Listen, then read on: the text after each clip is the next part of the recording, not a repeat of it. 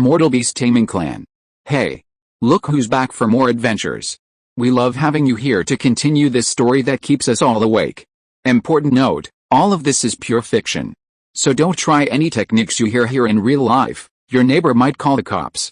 This amazing novel and all its rights belong to the original author. We're just the ones giving it voice and drama. Are you enjoying the show? Prove it by subscribing to our YouTube channel and leaving that like that motivates us so much. And if you want VIP access to exclusive content, our Patreon is waiting with things you won't find anywhere else. Chapter 551 Great Revenge Achieved. Wang Jun, who cultivated lightning attribute techniques, had actually refined a high-grade magic weapon with extremely strong defensive effects against lightning damage, which was indeed somewhat unexpected by Zhou Chun. However, this was just a minor accident. He quickly regained his composure and began to counter the black wooden shield magic weapon. With a simple hand seal, he transformed his natal magic weapon, the Myriad Transformations Golden Cauldron, into a golden flying sword, and then propelled it towards the black wooden shield magic weapon. This magic weapon was forged from lightning-struck spiritual wood, possessing excellent defensive effects against lightning damage, but it might not be effective against a metal attribute flying sword. Sure enough, when the golden flying sword struck the black wooden shield, it immediately dispersed much of the spiritual light emitted by the weapon, directly demonstrating the effect of attribute restraint. If this weapon were not of a higher grade, it would probably have been damaged after just a few strikes. This made Wang Jun's face darken, and he hurriedly rubbed his hands together, sending out streaks of silver lightning that blasted towards the golden flying sword. Under his magical interference, the golden flying sword's attack was finally somewhat contained. But before he could even breathe a sigh of relief, an even greater trouble arose. The area around the Thunder Dragon Bye-Bye in the sky had somehow transformed into a vast ocean of lightning, and with a low roar from Bye-Bye, countless bolts of silver-white lightning erupted, crashing down on Wang Jun like mercury spilling onto the ground. The key word of this divine power, Nine Heavens Thunder Prison, is Thunder Prison. Once this divine power is unleashed to its fullest potential, the continuous barrage of lightning will transform an area into a lightning prison, making it extremely difficult for anyone trapped inside to escape the relentless lightning attacks. For example, right now, bolts of silver-white lightning were crashing down from the sky, forming a lightning prison that trapped Wang Jun in the center. No matter which direction he tried to escape, he would immediately be bombarded by dense lightning. Moreover, the lightning power within the prison was too dense and turbulent, temporarily rendering his lightning escape technique useless. In just a few dozen breaths, the mountain phantom formed from the mountain protector that had been protecting Wang Jun exhausted its power and was forcibly shattered. Faced with such an unfavorable situation, his only option was to fully activate his lightning armor and the black wooden shield magic weapon, enduring the continuous lightning strikes as he tried to break out. However, Zhou Chun, who had painstakingly planned to launch his attack at this moment, was not about to give him an easy chance to escape. Zhou Chun raised his hand and patted his storage pouch, and a giant ape puppet appeared in midair. It then spat out a beam of earth yellow light that struck Wang Jun's lightning shield, the powerful force sending him staggering back several feet. Before he could react, a golden halberd also pierced the air and struck him. In an instant, the silver-white lightning shield was torn apart by the golden spear, which slammed heavily into the silver-white armor beneath. A scream followed, and a gruesome bloody gash appeared on Wang Jun's handsome face. His lightning armor ultimately couldn't protect every part of his body. His face had been inadvertently ripped open by the force of the shattered golden spear. While not a serious injury, it was a bad sign, indicating his defenses had been breached. Therefore, after the scream, Wang Jun hurriedly took out a 4th-grade high-level magic talisman from his storage bag and activated it, transforming it into 8 golden light shields that swirled and danced around him, completely protecting him. These 8 golden light shields took turns blocking attacks from all directions, giving the enemy no chance to break through in one blow.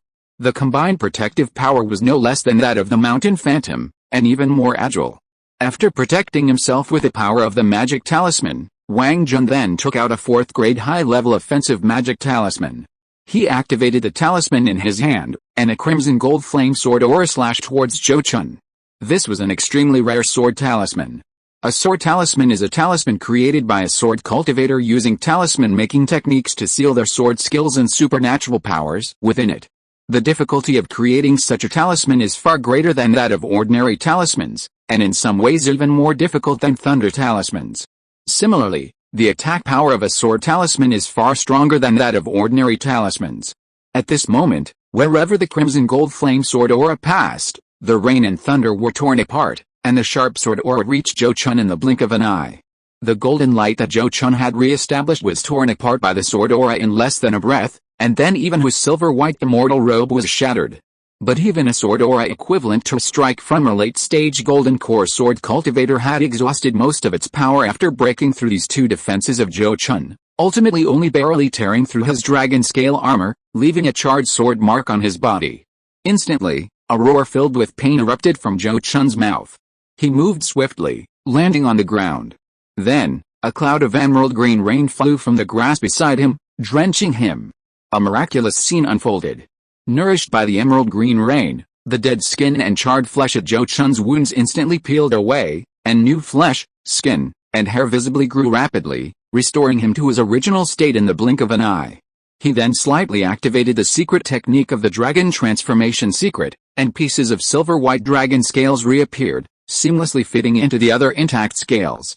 This scene, witnessed by Wang Jun, caused his expression to change again, his eyes filled with shock. However, as Zhou Chun was injured, extreme rage flashed in the eyes of the Thunder Dragon Bai in the sky. In Thunder Dragon Bai's heart, Zhou Chun was like a parent. What child wouldn't be angry to see their parents being beaten? Instantly, silver lightning gathered above his head, transforming into dazzling lightning sword light that slashed towards Wang Jun. This lightning sword light was incredibly fast, offering no possibility of evasion. Wang Jun's 8 golden shields rotated in turn, but the lightning sword light shattered 5 of them in an instant, only exhausting its power on the 6th. But then, a flash of lightning appeared, and the white figure of the Thunder Dragon suddenly appeared beside Wang Jun. A dragon clothed in silver lightning slammed down, piercing and shattering the remaining 3 golden shields like paper. In this critical moment, silver lightning crackled around Wang Jun, forcibly using a lightning escape technique to escape the dragon claw's grasp. But just as he was congratulating himself on escaping, a golden flying sword descended upon him. Without time to think, Wang Jun could only open his mouth and forcefully activate the silver-white bell he had previously stored away to block the flying sword clang. With a melodious bell ringing, Wang Jun was struck directly by his own natal magic weapon, coughing up blood and flying back dozens of feet. Before he could regain his footing, the Thunder Flood Dragon Bai swung its claw at him again. Faced with this unfavorable situation, Wang Jun could no longer care about anything else and hurriedly activated his true life-saving trump card. A burst of emerald light erupted from his chest, instantly transforming into a spherical cyan shield that protected him. The Thunder Flood Dragon Bai's Thunder Light Purgatory Claw struck the spherical shield, only slightly dimming its light before repelling it. Neither its subsequent lightning magic nor Zhou Chun's golden flying sword could break through the spherical shield. Clearly, this was no longer a golden core cultivator's technique, but a technique only a nascent soul cultivator could master. Meanwhile, after witnessing the defensive power of the cyan green shield, Wang Jun's previous dishevelment and panic vanished. He looked at Zhou Chun with a smug smile and sneered, "It's useless. This shield of mine is the unique defensive divine ability of Elder King Gai's Henrin of the Xianmu Palace, the Yimukayankan shield. Even a late-stage golden core cultivator would need half an hour to break it with all their might. I advise you not to waste your energy. You should think about how to face my ancestors' wrath." His words weren't entirely false, and Zhou Chun believed him. However, this was all part of Zhou Chun's calculations. As a golden core descendant valued by a nascent soul cultivator, it was perfectly normal for him to possess such a divine ability. Faced with Wang Jun's smugness, Zhou Chun simply replied calmly, "Are you finished?" "What do you mean?" Wang Jun's expression froze, his heart skipped a beat, and a hint of tension appeared in his eyes. Zhou Chun calmly said, "It's nothing, I just want to tell you a fact, you will die today." With that, he summoned his 2 spirit pets and the giant ape puppet to launch a fierce attack. Although Wang Jun was protected by the Yi Wood Universe Shield, he had lost the chance to escape using lightning escape techniques. Zhou Chun no longer needed to worry about him suddenly escaping his encirclement. Moreover, since even such a powerful secret technique had been forced out, it meant that Wang Jun had almost exhausted his trump cards, so Zhou Chun also didn't need to worry about any unexpected events.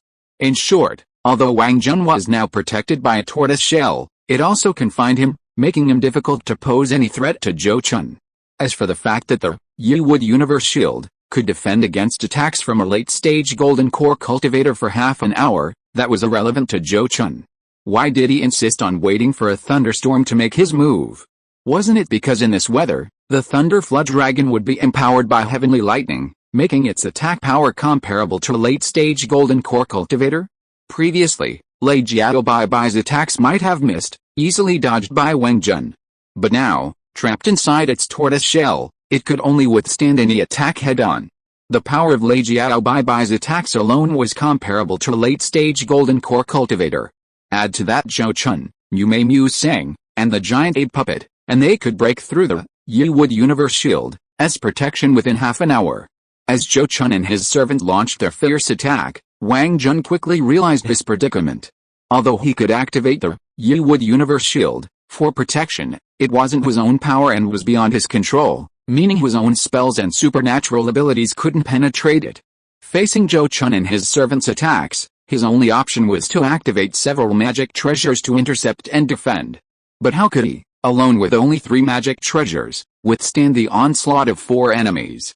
Then, Lei Jiao Bai opened its mouth and spat out a huge silver lightning ball, which crashed onto the turquoise shield. In an instant, the deafening roar of thunder and the dazzling flashes of lightning blinded everyone, making it impossible to distinguish east from west. Having reached the 4th rank, the power of this heavenly divine thunder was several times stronger than before. If he encountered a 4th rank corpse refiner or a ghost king again, a single strike would be enough to obliterate them. This fierce attack caused Wang Jun's expression to change repeatedly, his previous smugness completely gone. Zhou Chun, seemingly unwilling to be completely overshadowed by his spirit pet, transformed his natal magic treasure, Myriad Transformations Golden Cauldron, back into Golden Cauldron, then activated it with a series of hand seals.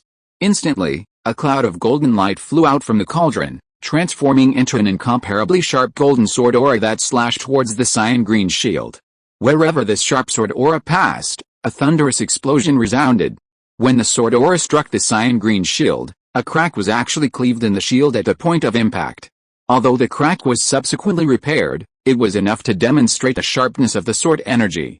This was a new divine ability change that Zhou Chun's natal magic weapon, the Myriad Transformations Golden Cauldron, gained after refining it into a mid-grade magic weapon.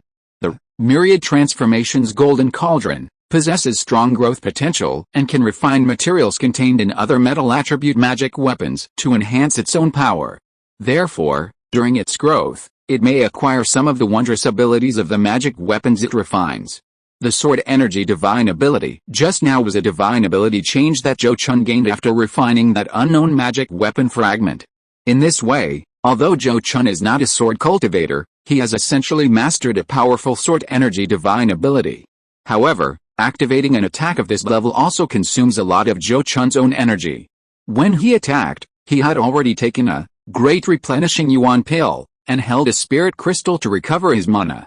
His task was heavy. He not only had to kill Wang Jun, but also escape from the clutches of the Thunder God, who was on his way. Therefore, he had to maintain his magical power at a constant level. Under the relentless barrage of attacks from Zhou Chun and his servant, the turquoise protective shield around Wang Jun visibly dimmed, dissipating much faster than he had anticipated. In this situation, Wang Jun was sweating profusely, his face filled with anxiety as he frantically tried to devise a countermeasure. He knew that at this rate, he wouldn't last until the Thunder God arrived before the shield was broken. He had already used 2 high-grade 4th-tier defensive talismans, and now he had very few items left for self-defense. If he didn't come up with a proper plan, he would surely perish today. Time flew by, and 3/4 of an hour had passed in the blink of an eye.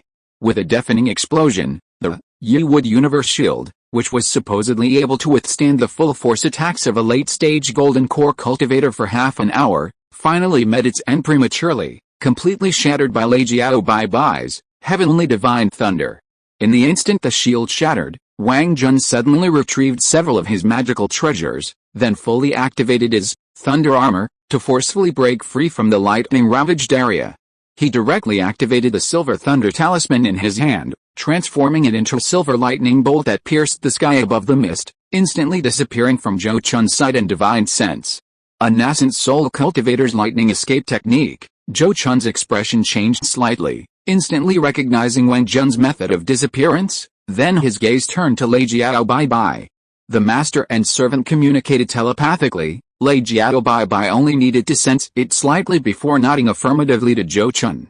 Seeing this, a flash of joy appeared on Zhou Chun's face, and he immediately waved his sleeve to collect the wood spirit, wood mulberry, and the giant ape puppet. He then formed hand seals and quickly unleashed the beast spirit fusion technique. Under the effect of the beast spirit fusion technique, Zhou Chun, a cultivator at the early golden core stage, merged with a 4th-tier low-grade demon beast, the Thunder Flood Dragon, to become a human-faced Thunder Flood Dragon. His aura instantly broke through to the middle-tier 4th tier, producing a synergistic effect greater than the sum of its parts. The human-faced Thunder Flood Dragon's figure flashed continuously in the sky, directly following the aura fluctuations left by Wang Jun's Thunder Escape technique, and relentlessly pursued him in the direction he had fled. The nascent soul stage true person, Mad Thunder true person, had already cultivated the Thunder Escape technique to a very profound level. If he were to use it personally, he could easily escape hundreds of miles in a single leap. While the magical talisman he created from this escape technique could achieve the same effect as his own, it was still enough to allow Wang Jun to escape hundreds of miles in an instant, breaking free from Zhou Chun's spiritual lock-on range. Under normal circumstances, as long as his own flying speed wasn't slow, this would be enough to escape Zhou Chun's pursuit.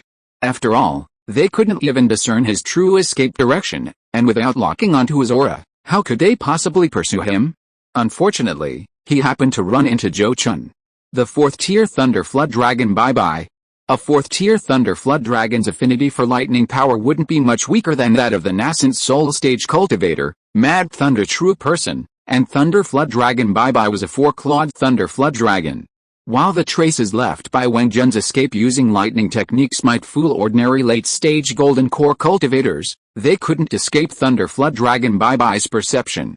At this moment, the master and servant merged into a human-faced Thunder Flood Dragon and cast lightning escape techniques 7 or 8 times in the direction they sensed, before seeing Wang Jun desperately using lightning escape techniques to flee.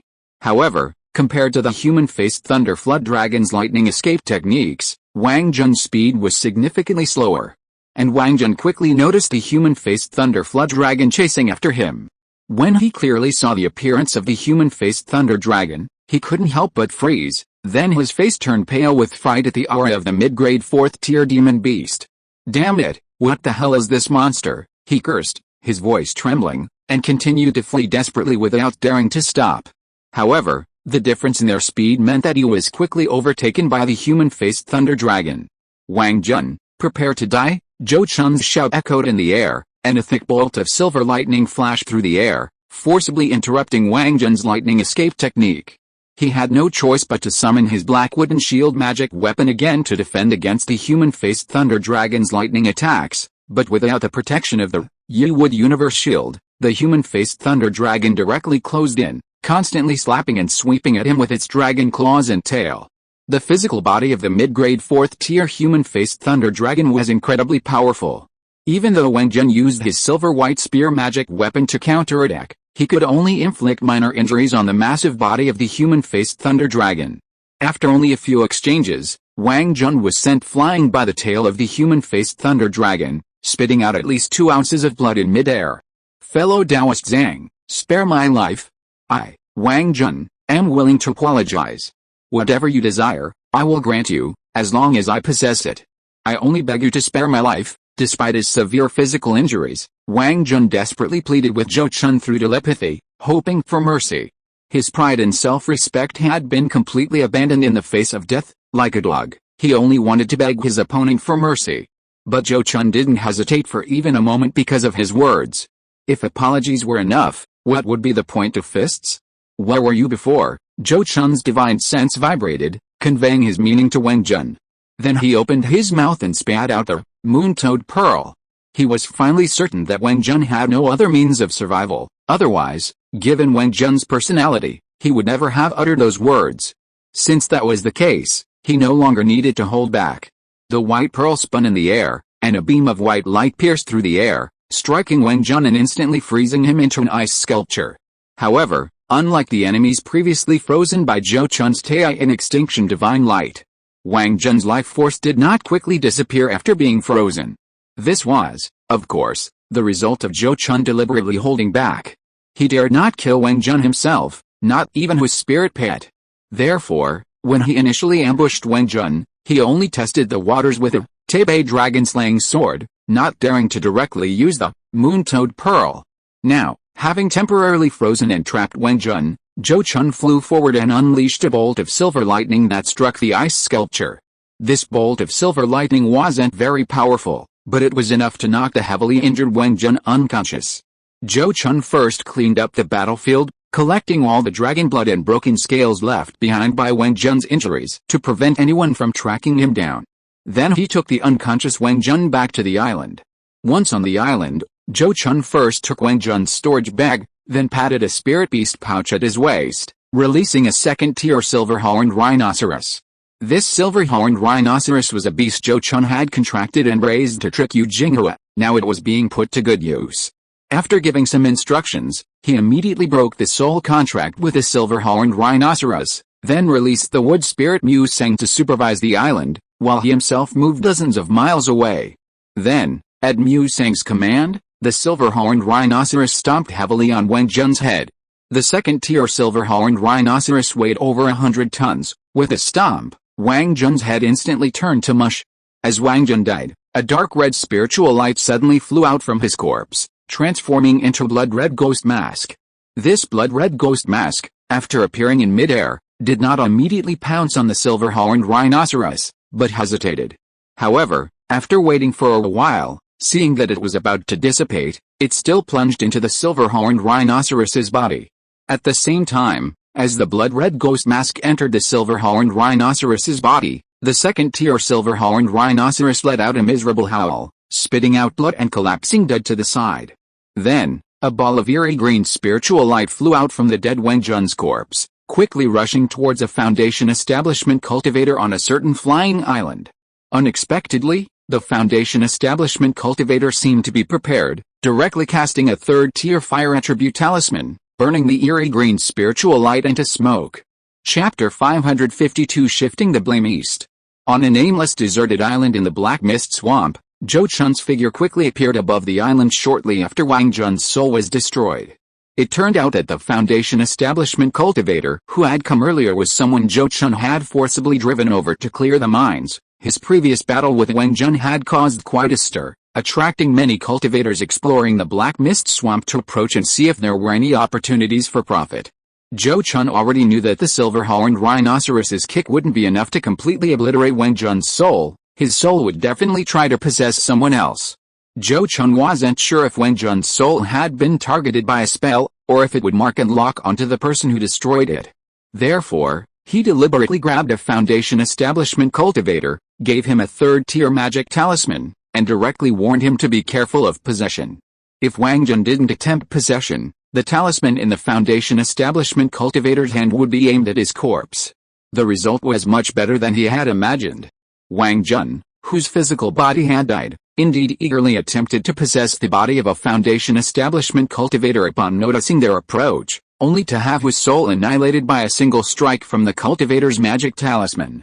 Moreover, judging from the outcome, the destruction of Wang Jun's soul had no effect on the Foundation establishment cultivator, clearly indicating that Zhou Chun's worries were unfounded. However, caution was never a bad thing. Zhou Chun would do the same thing again. Good, you did very well. Now leave this place immediately. Don't tell anyone about today's events, or you'll only bring disaster upon yourself. Zhou Chun nodded to the Foundation establishment cultivator, gave a warning, and then dismissed him. It wasn't that he was soft-hearted and couldn't bring himself to silence him, but rather that there was no need to now. This Foundation establishment cultivator didn't know his true identity, and the previous battle couldn't have been witnessed by only one person. After today, for safety reasons, Zhou Chun would no longer use the identity of Zhang Liang. At this moment, Zhou Chun examined Wang Jun's corpse on the ground, but didn't touch the magical treasures on his body. He simply cleaned up the battlefield again. Then, without hesitation, he left the island, letting Lei Jiao carry him underwater to a certain area deep within the Black Mist Swamp. Soon after, In a certain body of water deep within the Black Mist Swamp, Zhou Chun buried the storage bag he had obtained from Wang Jun in the underwater silt and then left. This body of water was the very area where Zhou Chun had discovered the presence of other dragons, and it was also the hiding place of those heinous bandits within the Black Mist Swamp. Zhou Chun still held a deep respect for the methods of nascent soul cultivators. Therefore, even though he coveted the treasures on Wang Jun's body, he dared not take them. Most of these treasures were bestowed by Kuang Lei's Henren, and it was hard to guarantee that the latter hadn't left any traces that could be used for tracking.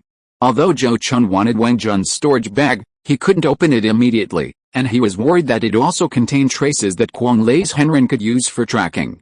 Therefore, he could only frame the bandits. If Master Kuang Lei didn't track him down and discover the storage bag, that would be ideal. Zhou Chun could always return and take it with him later. However, if he was tracked down and discovered, the person would surely find the hiding place of that bandit group and might even rid the people of this menace. Meanwhile, about half an hour after Zhou Chun left the nameless island, a bold old man in black, who had ventured ashore, discovered Wang Jun's corpse. Upon discovering the body and the magical treasures on it, his expression clearly changed, and fear flashed in his eyes. He instinctively tried to flee. However, his gaze was ultimately captivated by the magical treasures, unable to look away. After hesitating for a few moments, he finally succumbed to the temptation, directly taking the treasures into his storage bag and turning to flee without looking back. But he had barely escaped 100 miles when a silver lightning bolt ripped through the sky above the Black Mist Swamp and landed above the island. Then, a terrifying divine sense spread out, enveloping an area of 100 miles in radius. The black-clad elder who had taken the magical treasure from Wang Jun was caught in the sweep of this divine sense, which immediately detected the treasure in his storage pouch. A flash of silver lightning followed, and a middle-aged man in a silver robe with thick eyebrows and broad eyes appeared dozens of feet in front of the black-clad elder.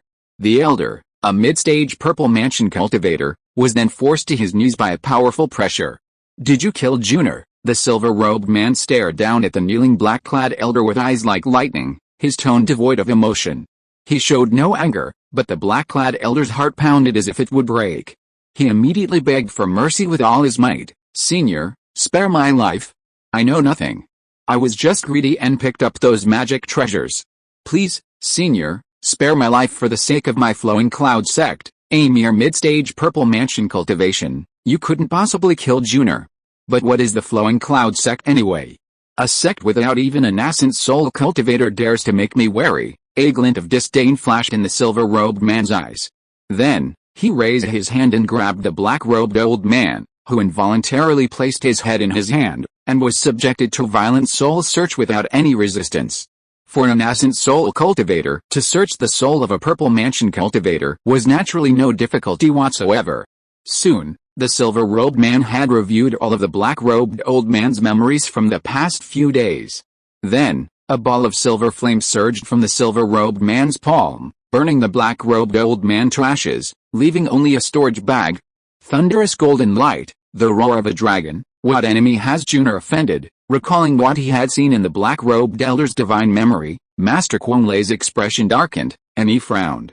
Because of the Black Mist Swamp's unique environment, which greatly hindered divine sense and vision, the black-robed elder hadn't seen the true faces of the combatants. He only saw distant flashes of golden lightning piercing the black mist, and occasionally glimpses of dragons soaring within, accompanied by their roars. This left Master Kuang Lei with no way of knowing the killer's identity. After a moment of contemplation, he muttered, "After killing Junior, he didn't take any of his magical treasures. Was he worried about leaving me a backup plan inside, or was there another reason?" Zhou Chun's concerns were valid. Master Kuang Lei had indeed left special marks on several of Wang Jun's magical treasures. The marks left by nascent soul stage cultivators are extremely well hidden. Even golden core stage cultivators would only be able to discover them after their magic treasures have been refined to a very high level, and they might never find them at all. And cultivators who have just killed someone to steal their treasures usually don't have the time to immediately refine their magic treasures. Now that Zhou Chun hadn't taken the magic treasures from Wang Jun, true immortal Kuang Lei was temporarily unable to track him down and could only return to the island where Wang Jun's body was. Wang Jun's body and the silver-horned rhinoceros's body were still on the island. True immortal Kuang Lei only needed to glance at the silver-horned rhinoceros's body to know how the beast had died. This made his brow furrow even deeper. The murderer had clearly come prepared, determined to kill Wang Jun. Unfortunately, he had rushed to the rescue and hadn't had time to ask Wang Jun why he had come to the Black Mist Swamp, so he was completely in the dark about the situation. He could only release his divine sense to carefully search the island for traces. There were many traces left on the island. After all, a very fierce battle had taken place there, and the island had almost been shattered. However, aside from the lingering aura of cultivators and demonic beasts, true immortal Kuang Lei couldn't find anything convenient for tracking down the enemy. This indicated that the murderer hadn't spent much time killing Wang Jun, leaving ample time to clean up and destroy the scene. With the life-saving items I left for Junior, he should have been able to hold out for almost an hour even against a late-stage golden core cultivator. But the aura left here suggests that the murderer's cultivation was at most mid-stage golden core, most likely early stage. When did Junior offend such a powerful enemy? True immortal Kuang Lei stared intently at Wang Jun's corpse on the ground, already feeling a sense of unease.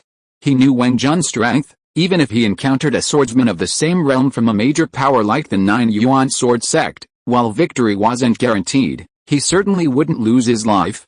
After all, there were many golden core cultivators from top-tier powers, and unless they were direct disciples or bloodlines of a nascent soul true immortal, they wouldn't receive the same level of care from true immortal Kuang Lei as Wang Jun. Judging from the current situation, Wang Jun was likely killed by a cultivator of the same realm, which greatly surprised Master Kuang Lei. He even suspected that Wang Jun might have offended the personal disciple or bloodline of another nascent soul cultivator, and was afraid of being punished, so he dared not tell him, leading to his death at the hands of a treasure bestowed by his elder. However, based on his understanding of this Junior, if he had truly offended someone with such a powerful background, it was unlikely that he wouldn't have told him or his father. Forget it, the most important thing now is to find that villain. Shaking his head, Master Kuang Lei immediately made a hand seal and cast a spell. Carefully sensing a certain inconspicuous item in Wang Jun's storage bag, there's hope. Master Kuang Lei's eyes lit up, and he immediately waved his sleeve to put Wang Jun's body into his storage bag, then chased after the direction he sensed. The speed of a nascent soul cultivator was incredibly fast. Only a quarter of an hour later, he arrived at the place where Zhou Chun had hidden the storage bag. He raised his hand and unleashed a burst of magical power into the water, bringing with it the storage bag Zhou Chun had hidden deep in the silt. However, upon seeing the bag, his face showed no joy. Instead, his expression turned extremely grim.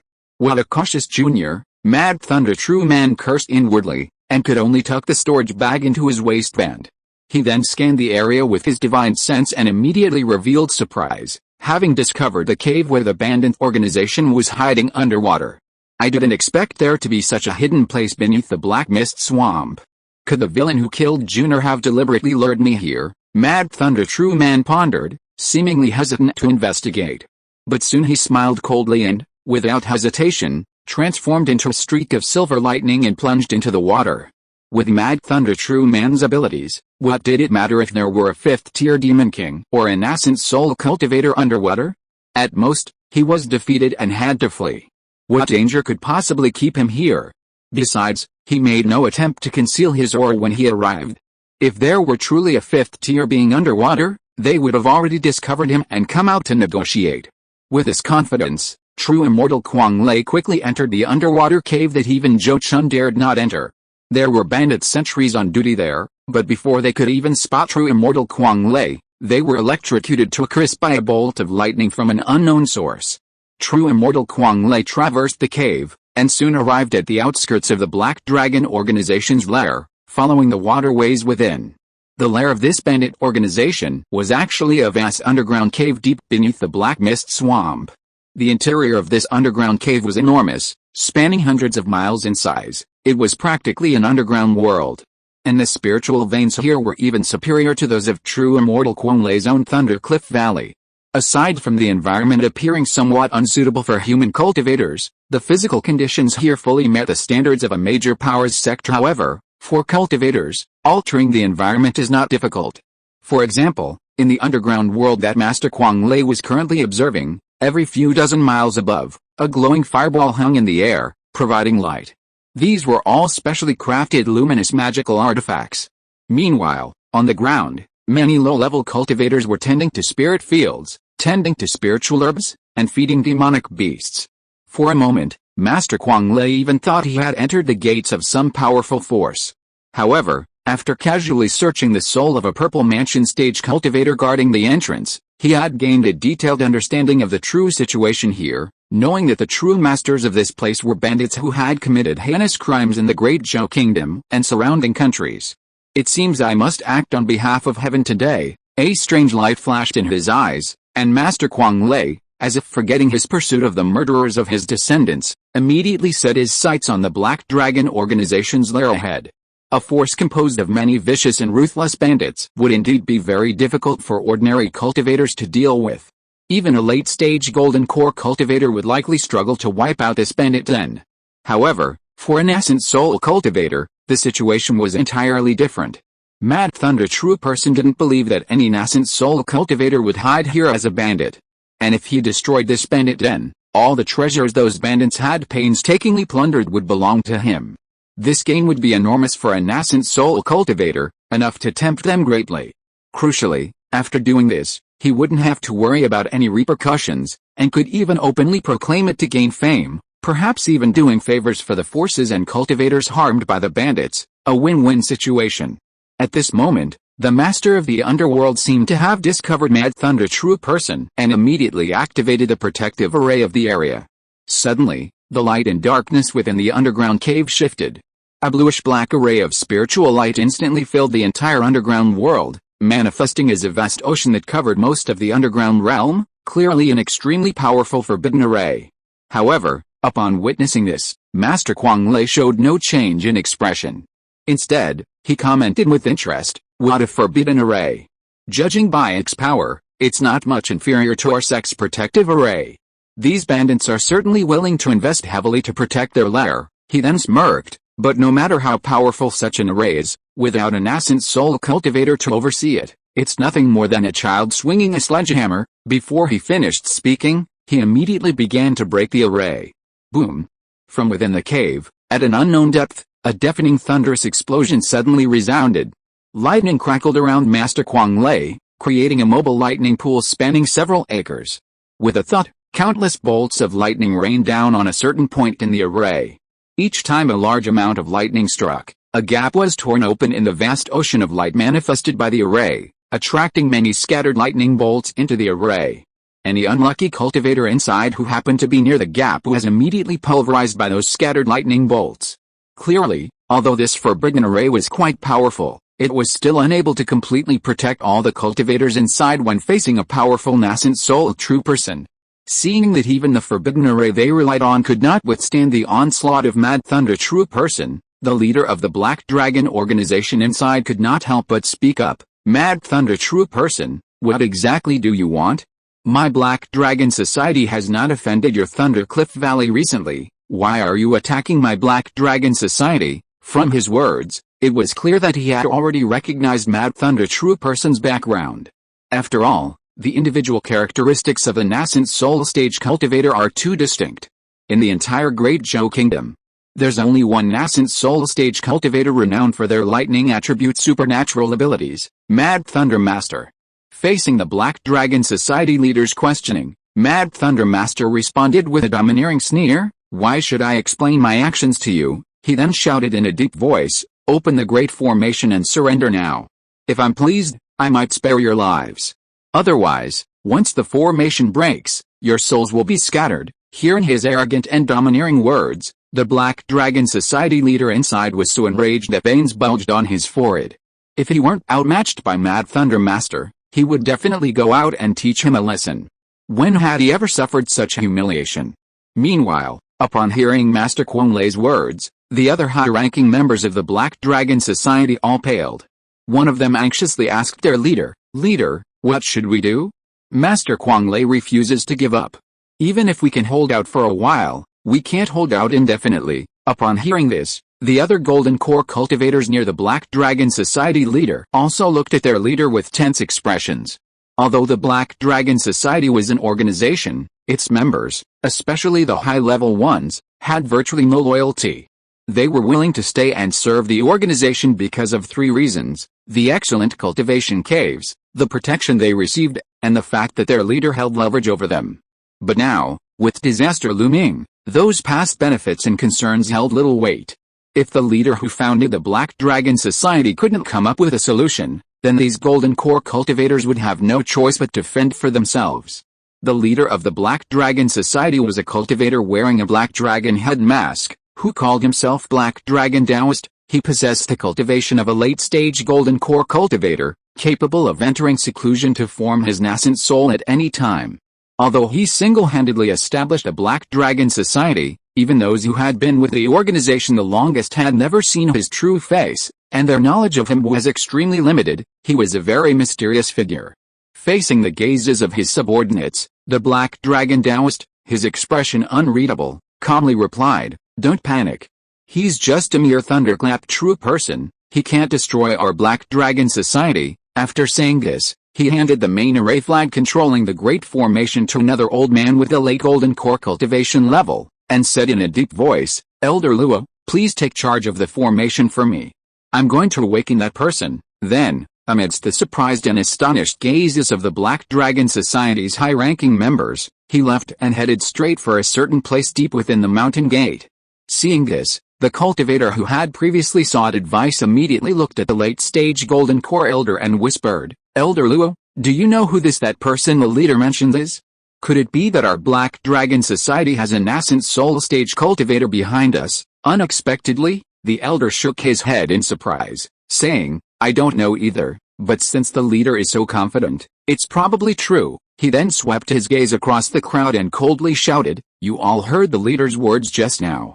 Now, everyone, give it your all to support the formation and wait for the leader's return. Anyone who tries to slack off will face my wrath." Hearing this, the Black Dragon Society's bandit cultivators were all alarmed and hurriedly agreed in unison. They were all ruthless killers, and they knew the elder's words were not just empty threats. Moreover, now that they had something to look forward to, their anxious minds calmed down considerably. The thunderous true man outside, of course, was completely unaware of the situation inside. He only noticed a slight decrease in the resistance of the array ahead after the Black Dragon Society leader, Black Dragon Taoist, left. Although somewhat puzzled, he attributed it to his own overly aggressive attacks and thus intensified his assault. "I only regret that I don't have a suitable spiritual treasure, otherwise, why would I have spent so much time on a mere forbidden array, while attacking the array?" Mad Thunder True Man couldn't help but sigh inwardly at his lack of a suitable spiritual treasure. If he had a suitable spiritual treasure, how could this forbidden array have held him off for so long? Unfortunately, Thundercliff Valley's foundation was ultimately too shallow. Everything depended on his own hard work and struggle. End of this month's update, totaling 187,000 words, achieving 6,000 words per day. If you are listening to this novel on a channel other than Fanfic World, it means it was downloaded and re-uploaded without effort. We warmly invite you to visit our channel, Fanfic World. There you will find the original version of this story and many other novels of various genres. We look forward to seeing you dive into a world of incredible novels. Chapter 553 The Unlucky Thunder God.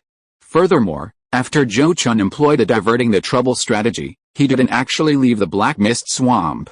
He was very clear that if, despite his various countermeasures, Master Kuang Lei could still track him, he wouldn't be able to escape, no matter where he ran. After all, the difference in flight speed between a nascent soul cultivator and a golden core cultivator was too great. Even with the initial advantage, he couldn't outrun the pursuit. Of course, he didn't truly accept his fate and do nothing. In fact, although Zhou Chun didn't leave the Black Mist Swamp, he merged with a golden armored mountain-bearing turtle stone and vanished deep underground within a large island of the swamp, hiding thousands of feet below the surface. At such a depth, even if Master Kuang Lei caught up, he might not be able to find his true location. With a golden armored mountain-bearing turtle stone's talent, he still had a chance to outmaneuver him. Of course, if it really came to that, he would truly be in a life-or-death situation. However, the final outcome undoubtedly proved that his approach was correct. This actually aligns quite well with the rules of the cultivation world. As long as one isn't greedy and isn't blinded by desire, one is less likely to get hurt or encounter danger. Zhou Chun's purpose in coming here for revenge is very clear, to vent his anger and achieve his goals. Previously, he lacked the strength, so he could only swallow his anger and dare not seek revenge. Now that he has the strength, and having encountered Wang Jun again a few years ago, there's no longer any need to endure it. Cultivators don't necessarily need to seek immediate revenge, but there's no reason to always be a coward.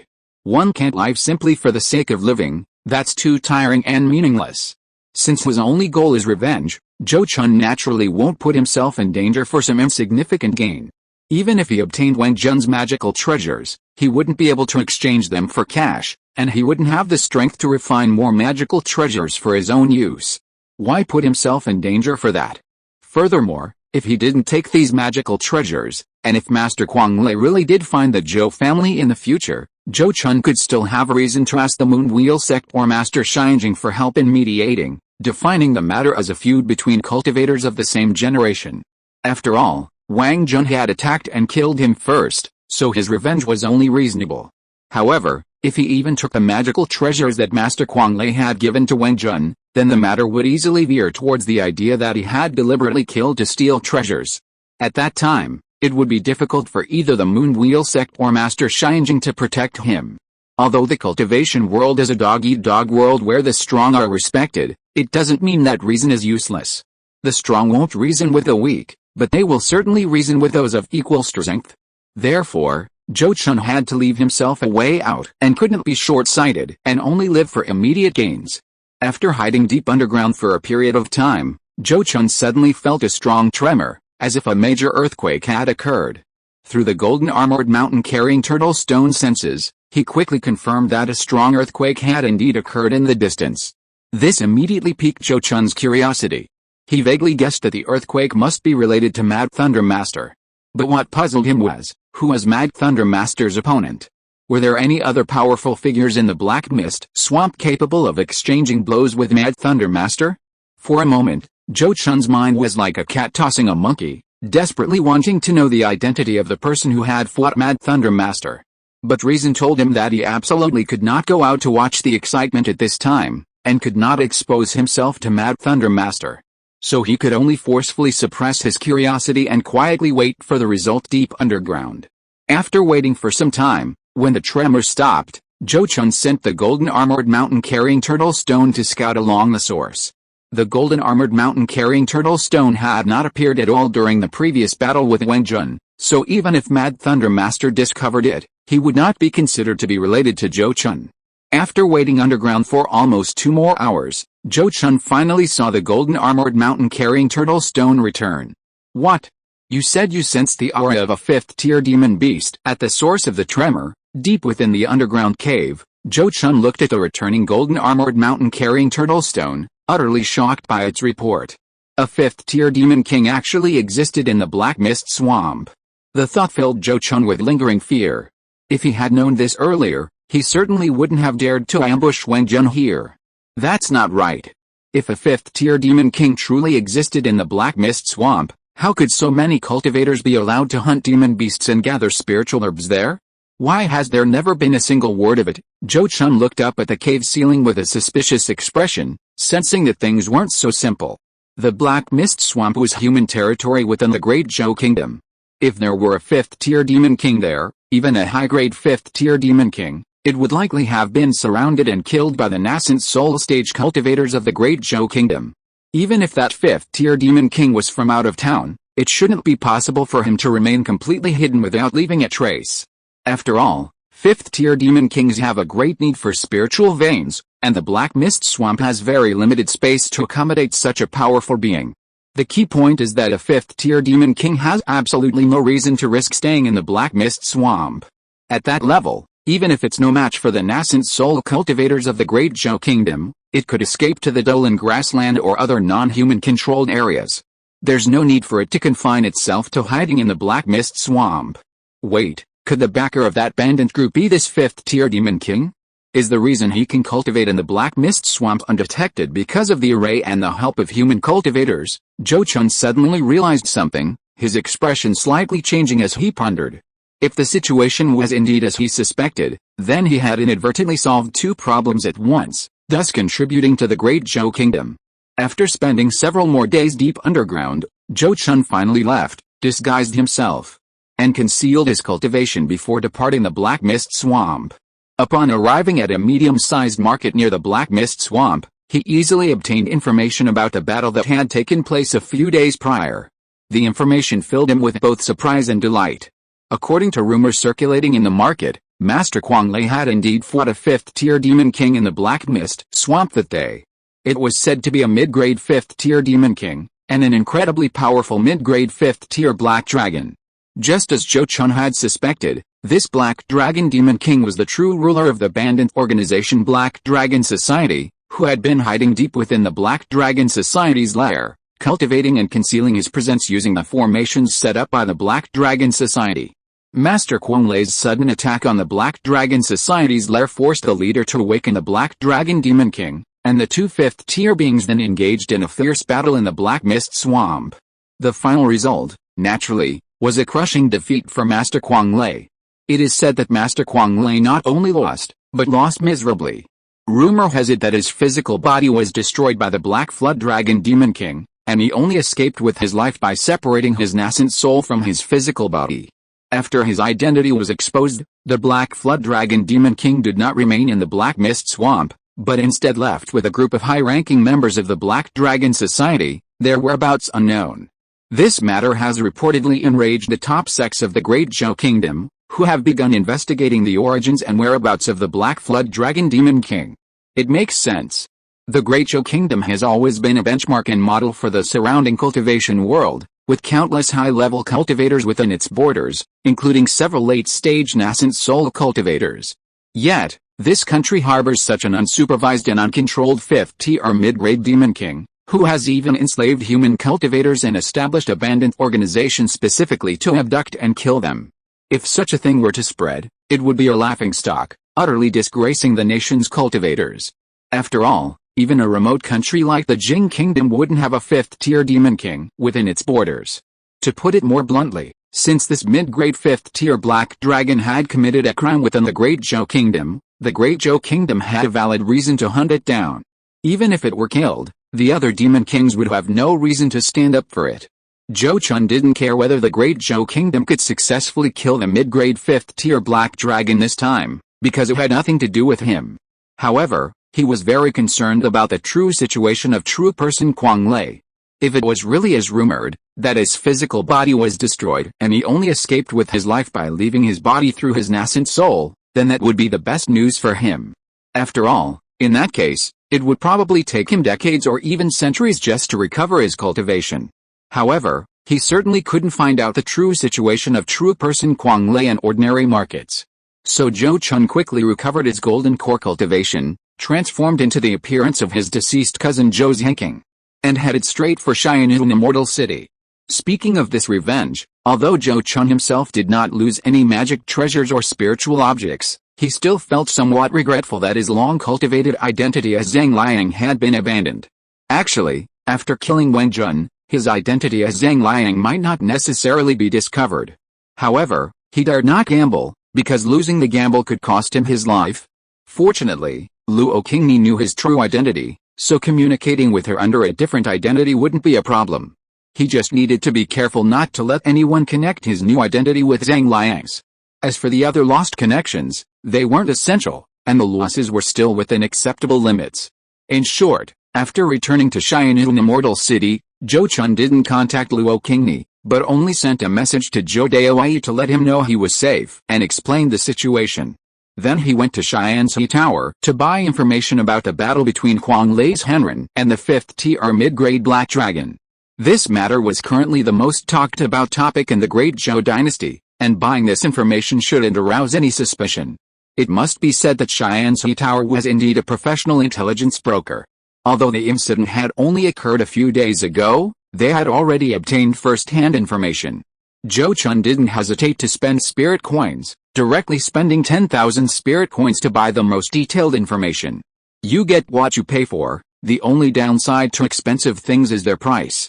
The information from Xianxi Tower differed significantly from what Zhou Chun had gathered in the market.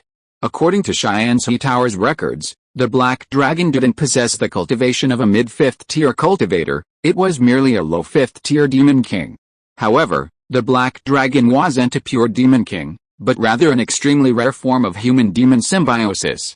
According to Cheyenne Sea Tower's information, besides the black dragon's own demon soul and primordial spirit, it also contained the soul of a human nascent soul cultivator. Moreover, this dragon was a mutated dragon with 2 heads, a 2-headed black dragon. No one knew the origin of that human nascent soul cultivator, nor how he managed to share a body with a black dragon. If it weren't for Master Kuang Lei, no one would have known that such an existence was hidden deep within the Black Mist Swamp. Master Kuang Lei had truly stepped on a landmine this time. Forced to reveal himself, that being clearly hated him intensely, and thus acted with extreme ruthlessness. It is said that not only was Mad Thunder True Man's physical body destroyed, but even his nascent soul was severely injured by some kind of supernatural power, which may sever his future cultivation path and even greatly shorten his lifespan. In short, now that Mad Thunder True Man has fled back to Thundercliff Valley, Thundercliff Valley has announced the closure of the mountain and fully activated its protective array for self-defense. Perhaps to avenge himself, Mad Thunder True Man also took the initiative to have some information about the 2-headed black dragon released. According to the information released by Mad Thunder True Man, the 2-headed black dragon not only possessed extraordinary innate supernatural powers, but also wielded several powerful magic treasures, including a very powerful seal spirit treasure. Mad Thunder True Man's invincible lightning escape supernatural power was broken by that seal spirit treasure, and in the end, he couldn't even protect his physical body, and could only escape by teleporting his nascent soul out of his body. The reason why those nascent soul cultivators of the Great Zhou Kingdom are now hunting down the 2-headed black dragon is largely because they want to kill the dragon and seize its treasure. Excellent. Excellent. This is truly an unexpected stroke of luck. Zhou Chun put down the intelligence report, his face immediately filled with joy. For him, this result was undoubtedly a pleasant surprise. If the intelligence was correct, Master Kuang Lei would not be able to show his face for at least 100 years, and might not even dare to leave the sect for a longer period. After all, an injury to the nascent soul is no small matter, it is far more serious than the destruction of the physical body. For nascent soul cultivators, as long as they have not previously possessed another body, and as long as the nascent soul is not injured, even if the physical body is destroyed, they can recover their cultivation strength through possession, and it won't take long. However, if the nascent soul is injured, it is very troublesome. Spiritual objects that can heal nascent soul injuries are even more precious and rarer than those that can improve the cultivation of nascent soul cultivators. Master Kuang Lei, who comes from a medium-sized sect like Thundercliff Valley, is basically unlikely to possess one. Therefore, if he wants to recover from his injuries, he can only rely on long-term seclusion to slowly heal himself. During this period, he was basically unable to fight again, otherwise he might worsen his injuries and make his condition more serious. Zhou Chun didn't know if Kuang Lei's Henren had any enemies of the same level. If he did, then there would definitely be a good show to watch. Good, very good, excellent. He couldn't help but clap his hands and cheer, feeling completely relieved. Since Kuang Lei's Henren was seriously injured and unable to fight, then the matter of Wen Jun was temporarily put aside and would no longer pose any threat to him. With this thought in mind, Zhou Chun felt refreshed and clear-headed. Some of his confusion about cultivation seemed to have found direction now. Immediately, he rented a cultivation room for secluded cultivation. After several months of secluded cultivation, Zhou Chun indeed made some progress, gaining some benefits in both personal cultivation techniques and supernatural abilities. Afterwards, Zhou Chun was not in a hurry to return to his family, but instead traveled around the Great Zhou Kingdom, seeking out the spiritual herbs needed to refine the ancient dust pill at high prices. Several months later, Zhou Chun, having successfully acquired the elixir, asked Luo Qingmi through Zhou Daowei to help refine a batch of ancient dust pills, obtaining a total of 8 pills. Only then did he return to Jing Kingdom, satisfied.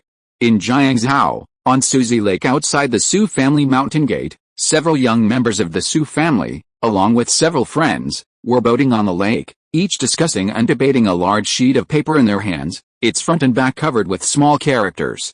One of the handsome young men, dressed in a blue robe, suddenly put down the paper in his hand and sighed with emotion. What a remarkable invention!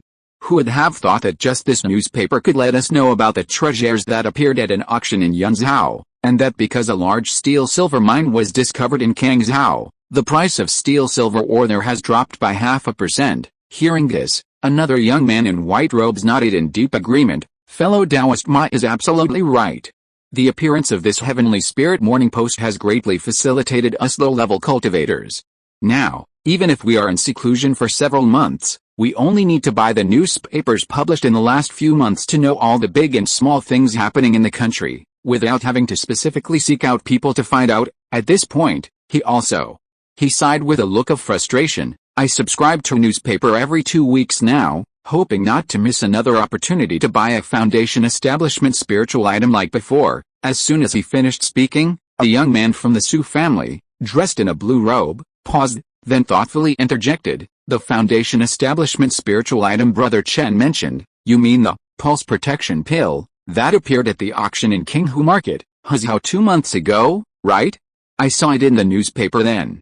I didn't expect the auction organizers to be so bold and resourceful, actually finding the Zhou Chun trading company in advance to publish information about some auction items, attracting many cultivators from other places to Huzhou to bid. That's right. When I heard the news, I only had less than a day left, and there was no time to get there. I unfortunately missed a golden opportunity. The young man in white robes slapped his thigh repeatedly with regret as he said this. Seeing this, the young man from the Su family immediately comforted him, saying, Brother Chen, don't worry. Since Qinghu Market succeeded this time, other auction houses will surely follow suit. As long as you prepare your spirit coins, you won't have to worry about not having another chance. I hope so. The young man in white sighed, his expression still somewhat melancholy. At this moment, a beautiful female cultivator in a white dress on the boat suddenly put down her newspaper and looked at the young man from the Su family with a face full of curiosity, asking, Brother Qing, I heard that the 4th Order Thunder Dragon of the Zhou family patriarch is now being raised in Suzy Lake. Have you seen it? Can you tell us what it looks like? As soon as these words were spoken, several non-family cultivators who had come to visit on the boat looked at the 2 members of the Su family with curiosity. And it seemed to be the first time the 2 members of the Su family had faced such a question. After exchanging a glance, the young man in blue lowered his voice and said, Since you've both heard about this, let me tell you, as you know, our Su family's supreme elder Yazhan and the Zhou family patriarch are Taoist partners, and their relationship is extraordinary.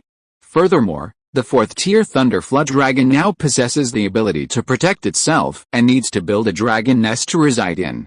Therefore, after much deliberation, they chose Suzy Lake outside our Su family's mountain gate. However, although we all know the 4th-tier Thunder Flood Dragon is at the bottom of the lake, because it rarely appears on the surface, even for cultivators of our Su family, seeing it is extremely difficult, and even seeing its full form is very rare. If you really want to see them, I have a few portraits copied by my clansmen that you can all look at, the blue-robed youth said, patting his storage pouch at his waist and taking out several scrolls to unfold for everyone to admire.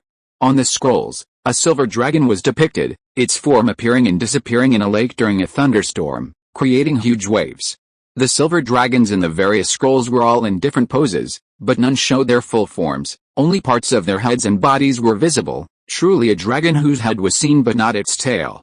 While these younger generation members were boating on the lake, discussing and commenting on the Thunder Dragon bye-bye, Zhou Chun was also inside the Su family's mountain gate, talking with the Su family patriarch about the Heavenly Spirit Morning News. Zhou Chun had gotten the idea for the Heavenly Spirit Morning News from Xian Zilao. Of course, he didn't intend to sell private information, but rather to directly start a newspaper business for the cultivation world. Zhou Chun had known for a long time that news in the cultivation world circulated very slowly among low-level cultivators. Generally, only extremely sensational news spreads rapidly in the cultivation world. However, for lower-level cultivators, such news is of no use other than providing fodder for conversation. Therefore, Zhou Chun plans to start a newspaper, updated every 2 weeks, publishing information known only to local cultivators in various markets and towns, allowing cultivators from other regions to also benefit from it and potentially profit. This newspaper business is sure to be very profitable and will also win back the Zhou family's favor among lower-level cultivators. Zhou Chun had discussed this matter with Zhou Ming long ago and had begun preparations years in advance. 3 years ago, after returning from his revenge mission in the Great Zhou Kingdom, he personally oversaw the operation. Now, The Heavenly Spirit Morning Post has been running for 6 months and has received a very positive response. Priced at 1 spirit coin, each issue sells thousands of copies. Many independent cultivators, even those short of funds, pool their money to buy copies in turn, making it easier to find useful information. A new month begins, a small request for monthly votes. Chapter 554 Money and Power. Zhou Chun, I understand that your Zhou family has had a tough few years, but the interests involved in the Heavenly Spirit Morning Post are too vast for your family to handle. Yes, I admit it.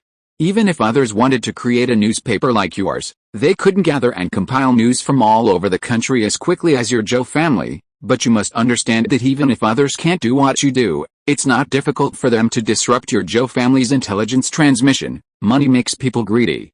The revenue from 2 copies of the Heavenly Spirit Morning Post a month can buy a foundation establishment pill. Such enormous profits are not something your Zhou family can easily handle. Trying to monopolize profits will only breed resentment. Of course, I'm not saying this to compete with your Zhou family, but to tell you that the profits involved are too great for your Zhou family to handle. Inside the cave, the Su family patriarch looked at Zhou Chun with a serious expression, explaining the purpose of inviting him today. Zhou Chun knew that the Su family patriarch's words were not an exaggeration. To be honest, although he had expected the Heavenly Spirit Morning Post to be very profitable, he was still somewhat surprised when he actually saw the profits. You see, the Heavenly Spirit Morning Post has only been running for less than a year, many aspects are still imperfect and there's room for improvement. Not all cultivators are used to buying and reading newspapers. As it becomes more complete and more cultivators start buying it and developing a reading habit, the profits will likely increase several times, even 10 times. Someone like the Su family patriarch must have seen this. If it were only that, it wouldn't have prompted the Su family patriarch to say this. After all, which golden core family doesn't have a business that earns tens of thousands or even hundreds of thousands of spirit coins a year? The problem is, in the eyes of most cultivators, the Heavenly Spirit Morning Post is a business with virtually no cost. It only requires collecting and integrating information that ordinary cultivators on the street already know. Any key refining stage cultivator could easily handle it. More importantly, mineral veins will eventually be depleted, and alchemy and weapon crafting require collecting materials and expending effort, and their value will decline as skilled cultivators pass away. However, if the Heavenly Spirit Morning Post remains the only one of its kind, it's an inexhaustible gold mine. Such a low investment, high return, and endlessly profitable business is bound to attract envy. But this is only the outsider's perspective. Zhou Chun himself doesn't see it that way. He immediately complained, "Ancestor, you make it sound so easy, but you only see the thief eating meat, not the thief getting beaten." He then began to lament. Do you think the Heavenly Spirit Morning Post achieved its current success simply by having a good idea? Let me tell you, just achieving simultaneous sales in markets across the country, can any company do that? Do you know how many spirit coins my Zhou family invested in buying shops? How many cultivators we hired to sell it door to door? How much manpower and resources were wasted transporting the newspapers, and you just mentioned, when it comes to intelligence gathering. Do you think my Zhou family doesn't spend money to establish intelligence gathering stations? Does maintaining these stations not cost money? The initial investment of spirit coins adds up to a huge sum, far more complex than you think. Furthermore, you know those independent cultivators are a bunch of misers. A newspaper that costs 1 spirit coin can be bought by a dozen people pooling their money. If more people follow suit, the profits won't be as high as you see now. His words were also reasonable and well-founded, not fabricated. The Su family patriarch couldn't deny it for a moment. He could only shake his head slightly and say, Zhou Chun, I don't deny what you've said, but it's easy for you to convince me, but difficult to convince others. They might not listen to your grievances, they'll only see that you're making money now. He then bluntly stated, to tell you the truth, it wasn't my own intention to talk to you about this matter today. Some elders from the Moonwheel Sect sent word through Yunyang that they wanted to get involved. As you know, the Zhoutongtianxia trading company was able to establish itself in various states under the Moonwheel Sect not because my Su family was so capable, but because the Falun Gong has pulled some strings. Now your Zhou family's newspaper is sold through various branches of the business, and the profits are astonishing. The benefits we gave them back then are no longer enough to satisfy them. As if afraid Zhou Chun wouldn't believe him, he immediately continued, I think it's not just me, The Zhou family of the Anyang sect will most likely come to you about this matter soon too. Finally, he comforted Zhou Chun. Don't blame them for their ugly behavior. That's how it is everywhere in this world. In the end, it's still those two families who call the shots in Jing Kingdom. At this point, the Su family patriarch also let out a sigh full of helplessness. To his surprise, Zhou Chun, whom he expected to argue back after hearing his words, remained silent for a moment before calmly saying, "Now that you mention it, I understand. It's simply a matter of money not being able to overcome power." Hearing this, the Su family patriarch slapped his thigh and exclaimed, "That's absolutely right. The lives of those elders from the major sects aren't as easy as ordinary cultivators imagine. The welfare and stipends provided by the sects are only enough to maintain their own decent lives. If they want to advance further, they have to take risks and find ways to make money. Normally, if our families want to open a mine or something, they can't really control us. But for businesses like your Heavenly Spirit Morning Post and your trading company, it's too easy for them to cause trouble. They could just stop us from opening our shops." Zhou Chun knew this all too well. This was because he had experienced too many similar things in his previous life. Even if you open a small shop, you have to manage several relationships, and if the business is good, even more relationships are inevitable. However, there are always subtle differences between the two worlds. In the previous world, any few people in uniform could easily accept his tribute. In this world, only those of truly higher rank and power can accept this money. Moreover, he doesn't need to be as obsequious as those small business owners in the previous world. After all, this is a world where power ultimately belongs to oneself. And in terms of strength, Zhou Chun is no less capable than those golden core elders of the Moonwheel sect who want his tribute. After pondering for a while, he nodded to the Su family patriarch and said, "How about this, patriarch? Please pass on a message and arrange for me to meet with those people in person to discuss this matter. As long as they are willing to pay for the service and their demands are not too outrageous, I will not break the rules. That's easy. You just wait at the Su family for a few days, and I will personally write a letter inviting them to the Su family for a meeting." The Su family patriarch nodded repeatedly and immediately agreed. Afterward, the two continued to discuss some other matters. As they talked, the Su family patriarch suddenly looked at Zhou Chun and said, "I heard that you recently took a junior from the Zhou family as your disciple and are personally teaching him. Is this child exceptionally talented?" It's no wonder he suddenly asked this. The matter was rather strange.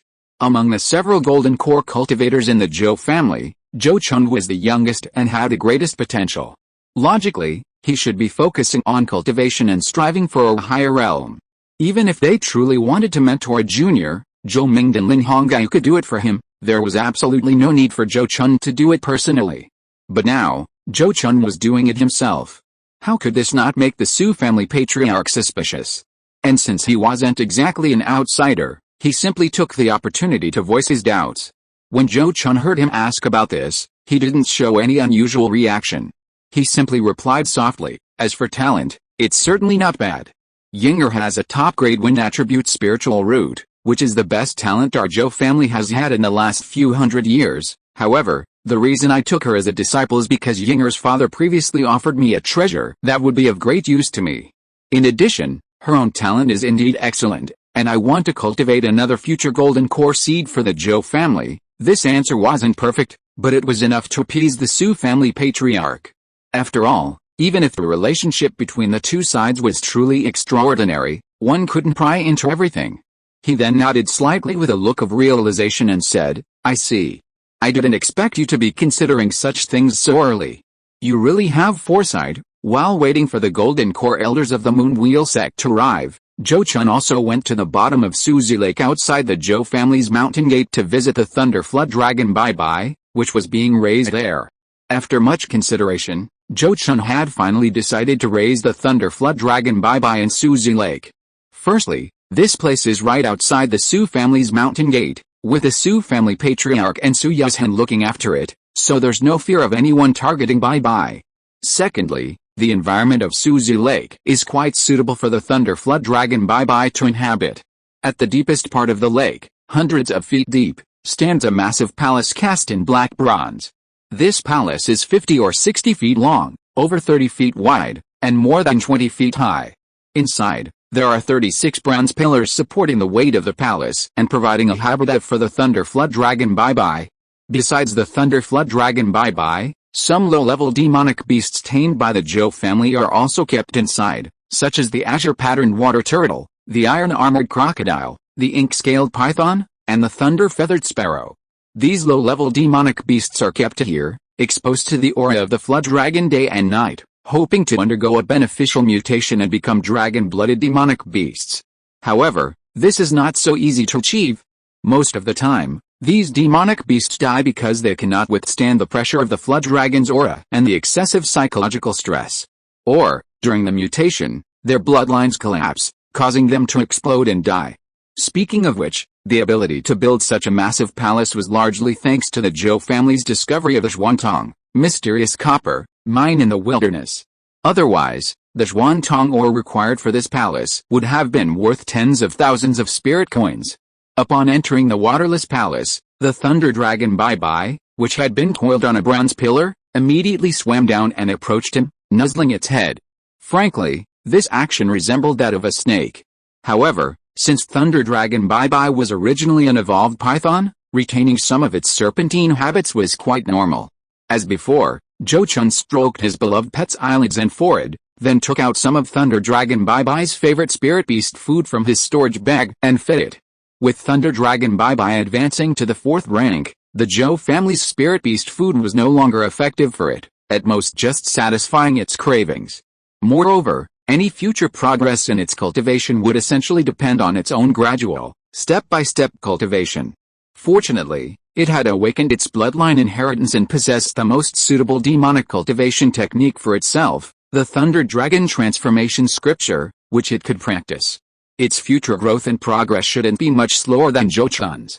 After a period of affectionate interaction, the Thunder Dragon Bye-Bye let out a painful groan, and a dragon scale on its body detached itself and flew to Zhou Chun. This was one of the reasons Zhou Chun had come to visit it today. Every 100 years, it needed to hand over 81 complete dragon scales, meaning it shed a scale almost every year, and Zhou Chun had to come to collect it annually. Seeing his beloved pet looking somewhat listless after losing its scale, Zhou Chun felt extremely distressed, as if someone were cutting off his own flesh. After carefully storing the dragon scales, he immediately took out a 600-year-old crimson blood ginseng, a medicinal herb that replenishes ki and blood, and fed it to Lei Jiao Bye-Bye. He then gently patted his beloved pet's head, soothingly saying, "Goodbye bye, you'll have to work hard these next few years. Don't worry, what we offer now will be returned to us tenfold in the future." After spending several hours with his pet in the underwater palace, Zhou Chun returned to the Su family's mountain gate. A few days later, 5 golden core elders of the Moonwheel Sect, invited by the Su family patriarch, visited the Su family's mountain gate. After a frank discussion with these 5 golden core elders, Zhou Chun and the 5 elders reached an agreement. Half of the profits from the Heavenly Spirit Morning Post sold in the Moonwheel Sect's territory would be given to these 5 golden core elders, who, in turn, would have to speak to the heads of the Moonwheel Sect's various markets and provide the Zhou family with various conveniences within their authority. Another crucial point is that if the Zhou family encounters external pressure in the future, they must use their elder authority to petition the sect leader for protection. Although such petitions are not legally binding, theoretically, if multiple elders petition together, the sect leader will usually give them some face. This can be seen as Zhou Chun's foresight in planning for the Zhou family's future. Whether it was the Su family patriarch's prediction or a leak from the Moonwheel Sect to the Flame Sun Sect, less than half a month after Zhou Chun returned to his family from the Su family, Zhu Wu'ai, the Golden Core patriarch of the Zhu family in Yanzhou, indeed visited Tu Yanling and mentioned that some Golden Core elders of the Flame Sun Sect wanted to solicit benefits. Generally speaking, Golden Core elders who demand benefits from a Golden Core family like the Zhou family are not those who have recently formed their core, but rather those in the mid to late Golden Core stage, or at the very least, veteran early Golden Core cultivators who have been in their core for hundreds of years. Otherwise, large sects like the Moonwheel Sect and the Flame Sun Sect, with a dozen or even 20 Golden Core cultivators, would all be left with a share, leaving no one with anything. For example, the 5 Golden Core elders of the Moonwheel Sect, according to their agreed-upon shares, would each receive about 5 or 6,000 spirit coins annually. If a few more people joined, their share would be significantly reduced. However, The Flame Sun sect is not a Moonwheel sect. Aside from the fact that the Zhou family is not a vassal of the Flame Sun sect, the Flame Sun sect's power is not as great as the Moonwheel sect's, and it wouldn't help the Zhou family when threatened by external forces. Therefore, Zhou Chun was much more assertive when negotiating with the Flame Sun sect members. If their demands were too high, he would simply refuse to do business with them. With Zhu Wuya mediating, the Zhou family ultimately only needed to give the Flame Sun sect 3/10 of the profits from the Heavenly Spirit Morning Post in their territory. Only after dealing with these blood-sucking leeches clinging to the Zhou family could Zhou Chun calmly focus on training his disciples. Zhou Ziyang is now over 8 years old. From a young age, she was fed spiritual substances beneficial to her growth and intelligence, and a golden core cultivator helped her cleanse her marrow and open her meridians with magical power. Not only is she as tall as a 14 or 15-year-old girl, but her temperament and wisdom far surpass those of her peers. Before she was even 7, she had already memorized the locations of her meridians and acupoints, and could meditate and cultivate. With her top-grade spiritual root and the spiritual energy accumulated within her from consuming those spiritual substances since childhood, she reached the 4th level of the key refining stage in less than 2 years. Such a cultivation speed is unprecedented in the history of the Zhou family. Zhou Chun even specially equipped her with a magical artifact to help conceal her cultivation aura, making it appear to outsiders that she is only at the 2nd level of the key refining stage. Master, the mulberries outside are ripe. I asked Uncle Mu Seng to pick some for me, but it insists you agree first. It's so stingy. That day, Zhou Chun had just finished brewing himself a cup of tea after leaving the cultivation room when a young woman in green rushed in, pouting, and ran to him to complain. This young woman was Zhou Ziyang. Zhou Chun always considered his spirit pets as companions, so as his only disciple, Zhou Ziyang naturally addressed him as Uncle Mu Seng. Hearing the little girl's complaint, Zhou Chun lightly tapped her head and said, "You little brat, that purple mulberry wood is already a 4th-tier spirit wood. How can you possibly eat the mulberries it bears? Your spiritual energy overflowed, it burst your stomach. No way. Master, you're really not kidding me." The young woman's face paled, her eyes wide with shock as she stared at Zhou Chun. "Now you know fear." Zhou Chun glanced at the little girl, then said, "Now that you know fear, cultivate diligently. Once you reach the late stage of key refining, you should be able to barely eat one. Is that so?" The girl in green tilted her head and looked at Zhou Chun. Then, as if she had thought of something, she pouted and said, "But by then, the mulberries will have all fallen." Hearing this, Zhou Chun immediately smiled and patted her head, saying, "Don't worry, as long as you cultivate to the late stage of key refining within 5 years, there will still be mulberries left for you to pick." "Okay, then I'll go pick mulberries to eat after I reach the late stage of key refining." The girl in green nodded, then picked up the tea on the table and handed it to Zhou Chun, saying, "Master, please have some tea. This disciple is going to cultivate." Then she strode towards her bedroom. Watching her skipping away, Zhou Chun couldn't help but shake his head, his heart filled with emotion. To advance from the 4th to the 9th level of key refining in 5 years is a feat even for cultivators with superior spiritual roots, unless they consume highly effective elixirs and fruits. However, for a cultivator with Zhou Ziyang's exceptional spiritual root aptitude, it was effortless. Only those who have personally witnessed the cultivation speed of such a cultivator can truly understand how favored they are by the heavenly Dao. Zhou Ziyang reached the 4th level of key refining in less than 2 years, without consuming any elixirs. Furthermore, due to her young age, she didn't work as hard as adult cultivators. Even so, she still achieved this level in such a short time. While the rich spiritual energy of Zhou Chun's cave might have played a role, the primary reason was undoubtedly her exceptional talent. At this rate, Zhou Chun estimated she would successfully establish her foundation before the age of 20. Such extraordinary talent was impossible not to envy. Zhou Chun seemed to understand why the master of that secret island insisted on allowing only cultivators with top-grade wind attribute spiritual roots to inherit his mantle. He probably believed that only those with such talent could, after inheriting his mantle, achieve his lifelong goal and reach a higher realm to see the view from above.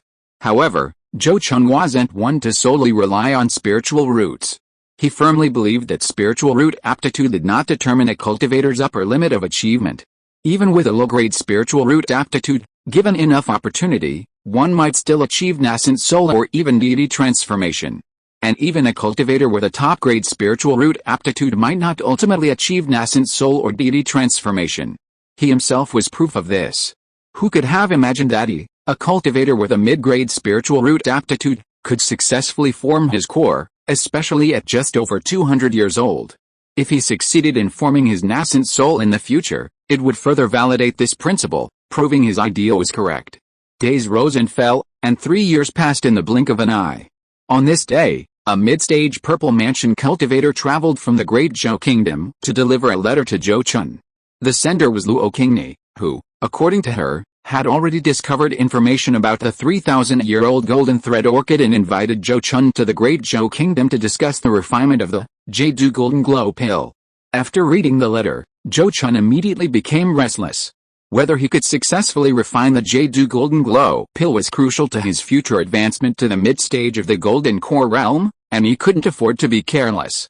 Therefore, after giving some instructions, he set off again for the Great Zhou Kingdom. Chapter 555: A Trip to Black Mountain. Xian'an Immortal City.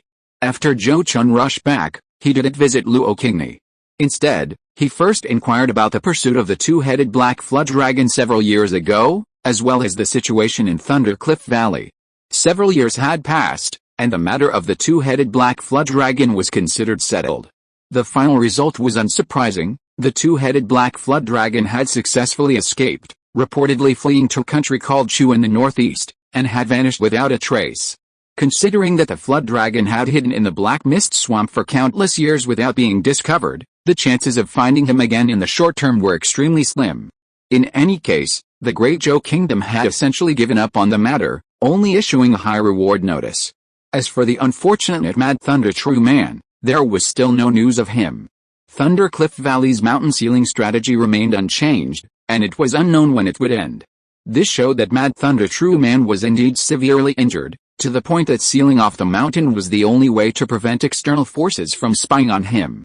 This was certainly good news for Zhou Chun, allowing him to contact Luo Qingni with peace of mind. Soon after, inside Qingni residence, Zhou Chun, now disguised, met Luo Qingni again.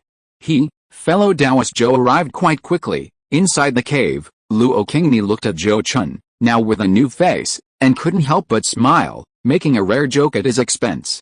Zhou Chun jokingly replied, "Fellow Taoist Luo summoned me, how could I not come quickly? If I were late and kept you waiting, it would be my fault." Hearing this, Luo Qingni smiled and said, "Fellow Taoist Zhou is too kind. How could Qingni dare to blame you? You are now Qingni's most important customer." After this exchange of banter, the two began to discuss serious matters. Luo Qingni looked at Zhou Chun with a serious expression and said, "To let fellow Taoist Zhou know, I have reached an agreement with Flower Moon Valley regarding the exchange conditions for the Jade of Kaianghu.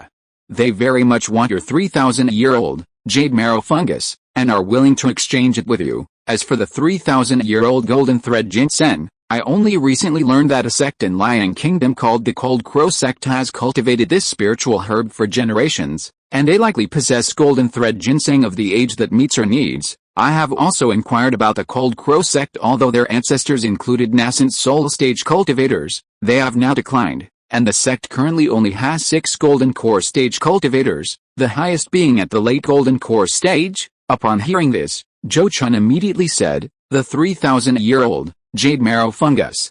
In exchange for the Jade of Kaianghu is not a problem, but how does fellow Taoist Luo intend to obtain the 3,000-year-old Golden Thread herb? This is precisely why Qingni invited fellow Taoist Zhou here." Luo Qingni nodded slightly, then looked at Zhou Chun and said, "The Liang Kingdom is separated from the Great Zhou Kingdom by several countries. Qingni only learned about the general situation of the Cold Crow Sect from a fellow Taoist who traveled from the Liang Kingdom.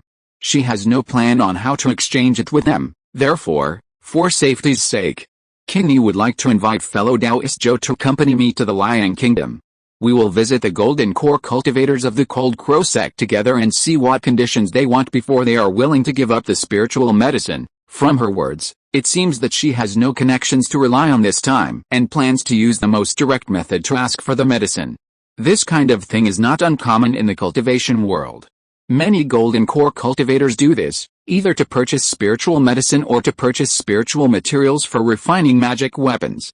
However, Without connections, such a trip to a foreign country to purchase precious spiritual medicine is still dangerous. Especially since Luo Qingni was a rogue cultivator with no backing, and a master alchemist, it was hard to guarantee that no powerful force would harbor ill intentions. Therefore, it was only natural for her to ask Zhou Chun for protection. Understanding this, Zhou Chun naturally couldn't refuse and immediately replied, "I have no problem with that." When does fellow Taoist Luo plan to depart? About half a month later. The journey is expected to be quite long, and Qingni still needs to make arrangements with various parties and take care of some matters at hand. Luo Qingni pondered for a moment before giving her answer. "Then I will meet with you outside the city in half a month." Zhou Chun nodded and readily agreed. He then bid farewell to Luo Qingni and headed to Zhou Daowai's cave. Several years had passed, and Zhou Daowai's injuries had completely healed. He was now living quite comfortably in Xianyun Immortal City. Zhou Chun came mainly to tell him about the development of his family over the years and some noteworthy events within the family. For example, how the Zhou family's Heavenly Spirit Morning Post, a bestseller, attracted the covetous eyes of the Moonwheel Sect and the Flame Sun Sect, and what were his considerations in placing the Thunder Dragon Bai's nest outside the Su family's mountain gate. Zhou Chun recounted all sorts of matters, focusing on the most important ones. However, Zhou Daowai was more concerned about the situation of Zhou Ziying, a junior with exceptional spiritual root talent, and specifically inquired about it with Zhou Chun. Zhou Chun could only recount the relevant circumstances. As he spoke, Zhou Daowai's eyes grew brighter and brighter, until he finally couldn't help but click his tongue and say, "Tisk tisk, hearing you say that, Zheng Chun, I'm even more eager to see her. How about when you return to the family, I'll hide my identity and secretly meet her." Hearing this, Zhou Chun replied helplessly, "If that's really what you want, can I stop you?" Then, after thinking for a moment, he continued, "How about this? It's not appropriate for you to return directly to Jing Kingdom. After I return to Jing Kingdom, you can go to Bamboo Leaf Island in Li Kingdom first, and then I'll take Yinger there under the pretext of inspecting the family territory to meet you. Then it's settled." Zhou Daowai's eyes lit up, and he immediately agreed. He then began to talk about his activities in Xianyun Immortal City. After his injuries gradually healed, following Zhou Chun's advice, he began to befriend the Golden Core cultivators in Xianyun Immortal City. With Zhou Chun's previous experience as a reference, progress was quite smooth. He was also investigating the matter of purchasing a shop in Xianyun Immortal City, and had already selected several locations. He planned to observe further and consider all aspects before making a decision. After all, land in Xianyun Immortal City was incredibly valuable, with a single shop often costing millions or even tens of millions of spirit coins. Although installment payments were an option, the initial payment would be no less than 1,000,000 spirit coins, leaving him no choice but to be cautious. Zhou Chun also advised him to be extremely cautious, as the Zhou family's finances were not currently very abundant, and the large-scale development of the wilderness had not yet begun, so there was no need to rush into a decision. Thus, Zhou Chun stayed in Zhou Daowai's cave for half a month before meeting Luo Qingni in the wilderness outside the city. The two then headed to the location of Liang Kingdom. Liang Kingdom was a small country, its overall strength even weaker than Jing Kingdom. It only had 4 nascent soul stage cultivators, belonging to 3 different factions. However, this country's land area is even larger than Jing Kingdom's, with half of its territory being uninhabited desert. The Cold Crow Sect's strength ranks among the top 5 in Liang Kingdom, second only to the 3 major forces possessing nascent soul stage cultivators. After arriving in Liang Kingdom, Zhou Chun and Luo Qingni easily learned about the sect's situation, and then both frowned. According to their findings, the Cold Crow Sect's current situation was quite dire. This sect had recently offended the powerful Earth-Fire Sect of Liang Kingdom, forcing them to close their mountain gates for self-preservation. The Cold Crow Sect had a lineage of nascent soul stage cultivators and was once quite wealthy. Their mountain gate's protective array was formidable, and under the guidance of a late-stage Golden Core cultivator, with the assistance of other Golden Core cultivators and numerous disciples, even the Earth-Fire Sect's nascent soul cultivators wouldn't easily breach their gates. Moreover, such acts of destroying a mountain and annihilating a sect are generally not committed unless there is a life or death hatred involved. The other 2 major powers in Liang Kingdom probably wouldn't sit idly by and watch the Earth-Fire Sect easily destroy the Cold Crow Sect. However, under these circumstances, if Zhou Chun and his group rashly went to their door, Not to mention whether the Cold Crow Sect would dare to open their protective formation to let them in. The Earthfire Sect probably wouldn't let them off easily either. Faced with this situation, Zhou Chun could only say to Luo Qingni, "It seems we can only stay in Lion Kingdom for now and gather more detailed information." He then added, "Even if a sect like the Cold Crow Sect is forced to close its mountain to protect itself, it will still maintain some communication channels outside. If we patiently gather information, we should be able to contact their higher-ups." Hearing his words, Luo Qingni could only sigh helplessly and say, "Alice, that's all we can do now. Fellow Taoist Zhou, you have rich experience in this area, so you can make the arrangements." Zhou Chun didn't refuse and accepted without hesitation. Following Zhou Chun's advice, the two concealed their cultivation levels, transforming into a pair of late-stage purple mansion cultivators. Luo Qingni even disguised herself as a man.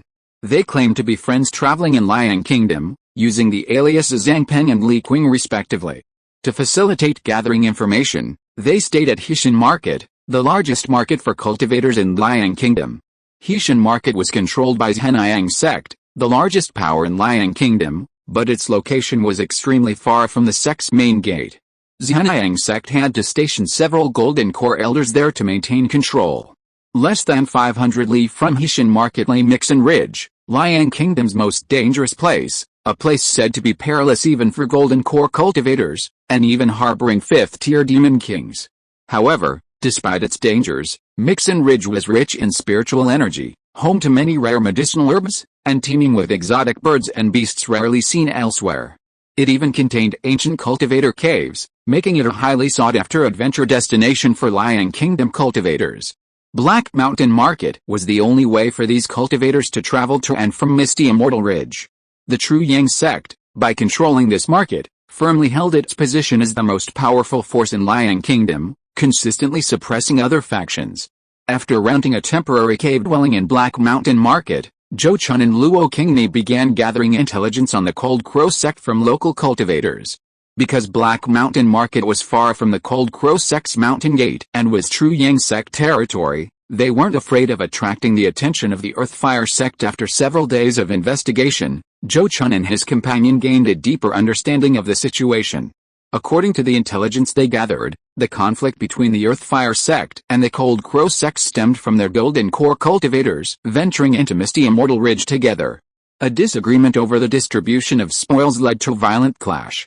The result of this fight was that the Cold Crow Sect's Golden Core cultivator was severely injured and escaped back to his sect, while the Earthfire Sect's Golden Core cultivator perished within misty Immortal Ridge. Although the Golden Core Elder of the Cold Crow Sect swore he absolutely did not kill the Golden Core Elder of the Earthfire Sect, someone clearly witnessed the two fighting from afar. Therefore, the Earthfire Sect objected, demanding the Cold Crow Sect hand over the Golden Core Elder for interrogation and punishment. The Cold Crow Sect would never do such a humiliating thing. If they did, what reputation would their sect have left, and how could their disciples trust them? Therefore, after several fruitless negotiations, facing the Earthfire Sect's threats, the Cold Crow Sect immediately activated its mountain protecting formation to seal off the mountain, while also seeking help from the True Yang Sect to mediate the matter. This is all the intelligence we can gather about the Cold Crow Sect for now. Fellow Taoist Zhou, what are your thoughts? In a private tea room, Luo Qingni and Zhou Chun were enjoying fragrant tea and discussing the important matters of their trip to Lion Kingdom. Upon hearing her question, Zhou Chun replied somewhat irrelevantly, "I've heard that the spiritual energy within the misty Immortal Ridge is as rich as that of a major sect's mountain gate, and its terrain is complex, with various unique formations interspersed throughout. Many rare and precious spiritual herbs, seldom seen in the outside world, have been spotted being harvested there. As a master alchemist, fellow Taoist Luo, wouldn't you like to stay in Lion Kingdom a little longer to see if you can collect some of these rare spiritual herbs?" Luo Qingni shook her head repeatedly, saying, "Fellow Taoist Zhou is joking. Even if the misty Immortal Ridge truly produces various rare, spiritual herbs, the cultivators of Lion Kingdom have been venturing into this place for so many years, they've already harvested all the spiritual herbs that catch our eye. Although Qingni likes to collect all kinds of spiritual herbs, she doesn't just collect any junk." At this point, she changed the subject and continued, "Furthermore, with the existence of this Black Mountain Market and the True Yang Sect, Even if someone did bring out some rare spiritual herbs, it's not something an outsider like Queen Yi could get her hands on. Fellow Taoist Zhou surely understands this. Her words trailed off with a hint of complaint. Upon seeing this, Zhou Chun chuckled and said, "Hey, fellow Taoist Luo, don't be angry.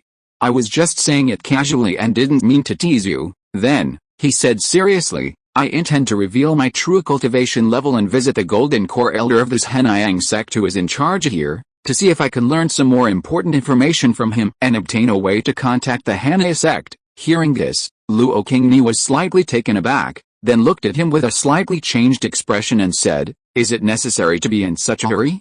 What if the Golden Core Elder of this Henayang sect is unwilling to speak?" Zhou Chun replied calmly, "If the Henaya sect is destroyed by the Earthfire sect, it is probably not something the Henayang sect wants to see. So, as long as that Golden Core Elder of this Henayang sect doesn't hate the Hanaya sect, he will most likely still do us a favor. If he really refuses to help in the slightest, then we can only return to the Great Zhou Kingdom first and come back after the Hanaya sect has overcome this crisis." His tone was firm, clearly indicating that he had made up his mind. Hearing this, Luo Qingni couldn't persuade him any further and could only agree. After some discussion, Zhou Chun left Black Mountain Market first, and then returned to the market as Yan Changfeng, a Golden Core cultivator. Liang Kingdom was not Great Zhou Kingdom, and Black Mountain Market was not Xianun Immortal City. There were only a few dozen Golden Core cultivators in this kingdom, and even if they didn't know each other, they had mostly met or seen each other's portraits.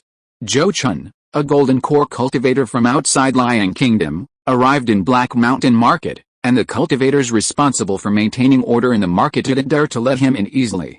They hurriedly informed the Golden Core Elder of the Truyang sect, who was in charge of the market. Soon, a bald, burly man in a fiery red robe came out to personally greet Zhou Chun. This man was also at the early stage of the Golden Core realm. Upon seeing Zhou Chun, he immediately took the initiative to speak, saying, "Greetings, fellow Taoist. I am Gulai of the Truyang sect. May I ask your name and where you are from?" "So you are fellow Taoist Gu. Greetings. I am Yan Changfeng, from the Great Yun Kingdom. I have come here to collect spiritual herbs." Zhou Chun returned the greeting with a slight bow, calmly stating his fabricated origins and purpose. He had spent some time in the Great Yun Kingdom before and was familiar with its general situation. If questioned, he could handle it without any problem.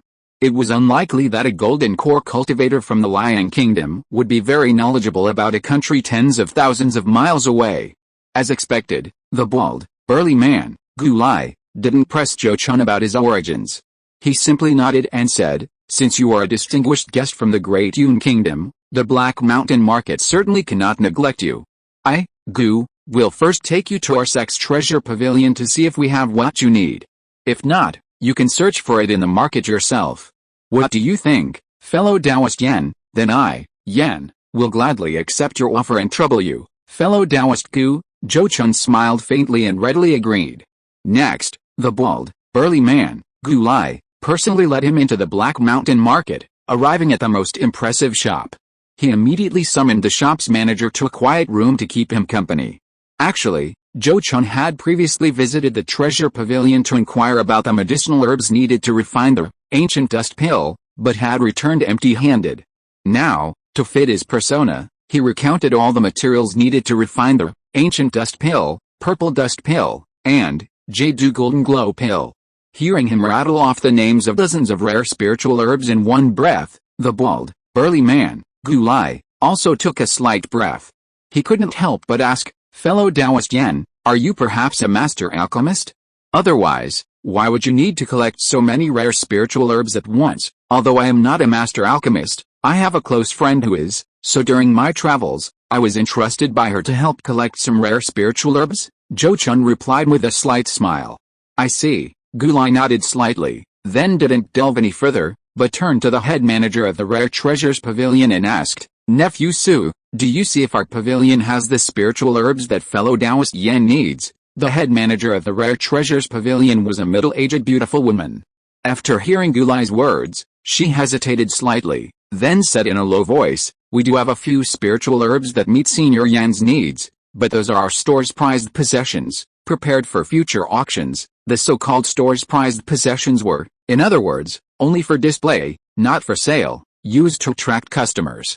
Zhou Chun wasn't sure if the steward was lying, but he immediately said, "Fellow Taoist Su, rest assured, I never take advantage of others when exchanging spiritual herbs. If you bring out the spiritual herbs I need, I will exchange them for spiritual items of equal value." Upon hearing this, the middle-aged woman couldn't help but look at Gulai beside her.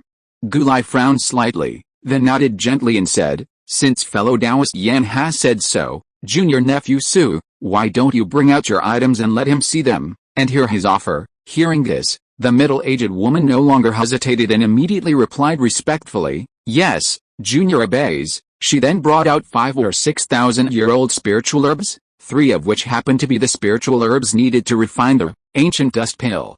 This kind of opportunistic behavior left Zhou Chun speechless. Although he was displeased with the woman's actions, he didn't show it on his face, but immediately announced some spiritual items he was willing to exchange. Under Gulai's witness, Zhou Chun exchanged all the spiritual herbs needed for the 3 ancient dust pills. He didn't insist on exchanging the remaining auxiliary herbs needed for refining the Jade Golden Glow pills, as he already had some and the other party's asking price was too high. After exchanging the herbs, before Gulai could even thank him, Zhou Chun immediately looked at him and said, "By the way, I have another matter I'd like to ask fellow Taoist Gu before coming to Lion Kingdom. I heard that the Cold Crow sect cultivated a golden thread dendrobium on a large scale. Does fellow Taoist Gu know if they have any golden thread dendrobium with a 3,000-year age in their herb garden?" A 3,000-year-old golden thread dendrobium. Gulai was slightly taken aback, then looked at Zhou Chun with a look of realization and said, "Perhaps this is the real reason fellow Taoist Yan came to Lion Kingdom." Zhou Chun didn't deny this, but simply cupped his hands in thanks and said, "I would appreciate fellow Taoist Gu's help. If it succeeds, I will certainly offer a reward." Well, Gulai hesitated, weighing the matter in his mind. After a while, his expression suddenly changed, and he immediately nodded to Zhou Chun and said, "All right, I can make a connection for fellow Taoist Yan, but I can't help you with whether fellow Taoist Yan can persuade the Cold Crow sect to trade with you." Chapter 556 Exchange Conditions. Black Mountain Market. Just as Zhou Chun had expected, even though a sect like the Cold Crow sect was in seclusion, they would still leave people of sufficient status outside to handle communications. As the largest market in Lion Kingdom, Black Mountain Market naturally had cultivators from the Cold Crow sect. After receiving Gulai's introduction, Zhou Chun quickly met a disciple of the Cold Crow sect who was at the mid-stage of the Purple Mansion realm. Junior Zhou Shiji, a disciple of the Cold Crow sect, pays respects to Senior Yan. In a private room of a tea house, a mature-looking man in black entered and immediately bowed respectfully to Zhou Chun. Upon hearing the man introduce himself, Zhou Chun's expression changed slightly, and then he smiled kindly and said, "Fellow Taoist Zhou, there's no need to be so polite. Please sit down and let's talk." "Thank you for the seat, Senior," the man in black respectfully replied and sat down without being too polite. After he sat down, Zhou Chun didn't beat around the bush and went straight to the point, saying, "Did fellow Taoist Gu mention the reason for meeting fellow Taoist Zhou today?" Senior Gu did mention something, saying that Senior Yan wanted to exchange with our sect for a 3,000-year-old golden thread dendrobium elixir, Zhou Shiji said, looking at Zhou Chun as if seeking confirmation. Zhou Chun nodded slightly and said, "That's right. Does your sect still have such a spiritual herb? Would you be willing to exchange it?" Hearing this, Zhou Shiji immediately bowed his head and replied, "Since Senior Yan was recommended by Senior Gu, I won't hide anything from you. Our sect does indeed have a 3,000-year-old golden thread herb. However, such a spiritual herb is extremely precious. Only after the elders and sect leader discuss it together can a decision be made on whether to exchange it with someone." This answer was within Zhou Chun's expectations, and he immediately said, "Then I'll trouble fellow Taoist Zhou to convey this matter quickly. I will await your good news in the market. Please rest assured, Senior Yan, I will convey this matter to the sect as quickly as possible," Zhou Shiji replied solemnly. Thus, their first meeting ended. At the same time, while Zhou Chun and Zhou Shiji were meeting, Gulai was also discussing his affairs with another Golden Core elder of the True Yang sect in the market. Gulai spoke first, asking, "What our senior brother Yu's plans for asking me to help contact the Cold Crow sect?" The senior brother Yu he referred to was an elderly man with gray hair and a mid-stage Golden Core cultivation. Faced with his question, Senior brother Yu calmly replied, "Junior brother Gu is aware of the reason why the Cold Crow sect has closed its mountain. They came to our sect for help, But while our sect doesn't want the Earth-Fire sect to destroy them, we also don't want to offend the Earth-Fire sect for their sake. It's rare that an outside golden core cultivator has come to ask for their help. Why don't we do them a favor and give them a chance to find outside assistance? However, this answer didn't seem to satisfy Gulai, who looked at him somewhat displeased and said, "Senior brother, why are you lying to me? He's just an early golden core cultivator. Even if he's strong, how can he help the Cold Crow sect out of its predicament?" Seeing this, senior brother Yu couldn't help but shake his head and sighed. "Alice. Junior brother Gu, you're good in every way, except that you're a bit too serious." After saying that, he said helplessly, "All right, to tell you the truth, according to the information revealed by the Cold Crow sect, fellow Taoist Zhang of the Earth-Fire sect should have died in the misty Immortal Ridge. The 4th-tier demon beasts want our sect to help find the relics on the body of the fallen fellow Taoist Zhang to verify this matter, so that the Earth-Fire sect will lose its moral standing. But as you know, junior brother Gu, there are 5th-tier demon kings in the misty Immortal Ridge. If we golden core cultivators enter there and make a little noise, we might alert those beings, and then our lives will be out of our own hands. That's why junior brother sect leader doesn't dare to easily agree to the Earth-Fire sect's request, and he's currently troubled by this matter." After hearing his words, Gulai suddenly realized and muttered to himself, "So senior brother you asked me to act as a go-between for that fellow Taoist Yan, wanting the Cold Crow sect to use a 3,000-year-old medicinal golden thread as a bargaining chip to let that fellow Taoist Yan enter the misty Immortal Ridge to find the relics of the fallen fellow Taoist Zhang. That's right. If the Cold Crow sect isn't stupid, they should understand our hint." Senior brother Yu nodded slightly, confirming his statement. "But will fellow Taoist Yan agree to this? He can't possibly be unaware of how dangerous the misty Immortal Ridge is." Gulai frowned again, seemingly lacking confidence. Senior brother Yu closed his eyes and said calmly, "That's none of our business. In short, we've already given him the opportunity." Seeing his expression, Gulai didn't press further, and their conversation ended there. Meanwhile, after waiting for 7 days in Black Mountain Market, Zhou Chun met with Zhou Shiji again. "What? Your sect wants me, Yan, to enter the misty Immortal Ridge to search for the missing Firegate Golden Core Cultivator's relics." In the private room of the tea house, Zhou Chun's expression changed after hearing Zhou Shiji's relayed words. He was speechless at the Cold Crow sect's request. His face darkened as he stared at Zhou Shiji and said in a deep voice, "Fellow Taoist Zhou, I sympathize with your sect's current predicament. However, to expect me to risk my life for your sect with just a mere spiritual herb is going too far. Do you think my life is worth only a single herb?" His tone was tinged with anger at the end. This made Zhou Shiji, facing his rage, feel extremely uneasy. He quickly stood up, bowed, and explained, "Senior Yan, please calm down. I was merely conveying the sect's message. If you are not satisfied, I will immediately report this matter to the sect." In truth, he himself felt this request was excessive, but since the sect had instructed him to relay the message, he had no choice. However, he would absolutely not confront the wrath of a golden core cultivator for the sake of his sect.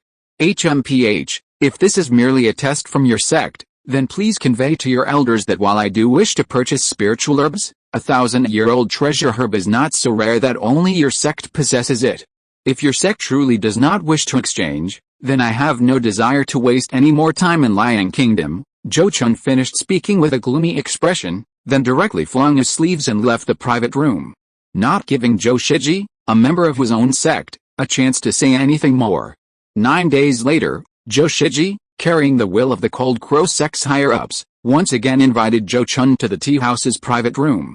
Upon Zhou Chun's arrival, Zhou Shiji immediately stepped forward and respectfully bowed, saying, "Thank you for keeping me waiting, Senior Yan. On behalf of my sect, I apologize." However, Zhou Chun remained unmoved, coldly replying, "Enough with the useless nonsense. Your Cold Crow sect has been discussing this for so long, what's the final result? While I may have a good temper, it doesn't mean I don't." Zhou Shiji could only obsequiously reply with a fawning expression, Yes, Senior Yan, please calm down and have a cup of tea. This junior will now inform you of the sect's decision." After inviting Zhou Chun to sit down, he first personally poured Zhou Chun a cup of tea, and then respectfully said, "Senior Yan, you are wise. After several discussions, the elders of our sect have reached a consensus.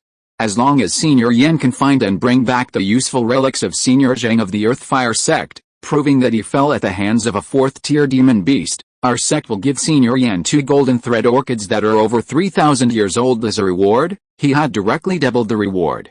However, after hearing Zhou Shiji's words, Zhou Chun frowned and said with dissatisfaction, "Why is it still this condition? Are all the golden core cultivators of your Cold Crow sect so afraid of death?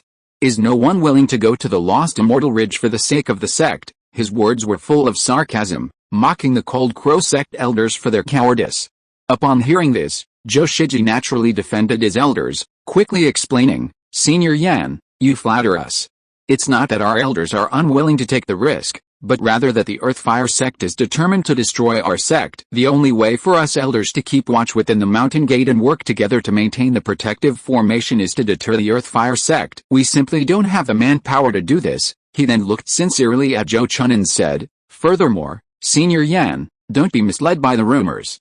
While the misty Immortal Ridge is indeed dangerous, it's not as exaggerated as the rumors make it out to be for a golden core cultivator like yourself. Otherwise, Elder Hu wouldn't have dared to invite Senior Zhang from the Earthfire sect to venture in together. If you're willing to take on this task, our sect will provide you with the most detailed map and intelligence information about the misty Immortal Ridge, allowing you to complete the mission in the easiest way." Hearing this, Zhou Chun fell silent. Normally, he wouldn't have taken the risk of using just one 3,000-year-old golden thread dendrobium. However, he was indeed tempted by 2 spiritual herbs. Luo Qingni had previously mentioned that she knew more than one faction possessed the Jade flower, and even if one was traded, they could find a way to trade for another. Once they had gathered the 2 most important main ingredients, the remaining auxiliary ingredients for the Jade Golden Glow pill would be much easier to find. Zhou Chun couldn't guarantee how many pills Luo Qingni would produce on her first attempt at refining the Jade Golden Glow pill. If the number was small, it might not be enough for him to directly reach the mid-stage of the Golden Core realm. But if he could refine 2 batches of Jade Golden Glow pill, he would definitely be able to reach the mid-stage of the Golden Core realm with the power of the pills, and might even be able to save 1 or 2 for Lin Hongyu and Su Yazan.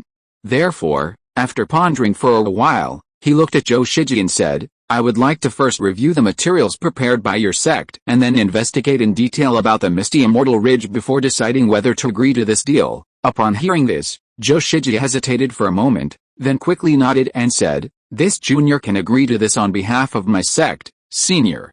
However, the pressure from the Earthfire sect is very intense right now, so I hope Senior can give me a definite answer as soon as possible." "Then let's leave it at that for now." Zhou Chun waved his hand non-committally, without making any promises.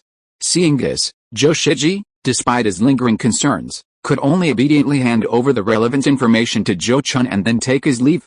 In the following days, Zhou Chun also reviewed the information about the misty Immortal Ridge that Zhou Shiji had given him, while also having Luo Qingni help him gather relevant information from others. After 5 or 6 days of research and investigation, Zhou Chun had gained a relatively in-depth understanding of the misty Immortal Ridge, a forbidden area of the Lion Kingdom. Based on intelligence data, the forbidden area of misty Immortal Ridge is, overall, a naturally dangerous place. The mountain range known as Misty Immortal Ridge is a vast mountain range stretching 800 li in length and over 500 li in width. The area is rich in spiritual energy, with complex terrain, and is home to many rare birds, beasts, and venomous insects. Most of the area is shrouded in mist for most of the time, only dissipating around noon and late afternoon to facilitate entry and exit. However, the mist is merely a facade. The true reason this mountain range is honored with the title Misty Immortal is not this. According to the explorations and speculations of senior cultivators from the Lion Kingdom, there may be a scattered, super-large Chaos God stone vein beneath Misty Immortal Ridge, with the veins amplifying each other to form a natural, super-large-scale bewitching array. In the cultivation world, Chaos God stone is not a particularly precious item, merely a relatively rare type of stone. This stone is not particularly hard, but it possesses a unique characteristic. It has a natural bewitching effect on the consciousness of cultivators. If a cultivator were thrown into a house built with disruptive godstones and their divine sense were used to observe the outside world, the results would almost certainly be wrong. The natural bewitching array within the bewitching Immortal Ridge is extremely powerful. Even a nascent soul stage cultivator would be greatly affected. For a cultivator, once their divine sense is disrupted and their judgment is flawed, their strength would be severely weakened. Furthermore, A fifth-tier demon king lurks and lives in seclusion within the bewitching Immortal Ridge. While it's not to say that the fifth-tier demon king is unaffected by the natural bewitching array, the powerful physique and innate divine abilities of demonic beasts undoubtedly give them a significant advantage within the bewitching Immortal Ridge. Therefore, naturally, no nascent soul stage cultivator would risk their own demise to venture deep within and slay the demon king, thus pacifying the region. Over time, the bewitching Immortal Ridge became a special forbidden area in the Lion Kingdom, an adventure paradise for low and middle-level cultivators. However, this is only the account in the ancient texts. Whether the formation of the bewitching Immortal Ridge is truly as described, no one knows, at least Zhou Chun doesn't. He doesn't seem to care about that. What truly intrigued him were the records in the intelligence materials provided by the Cold Crow Sect, detailing the various rare spiritual herbs and exotic animals found within the misty Immortal Ridge. Whether intentionally or not, the Cold Crow Sect's materials listed many treasures that cultivators from the Lion Kingdom had brought back from the misty Immortal Ridge. For example, the rare spiritual herb he had only seen mentioned in ancient texts, the 9-leaf rejuvenating grass, was a crucial ingredient for refining rejuvenating spiritual water. Rejuvenating spiritual water was a legendary item, said to be able to revive even the most severely damaged body, as long as the body remained largely intact. For cultivators below the nascent soul stage, it was practically a divine object. Carrying such a spiritual item meant that even if one were suddenly pierced through the heart or beheaded, as long as the soul and consciousness remained, timely use of this item could instantly revive them. And for nascent soul stage cultivators, the effects of rejuvenating spiritual water were even greater. As everyone knew, under normal circumstances, even a nascent soul stage cultivator could only possess one body.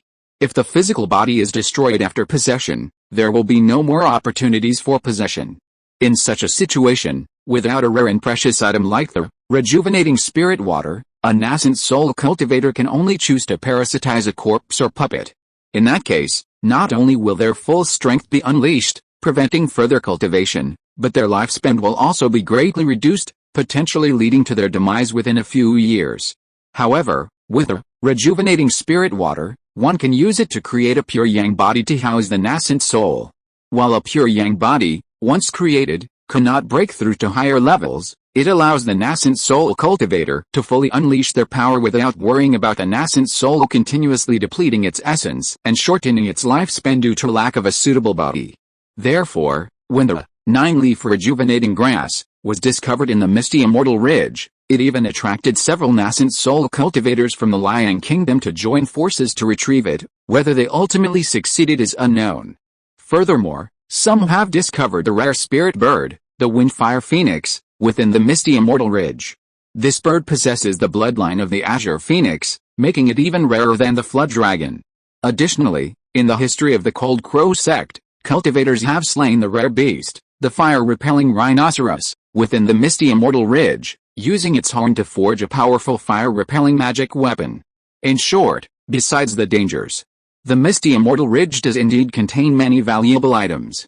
As for the task the Cold Crow Sect assigned to Zhou Chun, according to their own account, the Golden Core cultivator surnamed Zhang from the Earthfire Sect originally intended to collaborate with a Golden Core elder from their sect to enter the misty Immortal Valley to collect herbs. Their plan was to retrieve a newly matured, rare, 1,000-year-old precious herb from near the lair of a 4th-tier demon beast. However, after driving away the demon beast, they engaged in a fierce fight over the distribution of the treasure. The Cold Crow Sect elder, unable to defeat the enemy, had to abandon the treasure and flee. Unexpectedly, the fleeing demon beast returned with reinforcements and killed the Zhang cultivator who couldn't escape in time.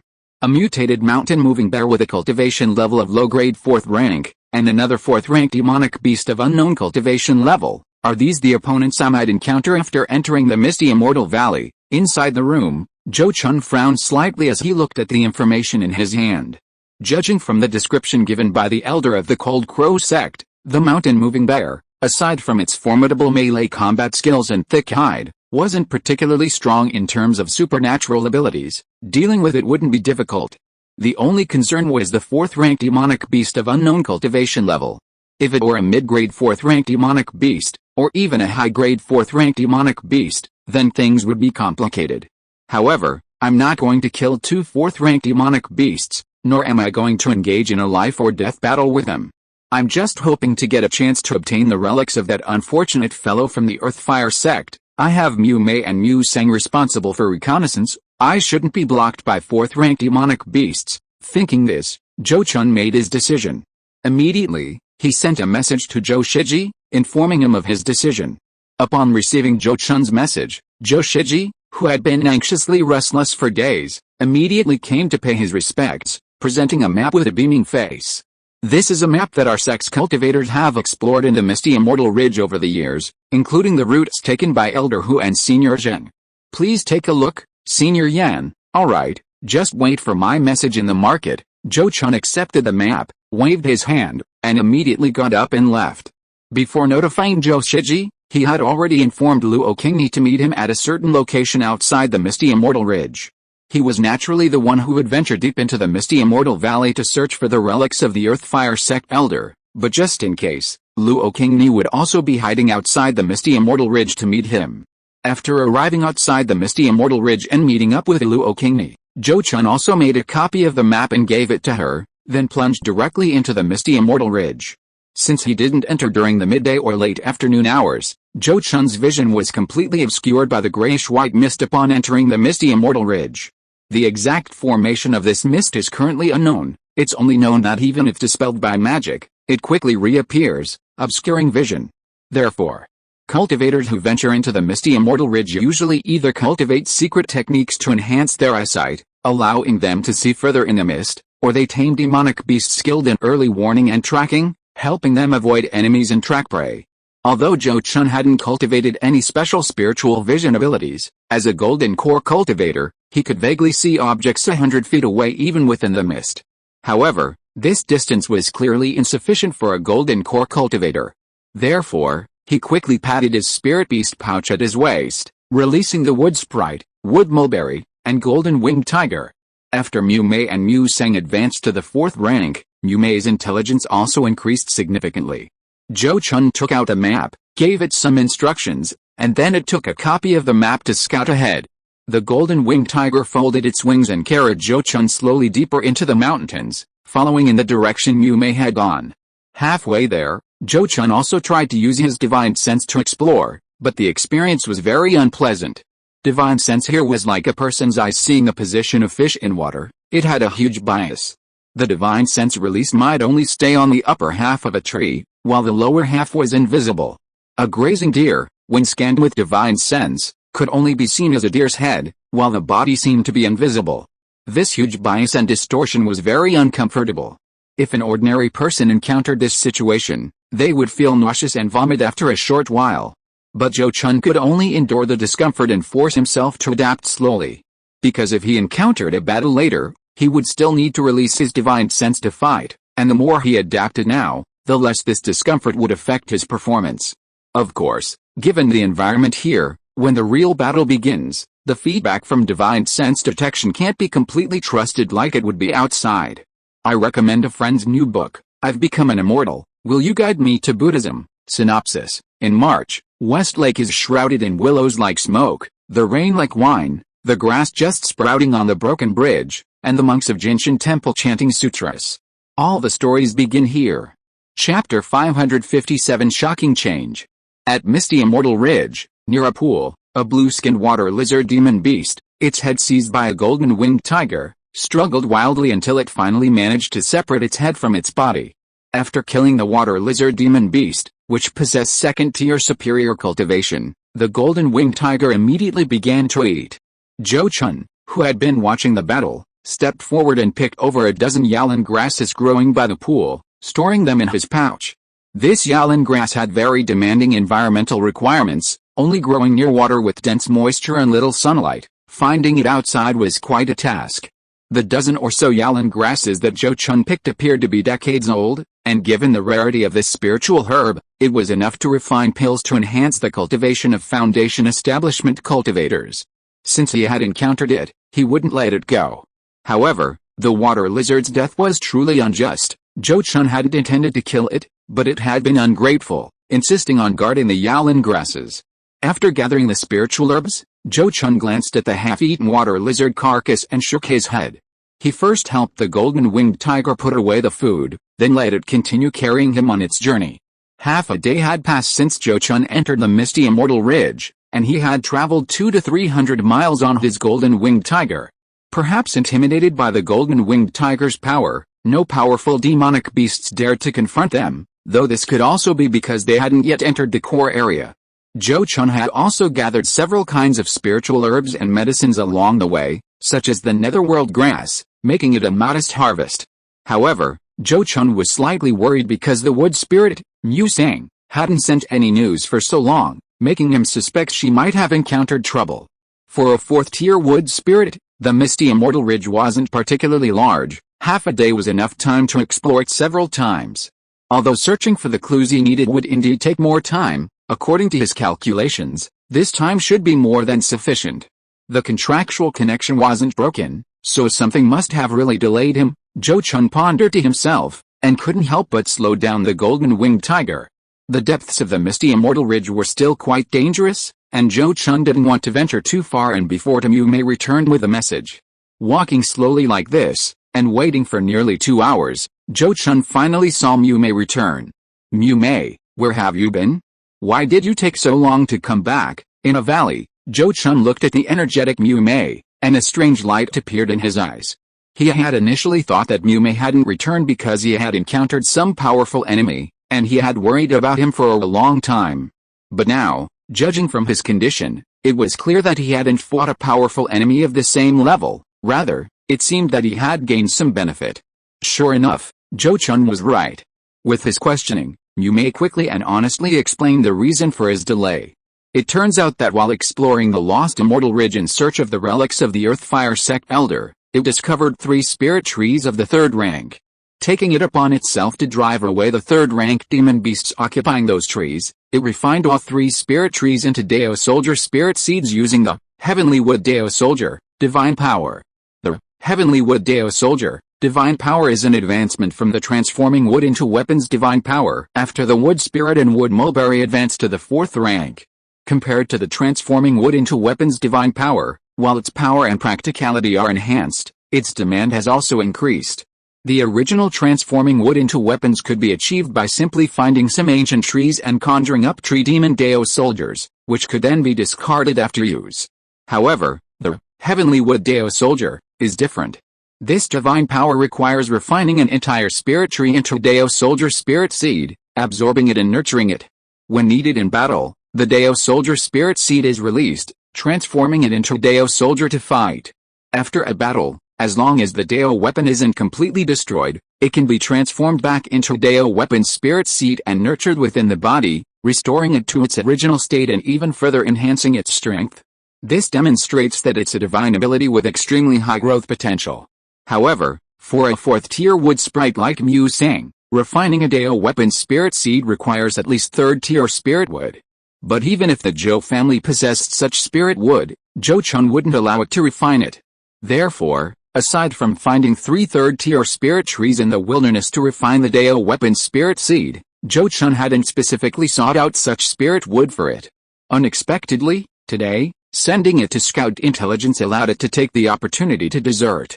Having understood the whole story, Zhou Chun was both amused and exasperated, unsure how to respond. Mu Sang seemed to realize its desertion was wrong and immediately tried to redeem itself by recounting its discoveries. It first spoke of its findings regarding spirit herbs and medicines.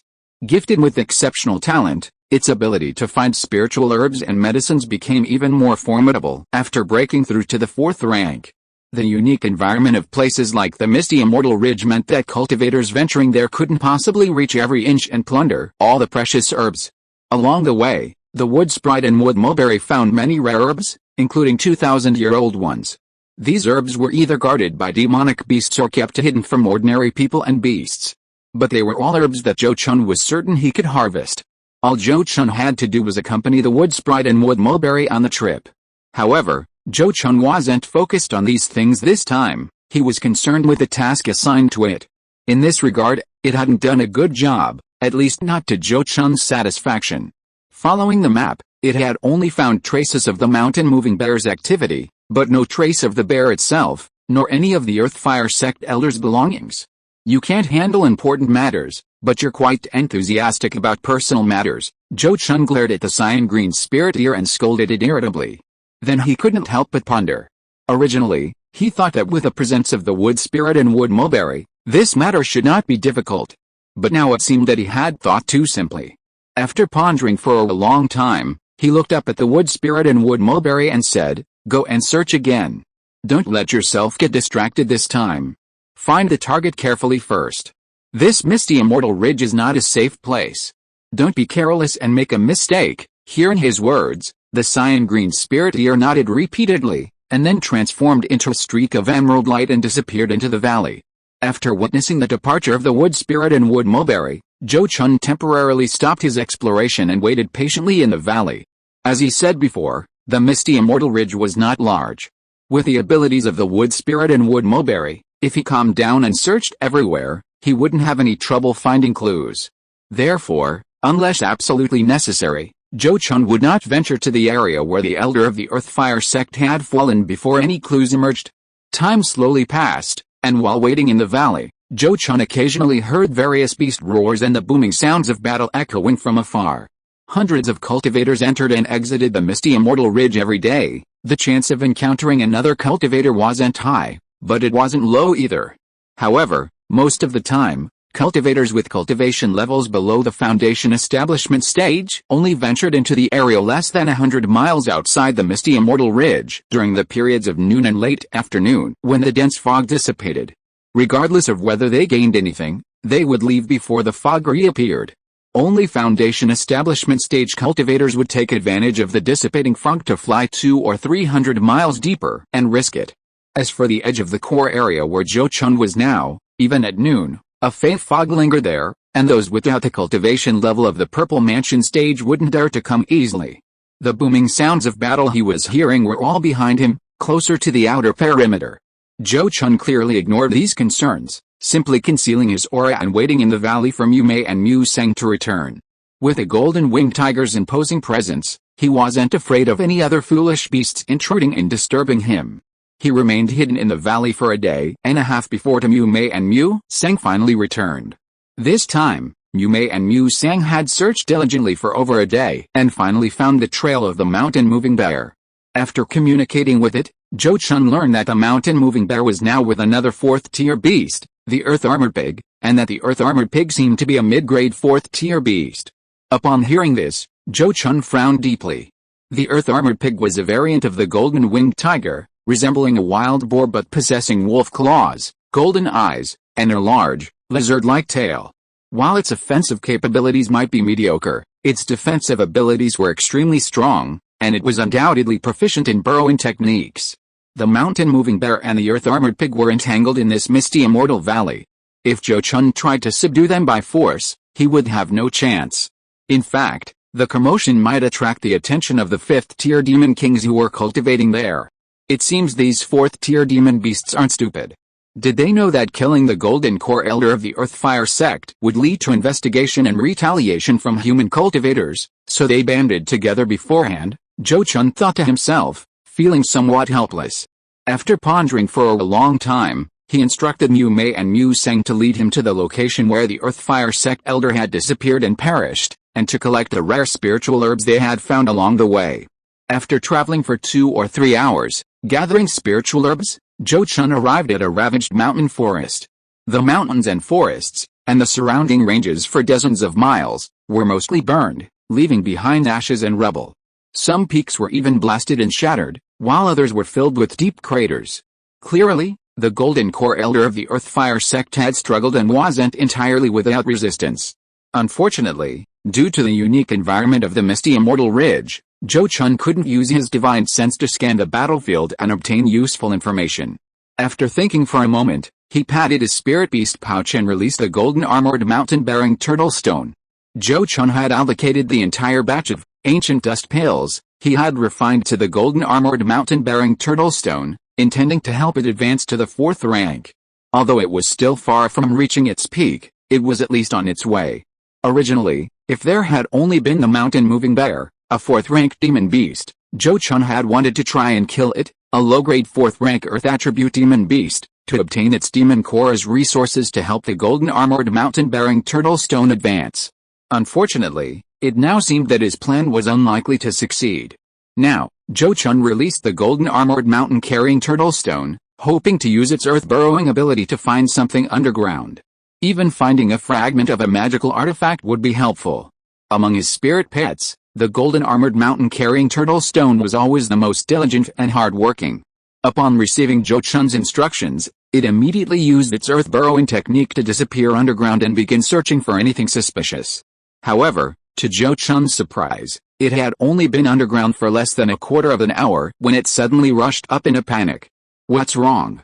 Stone, why are you so flustered?" Zhou Chun's expression changed slightly.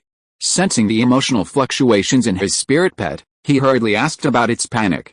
But before he could even hear the golden armored mountain-carrying turtle stone's answer, a sudden change occurred. The ground in front of it suddenly bulged upwards, and then, amidst the surging mud and rocks, a mudstone giant several dozen feet tall was formed. Because it happened so close, Zhou Chun reflexively released his divine sense to scan the mudstone giant. Then his pupils contracted, and he hurriedly patted his spirit beast pouch to store the stone, turning to flee.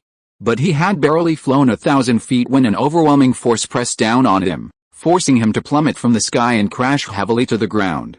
Before he could resist, a surge of earth and yellow spiritual light erupted from the earth, instantly forming a yellow cage that trapped him inside.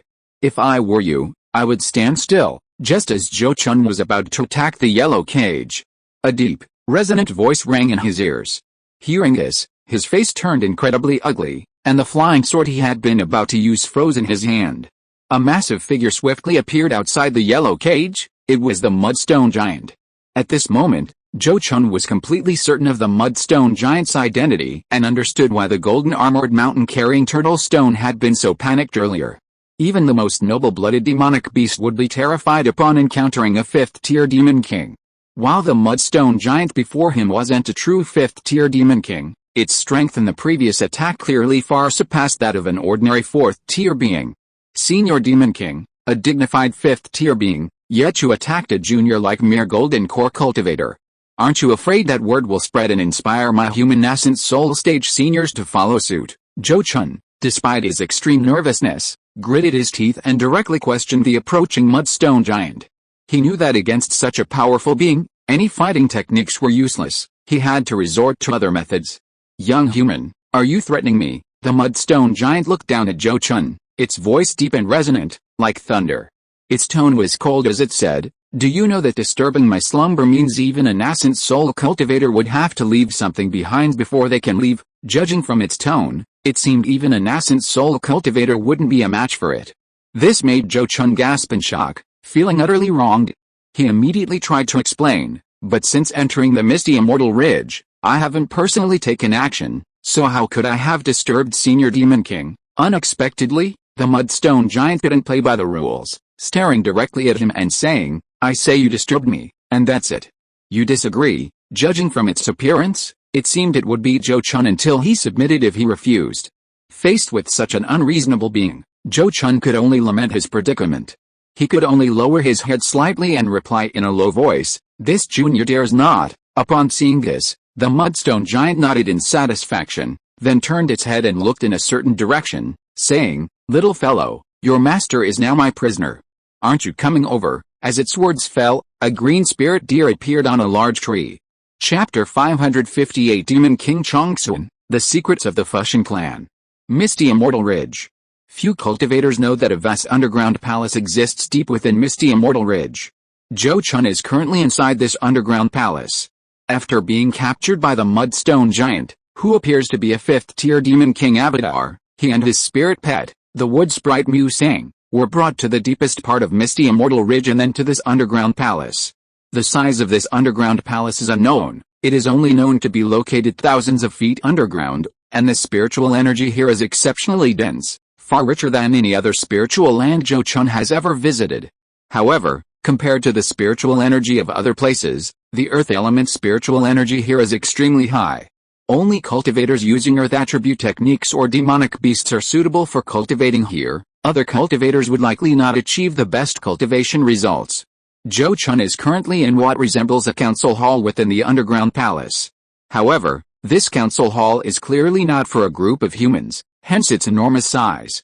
From the entrance to the throne at the deepest point, the palace stretched for 1,000 zang, approximately 333 meters, with walls spaced 500 or 600 zang apart on either side, and a height of 100 zang, approximately 333 meters, at the top. Such a massive palace, even with the methods of cultivators, would be difficult to construct on the ground. However, underground, the supporting pillars were only a few symbolic dragon-carved columns, clearly indicating that it wasn't supported by these pillars. After bringing Zhou Chun here, the mudstone giant dispersed into a pile of rubble and sand, then silently merged into the ground, leaving no trace. Seeing this, Zhou Chun and the wood spirit Muse Sang could only stand silently in the palace, waiting. If they were outside, Zhou Chun might have considered escaping. But now, deep within the lair of a fifth-tier demon king, he had no such thoughts. His only consolation was that since the fifth-tier demon king hadn't killed him, he was still useful, and his life shouldn't be threatened for the time being. As for what the fifth-tier demon king intended to do with him, that would only be known after the demon king revealed itself. Zhou Chun was actually more curious about the true form of this fifth-tier demon king. Judging from the style of this underground palace, it seemed that the other party's true form was a gigantic demon beast, but the problem was that Zhou Chun had not detected any beastly scent here. In addition, the other party's previous method of condensing mud and rocks into clones from a distance was also very incredible, exceeding Zhou Chun's understanding. Even human nascent soul stage cultivators, who were famous for their exquisite supernatural powers and spells, would find it difficult to do this easily. However, there were simply too many kinds of demon beasts in the world. At the fifth tier, unless they were races with particularly strong innate bloodlines like dragons and fire phoenixes, many had undergone multiple mutations and evolutions. To know their specific origins, sometimes even seeing their true form would not be enough to recognize them. After waiting in the hall for more than an hour, Zhou Chun finally saw the appearance of the master of this place. A ball of yellow light emerged from the throne that could seat hundreds of people side by side. And a rock giant over 30 feet tall sat on it. The rock giant was predominantly bluish-black, its body covered in intricate, mysterious silver-white patterns. Its large, lantern-like, purplish-black eyes resembled a statue carved from a giant rock. However, the spiritual life force emanating from it unmistakably told Zhou Chun that this was no stone statue, but a peculiar life form, a fifth-tier being. Furthermore, judging from its earth-like aura, it was likely more than just a low-grade fifth-tier cultivator. Junior Yan Changfang greets Senior Demon King. After observing the rock giant on the throne, Zhou Chun hesitated slightly before bowing respectfully. He wasn't sure what the rock giant wanted from him. But before the giant revealed obvious hostility, avoiding offending it over matters of etiquette was the only thing he could do at the moment. My name is Chongsun. According to your human cultivators, you may call me King Chongsun. The rock giant opened its purplish-black eyes, looked down at Zhou Chun for a moment, and then muttered its name. Its voice, like its body, was deep, heavy, and resonant, echoing in the hall like endless thunder.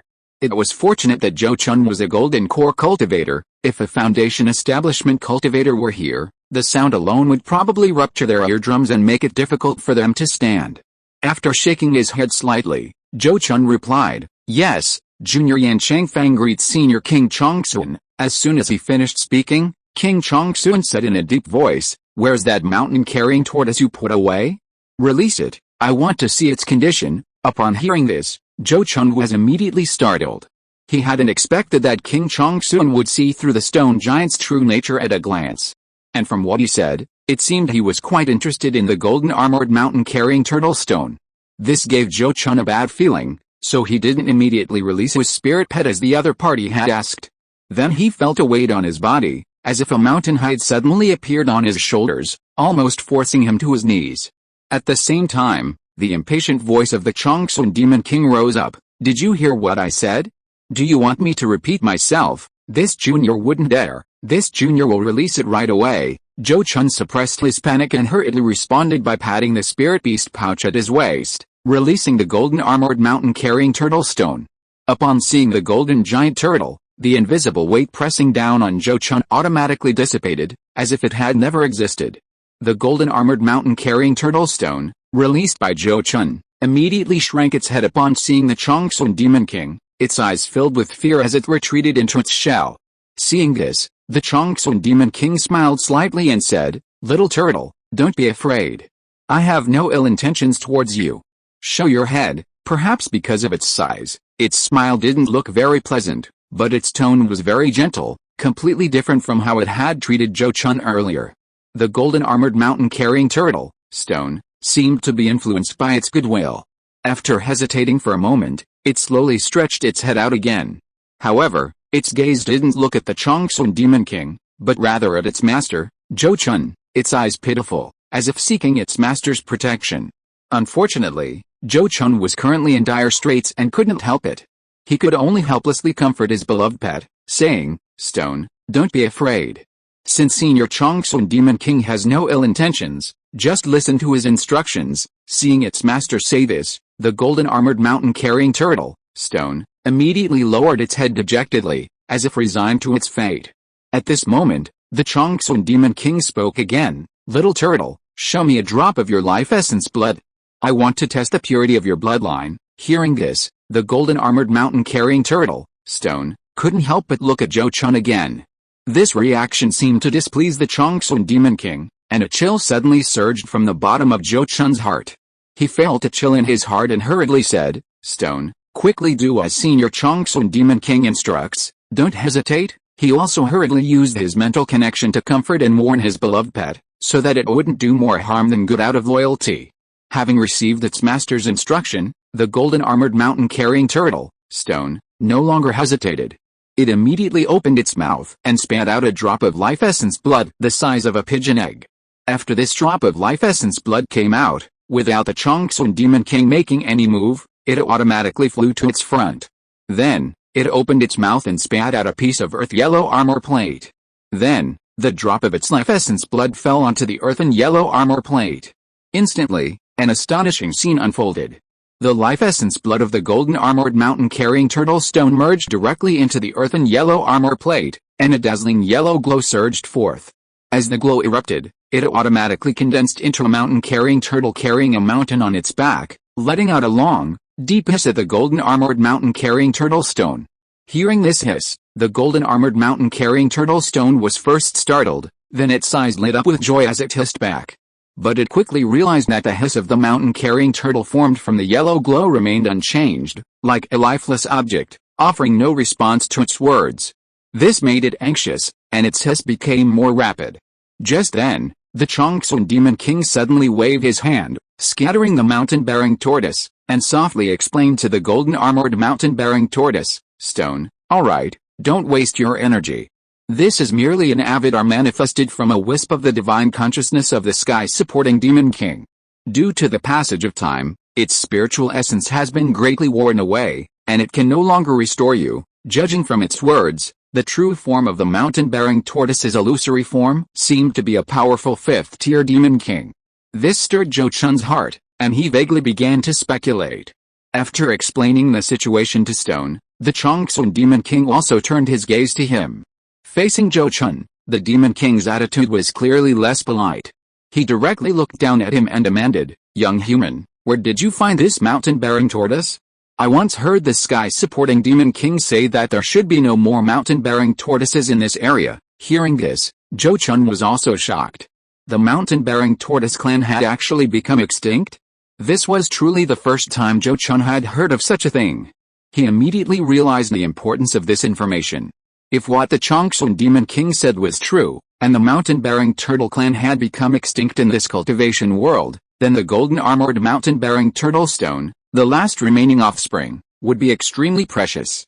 Although 1,000 thoughts flashed through his mind in an instant, he dared not be negligent in reality and immediately said respectfully, "Senior Demon King, this matter is a long story." He then began to recount how he had started by hatching a rock turtle egg, overcoming countless difficulties, and investing countless efforts and resources to finally raise the golden-armored mountain-bearing turtle stone to its current state.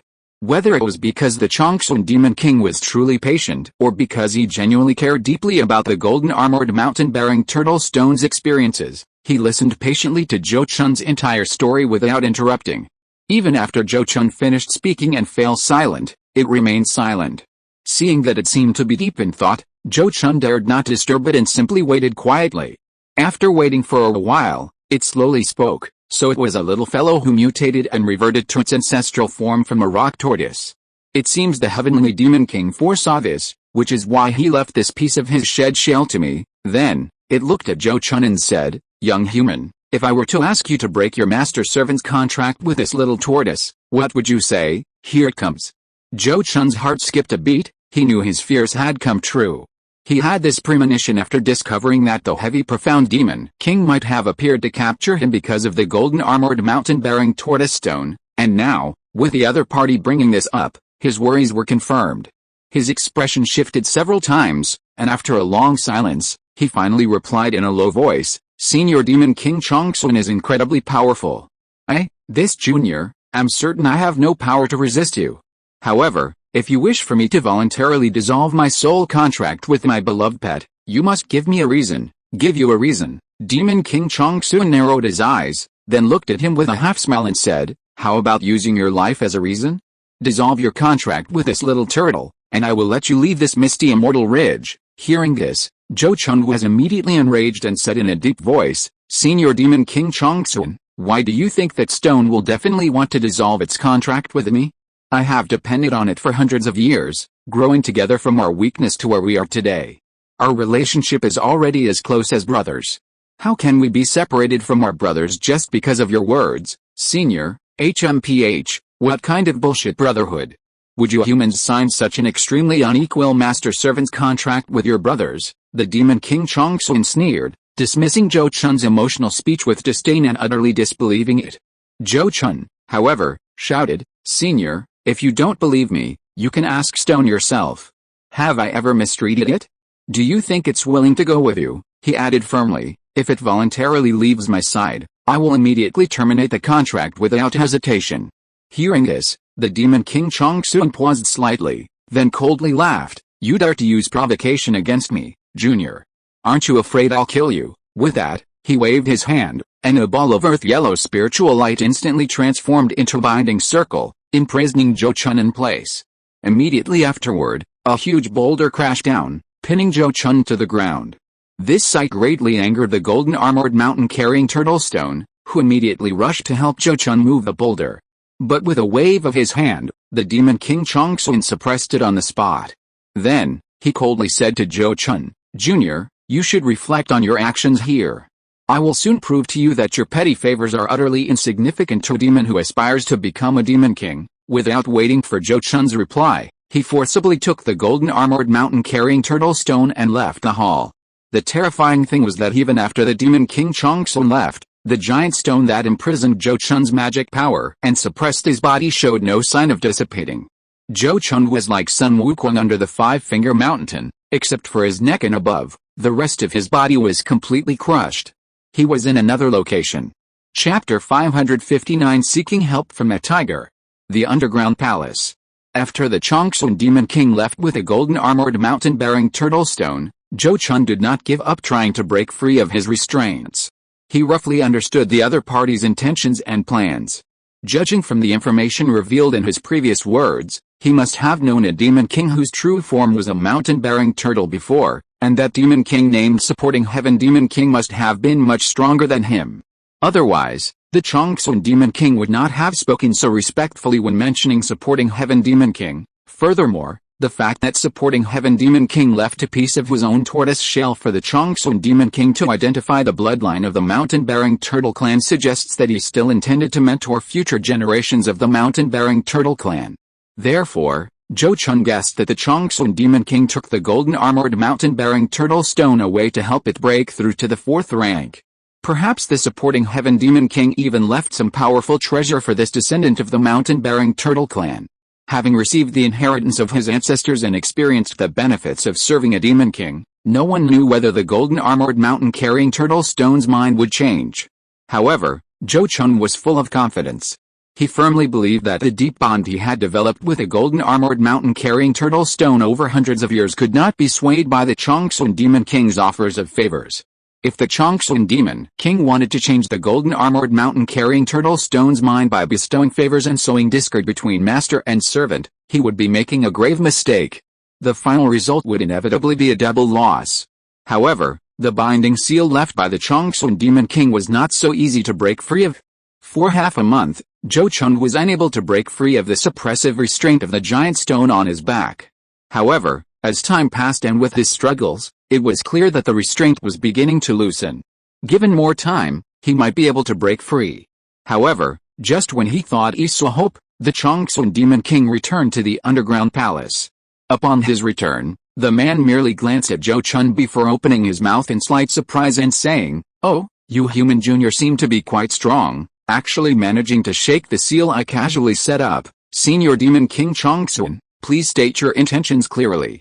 Why humiliate this junior like this?" Zhou Chun strained to raise his head to look at the rock giant, but could only see its chest.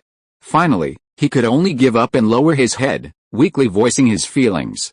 He sensed that Demon King Zhou Chun didn't intend to kill him, at least not at the moment. Therefore, he could speak boldly. Hearing this, the Demon King Zhou Chun looked at him with slight surprise and said, "You, a junior of the human race, are quite bold. Ordinary golden core cultivators of the human race, when they see me, usually tremble and beg for my life, or invoking their nascent soul stage elders to intimidate me. But you do neither." Hearing this, Zhou Chun couldn't help but smile bitterly and replied, "If begging for your life, senior, were effective, I would kneel and beg without hesitation. But I don't think that would be of any use." He then added with a helpless expression, "As for invoking your nascent soul stage elders to intimidate you, let alone whether that would backfire, even if it were effective, I don't seem to have such a close and powerful elder." Finally, he spoke frankly and honestly, saying, "The reason I can face you so calmly, senior, is because you are not the first demon king I have seen. I have even seen nascent soul venerables of my human race from afar. Having seen so many, I am naturally not as afraid as I was at the beginning." "What? You have even seen a nascent soul venerable of the human race?" The Zhou Chun Demon King's gaze sharpened, looking at Zhou Chun with a face full of surprise and disbelief. It was no wonder that it was like this. For cultivators and demon kings today, 6th-tier experts were extremely rare. Due to its special background, the Zhou Chun Demon King itself had lived for 6 or 7,000 years, and had been a demon king for over 4,000 years. But even so, it had never seen a true nascent soul venerable, or a 6th-tier saint of the demon race. It had only heard rumors about such beings from other demon kings and human experts of the same tier. Therefore, how could it not be shocked to hear that Zhou Chun, a cultivator in the early golden core stage, had actually seen a nascent soul venerable? Seeing its strong reaction, Zhou Chun's heart stirred, and he keenly sensed an opportunity. He immediately murmured with admiration, "This junior has only seen the nascent soul venerable fighting from afar, and has never seen your face." As expected, upon hearing this, the Zhou Chun Demon King became even more excited and asked repeatedly, "The nascent soul venerable fought with someone? Who did he fight with? Was it with a saint of my demon race?" But Zhou Chun remained silent at this moment. Such behavior immediately displeased him greatly, and he coldly stared at him, saying, "Junior, have you forgotten the lesson you learned before?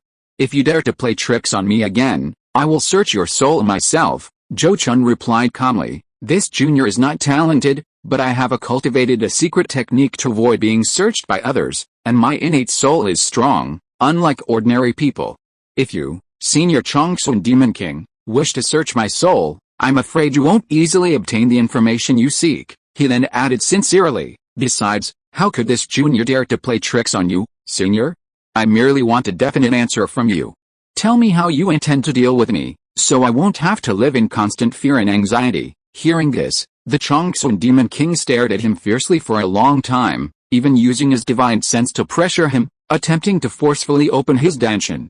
After testing Zhou Chun and confirming that his purple mansion sea of consciousness was indeed exceptionally solid, the Zhou Chun Demon King stopped its probing and fell silent. After a long silence, it looked at Zhou Chun and said, "Young man, if you know what's good for you and break your contract with that little tortoise, I might spare your life and allow you to leave misty Immortal Ridge." This was the first time it had formally stated its condition for letting Zhou Chun leave, showing that Zhou Chun's previous words and actions had indeed influenced it.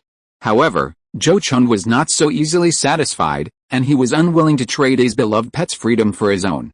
Therefore, he quickly replied, "We humans have a saying, A forced melon is not sweet. If the stone itself has no intention of staying here, what good would it do if you, Senior Zhou Chun Demon King, forced me to break the contract with it?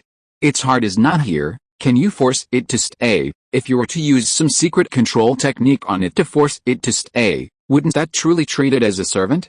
Do you think it would understand and thank you for enslaving it, or resent you, using the guise of for its own good to forcibly control and enslave it? Is probably not the original intention of the heaven-supporting Demon King who left you the legacy of the mountain-bearing Turtle Clan. Without waiting for Zhou Chun Demon King's rebuttal, he immediately continued, Senior, didn't you want to know how I witnessed a nascent soul venerable fighting someone? This matter is actually related to me. He then recounted in detail how Lei Jiao Bai broke through to the 4th rank, attracting a 5th rank Lei Jiao Bai to steal his dragon, and subsequently falling into the trap set by a nascent soul venerable. After finishing, he declared emphatically, now, Lei Jiao Bai still chooses to cultivate alongside me. His growth and cultivation speed have never lagged behind because he's with me. On the contrary, we complement each other and grow together. The Zhou Chun Demon King, having listened to this long talk, was still pondering his words. The Lion Kingdom was far too far from the Jing Kingdom, and the Zhou Chun Demon King, confined to the misty Immortal Ridge, rarely ventured out. Its interactions with other Demon Kings were mostly due to them hearing of its reputation and visiting to establish ties, or when Demon Kings disguised themselves as human cultivators traveling through various human kingdoms and happened to pass through Lion Kingdom, leading to chance encounters and exchanges. Therefore, its knowledge of information outside of Lion Kingdom was extremely limited. The Golden Horned Dragon King of Longyuans, with a cultivation level below the 6th rank, was actually able to fight a human nascent soul venerable head-on and escape safely back to Longyuans. This truly shocked it, as it was hearing about it for the first time. Even it, due to its special background, dared to fight even late-stage nascent soul cultivators in the misty Immortal Ridge, but facing a nascent soul venerable whose cultivation was a whole realm higher, it knew it would definitely perish within a few moves. Even if it later advanced to 5th rank Superior Demon King, it wouldn't be able to change this outcome. In fact, the 5th rank Superior Realm barrier had been blocking it for over 1,000 years, and only recently had it seen a tiny glimmer of a breakthrough opportunity. It couldn't imagine just how extraordinary the Golden Horned Dragon King was, to be able to fight a nascent soul venerable head-on at the 5th rank Superior Realm. For a moment, it was quite fascinated and wished it could befriend him. After remaining silent for an unknown period of time, the Zhou Chun Demon King finally came to its senses and began to ponder the meaning behind Zhou Chun's earlier words. After a moment of contemplation, it sneered, young man, you have quite the silver tongue, but in this world, only power truly matters. I have lived for thousands of years, witnessing the entire lifespan of countless demonic beasts from birth to death in this misty Immortal Ridge. I understand better than you, a mere junior, what demonic beasts care about and value. You may indeed possess some skill and luck, capable of cultivating exceptionally gifted demonic beasts like the 4-clawed thunder dragon and the mountain-bearing turtle, and even capturing wood spirits as spirit pets, but your cultivation level is insufficient. There's no way you can truly realize the potential of these demonic beasts into real power. If that little turtle follows me here, I can guarantee it will grow to the peak of the 4th rank within 500 years, and I assure you it has a 50% chance of surviving the heavenly tribulation. If it follows you, a junior, I fear it will never reach that stage, even by the time you've exhausted your lifespan and passed away. Its final words were filled with disapproval of Zhou Chun, showing no optimism that he could shatter his core and form his nascent soul. Zhou Chun didn't care about its disapproval, he only wanted to strive for what he wanted. He slowly said, Senior, I naturally dare not question the truth or falsehood of what you've witnessed throughout your long life. However, I have also lived for hundreds of years and witnessed the enduring power of true love. I believe that the bond between me and the stone cannot be destroyed by mere external objects. Since you and I hold opposing views and neither can convince the other, why not let time decide who is right and who is wrong? He had said similar things before, but they had resulted in the suppression and imprisonment of the Zhou Chun Demon King, and he was still speaking while lying prone. However, when he brought it up again, the Zhou Chun Demon King's reaction was not as intense as before. This was perhaps the effect of his previous words. After a moment's thought, the Zhou Chun Demon King looked at him and said, I currently hold absolute dominance. Why should I gamble with you on this? What chips do you have to gamble with me on this? Although it said this, Its tone had clearly softened. Upon hearing this, Zhou Chun immediately knew he had a chance and hurriedly replied, "This junior's cultivation is low, so naturally I have nothing to offer as a bargaining chip to gamble with you, senior. However, if you take a fancy to anything on me, even my life is not out of the question." "Oh, using your own life as a bargaining chip, it seems you are quite confident." A glint flashed in the eyes of the Changsun Demon King, and his gaze towards Zhou Chun changed slightly. "As I have said, this junior has unwavering confidence in the bond between myself and the stone, and I absolutely do not believe that it will abandon me for some external object." Disregarding our years of affection, Zhou Chun's words were resounding and filled with strong confidence. Upon seeing this, the Demon King Changsun let out a low shout. "All right, then I'll make a bet with you. If you lose, you don't have to leave your life here. You just need to make a trip to the Dragon Abyss you mentioned and deliver a message to the Golden Horned Dragon King for me." "No problem, I'll bet as you say, senior." Zhou Chun agreed without hesitation, feeling relieved. Then he pressed on, saying, "Since senior has agreed to the bet, can you release me now? Besides, if Stone wants to advance, it will probably take quite a while. Could you let me leave first so I can say goodbye to my companions waiting outside?" Unexpectedly, after hearing his words, the Demon King Changsun said in a calm tone, "Releasing you isn't urgent. Now that the matter of that little turtle is temporarily settled, it's time to talk about your wood spirit." After saying that, he waved his sleeve and released Zhou Chun from his suppression and confinement. But Zhou Chun, instead of feeling the joy of escaping, looked at him with a tense expression and said, "This junior doesn't understand what you mean, senior. Why are you dragging Mu Sang into this again, still outside? If you are listening to this novel on a channel other than Fanfic World, it means it was downloaded and re-uploaded without effort. We warmly invite you to visit our channel, Fanfic World. There you will find the original version of this story and many other novels of various genres. We look forward to seeing you dive into a world of incredible novels." Chapter 560 Escape. Among Zhou Chun's 4 spirit pets, Mu Sang was the most unique. The other 3, the eldest, the golden armored mountain-bearing turtle stone, the second, the thunder flood dragon Bai, and the golden winged tiger, had all been with Zhou Chun since they were spirit beast eggs or cubs. For a long time, when their intelligence was still limited, they regarded Zhou Chun as their mother. Therefore, Zhou Chun held a very special place in their hearts, and they would never betray him. But Mu Sang was different. It had fought a great battle with Zhou Chun before, only to be captured after being defeated. Later, in order to subdue it, Zhou Chun tortured it relentlessly, forcing it to submit. In the end, it could no longer endure the torture and finally bowed to Zhou Chun. Therefore, if given a better place, it was hard to say whether Mu Sang would betray Zhou Chun and join someone else. So when the Changsun Demon King mentioned Mu Sang, Zhou Chun became extremely nervous. Listening to his seemingly feigned ignorance, the Demon King Changsun looked at him meaningfully and said, "Although the Wood Sprite clan is not as extinct in this cultivation world as the mountain-bearing turtle clan, they are still very rare, and most of them struggle to reach the Demon King level." He then bluntly questioned him, "Young man, where did you obtain this Wood Sprite spirit pet?" "I encountered Mu Sang in a forest in Shen Kingdom. It was being chased, and the forest was burned down.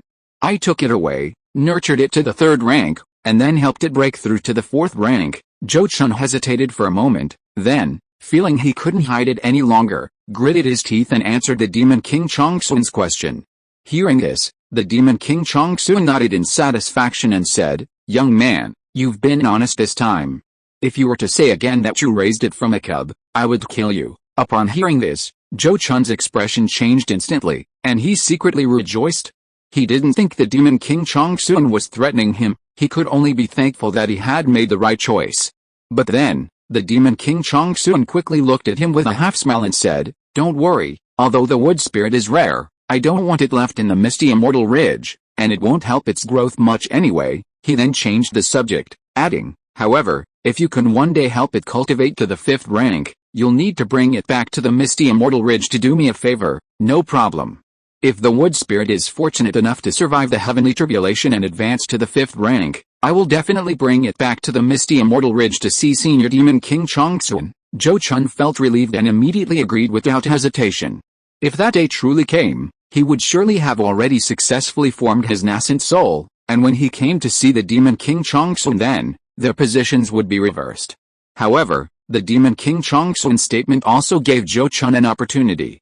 Immediately, a thought struck him, and he mustered his courage to say, Senior Demon King Changsun is knowledgeable and experienced, and surely knows that for a wood spirit like Musang to grow quickly, it needs to absorb the wood spirit power contained in rare spiritual trees and herbs.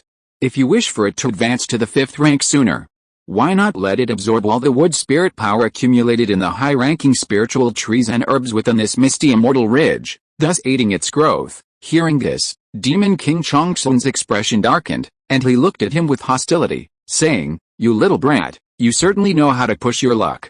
You've only just escaped one calamity and you dare to scheme against me again. Upon hearing this, Zhou Chun quickly lowered his head and admitted his mistake, saying, This junior wouldn't dare. This junior was only offering a suggestion for your sake, senior. If you have no intention of adopting it, just ignore what I said. HMPH, I don't need your suggestions, nor do I need you to teach me how to do things. The Demon King Changsun snorted coldly, his tone quite unfriendly. But the next moment, he said calmly, Of course, I know better than a mere human junior like you what the wood spirit needs to grow. You don't need to worry about this. I will take it to various parts of the mountains to absorb the power of the wood spirit. After saying that, he ordered Zhou Chun, You stay quietly in my palace and don't go anywhere. Otherwise, don't blame me for not warning you if anything happens. Then, without waiting for Zhou Chun's response, he directly grabbed the wood spirit and left the underground palace. Seeing this, Zhou Chun was also stunned, and then fell silent. To be honest, he felt very strange about this Demon King Changsun and couldn't understand him. The other party's style of doing things was indeed that of a Demon King.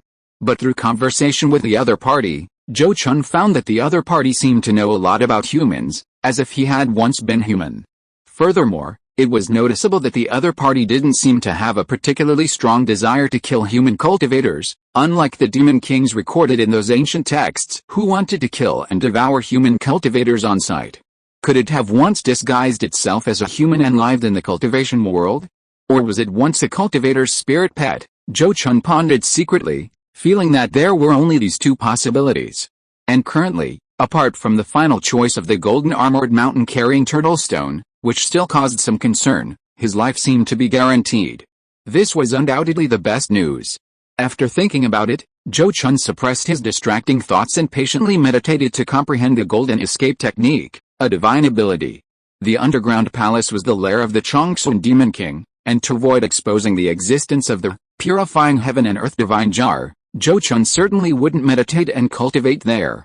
So, he could only spend the remaining time comprehending the divine ability. After waiting for more than a month, the wood spirit Musang, who had been fed and watered by the Changsun Demon King, finally returned to the underground palace with him. Upon returning to the underground palace, the Demon King Changsun glanced at Zhou Chun a few times, then nodded slightly and said, Junior, you're quite sensible, actually managing to refrain from moving. Senior, is there anything else you need? May I leave? Zhou Chun asked softly, his eyes lowered, inquiring about leaving again. Aside from Luo Qingyu waiting for him outside, he also needed to return to the Zhou family to continue teaching his disciples, not wanting to miss the best educational period. Therefore, he was very eager to leave. However, the Demon King Changsun slowly said, Letting you leave isn't impossible, but to prevent you from playing tricks on the soul contract, I need to leave something on you. Hearing this, Zhou Chun immediately became wary. He immediately said, Senior, you are overthinking it. I have always regarded the stone as family. How could I use the soul contract to harm it? He then looked sincerely at the Changsun Demon King and said, Besides, knowing that doing this would anger you, Senior, how could I do something so unwise when I am already out of danger? Head, do you think I would believe your one-sided story? Even if you don't harm the little turtle, you can still avoid me. Who will I ask to break the soul contract on the little turtle then? The Changsun Demon King said with a cold smile, completely disbelieving Zhou Chun's words. Seeing this, Zhou Chun could only helplessly say again, If you are still worried, Senior, I can make a Dao heart oath. If I don't return to see you before reaching the late Golden Core stage, may I never break through to the late Golden Core stage again. Is that alright? A Dao heart oath. The Changsun Demon King looked at Zhou Chun and pondered. It indeed possessed a deep understanding of human cultivators, otherwise, it wouldn't have been able to so easily control Zhou Chun.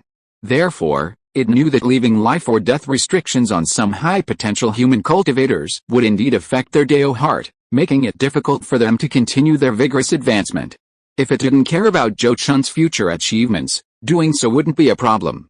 However, it currently wanted to use Zhou Chun for some purposes, and Zhou Chun's current cultivation level wasn't high enough to help it with those things. So, if Zhou Chun's Dao heart was clouded and he lost his drive for advancement because of the methods it left behind, it wouldn't be in its best interest.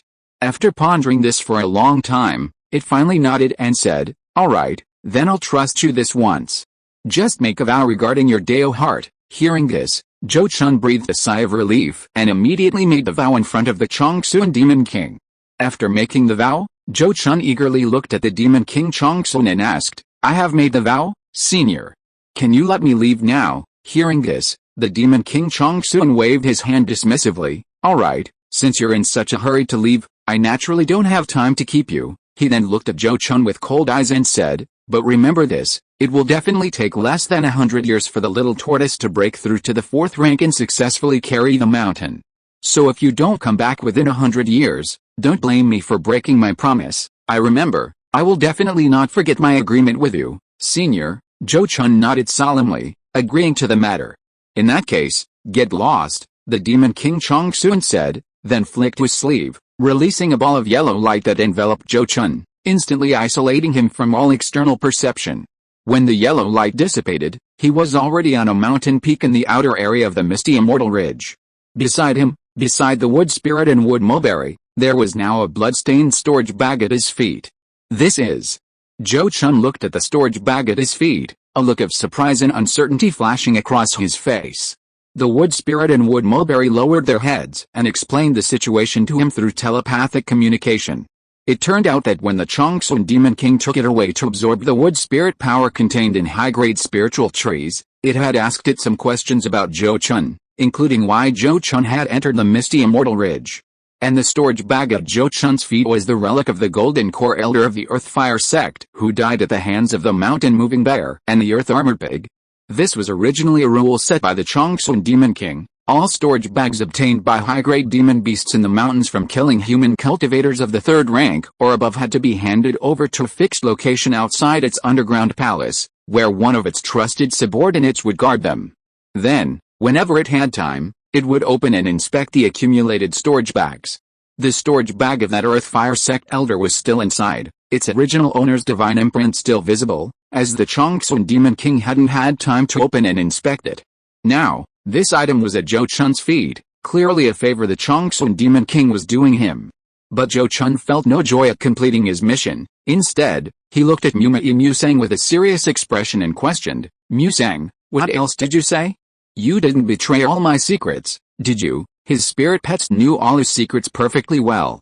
Whether it was the purifying heaven and earth divine jar, the moon toad pearl, or that secret island, they knew everything. If these secrets were leaked, he would be in serious trouble. Fortunately, Musang seemed to understand the gravity of the situation, or perhaps even knew who held his life in their hands. Faced with Zhou Chun's questioning, it shook its head repeatedly, defending itself. According to it, it only mentioned Zhou Chun's background, indirectly confirming what Zhou Chun had previously told the Chongsun Demon King. It didn't reveal any of Zhou Chun's secrets. Zhou Chun largely believed its explanation. Putting aside other matters, if the Chongsun Demon King truly knew about the purifying heaven and earth divine jar, it certainly wouldn't have let Zhou Chun leave so easily. Even so, Musang and Musang's actions this time made Zhou Chun secretly wary.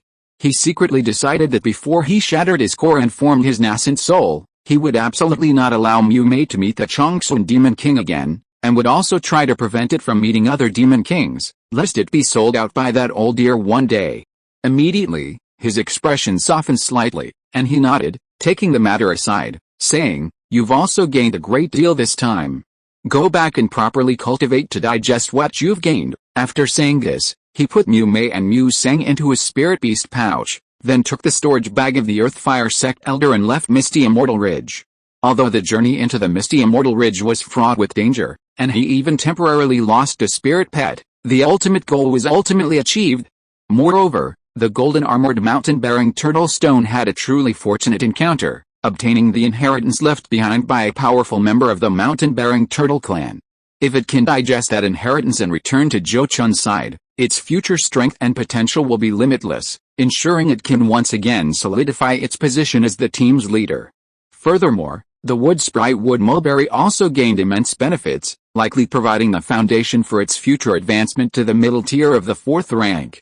If we include the 2 over 3,000-year-old golden thread dendrobiums that Zhou Chun will soon obtain from the Cold Crow Sect, the harvest is quite substantial. Barring unforeseen circumstances, he has essentially opened halfway to the mid-stage of the Golden Core realm. Thinking of all this, Zhou Chun breathed a long sigh of relief as he left the misty Immortal Ridge. No matter how tortuous and perilous the process, the result wasn't too bad, and he could now eagerly anticipate his harvest of the Jade Golden Glow Pill. Not long after, Zhou Chun met up with Luo Qingni, who had been waiting anxiously. Upon seeing Zhou Chun return, Luo Qingni breathed a sigh of relief, but also looked at him with surprise and asked, "Fellow Taoist Zhou, did you encounter any danger inside?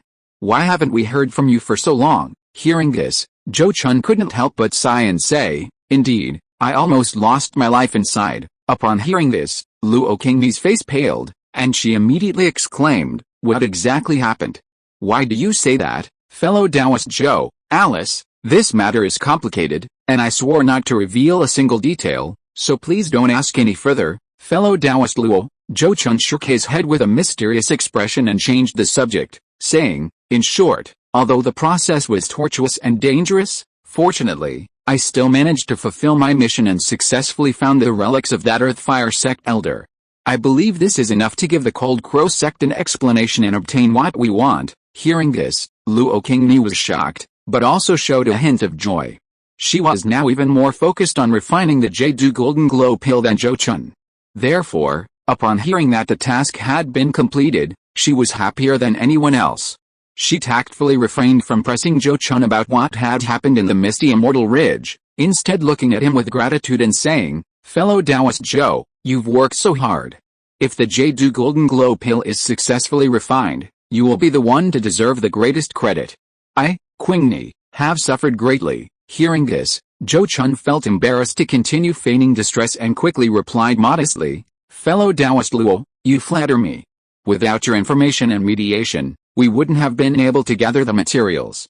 Moreover, refining the elixir would require your skillful hands. Please rest assured, fellow Taoist Zhou, I, Qingni, will do my utmost and will not waste the spiritual herbs you risked your life to obtain." Luo Qingni nodded solemnly, making a solemn pledge.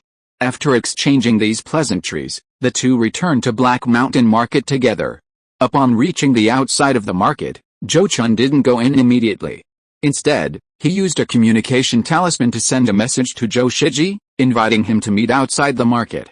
This was naturally to prevent his Henyang sect cultivators from getting wind of his arrival and harboring any ill intentions towards him within the market. He had just escaped one danger and didn't want to fall into another. Chapter 561 Returning Home in Triumph, Dao Yi presents gifts. Zhou Chun went to Mixin Ridge and stayed away for 2 months. Luo Qingni wasn't the only one worried about him. Zhou Shiji, his fellow clansman, was also extremely concerned for him in Black Mountain Market. During these 2 months, the Earthfire Sect hadn't shown any restraint despite the Cold Crow Sect's cries of innocence. On the contrary, they had launched several fierce attacks on the Cold Crow Sect's Mountain Gate formation. Although the nascent soul cultivator from the Earthfire Sect hadn't yet made a move thanks to the True Yang Sect's mediation, the pressure on the Cold Crow Sect was already immense. Therefore, Zhou Shiji received messages from the sect leader and elders every 1 or 2 days, urging him to check on his progress. The later the messages became, the more anxious he felt. He even wished he could personally go to Mixin Ridge to find Zhou Chun. Under these circumstances, after receiving Zhou Chun's message, he hesitated only for a few moments before immediately leaving Black Mountain Market. Having left Black Mountain Market and flown several hundred miles in a certain direction as instructed by Zhou Chun, Zhou Shiji saw Zhou Chun sitting cross-legged on a mountain peak, waiting for him.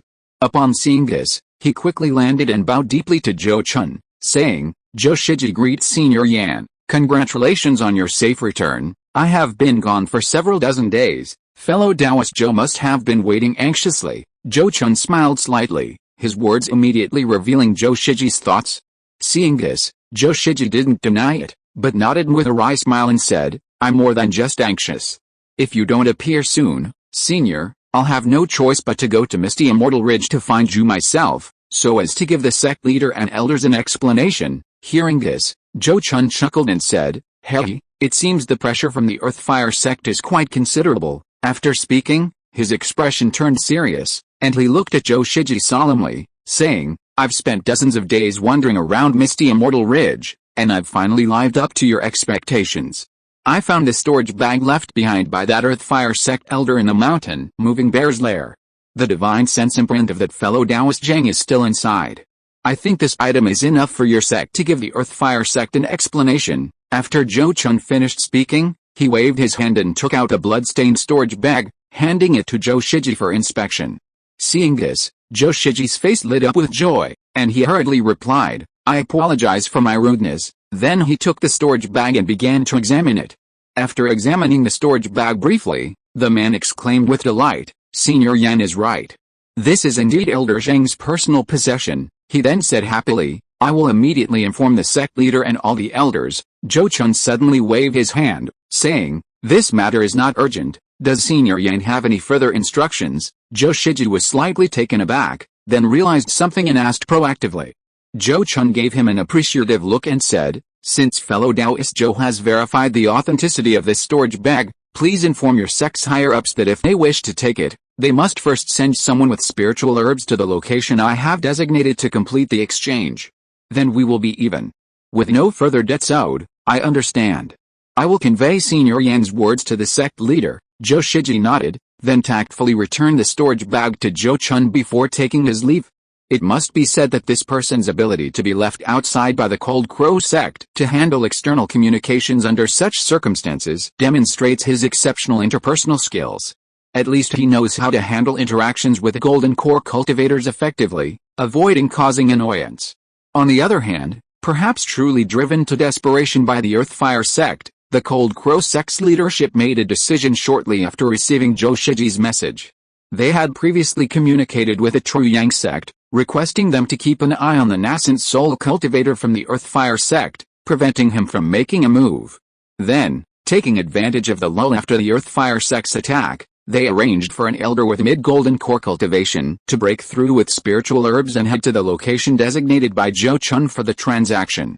This transaction location was situated on the border between Liang Kingdom and a neighboring country, specifically chosen by Zhou Chun.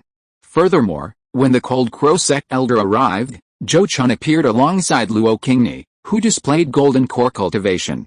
Under these circumstances, the transaction proceeded very smoothly, and Zhou Chun quickly obtained 2 golden thread dendrobium spirit herbs, each over 3,000 years old.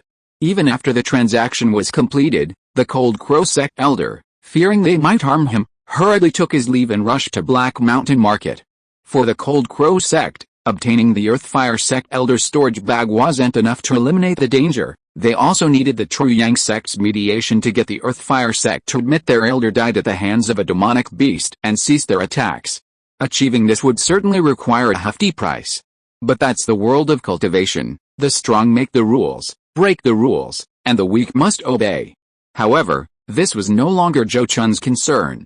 After obtaining the spirit herbs, he immediately returned to the Great Zhou Kingdom with Luo Qingni to prepare for alchemy. The journey was uneventful.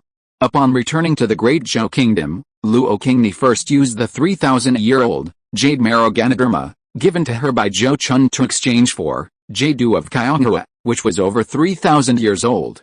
She then used her connections to gather the remaining auxiliary spiritual herbs. Once all the herbs were collected, she began her seclusion again, deeply studying and researching the refining method of the Jade Golden Glow pill.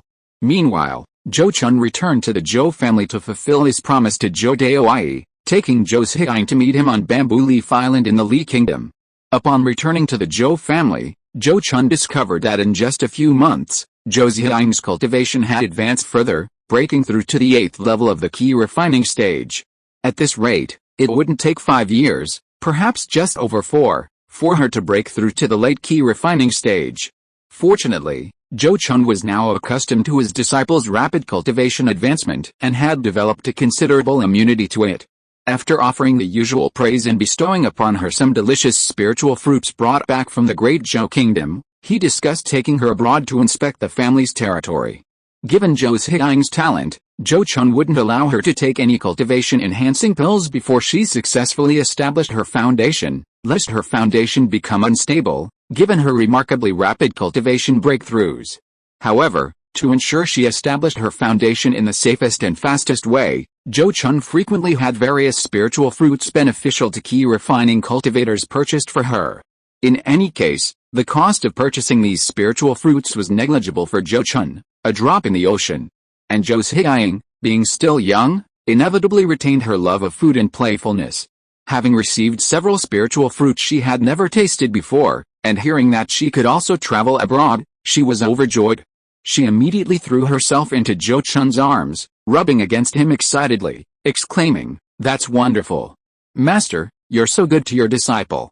I love you the most, Master." Seeing this, Zhou Chun gave her a brief hug before gently pushing her away, then earnestly admonished her, all right, you're not a child anymore. You must be mindful of your words and actions, and not be too unrestrained, because Zhou Ziyang's future development was crucial to his chances of achieving nascent soul. Zhou Chun always placed great emphasis on her moral education. He hoped that in the future, Zhou Ziyang would genuinely entrust him and the family with the resources of the secret island out of filial piety and loyalty, rather than through oaths or coercion. Therefore, while Zhou Ziyang was still young, it was essential to instill in her the concepts of respecting teachers and elders and loyalty to the family. With this subtle and continuous influence, she would surely reap abundant rewards in the future. After spending 2 or 3 months within the family compound, Zhou Chun took Zhou Ziyang to inspect the family's enclave, Bamboo Leaf Island, in the Kingdom of Li. This enclave had been acquired by the Zhou family for decades, but Zhou Chun had never visited it before. The main reason was that the island was indeed small, and its spiritual veins weren't particularly good, barely enough to accommodate even a purple mansion stage cultivator. Zhou Chun naturally hadn't paid much attention to it, treating it merely as a potential refuge for the family, usually assigning 1 or 2 foundation establishment cultivators along with some key refining stage cultivators to oversee it. Now, after leaving Tuyun Ridge with Zhou Ziyang, Zhou Chun wasn't in a hurry to travel. They stopped frequently along the way, letting her experience the customs and traditions of different places, or helping her understand the dangers of the cultivation world.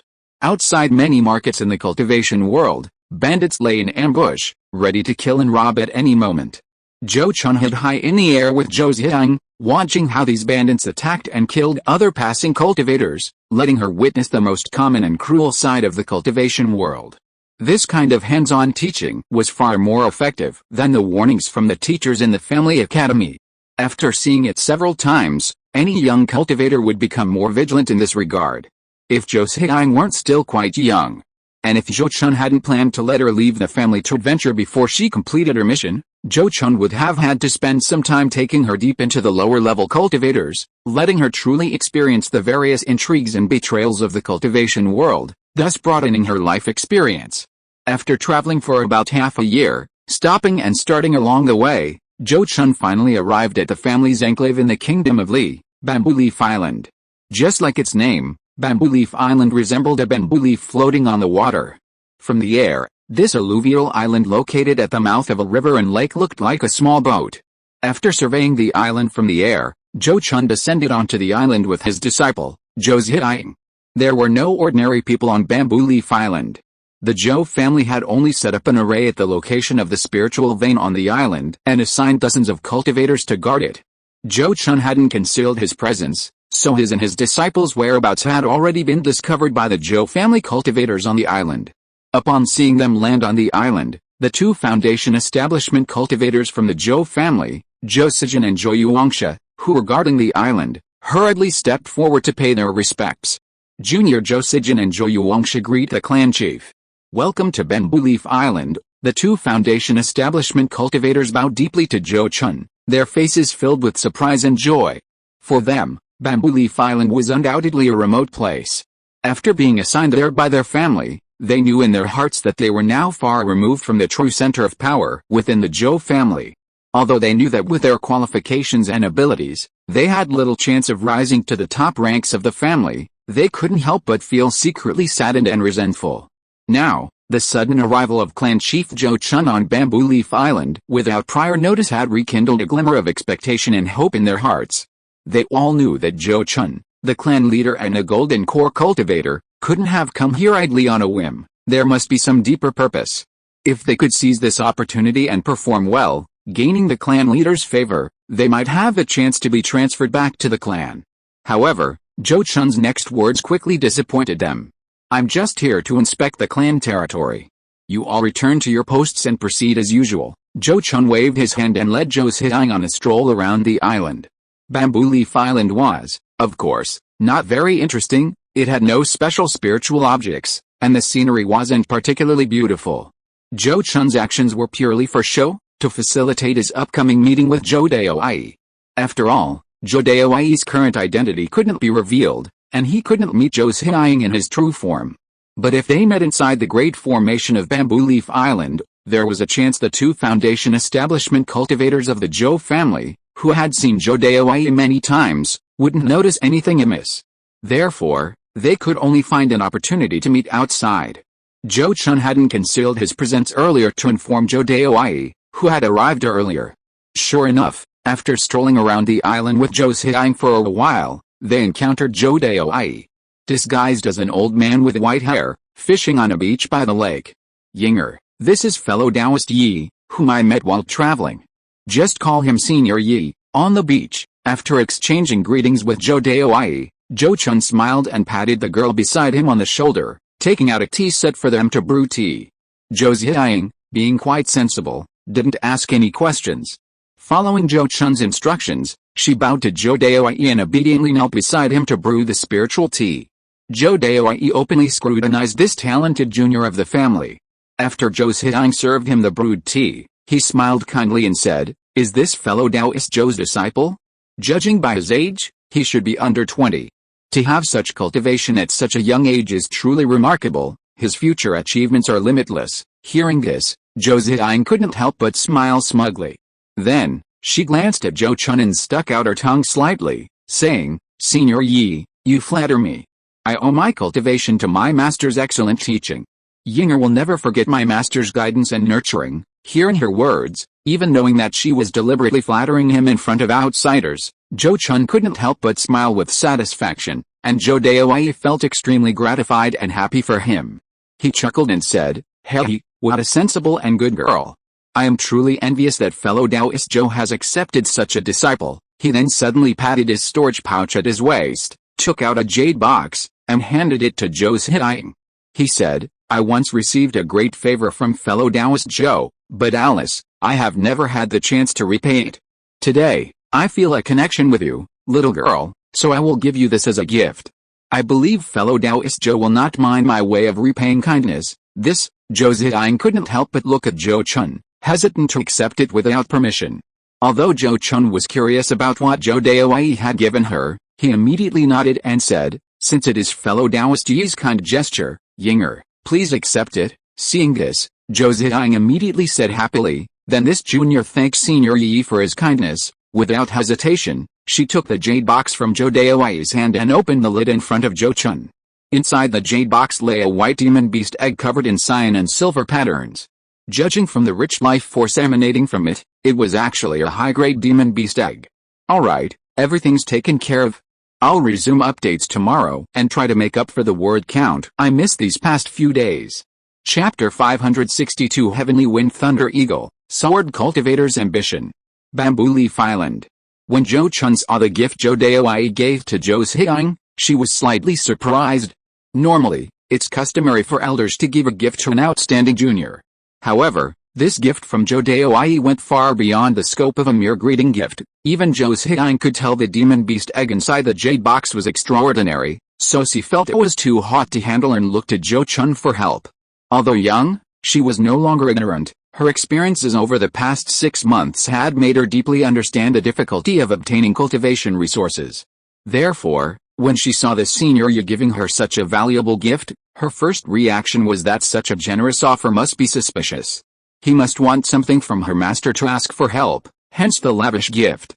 With this thought in mind, she naturally didn't want to implicate her master because of her own greed.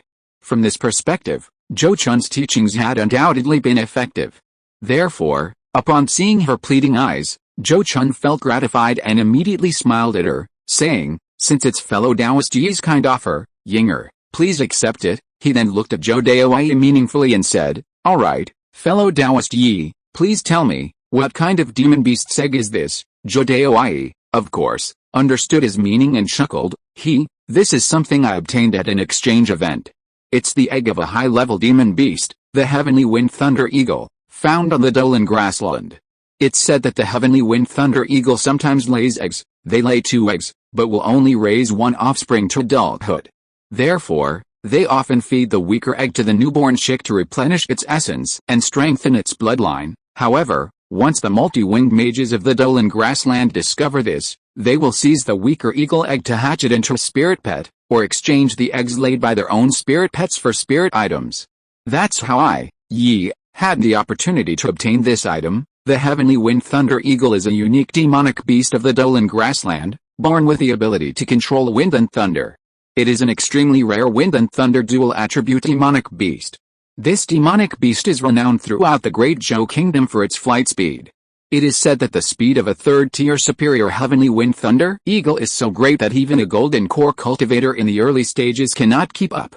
Moreover, because this demonic beast possesses wind and thunder attributes, its combat abilities are also extremely powerful, capable of contending with dragons of the same tier. It can be said to be a powerful demonic beast with almost no obvious weaknesses. In the various auctions of the Great Zhou Kingdom, there have been numerous records of auctioning Heavenly Wind Thunder Eagle eggs. Each auction attracts golden core cultivators to bid, often driving the price up to several times that of other high-level demonic beast eggs. After all, most high-level demonic beasts, even if cultivated to the third-tier superior grade, are of little use to golden core cultivators. However, the Heavenly Wind Thunder Eagle, with its powerful flight speed, provides early-stage golden core cultivators with an extra trump card for chasing enemies and escaping. For this, some are willing to spend hundreds of thousands of spirit coins. Zhou Dai had clearly gone to great lengths to find this treasure, and who knows how much he had paid for it. Zhou Chun knew that he wanted to use this method to thank him for his help in forming his golden core, and also to support the family in producing future generations. Therefore, he didn't say much, and even less did he want Zhou Zhiang to refuse. He could only look at Zhou Zhiang and say, "You heard what fellow Taoist Yi said. This is a priceless treasure. You must raise this spirit pet well and never forget fellow Taoist Yi's kindness." Zhou Zhiang was already overjoyed after hearing Zhou Dai's words, clutching the jade box even tighter, ecstatic about the gift. Upon hearing Zhou Chun's words, she nodded repeatedly like a chick pecking at rice, saying, "Disciple understands, disciple will definitely treat it well." Then, she bowed deeply to Zhou Dai, saying, "Thank you for your kindness, Senior Yi. Yinger will definitely take good care of this Heavenly Wind Thunder Eagle and live up to your expectations." "Ha ha ha, I'm glad you like it, I'm glad you're satisfied." Zhou Dai laughed heartily, also pleased with Zhou Zhiang's performance. Next, Zhou Chun personally guided Zhou Zhiang in the process of recognizing the Heavenly Wind Thunder Eagle as your master. Previously, because Zhou Zhiang's talent was too high, Zhou Chun felt that none of the demonic beasts in the family could match her cultivation growth rate, so he hadn't let her contract any demonic beasts. After all, the Zhou family tradition was that demonic beasts contracted and raised from childhood would be supported and nurtured as long as they could. Since Zhou Zhiang was guaranteed to successfully form her core eventually, contracting a mid-level demonic beast cub was unnecessary. Even a dragon-descended demonic beast with the potential to transform into a dragon was unnecessary in Zhou Chun's view. Leaving aside the vast resources required to raise a dragon, dragons themselves are a double-edged sword. Without an ascent soul cultivator in the Zhou family, raising too many dragons was not a good thing. Not only would it easily attract the hostility of the dragon clan, but it would also inevitably be exploited by sects like the Moonwheel Sect and the Flame Sun Sect. Zhou Chun didn't want his disciple to experience the same frustrating things as him. Zhou Dai clearly understood his thoughts, which is why he painstakingly searched for a Heavenly Wind Thunder Eagle egg to give to Zhou Zhiang, helping her overcome the awkward situation of not having a spirit pet. As a Zhou family cultivator, and Zhou Chun's only disciple, it was indeed somewhat unacceptable that she didn't have a spirit pet of sufficient quality to accompany her. However, judging from the current situation, The heavenly wind thunder eagle would probably only accompany Zhou Chun for a few hundred years. Her future path was destined to be different from other Zhou family cultivators. Once she went to that secret island and inherited the mantle of that late-stage nascent soul cultivator, she would definitely focus wholeheartedly on her cultivation, unlike Zhou Chun, who would divert his energy to raising a spirit pet. After all, a late-stage nascent soul cultivator who had proactively arranged the succession would certainly not allow the successor to be distracted by external things, whether it was protective magic weapons and supernatural powers, or elixirs to aid in breaking through cultivation barriers. They would undoubtedly have prepared everything. Zhou Chun's task then was to cultivate step by step to the nascent soul stage, fully inheriting the mantle of that late-stage nascent soul cultivator, striving one day to fulfill his last wish and ascend to a higher realm to witness its beauty. But these were matters for the future. Now that she was a Zhou family cultivator and Zhou Chun's disciple, she naturally had to follow the Zhou family's style. Meanwhile, Zhou Daoyi, having met Zhou Chun, had his wishes fulfilled. After spending 2 days with Zhou Chun and his disciple on the lake shore, he returned to Xian'an Immortal City contentedly. Zhou Chun then took Zhou Chun to the stronghold on Bamboo Leaf Island, casually inspected it, encouraged and rewarded the clansmen who guarded the family's borders, and then returned to the family. Back at the family, Zhou Chun taught his disciples while also directing the Zhou family cultivators in the wilderness to expand outwards, increasing resource exploration and acquisition, entrusting Su Fu with the leadership. At Su Fu's request, Zhou Chun also agreed to expand the establishment of a mortal settlement area. After years of reproduction and expansion, the mortals who originally sought refuge in the wilderness under the Zhou family's protection have now multiplied to dozens of tribes, numbering over 500,000. Currently, 4 or 5 children with spiritual roots are discovered annually among the offspring of these mortals. With the addition of these people, the Zhou family no longer needs to capture and extradite cultivators from Jing Kingdom to incorporate them into their assassin camps. They can directly and self-sufficiently mass-produce assassin teams from there. Su Fu, recognizing this, proposed expanding and establishing mortal settlements. According to him, now that the dragon transformation sect has been completely destroyed, there are no human forces in the wilderness that the Zhou family needs to fear. Therefore, even if the mortals are allowed to expand their tribes and attract attacks from demonic beasts, it won't implicate the Zhou family. At most, the number of casualties among the expanding mortals will increase significantly. But this can also be considered their own choice.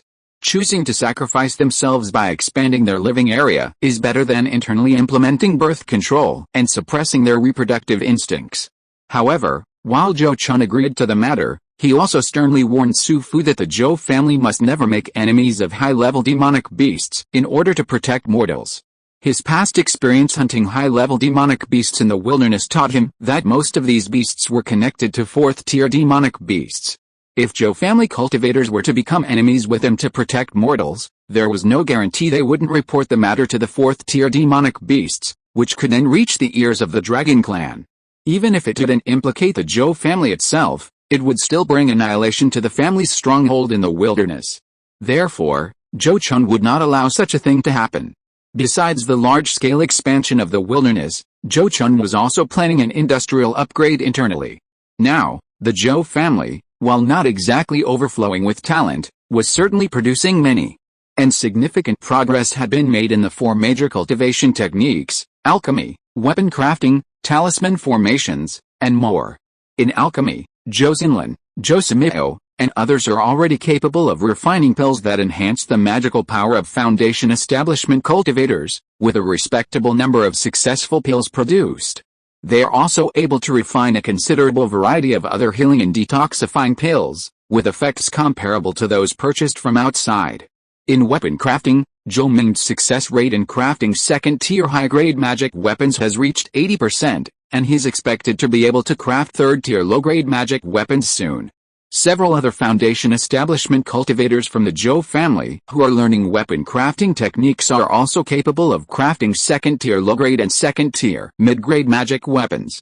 Since 1st-tier magic weapons are always the best-selling items in the market, these individuals are fully qualified to open a weapon crafting shop specializing in crafting and selling magic weapons. As for talisman making, needless to say, aside from the talisman making master Zhou Daoyi, Even among the younger generation of cultivators, there is a genius like Zhou Chun with exceptional talisman-making talent. At only the early foundation establishment stage, he is already able to create second-tier or mid-grade magic talismans. There are at least 4 or 5 other Zhou family cultivators capable of creating second-tier magic talismans. In terms of formations, both Zhang Liang and his wife are experts. Zhang Liang can be considered a master formation expert. Both are skilled at crafting and selling formation plates and flags, earning income from selling finished formations. Furthermore, the Zhou family's traditional strength, beast-taming, is far superior to what it once was. For example, regarding dragon-blooded demonic beasts, Lei Jiao Bai, following the wind and thunder dragon lizard, dragon scale water-splitting deer, and swift wind and lightning dragon steed, has further mutated 2 more dragon-blooded demonic beasts, the thunder dragon crocodile and the thunder dragon sparrow, through his powerful bloodline. The thunder dragon crocodile is originally a low-level demonic beast, the black scale crocodile. After mutation, it has a cluster of silver-white lightning runes on its head, capable of releasing lightning spells, and its scales have increased dramatically, covering its entire body, with faint silver patterns appearing on the black scales. This mutated black scale crocodile possesses formidable fighting abilities in water, its amphibious capabilities enhanced to the extreme. The thunder dragon sparrow, on the other hand, is originally a thunder feather sparrow, a low-level demonic beast Zhou Chun brought back from the dragon transformation sect's main altar. It has finally lived up to his expectations, successfully mutating into the dragon-blooded demonic beast he envisioned. Compared to the ordinary thunder feather sparrow, the thunder dragon sparrow is 1 to 2 times larger, resembling a giant eagle, with fine, silvery white dragon scales growing on its soft belly, protecting this vulnerable area.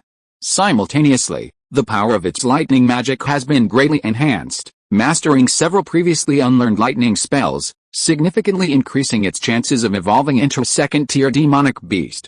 These 2 powerful dragon-blooded demonic beasts, once they breed and proliferate, will undoubtedly become the preferred battle pets for many low-level cultivators in the Zhou family, greatly boosting their combat power.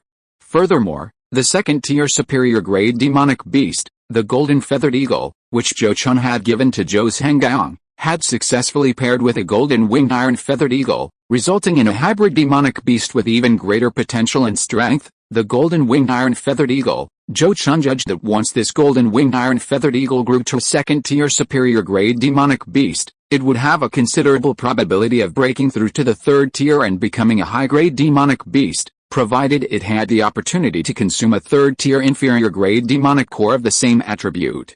Currently, the Zhou family possesses over a dozen types of dragon-blooded demonic beasts and dozens of other powerful and practical demonic beasts. Some beautiful and useful demonic beast species, once their cubs are born, are quickly exchanged by their own cultivators or reserved by outside cultivators.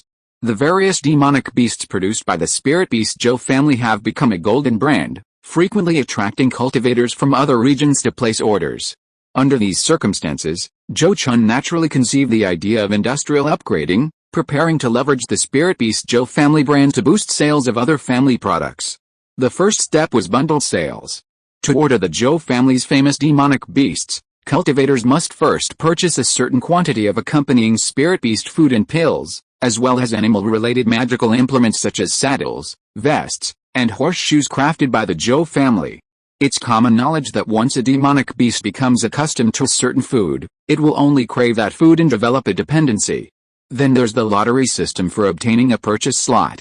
To buy the Zhou family's popular demonic beasts, one needs to purchase magical implements and talismans from the Zhou family's shops. A certain amount of spending earns entry tickets to the lottery, and only after winning a purchase slot can one buy a specific type of demonic beast from the Zhou family.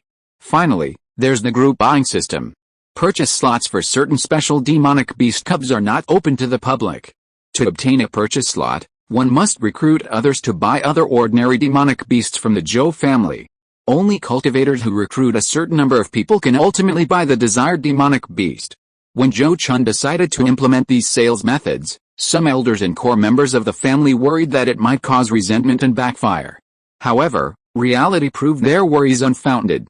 When the Zhou family released the quotas for rare demon beasts, such as the cloud-stepping dragon steed, the unicorn wind-chasing steed, the horned snake, and the unicorn dragon lizard, Many sect and family cultivators came to inquire about the prices. Even after learning about the Zhou family's methods for selling these demon beasts, many people still seemed undeterred, wanting to acquire one. This is human nature. For some, the rarer something is, the more they can demonstrate their abilities once they get their hands on it. They weren't afraid of not being able to meet the Zhou family's requirements to buy the demon beast cubs. They were afraid that the conditions set by the Zhou family were too easy, allowing many people to buy them and preventing them from demonstrating their abilities. Most of the Zhou family's higher-ups had come from hard times and naturally couldn't understand these people's thoughts. Zhou Chun, however, understood perfectly. After Zhou Chun's consolidation, the Zhou family's shops experienced a second spring, with sales increasing dramatically. But the real reason Zhou Chun was pursuing industrial upgrading was to allow his family to utilize more of the raw materials obtained from the wilderness.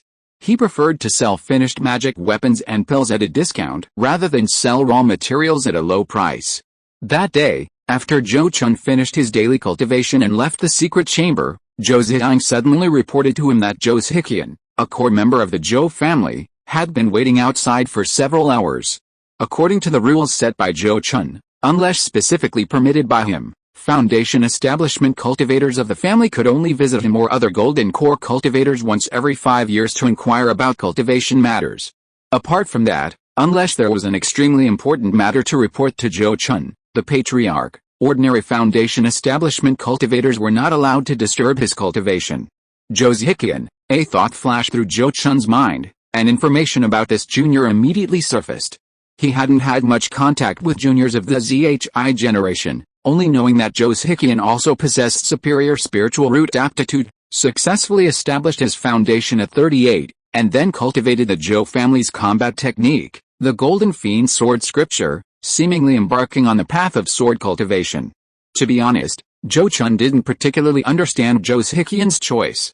With his superior spiritual root aptitude, Zhou Chun felt he could easily cultivate even a top-tier technique, yet he chose a combat technique. Zhou Chun had previously read the Golden Fiend Sword Scripture in his spare time. Its cultivation speed was extremely slow, and it couldn't even be improved through ordinary mana-enhancing pills. Even with his superior spiritual root aptitude, Zhou Chun didn't think Zhou Ziqian had much chance of opening his purple mansion, let alone forming his core. If Zhou Chun hadn't always disliked interfering with the choices of his family's younger generation, and if the Zhou family hadn't lost its former thirst for cultivators with superior spiritual roots, he certainly wouldn't have allowed him to cultivate this technique. Furthermore, as far as Zhou Chun knew, Zhou Ming had tried to dissuade this younger generation, but the latter's will was unwavering, and he ultimately had no choice but to reluctantly agree. After reviewing the information about this junior, Zhou Ziqian, in his mind, Zhou Chun nodded slightly and said, "I understand. Go and bring him in." Disciple obeys, Zhou Ziyang obediently replied, and soon brought a long-faced middle-aged man with a sharp aura into the cave. Zhou Ziqian greets the clan leader. "Thank you for your audience." After entering, the thin and stern-faced Zhou Ziqian glanced at Zhou Chun and then bowed deeply to express his gratitude. Seeing this, Zhou Chun didn't bother with pleasantries and directly asked, "Ziqian, what questions do you have for me today?" Hearing this, Zhou Ziqian replied crisply, replying to the clan chief, "I've come to see you today for only one thing. I wish to request that you grant me the opportunity to examine the whetstone. You've already mastered the second level of the Hanguang sword technique." Zhou Chun's expression showed slight surprise, looking at the junior before him with astonishment, somewhat taken aback by his words. Regarding the whetstone he had obtained from the late-stage golden core sword cultivator Shen Jianxing, Zhou Chun hadn't placed it in the family treasury, but rather in his private vault within his cave dwelling. However, on the second level of the Hanguang sword technique he had obtained from the great Zhou Kingdom cultivator Yu Qifei, he had noted the standard for studying that whetstone: one had to cultivate the sword technique to the second level. Now that Zhou Ziqian had come to him with this request, it was clear that he had already met his stipulated standard. As expected, upon hearing his words, Zhou Ziqian immediately replied, "That's right, I mastered the second level of the Hanguang sword technique half a month ago. In that case, demonstrate your swordsmanship to me." Zhou Chun's expression shifted, and he immediately became interested, directly stating his request to the junior before him. "Yes, please forgive my impertinence," Zhou Ziqian said, immediately patting the scabbard on his back, and a pale golden flying sword instantly appeared. With a slight hand gesture, the pale golden flying sword flashed with light, shooting towards Zhou Chun like a golden thread, its speed as fast as lightning. However, when the sword was only a foot away from Zhou Chun, it was suddenly caught by Zhou Chun's hand, unable to move. This scene immediately changed Zhou Hikian's expression, but remembering that the person in front of him was a golden core cultivator, he relaxed and quickly regained his composure. Seeing this, Zhou Chun looked at him with admiration and nodded, praising, "Not bad, not bad. Is this the killing move a glimpse of light recorded in the Hanguang sword manual? It does indeed have a bit of the turning sword into silk feel to it. With your mere early foundation establishment cultivation, you can unleash a sword strike comparable to a late foundation establishment cultivator. It seems you do indeed have some talent in sword cultivation." After saying this, he released his fingers from the flying sword and shook his head slightly, saying, "However, although you have mastered the second level of the Hanguang sword manual, it's not the right time for you to observe that whetstone. I'll update normally for today and get back into the swing of things." Chapter 563 The Missing Zhou Yuanlian. Zhou Chun's initial intention in marking the second level of the Hanguang sword manual with the whetstone as an opportunity for those who had mastered it to be able to examine it was simply to encourage his clansmen and select those with sword cultivation talent. In reality, the whetstone was used by Shen Jianxing, a late-stage golden core sword cultivator who had grasped sword intent. It was meant to inspire a cultivator's comprehension of sword intent, and was far beyond the reach of Zhou Hikian, who was only at the early foundation establishment stage. To rashly examine such a treasure would not only be useless, but actually harmful. Therefore, after explaining the situation to Zhou Hikian, Zhou Chun said, "My words always hold true. If you successfully open your purple mansion in the future, you can come and observe that whetstone," he then admonished the thoughtful junior. "Moreover, the most important aspect of sword cultivation lies in sparring with other sword cultivators, honing your sword energy and skills through combat. If you truly wish to pursue this path and achieve something, you'll likely need to embark on a journey of travel sooner rather than later. I understand. Thank you for your guidance, clan chief. I will apply to the clan for permission to travel in a few days." Zhou Hikian's expression shifted, and he immediately bowed to Zhou Chun to express his gratitude before turning to leave. But at that moment, Zhou Chun spoke again. "Wait a moment," Zhou Chun called out to Zhou Hikian, then patted his storage pouch and handed him several third-tier magic talismans. "Take these talismans. If you encounter danger on the road, don't be stingy with treasures. As long as you can save your life, you can discard mere material possessions." Zhou Chun was always generous in helping and supporting talented and ambitious juniors. Since Zhou Hikian truly had talent in sword cultivation and dared to strive and hone his skills, Zhou Chun naturally bestowed upon him items for self-defense and survival, preventing him from easily perishing. "Thank you for the treasures, clan chief. I will certainly remember your teachings." A flash of joy appeared in Zhou Hikian's eyes. He immediately accepted the talismans, bowed solemnly with gratitude to express his thanks, and then walked out of the cave with firm steps. After Zhou Hikian left, Zhou Ziyang suddenly blinked her beautiful eyes and looked at Zhou Chun, saying, "Master, it seems you don't think highly of clan brothers Hikian." "Oh, why do you say that?" Zhou Chun's expression changed, and he looked at his disciple with some curiosity. Zhou Ziyang immediately said with a serious expression, "It's very simple. If you really think highly of brothers Hikian, you wouldn't just bestow a magic talisman, you should bestow a talisman treasure. I've heard that the power of a talisman treasure is much stronger than a magic talisman." Hearing this, Zhou Chun couldn't help but laugh and cry, saying, "I knew it. What kind of profound theories could you possibly have, little girl?" Then he raised his hand and flicked the girl's forehead from a distance, saying, "What do you know, little girl? Although a talisman treasure is powerful, with his early foundation establishment cultivation, how much killing power can he unleash? In reality, it's far less useful than the low-grade third-tier magic talisman I gave him." He then looked at his disciple with a displeased expression and scolded, "Besides, what do you think a talisman treasure is? Like a cabbage you can just pick up on the road? Such a treasure would be more harmful than beneficial to an early foundation establishment cultivator, and would only bring disaster." "Oh, is that so?" Zhou Ziyang nodded thoughtfully, but it was unclear whether she had truly understood or taken it to heart. Seeing this, Zhou Chun naturally wanted to quickly teach his disciple a lesson, making her understand the value of money and material possessions. 3 months later, Zhou Chun indeed applied to the family for permission to travel, officially leaving the family to embark on the path of honing her swordsmanship.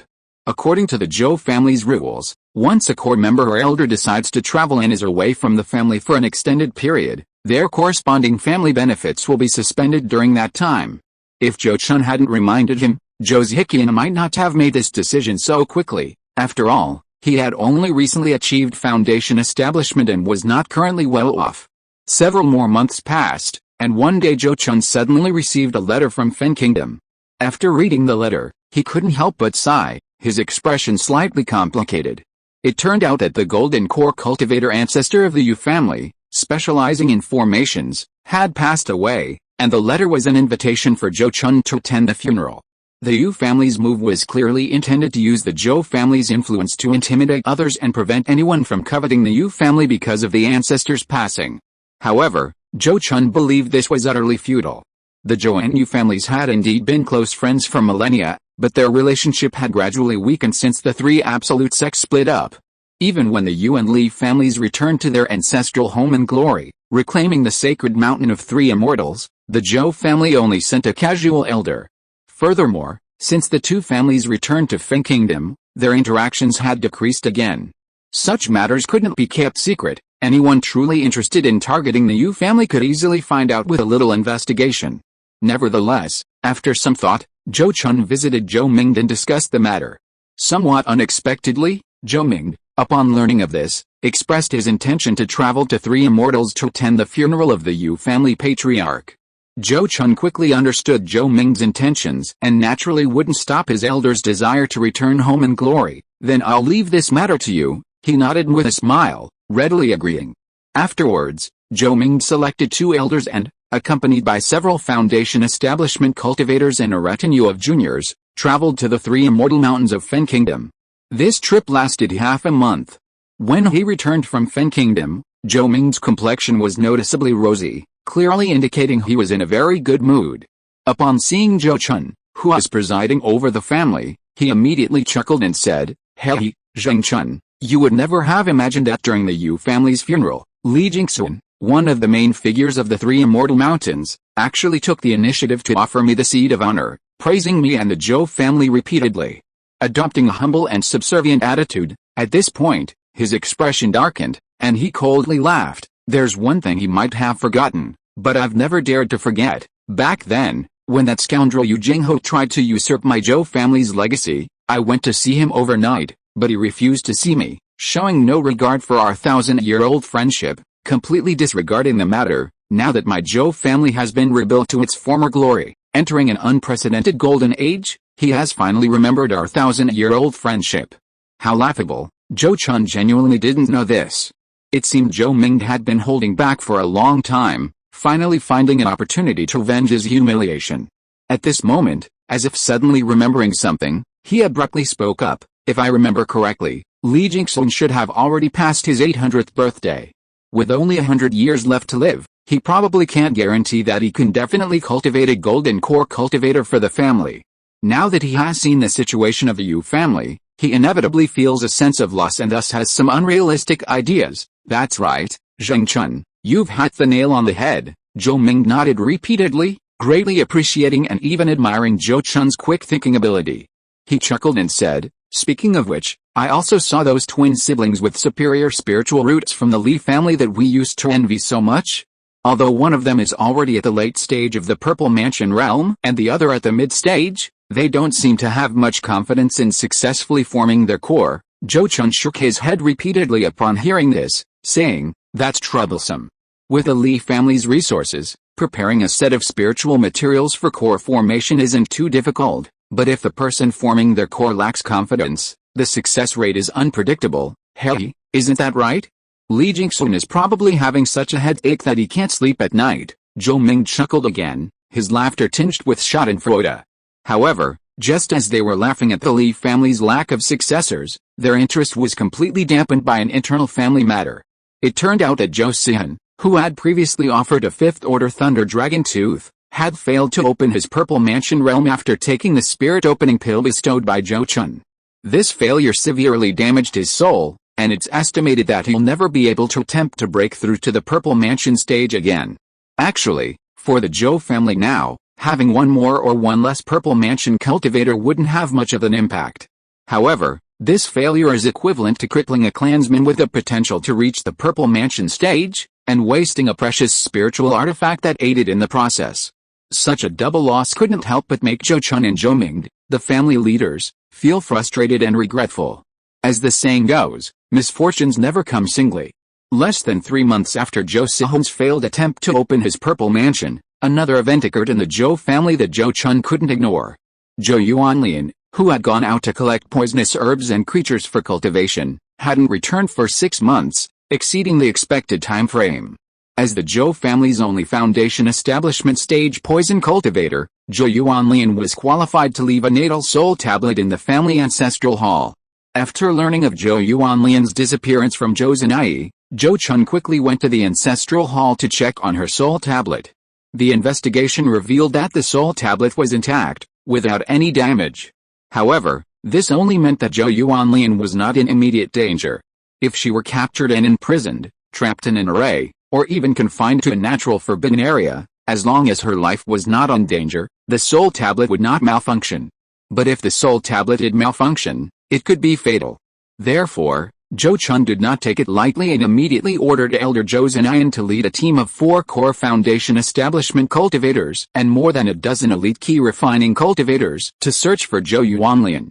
In Zhou Chun's eyes, Zhou Yuanlian, this junior cultivator of the 10,000 poisons true scripture, was more important than even some of the clan elders.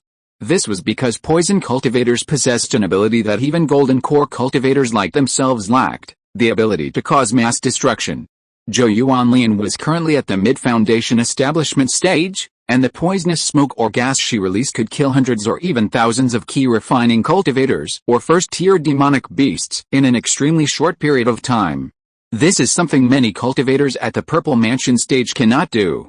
Therefore, in many wars involving immortal cultivators or demonic beasts, Zhou Yuanlian is a strategic weapon of mass destruction, capable of directly influencing the outcome of a battle. Given this, Zhou Chun will absolutely not allow anything to happen to Zhou Yuanlian, as long as there is a possibility of saving her. To date, several members of the Zhou family with poor spiritual root aptitude have chosen to cultivate the 10,000 poisons true scripture, but none have been able to persist until the late key refining stage. Those who failed all died from the backlash of the poisonous techniques. In this situation, Zhou Yuanlian, already at the mid-foundation establishment stage, absolutely possesses an irreplaceable role. Fortunately, because of Zhou Yuanlian's importance, Zhou Chun has always had strict requirements for her when she goes out, requiring her to report her destination and return time. Therefore, searching for her now is not like running around like a headless fly. According to the information left by Zhou Yuanlian herself, she is going to a place called Fire Red Valley in Jianzhou to find several kinds of poisonous herbs and insects that only grow there. Jianzhou is the territory of the Yan'ang sect, bordering Yanzhou and Kangzhou. It is a relatively barren and desolate region. There are no golden core families in this region, only 3 major cultivation clans led the cultivation world. The Zhou family sending an elder to lead a team there is enough to make them fearless of any force in the area. However, Zhou Chun did not expect that Zhou Zinayan and his team, who were sent to Jianzhou, searched for half a month without finding any trace of Zhou Yuanlian. According to the Eagle messages sent back through their intelligence stations, they had searched almost the entire Fire Red Valley and its surrounding area, but still could not find Zhou Yuanlian. The only discovery was a battle site deep in Fire Red Valley. Judging from the traces of poison at the scene, it was likely the work of Zhou Yuanlian. This meant that he had indeed been there. Under these circumstances, Zhou Chun had no choice but to take action himself. He took Zhou Yuanlian's soul tablet from the ancestral hall and went directly to Fire Red Valley in Jianzhou with it. Less than a day later, Zhou Chun appeared above Fire Red Valley. Zhou Zinayan was still in Fire Red Valley at this time. Upon seeing Zhou Chun appear, he hurriedly stepped forward to pay his respects. Junior greets clan chief. I failed in my duties this time, please forgive me. Zhou Chun had no intention of exchanging pleasantries, and simply waved his hand, saying, "This is not your fault. Go and gather the clansmen first. I will now cast a spell to find Zhou Lian's whereabouts." After speaking, he took out Zhou Yuanlian's soul tablet and used it as a medium to cast a secret spell to find her. As Zhou Chun cast the spell, the soul tablet in front of him shook slightly, then spun around in midair, pointing its arrow in a certain direction. Seeing this, Zhou Chun immediately reached out and grabbed the soul tablet, flying in that direction. After that, Zhou Chun would cast the spell every so often, and then proceed according to the direction indicated by the soul tablet. After 7 spells, he arrived at a mountain range on the border of Jianzhou and Yanzhou. This place is over 700 li away from Fire Red Valley. There's no reason for Zhou Lian to come here on her own. It seems she's been captured, but with her cultivation level, even a cultivator in the early Purple Mansion stage couldn't capture her alive without harming her. If she had that kind of cultivation, why would she hide in such a desolate place? Thinking this, Zhou Chun immediately cast a spell again to confirm Zhou Yuanlian's true location. His figure flashed, and he quickly flew above a pine forest in the mountains. Looking down from the sky, there was an endless expanse of red pine trees, each over 10 zang tall. But in reality, these were all illusions. A rather sophisticated illusion array had been set up here, even a Purple Mansion stage cultivator might not be able to see through it. Zhou Chun, being a golden core cultivator, possessed a divine sense far superior to that of ordinary mid-golden core cultivators. This illusion array was naturally ineffective in his eyes, easily seen through at a glance. However, while he easily discerned the illusion array, it didn't mean he could enter without alerting the cultivators inside.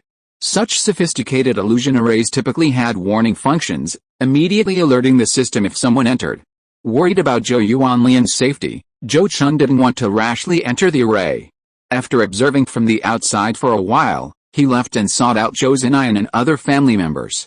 Following Zhou Chun's instructions, Zhou Zinayan and the others slowly searched along the way, gradually finding the vicinity of the red pine forest. Then, by sheer chance, Zhou Zinayan and the others discovered the illusion array and began to break it together. As Zhou Chun expected, upon discovering that only Zhou Zinayan, a Purple Mansion early-stage cultivator, was among those attacking the array, the master inside immediately appeared to capture him. To Zhou Chun's astonishment, the late-stage Purple Mansion cultivator who emerged from the Crimson Pine Forest was actually wearing the robes of the Flame Sun Sect. What's going on? Why are the Flame Sun Sect members trying to capture Zhou Lian? Zhou Chun's expression darkened, sensing the thorny nature of the situation. However, he acted without hesitation. He quickly appeared and used the heart-to-heart golden lock secret technique to seal the Flame Sun Sect cultivator's cultivation, preventing him from sending a warning signal.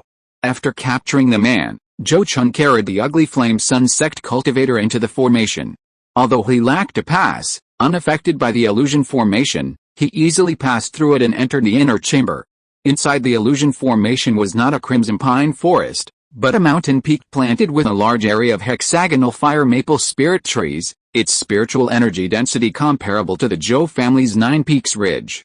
Besides the ugly giant captured by Zhou Chun, there were also many mid to low-level disciples of the Flame Sun Sect at this moment. Because the ugly giant had been captured so quickly, all the disciples of the Yan Yang sect were still in a daze, not yet recovered. Seeing this, Zhou Chun immediately knew that this must be a resource point of the Yan Yang sect, so, after a moment's thought, he suddenly shouted loudly, "I am Zhou Zhengjun, the patriarch of the Zhou family of spirit beasts. You have no need to panic. My purpose here today is unrelated to you. Proceed as usual." Ugh. I can't go into too much detail about the unfortunate things that happened today, I've already mentioned it in the group chat.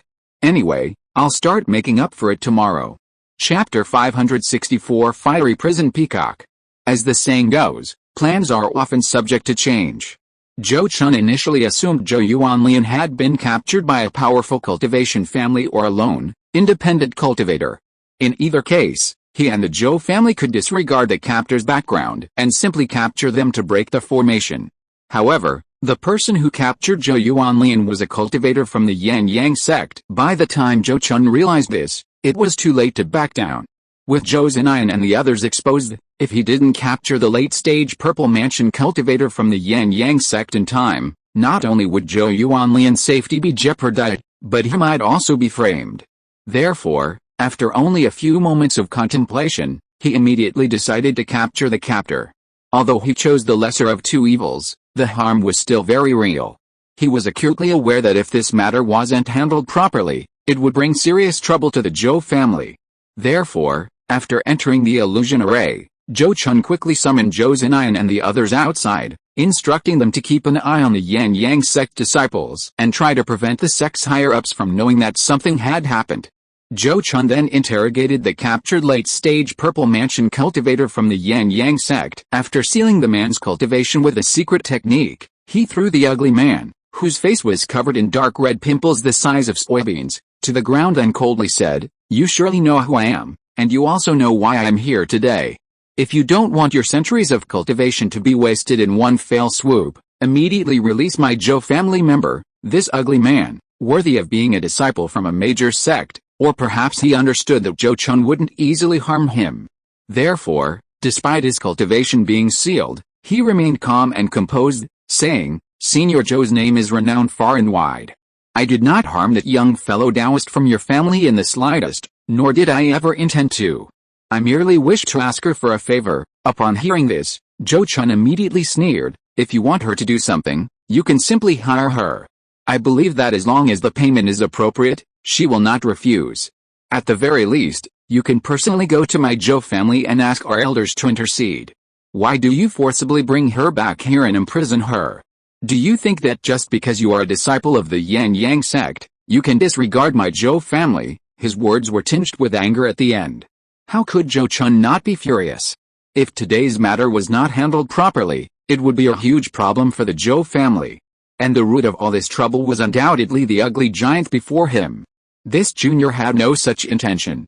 "It's just that it involves my privacy, and I don't want too many people to know." The ugly man shook his head repeatedly, not daring to admit it. He wasn't stupid. If he admitted it, even a golden core cultivator from the Yang sect wouldn't be able to protect him.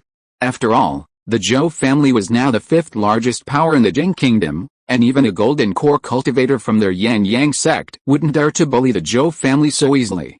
Seeing this, Zhou Chun immediately snorted coldly, "HMPH, I'm too lazy to argue with you. You take me to release the person first. As for the truth, I'll ask the younger generation of my clan. And I'll naturally know everything." Then he ordered the ugly man to lead the way.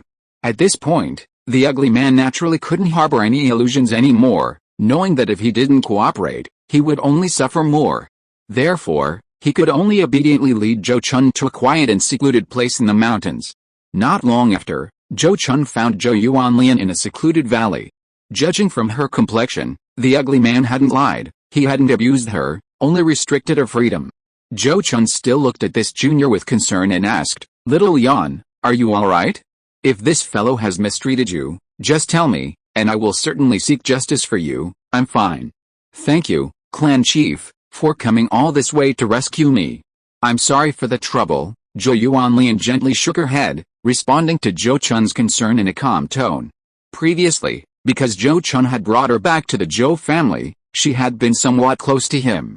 However, since she had been cultivating the 10,000 poisons true scripture for a longer period, her personality had become very indifferent. Furthermore, Zhou Chun often went into seclusion or went out, unable to meet and guide her as frequently as before, and their relationship had become much distant. Furthermore, Zhou Chun knew that since Zhou Yuanlian successfully established her foundation, she had repeatedly left the family to hunt down and kill demonic cultivators who practiced demonic arts. The number of demonic cultivators, large and small, who had died at her hands totaled over 100. Moreover, she was extremely ruthless. Even 8 or 9-year-old children who had been unwittingly led down the path of demonic cultivation were poisoned without mercy. This was something many Zhou family cultivators might not be able to do. Zhou Chun sensed that her mind might be somewhat unstable, but he didn't say much. After all, he had already prepared himself for this when he had her cultivate the 10,000 poisons true scripture. As long as she could control herself, not attack Zhou family cultivators, and not indiscriminately kill innocent people, that was fine.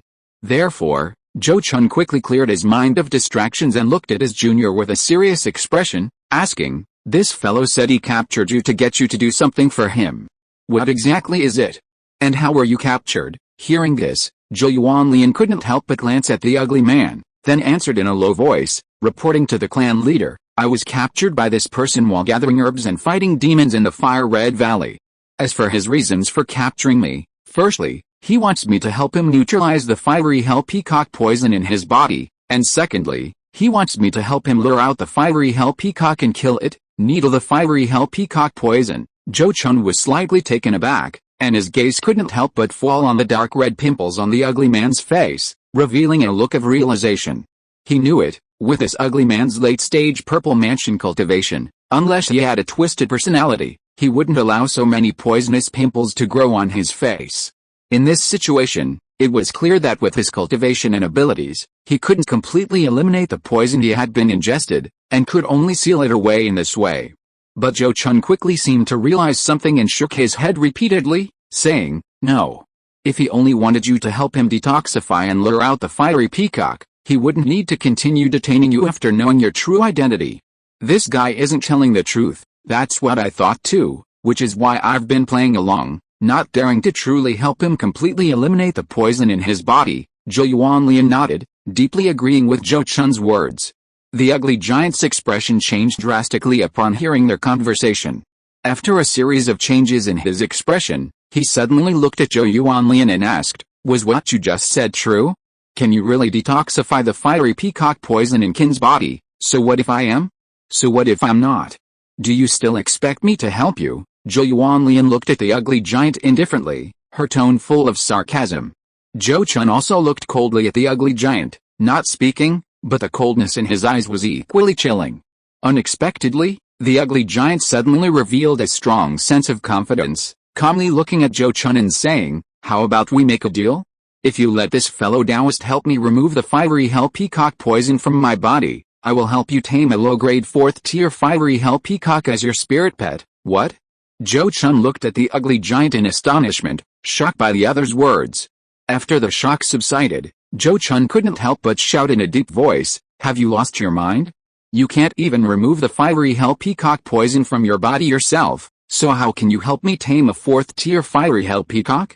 Besides, if it really is 4th-tier fiery hell peacock poison, you would probably have turned to ashes long ago." However, although he said this, he had a vague feeling in his heart that the ugly giant might not be lying, and might be telling the truth.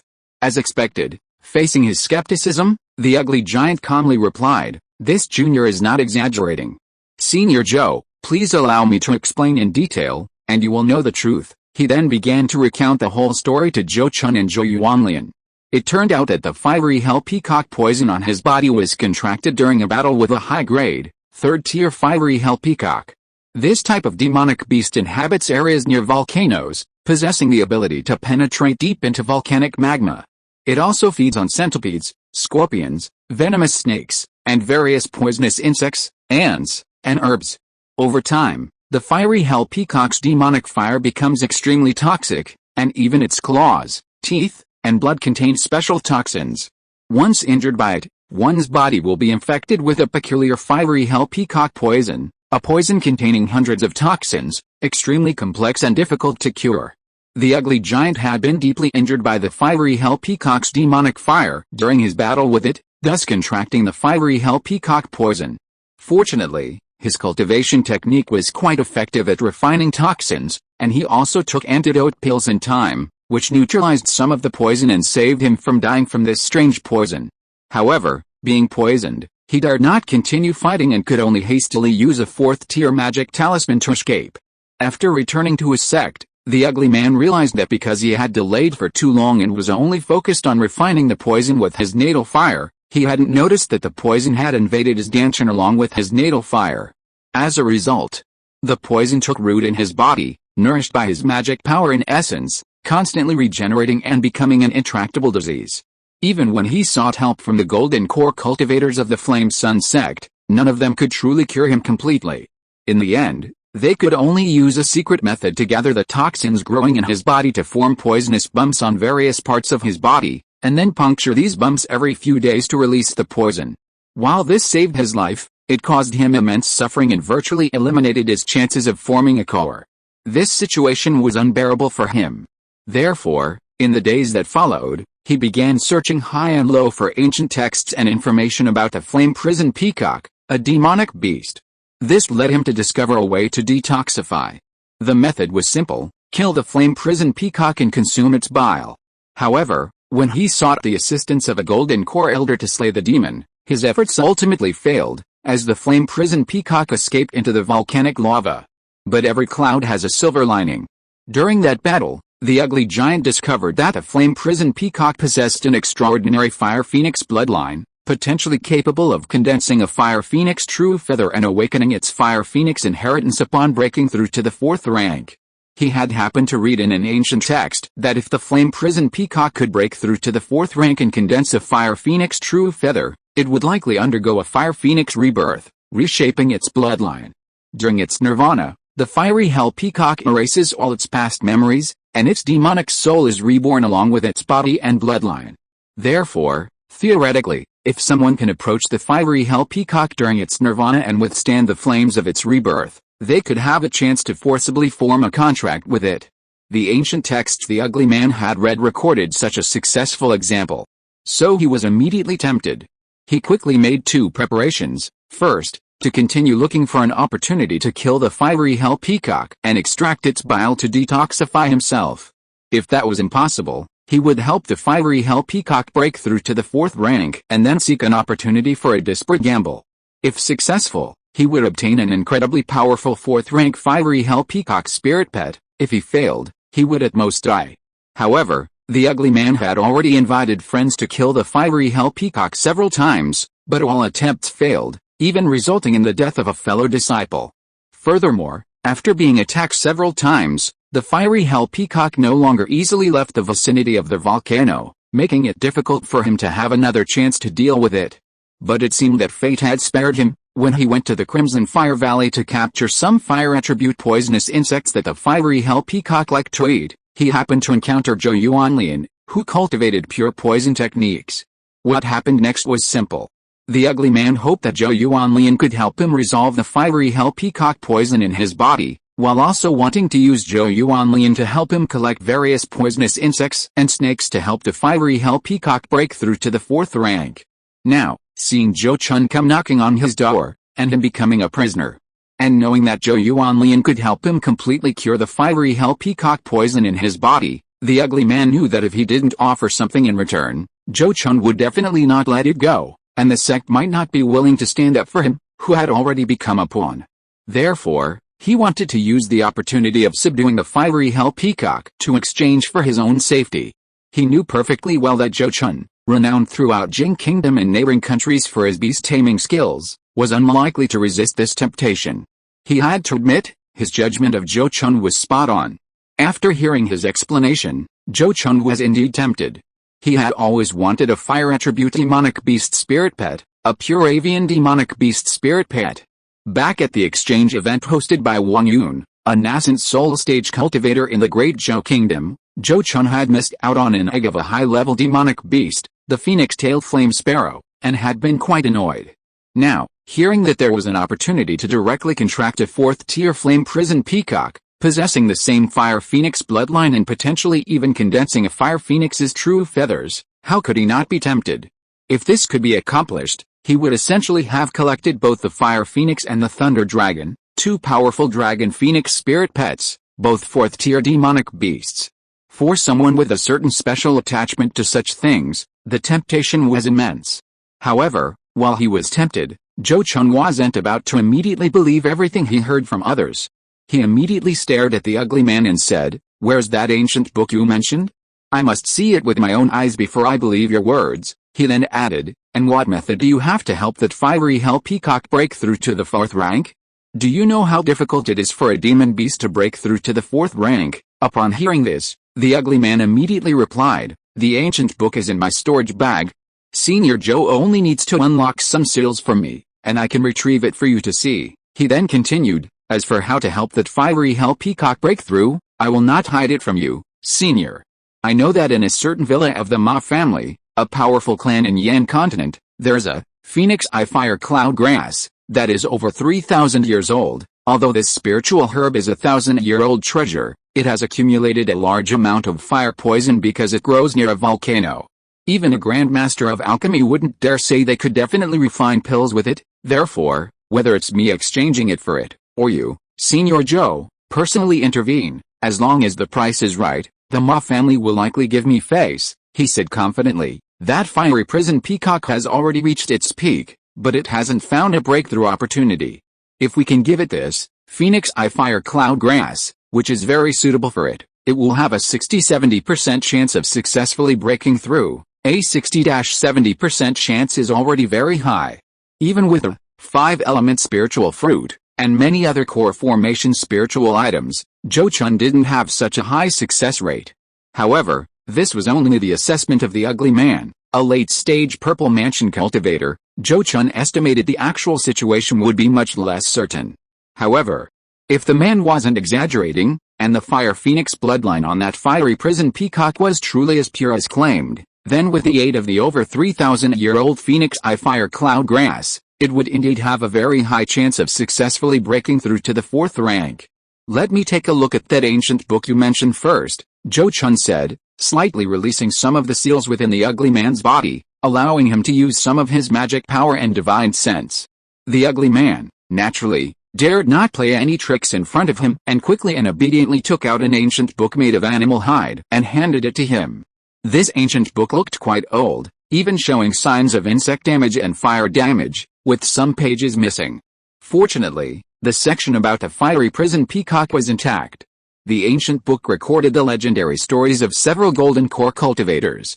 The chapter about the fiery prison peacock recounted how a golden core cultivator, on the verge of death, revealed to his disciples and descendants his taming of the fiery prison peacock, a tale that subsequently spread throughout the land.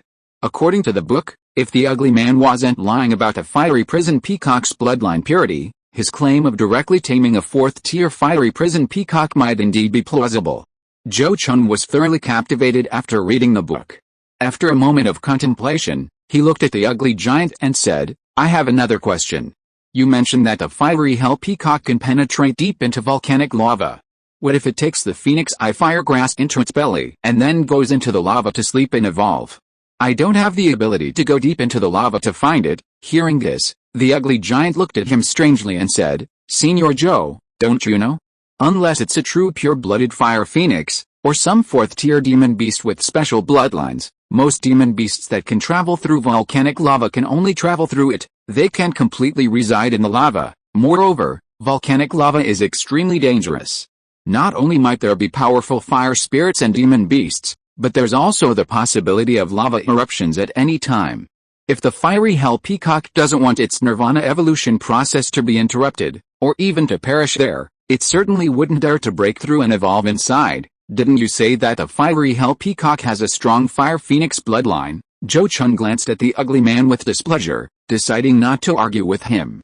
He then turned to Zhou Yuanlian and asked, Little Yan, are you really confident you can remove the toxins from his body? Hearing this, the ugly man immediately tensed up, looking at Zhou Yuanlian with expectant eyes.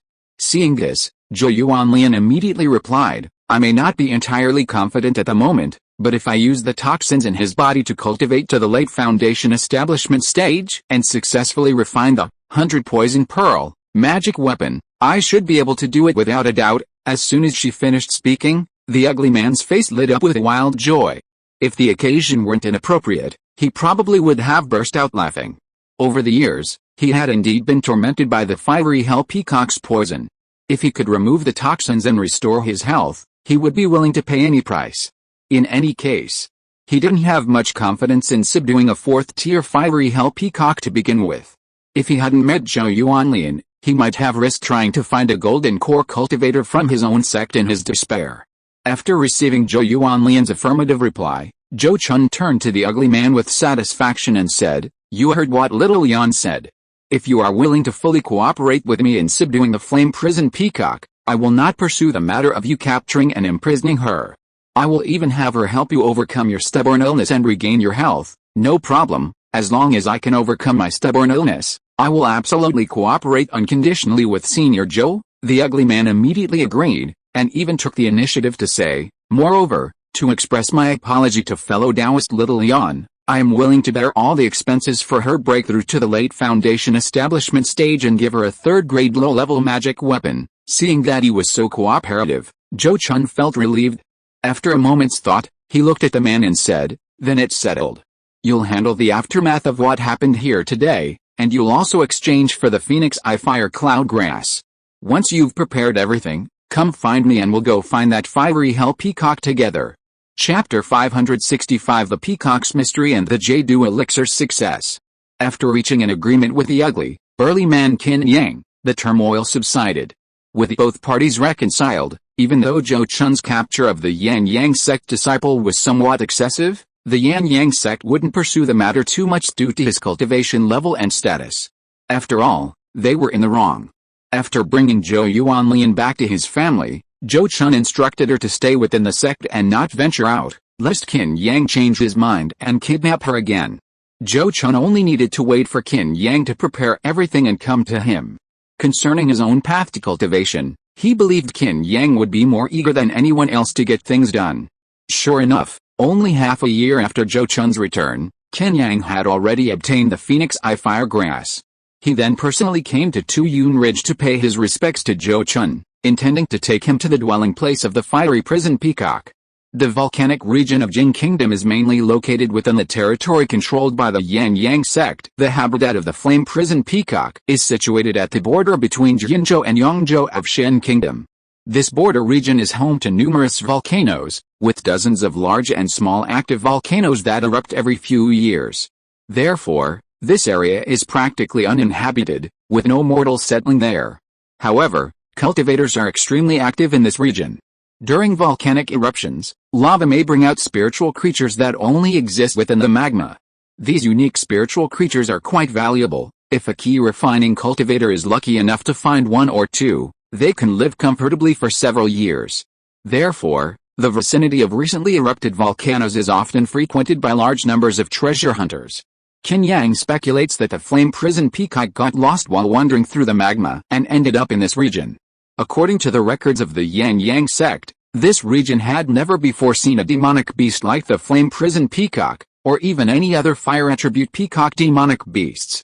But now that the fiery hell peacock has made its home here, it has brought chaos and danger to the area. Often, unsuspecting cultivators, while searching for treasure, mistakenly wander near the fiery hell peacock's nest and are burned to ashes by its demonic fire. At this moment, led by Qin Yang, Zhou Chun quickly arrived near a volcano emitting yellowish-white sulfurous smoke. This is it. The fiery hell peacock now uses this volcano as its lair. Its activity range is roughly within a 200 to 300 mile radius, and it possesses the ability to emerge directly from other nearby volcanoes through the lava flow. Moreover, this fiend is now extremely vigilant, basically never leaving the crater's vicinity for more than 100 miles, and has even subdued some low to mid-level demonic beasts to help it catch poisonous insects, snakes, and ants for food. On a hilltop about 30 or 40 miles from the crater, Qin Yang pointed to the smoking crater ahead and explained the situation in a low voice. To gather information on the fiery hell peacock, he specifically hired some rogue cultivators who frequented this area to monitor it from a distance. As long as there wasn't close contact, the fiery hell peacock wouldn't deliberately kill those key refining stage cultivators, whom it considered ants. Hearing his words, Zhou Chun immediately asked, "What are your plans? How do you intend to get the Phoenix Eye Fire Cloud Grass to the fiery hell peacock's mouth?" Qin Yang had, of course, considered this, and immediately replied, "After much thought, I think this matter shouldn't be made too complicated, otherwise it might backfire. Therefore, I plan to arrange for a daredevil to appear on the fiery hell peacock's likely path with a Phoenix Eye Fire Cloud Grass, letting it take it itself." That makes sense. Go and prepare. Zhou Chun nodded slightly, agreeing with his plan. He didn't care about anything else, only whether the fiery hell peacock would undergo a nirvana evolution as Qin Yang had said. Without nirvana evolution, Zhou Chun would have had to kill it as soon as it completed its evolution. While that wouldn't have yielded a powerful and potentially strong 4th-tier spirit pet, it would still have obtained the corpse and demon core of a 4th-tier demon beast, an equally significant gain. Having agreed to Qin Yang's plan, Zhou Chun retreated 200 miles to avoid disturbing the fiery prison peacock. Subsequently, Qin Yang recruited an elderly Foundation establishment cultivator with limited lifespan to act as the suicide soldier. After Qin Yang promised him a Foundation establishment payless payment, this cultivator, whose lifespan was only a few years left, readily gave his life, allowing Qin Yang to do as he pleased. For the next period, the elderly Foundation establishment cultivator, resigned to his fate, disguised himself as an ordinary treasure hunter. operating near the volcano where the fiery prison peacock resided. The harvested phoenix eye fire cloud grass was placed in a 100-year-old fiery jade box, which he carried on his back. After about 50 days, the fiery prison peacock finally discovered this audacious human. Because it was near the crater, it didn't tolerate the human. After observing for a while, it took the initiative and burned the old man to ashes with a burst of demonic fire. However, the jade box made of century-old fiery jade barely withstood the scorching flames, allowing the fiery hell peacock to sense the aura emanating from the phoenix-eyed fireweed within. Demonic beasts are extremely sensitive to auras, and they are born with the ability to sense which spiritual objects would benefit them if consumed. Therefore, upon sensing the aura of the phoenix-eyed fireweed, the fiery hell peacock immediately let out a cry, extinguishing the still-burning demonic fire, and quickly landed to pry open the jade box with its claws. Upon discovering the phoenix-eyed fireweed inside, it couldn't help but let out a long, joyful cry, and then immediately pecked it and swallowed the phoenix-eyed fireweed. After consuming the phoenix-eyed fireweed, the fiery hell peacock quickly flapped its wings and took flight towards the volcano, disappearing into the crater. This scene was witnessed by Zhou Chun, who was observing from afar using the insect puppet technique. Damn it, Qin Yang's intelligence is wrong. Zhou Chun's expression changed slightly, and he quickly approached Qin Yang, who was observing further ahead, to explain. Qin Yang himself had also seen the flame prison peacock disappear into the volcano through other means, but he seemed to have anticipated this and appeared more composed than Zhou Chun. Faced with Zhou Chun's questioning, he simply said in a solemn voice, "Senior Zhou, don't worry. According to my deduction, the flame prison peacock is likely just nesting and living inside the volcano, not actually going into the magma to break through and evolve." Hearing this answer, Zhou Chun looked at him intently and said, "I hope your judgment is correct." Otherwise, Zhou Chun didn't elaborate, but Qin Yang understood. He immediately said solemnly, "Please rest assured, Senior Zhou, this junior will definitely find the fiery hell peacock." Estimating that the fiery hell peacock would need some time to digest the medicinal power of the phoenix eye fire cloud grass, Qin Yang, despite his uncertainty, waited another half-month with Zhou Chun before heading to the volcano to search for it. However, to Qin Yang's dismay, after arriving at the volcano, neither their divine sense nor their risky descent inside yielded any trace of the fiery hell peacock. Instead, they found an empty nest. Fellow Taoist Qin, what do you have to say now? Inside the empty nest, Zhou Chun calmly stared at Qin Yang's ugly face, his tone slightly strange. Qin Yang's face was now a mixture of black and red, looking extremely unpleasant. He had previously confidently assured them there would be no problem, but now that a problem had indeed arisen, he felt both ashamed and panicked. He knew very well that if he hadn't subdued or killed the fiery hell peacock, Zhou Chun would never have allowed Zhou Yuanlian to cure him. After all, his previous actions had greatly offended Zhou Chun and Zhou Yuanlian. His expression shifted several times before he suddenly took a deep breath and said, "Senior Zhou, please don't rush. Let me think it over. I will definitely give you an explanation. I am indeed not in a hurry. Even if this trip is in vain, I will only lose some time," Zhou Chun said calmly, turning and leaving. For someone cultivating a metal attribute technique, the volcano was certainly not a comfortable place. Now that he couldn't find the fiery hell peacock, he naturally didn't want to stay any longer. However, despite saying he wasn't in a hurry, Zhou Chun was still concerned about the matter. After all, he had already placed considerable hope in this search, and if he found nothing, he would definitely be disappointed. Therefore, after leaving, he began to carefully consider the search for the fiery hell peacock. In fact, Zhou Chun basically didn't doubt Qin Yang's judgment that the fiery hell peacock couldn't possibly be dormant and evolving inside the magma. Even a mere third-tier high-grade demonic beast, despite possessing innate abilities to survive in magma, is unlikely to remain unaffected by its heat once it enters a state of dormancy. It's like an ordinary person taking a bath in a hot spring. If they stay in it for too long, they'll likely be scalded or even die, if not boiled alive. But now the fiery hell peacock has disappeared, and it's highly likely it has ventured deep into the volcanic magma. Facing volcanic magma that even golden core cultivators struggle to explore, finding it is incredibly difficult. Senior Zhou, I just thought of a possibility.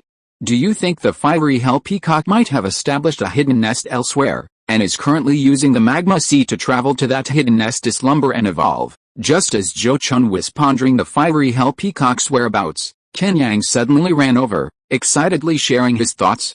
Hearing this, Zhou Chun was slightly taken aback, then nodded thoughtfully, saying, "That's not impossible." He then frowned slightly, asking, "Even so, how can we find its hidden nest?" Qin Yang immediately chimed in, "I think we can start with the nearby volcanoes. For the fiery hell peacock to successfully undergo its nirvana evolution, it needs the nourishment of underground fire vein spiritual energy, so its nest must be connected to a sea of lava. That makes sense. Let's look for it then." Zhou Chun nodded slightly, agreeing with this assessment. The two then split up and began their search. However, after searching all the volcanoes within a radius of hundreds of miles, they still couldn't find any possible hidden nest. Seeing this, Qin Yang spoke to Zhou Chun again, saying, "Since there's no lava-filled crater with a nest, it must have placed its nest in some hard-to-find hidden cave. I know there are many hidden caves in this area that erupted but then fell silent. If we search them one by one, we'll definitely find its trace." Hearing this, Zhou Chun frowned and said, "How long will that take? I don't have that much time to spend searching with you." This wasn't Zhou Chun intentionally shirking his responsibility, but rather that he genuinely couldn't stay here for long. Qin Yang had calmed down considerably by now. Hearing Zhou Chun's words, he quickly said in a deep voice, "Senior Zhou, if you have something to do, then this junior will handle it. I will definitely find that beast. In that case, this matter is entrusted to you." Zhou Chun nodded, then looked at Qin Yang meaningfully and said, "However, to prevent any unforeseen circumstances, fellow Taoist Qin must swear an oath of Dao heart, promising not to reveal the flame prison peacock's advancement to any more people." "No problem, this junior will swear the oath immediately." Qin Yang agreed without hesitation, decisively and readily. He understood Zhou Chun's meaning. He was simply worried that after finding the flame prison peacock, Qin Yang might not seek out Zhou Chun but instead go to Golden Core Cultivator within the sect. But in reality, for him, there was no difference. Even if he went to Golden Core Cultivator within the sect, the greatest benefit would probably only be the removal of his own internal ailment. This would also needlessly offend Zhou Chun. Furthermore, if he failed to subdue the fiery prison peacock and other unforeseen events occurred, causing the fiery prison peacock to escape, he would truly suffer a great loss. It should be known that among the Golden Core cultivators of the Fiery Sun sect, none could help him cure his chronic ailment. After supervising Qin Yang's oath, Zhou Chun returned to his family with peace of mind. 2 months after Zhou Chun's return, Luo Qingni sent him a letter, indicating that the furnace could be opened to refine the Jade Golden Glow pill. Upon learning this, Zhou Chun immediately put aside all his affairs and personally went to the Great Zhou Kingdom to participate in this important event. The Jade Golden Glow pill is a high-grade spiritual pill. This refining process is expected to take 81 days. If everything goes smoothly, we should be able to produce more than 5 pills. Inside the pill room, after a ritual of incense burning and bathing, Luo Qingni entered with Zhou Chun and briefly explained the progress of the pill refining process. Zhou Chun, being unfamiliar with alchemy, simply listened to her instructions, saying, "Fellow Taoist Luo, please go ahead and do your work. I believe your skills will not disappoint. Don't worry, fellow Taoist Zhou, Qingni will do her best." Luo Qingni nodded, then activated the restrictive array in the alchemy room and officially began refining the pill. The high-grade spiritual pill, Jade Golden Glow pill, required an extremely large number of materials. Besides the 2 main ingredients, the 3,000-year-old golden thread orchid and Jade of the jade flower, it required as many as 64 other auxiliary ingredients, 24 of which were 1,000-year-old spiritual herbs. Even the initial extraction of the essence of so many spiritual herbs would take 7 or 8 days. Alchemy is a profound art, and the extraction of spiritual herbs is an even more delicate task, far more complex than simply melting the herbs into a liquid. Different types of spiritual herbs require different extraction methods. It's not simply a matter of melting them with fire. Furthermore, some spiritual herbs contain toxicity, which alchemists must neutralize before incorporating them into medicine. To maximize the preservation of the essence of some precious spiritual herbs, refining them requires alchemists to concentrate intensely and use extremely slow methods to remove impurities bit by bit. Therefore, refining high-level spiritual pills like the Jade Golden Glow pill is a tremendous challenge to the alchemist's stamina. Without the support of a golden core stage cultivation, it would be extremely difficult, and might even lead to failure due to excessive energy depletion. Luo Qingni had made ample preparations for this successful alchemy. From the beginning of refining the spiritual herbs, She burned a precious calming incense, relying on its effects to concentrate her mind and restore her spirit. When refining certain herbs, she used several specially prepared spiritual waters, employing the gentlest water refining method to refine several precious materials such as the golden thread orchid and jade dew of the jade flower. When she began combining the medicine, she simultaneously consumed great tonifying elixir while employing extremely energy-consuming alchemy techniques to power the furnace and increase the efficiency of the process. During the subsequent pill nurturing process, she worked with equal diligence, tirelessly casting the pill nurturing incantation again and again, focusing all her energy on the pills inside. Zhou Chun couldn't help much and knew he couldn't interfere, so he patiently waited. After 81 days, Luo Qingni flicked her sleeve, opened the furnace lid, and cast the pill-collecting incantation. 6 clusters of golden light flew out from the furnace, swirling and dancing in the air with remarkable intelligence. Zhou Chun looked closely and saw that inside these golden clusters were pale golden spiritual pills, each the size of a lychee. As Luo Qingni made hand seals, the clusters of golden light were immediately restrained and sent into individual jade bottles, restoring the pills to their true form. After collecting all the pills, Luo Qingni, looking utterly exhausted, finally released the array restrictions and walked to Zhou Chun. I haven't failed you. 6 pills were successfully made, which is a decent performance. A faint smile appeared on her face as she waved her hand, handing 5 jade bottles containing the pills to Zhou Chun. According to their previous agreement, if Zhou Chun provided 2 main ingredients and most of the auxiliary ingredients, she would only take 1 pill. She was now keeping her promise. However, after looking at the 5 jade bottles, Zhou Chun only took 4 of them with a flick of his sleeve, returning the remaining bottle to her. At the same time, he said, "Fellow Taoist Luo, you've worked hard on this pill refining. And you're only 1 step away from breaking through to the mid-stage of the Golden Core realm. I'll just consider this a gift to you as a congratulatory present for your breakthrough." Unexpectedly, Luo Qingni shook her head and declined, saying, "I appreciate fellow Taoist Zhou's kindness, but how can I accept a gift before breaking through to the next level? Since we agreed to only take 1 pill, I will only take 1, but if you only have 1 pill, are you confident that you can break through to the mid-stage of the Golden Core realm?" Zhou Chun frowned slightly and whispered his concerns. "My cultivation is almost at the threshold of the mid-stage Golden Core realm. If 1 spirit pill isn't enough, taking more of the same kind will be useless," Luo Qingni said, then looked at Zhou Chun with a serious expression.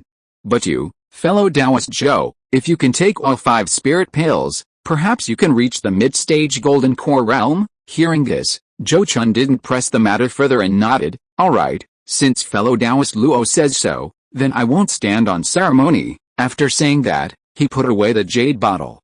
Afterwards, Luo Qingni, having exhausted herself refining pills, went to rest and recover. Zhou Chun also left her Qingni residence cave dwelling and headed to Zhou Daoi's cave dwelling. Having made a rare trip to Xianyun Immortal City, and with the Zhou family now embarking on a full-scale expansion, Zhou Chun felt it was time to acquire shops in Xianyun Immortal City. Therefore, after a long talk with Zhou Daoi, Zhou Chun handed over the 1,000,000 spirit coins he had brought. Thanks to the establishment of the Xianling Morning Post and the successful sales activities previously conducted, the Zhou family's financial situation had improved considerably. Of the 1,000,000 spirit coins Zhou Chun brought, 400,000 were taken from the family treasury, and the remaining 600,000 were advanced by him. In addition, Zhou Daoi and his wife, Lin Hongao, also advanced approximately 300,000 spirit coins. With this large sum of money, Zhou Daoi quickly purchased a shop he had previously set his sights on in the city. This shop wasn't located in the most prosperous area, but it was still in a high-traffic area, and the total purchase amount reached 2.6 million spirit coins. Zhou Daoi paid half the spirit coins up front to obtain the deed, with the remaining 1.3 million spirit coins to be paid off within 50 years, otherwise the shop would be reclaimed. It's also worth mentioning that, depending on the shop's size, it must pay 3,000 spirit coins in taxes annually to the Immortal City's management. As for how Zhou Daoi planned to operate the shop after taking it over, no one cared. However, following Zhou Chun's advice, Zhou Daoi initially planned to operate the shop as a talisman shop, specializing in selling various low to mid-level talismans, occasionally displaying a few third-level talismans to attract customers. Only after the Zhou family had stockpiled a certain amount of various resources would they officially begin continuously transporting and selling them here. After seeing Zhou Daowei settle the shop's affairs, Zhou Chun didn't linger in Xian'an Immortal City and returned directly to his family. He couldn't wait to try the effects of the Jade Golden Glow Pill. Chapter 566 The Peacock's Nirvana. The Jade Golden Glow Pill is a powerful elixir for golden core cultivators. Its potency is extremely high, and even a golden core cultivator cannot refine it completely in just a few days. Therefore, Zhou Chun specifically instructed his disciple, Zhou Ziying, before taking the pill. After explaining everything, Zhou Chun took out a jade bottle containing the pill, poured out the contents, and swallowed it in one gulp. The pill instantly transformed into a sweet liquid that flowed down his throat, as refreshing as morning dew. Then, the rich medicinal power continuously transformed into his own cultivation power as Zhou Chun refined it. Each trace of this pure and concentrated medicinal power had an effect comparable to several days of meditation. The long-lost feeling of rapid cultivation growth surged within him again. It was simply exhilarating. Time slowly passed, and 2 months flew by. On this day, after a full 67 days of seclusion, Zhou Chun finally refined the full power of a single Jade Golden Glow pill and emerged from seclusion. The effect of this pill filled him with immense satisfaction. The effect of just one pill was equivalent to over a decade of his arduous cultivation. His immense effort and resources in collecting materials and refining the pill were well worth it. Based on this calculation, if he could achieve 90% of the effect of the first pill with the remaining 4, he would truly have a chance to reach the mid-stage Golden Core realm. If I'm not stuck at the realm barrier for too long, perhaps I'll reach the mid-stage Golden Core realm a little later than fellow Taoist Luo, and we'll be back on the same starting line. Thinking this, a smug smile appeared on Zhou Chun's face. However, after such a rapid increase in cultivation and mana, it wasn't suitable to continue taking the pill. Zhou Chun planned to spend a year refining and adapting to the surge in mana within his body before continuing to take the pill. At this time, Zhou Ziying had already reached a late stage of key refining, and her mother, Zhou Yuanun, had recently successfully opened her purple mansion by taking the purple dust pill, becoming an elder of the Zhou family. However, the bad news was that Zhou Daoquan, a meritorious veteran of the Zhou family, was nearing the end of his life. Zhou Daoquan was the oldest member of the Zhou family besides Zhou Mingde, and had suffered several serious injuries in his early years, affecting his lifespan and preventing him from truly living to the limit of a purple mansion cultivator's lifespan. In recent years, his aging process had accelerated significantly, and he was nearing the end of his life. Zhou Chun felt deeply regretful and saddened by this, as this elder had always been very kind to him, and without this elder, he would never have been able to obtain the spirit pet, Lei Jiao Bai Bai. Therefore, he specially summoned him back to Tu Yanling to retire, hoping to spend more of his remaining time with the old man and allow him to pass away without regrets. At the same time, Zhou Chun was also considering releasing the news of Zhou Daowei's death during his travels. In recent years, the Zhou family has seen a surge of talented individuals among its younger generation, with one purple mansion stage cultivator after another emerging, which is indeed quite remarkable. If news of Zhou Daowei's death during his travels were released at this time, coupled with the news of Zhou Daoquan's advanced age and impending death, it would likely offset much of the attention they would receive. However, this matter still needed to be staged, and it had to be made convincing. Half a year later, a sudden explosion rang out in the Zhou family ancestral hall, and Zhou Daowei's natal soul tablet left in the ancestral hall suddenly shattered into countless fragments. This immediately alarmed an elderly cultivator responsible for guarding these natal soul tablets, who then relayed the news with great panic and grief to Zhou Zinai, Zhou Mingde, and others. Soon after, Zhou Mingde, Zhou Chun, Zhou Daoquan, and other high-ranking members of the Zhou family arrived at the ancestral hall to check the situation, and then half of the Tu Yanling mountain gate echoed with the heartbroken roars of Zhou Chun and Zhou Mingde. News of the death of Zhou Daowei, the previous patriarch of the Zhou family, spread rapidly throughout Lingzhou and then to surrounding states. Upon learning of this, families with close ties to the Zhou family, such as the Su family of Jiangzhou, sent letters of condolence and offered their full assistance in finding the murderer. Meanwhile, some forces harboring a will towards the Zhou family, or those envious of its rapid growth in recent years, were overjoyed and celebrated. Within the Zhou family, however, there was deep sorrow. Zhou was a just and tolerant man, a highly respected elder among the clan. He had often guided younger generations in their cultivation and occasionally bestowed handmade talismans upon those he favored, thus enjoying great popularity. Now, upon hearing the devastating news, those Zhou family cultivators who had received his kindness but were unaware of the truth, including some core members and elders, were filled with grief and pleaded with the family to investigate the murderer and avenge their fallen elder. Zhou Chun and Zhou Ming readily agreed, while secretly observing their juniors to discern genuine grief from feigned sorrow. They wouldn't punish those feigning grief, but in future situations, they would certainly favor those who showed genuine emotion. After all, no one wanted a junior they had helped who showed no gratitude. Zhou Chun could bestow favors without expecting anything in return, but he would never grant favors to those who were ungrateful. Half a month later, Lin Honggai returned to the Zhou family with a somber urn, explaining Zhou Daoi's cause of death. It turned out that Zhou Daoi hadn't been murdered, but had encountered a crucial opportunity to form his core, and his attempt to forcefully break through to that stage resulted in his demise.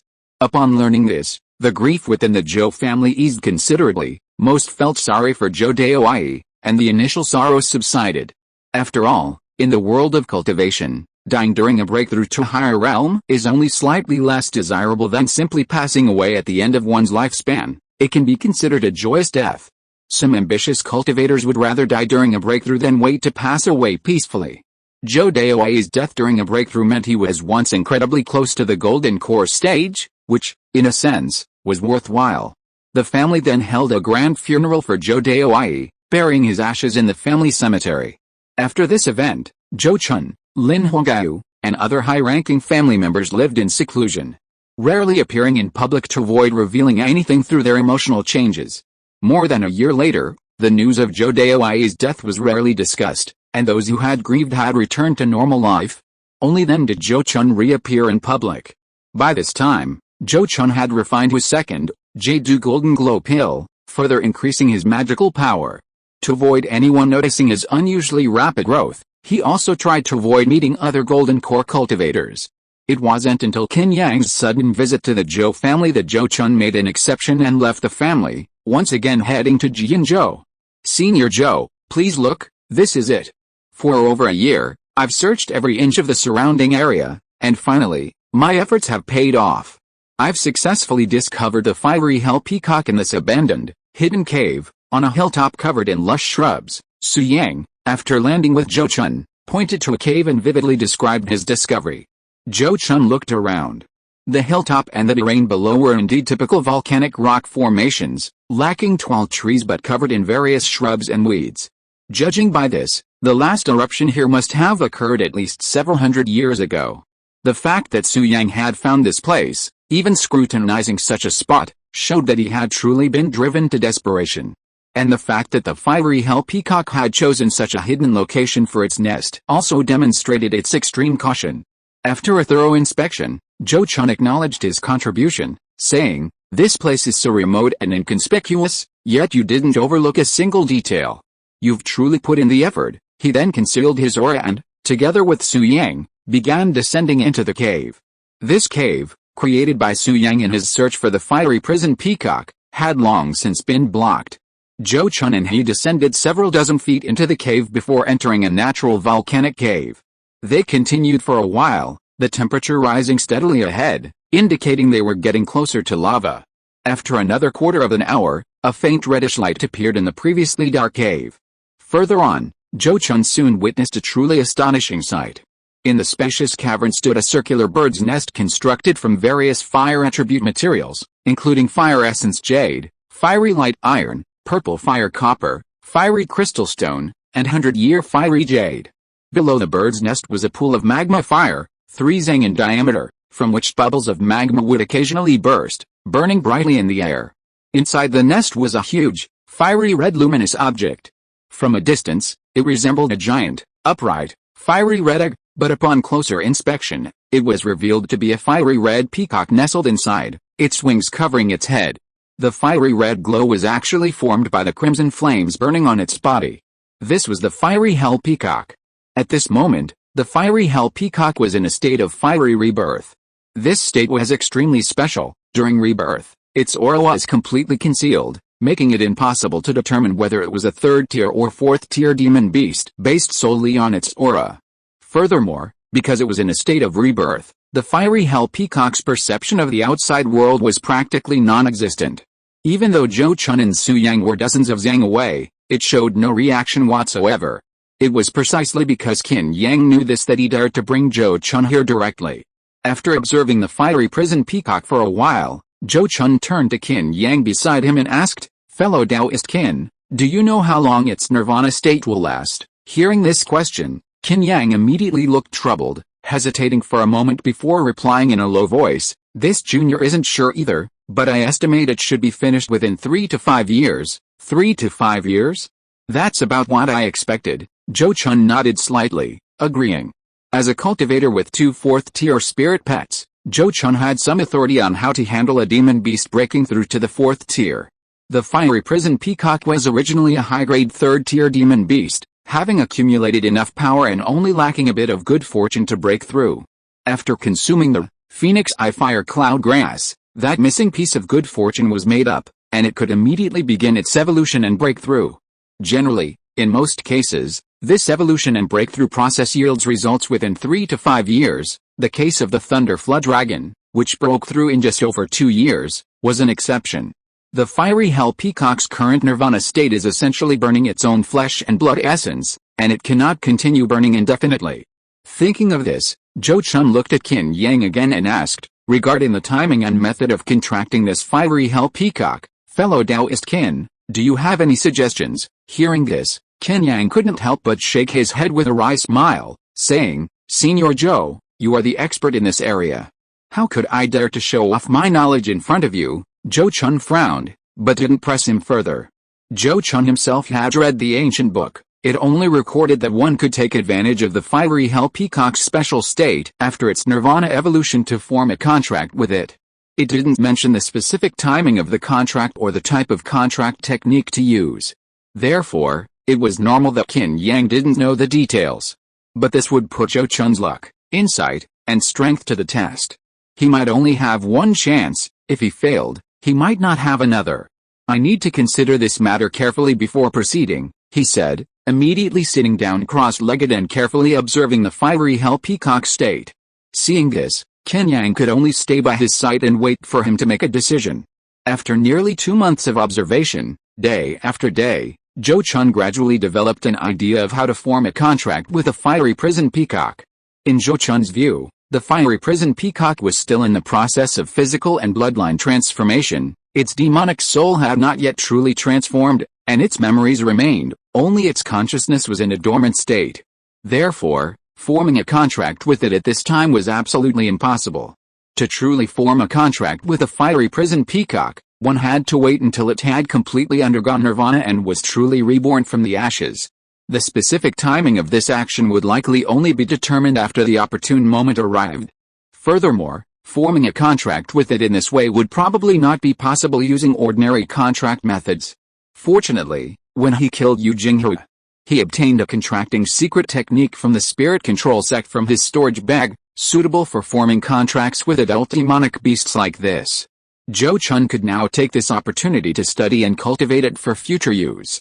After forming an idea, he quickly said to Qin Yang, "I will return to my family to study and cultivate a secret technique, which should take about 1.5 years. I will trouble you, fellow Taoist Qin, to look after things here for now. If any abnormalities occur, please activate this talisman immediately to notify me." He then handed Qin Yang a mother-child heart-connecting talisman, a secondary talisman that could sense each other. This mother-child heart-connecting talisman was a high-grade, 3rd-tier talisman, a unique talisman of a major sect in the Great Zhou Kingdom. A set consisted of 2 talismans, a mother and a child. Activating the child talisman would allow anyone holding the mother talisman within a 10,000-mile radius to sense it, and it was not hindered by many forbidden formations. Zhou Chun only had 3 sets of this talisman, which he had previously purchased for him at a high price through manager Sun of Xianbao Pavilion. Qin Yang had no complaints about Zhou Chun's arrangement.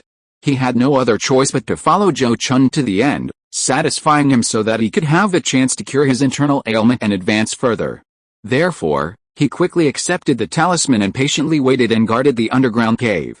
Meanwhile, After returning to his family, Zhou Chun briefly told Zhou Ming about his busy schedule, asking him to guide and discipline his disciple Zhou Zhiying. He then focused on cultivating the contract technique of the Yuling sect in seclusion. This contract technique of the Yuling sect is called the Heavenly Net Mother-Child Heart-to-Heart Mantra, a spell seal technique. It can be used not only to contract demonic beasts but also to control human cultivators. However, the problem is that once this spell seal is successfully cast, the mother and child are locked together. If one dies, the other will suffer mental and physical damage, with consequences comparable to the destruction of a natal magic weapon. If this happens in a life or death battle, the master may die because of the spirit pet's death.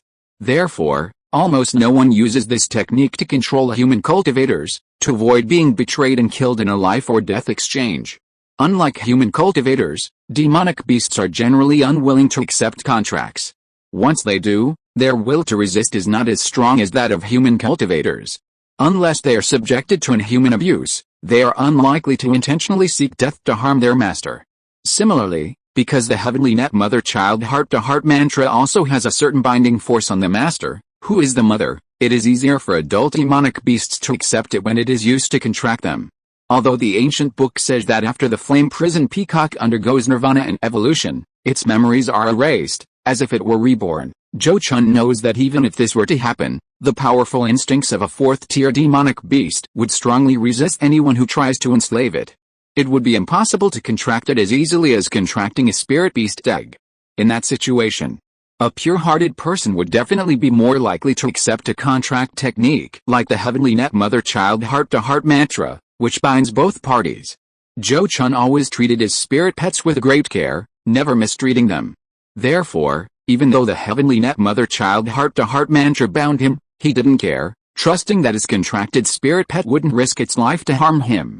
This secret technique could be practiced and used even at the foundation establishment stage, so it was naturally easy for a golden core cultivator like him to master.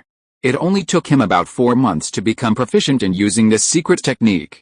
After achieving this, although Qin Yang hadn't activated the Mother-Child Heart-to-Heart Talisman, Zhou Chun, for peace of mind and to conserve the talisman, still went to Jianzhou. Returning to the underground volcano, Zhou Chun discovered that the fiery hell peacock had undergone significant changes over the past few months. Its size had begun to shrink, becoming about 1/5 smaller than when Zhou Chun first saw it. At the same time, its originally bright feathers were gradually disappearing, as if it were about to burn off all its feathers. All of this proved that its nirvana evolution process had entered a new stage. Such a spectacle was rare indeed, so Zhou Chun calmed himself and slowly observed the nirvana process of the fiery prison peacock. Gradually, Zhou Chun discovered something that startled him. Qin Yang seemed to have gained some enlightenment while observing the fiery prison peacock's nirvana. His aura had clearly changed.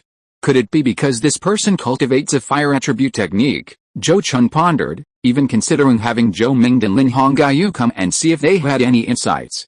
However, after much deliberation, Zhou Chun dismissed the idea. It wasn't that he didn't trust these two elders, but rather that he felt that even if they had gained some insight, given their cultivation levels, the effect might not be significant. On the contrary, the disappearance of several golden core cultivators from the Zhou family would easily attract attention and add unpredictable variables. After waiting for over a month, seeing that Qin Yang seemed to have recovered from his state of enlightenment, Zhou Chun looked at him with slight curiosity and asked, "Judging from your appearance these past few days, you seem to have gained quite a bit. Could you tell me about it?" This junior has indeed gained some things, mainly clarifying the direction of my own cultivation method and having some new understanding of several cultivation techniques, Qin Yang said somewhat vaguely about his gains, then couldn't help but exclaim, "This nirvana divine ability truly lives up to its reputation as a divine ability that only the Fire Phoenix clan can master. It is indeed extraordinary." Seeing this, Zhou Chun understood that he didn't want to reveal too much, so he didn't press further and simply nodded. Seeing that Zhou Chun didn't ask any more questions, Qin Yang breathed a sigh of relief. In fact, his gains this time were indeed very significant. From observing the nirvana evolution of the fiery prison peacock, he vaguely glimpsed his own opportunity to form his core. If he could neutralize the poison of the fiery hell peacock within his body and find a core formation artifact to assist him, he would have a greater than 30% chance of successfully forming his core. This success rate was definitely not low, so he was indeed very excited at this moment. Time slowly passed, and half a year went by in the blink of an eye. By this time, the fiery hell peacock in Nirvana had become a bald, featherless, white-cut chicken, and its size had shrunk to the size of an ordinary peacock. On the contrary, the Nirvana fire burning on its body was even more dazzling and bright, to the point that Zhou Chun could hardly see the true form of the fiery hell peacock. At this stage, the Nirvana evolution of the fiery hell peacock was nearing its end, and what followed should be the most important transformation of its demon soul. Zhou Chun, who had been waiting for a long time, also became nervous at this moment, and even stopped his daily comprehension of other supernatural abilities, focusing on watching the changes on the fiery hell peacock. After waiting for nearly a month, the Nirvana flame surrounding the fiery peacock suddenly changed again, transforming into a fiery eggshell that completely enveloped and concealed the fiery peacock within, preventing Zhou Chun from ever seeing its true form. This sight caused his expression to change slightly, and he almost couldn't resist attacking. But in the end, he calmed himself and continued to wait patiently. Unexpectedly, this wait lasted another 9 months. One day, more than 9 months later, a clear, resonant cry suddenly rose from within the fiery egg. Then, the magma in the lava pool seemed to be drawn by something, and pure, turbulent fire attribute spiritual energy surged forth from the pool, all rushing towards the fiery egg. Now, a glint of light flashed in Zhou Chun's eyes as he waited patiently, and he seized the opportunity without hesitation. If you are listening to this novel on a channel other than Fanfic World, it means it was downloaded and re-uploaded without effort. We warmly invite you to visit our channel, Fanfic World. There you will find the original version of this story and many other novels of various genres. We look forward to seeing you dive into a world of incredible novels. Chapter 567 Subjugation. Fiery Phoenix. Inside the underground fiery cave. Once the flame hell peacock's rebirth and evolution were confirmed, having absorbed a vast amount of spiritual energy from heaven and earth to replenish itself, Zhou Chun knew his long-awaited opportunity had arrived. Therefore, he didn't hesitate to fly forward and directly spit out the moon-toad pearl. He used this spiritual treasure not to kill the flame hell peacock, but to use the Taine moon-toad demonic soul within to intimidate it. To prevent Qin Yang from discovering he possessed the spiritual treasure, Zhou Chun also deliberately used his magic to knock Qin Yang unconscious as he attacked. Qin Yang was unprepared, and being a golden core cultivator, he easily succeeded without any surprises. After unleashing the moon-toad pearl, Zhou Chun immediately focused on forming hand seals and casting the heavenly net mother-child heart-to-heart mantra on the already crumbling fiery giant egg. A spurt of blood essence flew from his mouth, transforming into crimson runes that formed a blood-red halo that flew towards the giant fiery egg, quickly merging into the head of the fiery hell peacock within. At that moment, a strange roar, resembling both a bull's bellow and a croaking cry, echoed throughout the underground fire cave. It proved that Zhou Chun's use of the moon-toad pearl was absolutely brilliant. Originally, the power of the heavenly net mother-child heart-to-heart mantra, after entering the fiery hell peacock's body, encountered strong instinctive resistance, with seemingly no chance of success. However, after that roar, the fiery hell peacock's body trembled, its resistance softening considerably. Zhou Chun sensed that this newly born fourth-tier fiery hell peacock seemed to regard his consciousness as the will of a demon king, thus developing an instinctive awe. If it weren't for the awakening of its fire phoenix bloodline and the condensation of its fire phoenix true feathers, perhaps just that demon king's roar would have been enough to completely subdue it. But as the fiery peacock's will to resist weakened, Zhou Chun immediately saw an opportunity to subdue it. He concentrated most of his attention on suppressing the fiery peacock's consciousness while simultaneously activating the power of the moon-toad pearl, unleashing a surge of pure and powerful cold energy towards the fiery peacock. This extremely potent cold energy, completely incompatible with its own attributes, immediately caused the fiery peacock, which had lost its original memories and retained only instincts, to feel extremely uncomfortable upon approaching it, and panic welled up within it. Submit, or die. Zhou Chun's divine sense vibrated, releasing a sharp and chilling killing intent. Under this dual pressure from within and without, the fiery peacock, which had just successfully undergone nirvana and whose consciousness was as pure as a newborn infant, ultimately succumbed to its survival instinct, letting out a mournful cry in surrendering. A plaintive phoenix cry echoed within the underground fiery cave, and the fiery peacock's proudly held head bowed. The halo formed by the power of the heavenly net mother-child heart mantra, which it had been resisting and rejecting, quickly enveloped its demonic soul and then disappeared into it. At the same time, a special feeling of connection between their hearts surged within Zhou Chun and the fiery hell peacock. As the mother, Zhou Chun could even vaguely sense what the fiery hell peacock was thinking at that moment. This feeling was clearer than that between him and his spirit pets like Lei Jiao and Bai Bai, with whom he had been bound for hundreds of years. It was truly mysterious.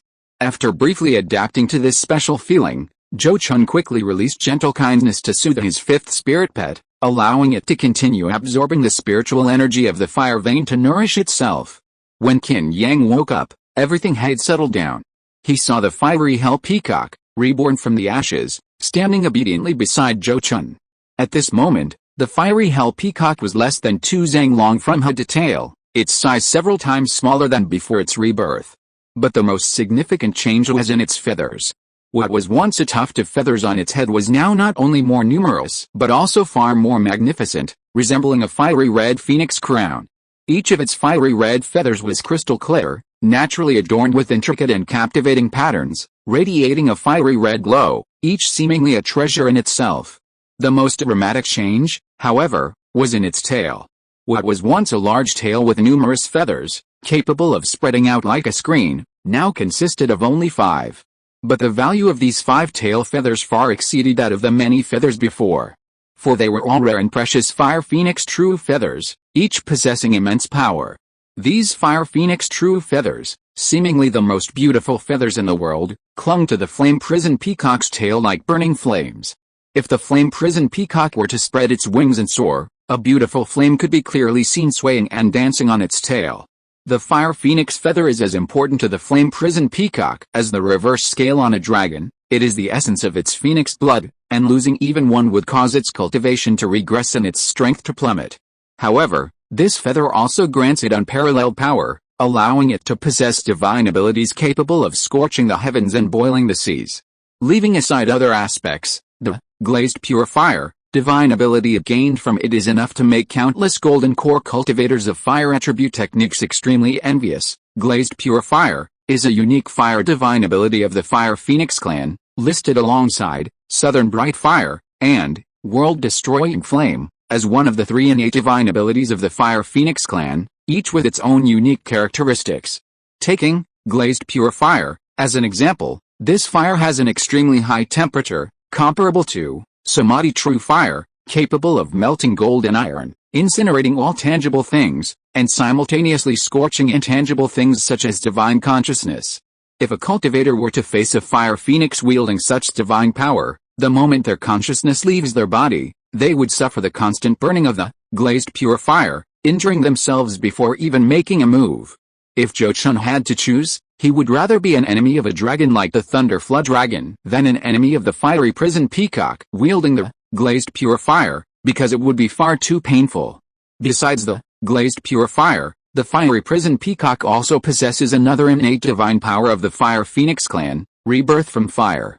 With rebirth from fire, the fiery prison peacock can recover from even the most severe injuries unless all its fire phoenix feathers are severed. However, because it is not a pure fire phoenix, each use of this divine power consumes 1 fire phoenix feather and cannot be used continuously. Even so, the existence of the rebirth from fire divine power is practically equivalent to giving the fiery prison peacock 2 lives. Having mastered these 2 signature divine abilities of the Fire Phoenix clan and condensed the Fire Phoenix true feathers, the fiery hell peacock, broadly speaking, already belongs to the Fire Phoenix clan, or perhaps can be called the fiery hellfire phoenix. It's worth noting that the Fire Phoenix clan, like the Flood Dragon clan, is actually a general term for a large race. The clan's signature item is the Fire Phoenix True Feather. Any avian demon beast that can condense a Fire Phoenix True Feather will be recognized by the Fire Phoenix clan and considered a member. The more Fire Phoenix True Feathers condensed, the stronger its bloodline. Generally speaking, condensing 4 or fewer Fire Phoenix True Feathers indicates an ordinary bloodline, 4 or more indicates a medium bloodline, 7 or more indicates a superior bloodline, and 10 or more indicates a true phoenix. The fiery hellfire phoenix possesses 5 Fire Phoenix True Feathers, making its bloodline aptitude quite good, with a potential to reach the 5th rank in the future. If he were to encounter another opportunity in the future, it wouldn't be impossible for him to condense 1 or 2 more Fire Phoenix true feathers, further enhancing his bloodline aptitude. Compared to the United Flood Dragon clan, the Fire Phoenix clan is much more loosely organized. At least Zhou Chun hasn't heard of any settlement among them yet.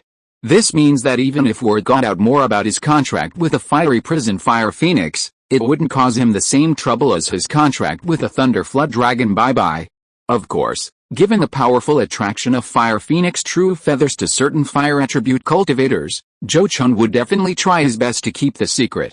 He didn't want to end up like the Thunder Flood Dragon. Bye-bye, forced to hand over its dragon scales, and being targeted by some nascent soul cultivator who wanted to pluck feathers from the fiery prison Fire Phoenix.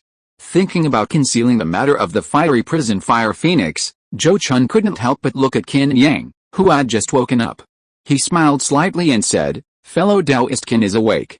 Many thanks to you for your help in subduing this fiery phoenix. I appreciate your efforts, and I will certainly have Xiaolian cure your ailment and restore your health." Hearing this, Qin Yang immediately perked up, forgetting why he had fainted. He bowed respectfully and congratulated him, saying, "Congratulations, Senior Zhou, on achieving your wish and subduing another powerful spirit pet." After speaking, he glanced at the fiery phoenix and suddenly lowered his voice, saying, "Actually, with its current cultivation level, perhaps only a few drops of its bile would be enough to cure the poison in my body." The best antidote for the fiery peacock poison in his body was actually the fiery peacock's bile. However, the fiery peacock had already been subdued by Zhou Chun, and extracting its bile while it was still alive would cause it considerable harm. How could Zhou Chun agree to that? He immediately shook his head and said, "This may disappoint fellow Taoist Qin. After the fiery hell peacock evolved into the fiery hell phoenix, the toxins that were originally in its body have been completely purified by the nirvana fire. Now, trying to use its bile to detoxify you is probably not going to work." This was actually half true and half false. After the fiery hell peacock evolved into the fiery hell phoenix, the nirvana fire did indeed burn away many of the toxins that had accumulated in its body. However, the original toxin power of the fiery hell phoenix did not completely disappear. Instead, it was concentrated and stored in its body, fused with one of its own fire divine abilities to form an extremely powerful poisonous flame divine ability. Moreover, Zhou Chun already knew that the toxins in Qin Yang's body actually had a promoting effect on Zhou Yuanlian's cultivation of the 10,000 poisons, true scripture, so he naturally wouldn't ruin the younger generation's opportunity for this reason. After all, he was a golden core cultivator, and now that the die was cast, even if Qin Yang knew that his reason was somewhat far-fetched, he could only helplessly accept reality after being rejected. Finally, he could only sigh and say, "This junior understands." Then this junior can only wait for a fellow Taoist Xiaolian to break through to the late foundation establishment stage. Fellow Taoist Qin, don't worry, Xiaolian's cultivation is also about to break through. You just need to wait patiently for another 3 to 5 years, and we should have good news soon. Zhou Chun thought for a moment and reassured Qin Yang, preventing him from doing anything rash in his anxiety. Then his eyes flashed as he looked at the nest built with various fire attribute spiritual materials. This nest was built using a large number of precious spiritual materials, many of which were special spiritual materials produced in the Earth's magma. The total value was worth at least 100,000 to 200,000 spirit coins. But Zhou Chun had already taken all the benefits, and it was not appropriate for him to keep these things for himself. So, with a thought in mind, he decided to be generous and waved his hand, saying, "I am not a stingy person. Fellow Taoist Qin has made a great contribution in subduing the fiery phoenix. This phoenix nest is a gift to you." Sure enough, Qin Yang, who had been in a bad mood, immediately brightened up after hearing these words. He quickly bowed deeply and said, "Senior Zhou is very generous. I admire you. Thank you for your generous gift." He planned to form his core in the future, and the expenses would be considerable. This unexpected windfall was a small but welcome supplement. After dividing the spoils and reminding Qin Yang to keep it a secret, Zhou Chun took the fiery phoenix back to his family. Back at his family, upon hearing that Zhou Chun had successfully subdued the 4th-tier demonic beast, Zhou Ming was overjoyed and genuinely happy for him. In this way, Zhou Chun now possesses 3 4th-tier demonic beasts. If we include the golden armored mountain-carrying turtle stone, which is almost certain to break through to the 4th tier, that makes 4 4th-tier demonic beasts. Even if these demonic beasts are only at the lower rank of the 4th tier, with a profound foundation and bloodline, Zhou Chun, with their assistance, is fully qualified to challenge those late-stage Golden Core cultivators.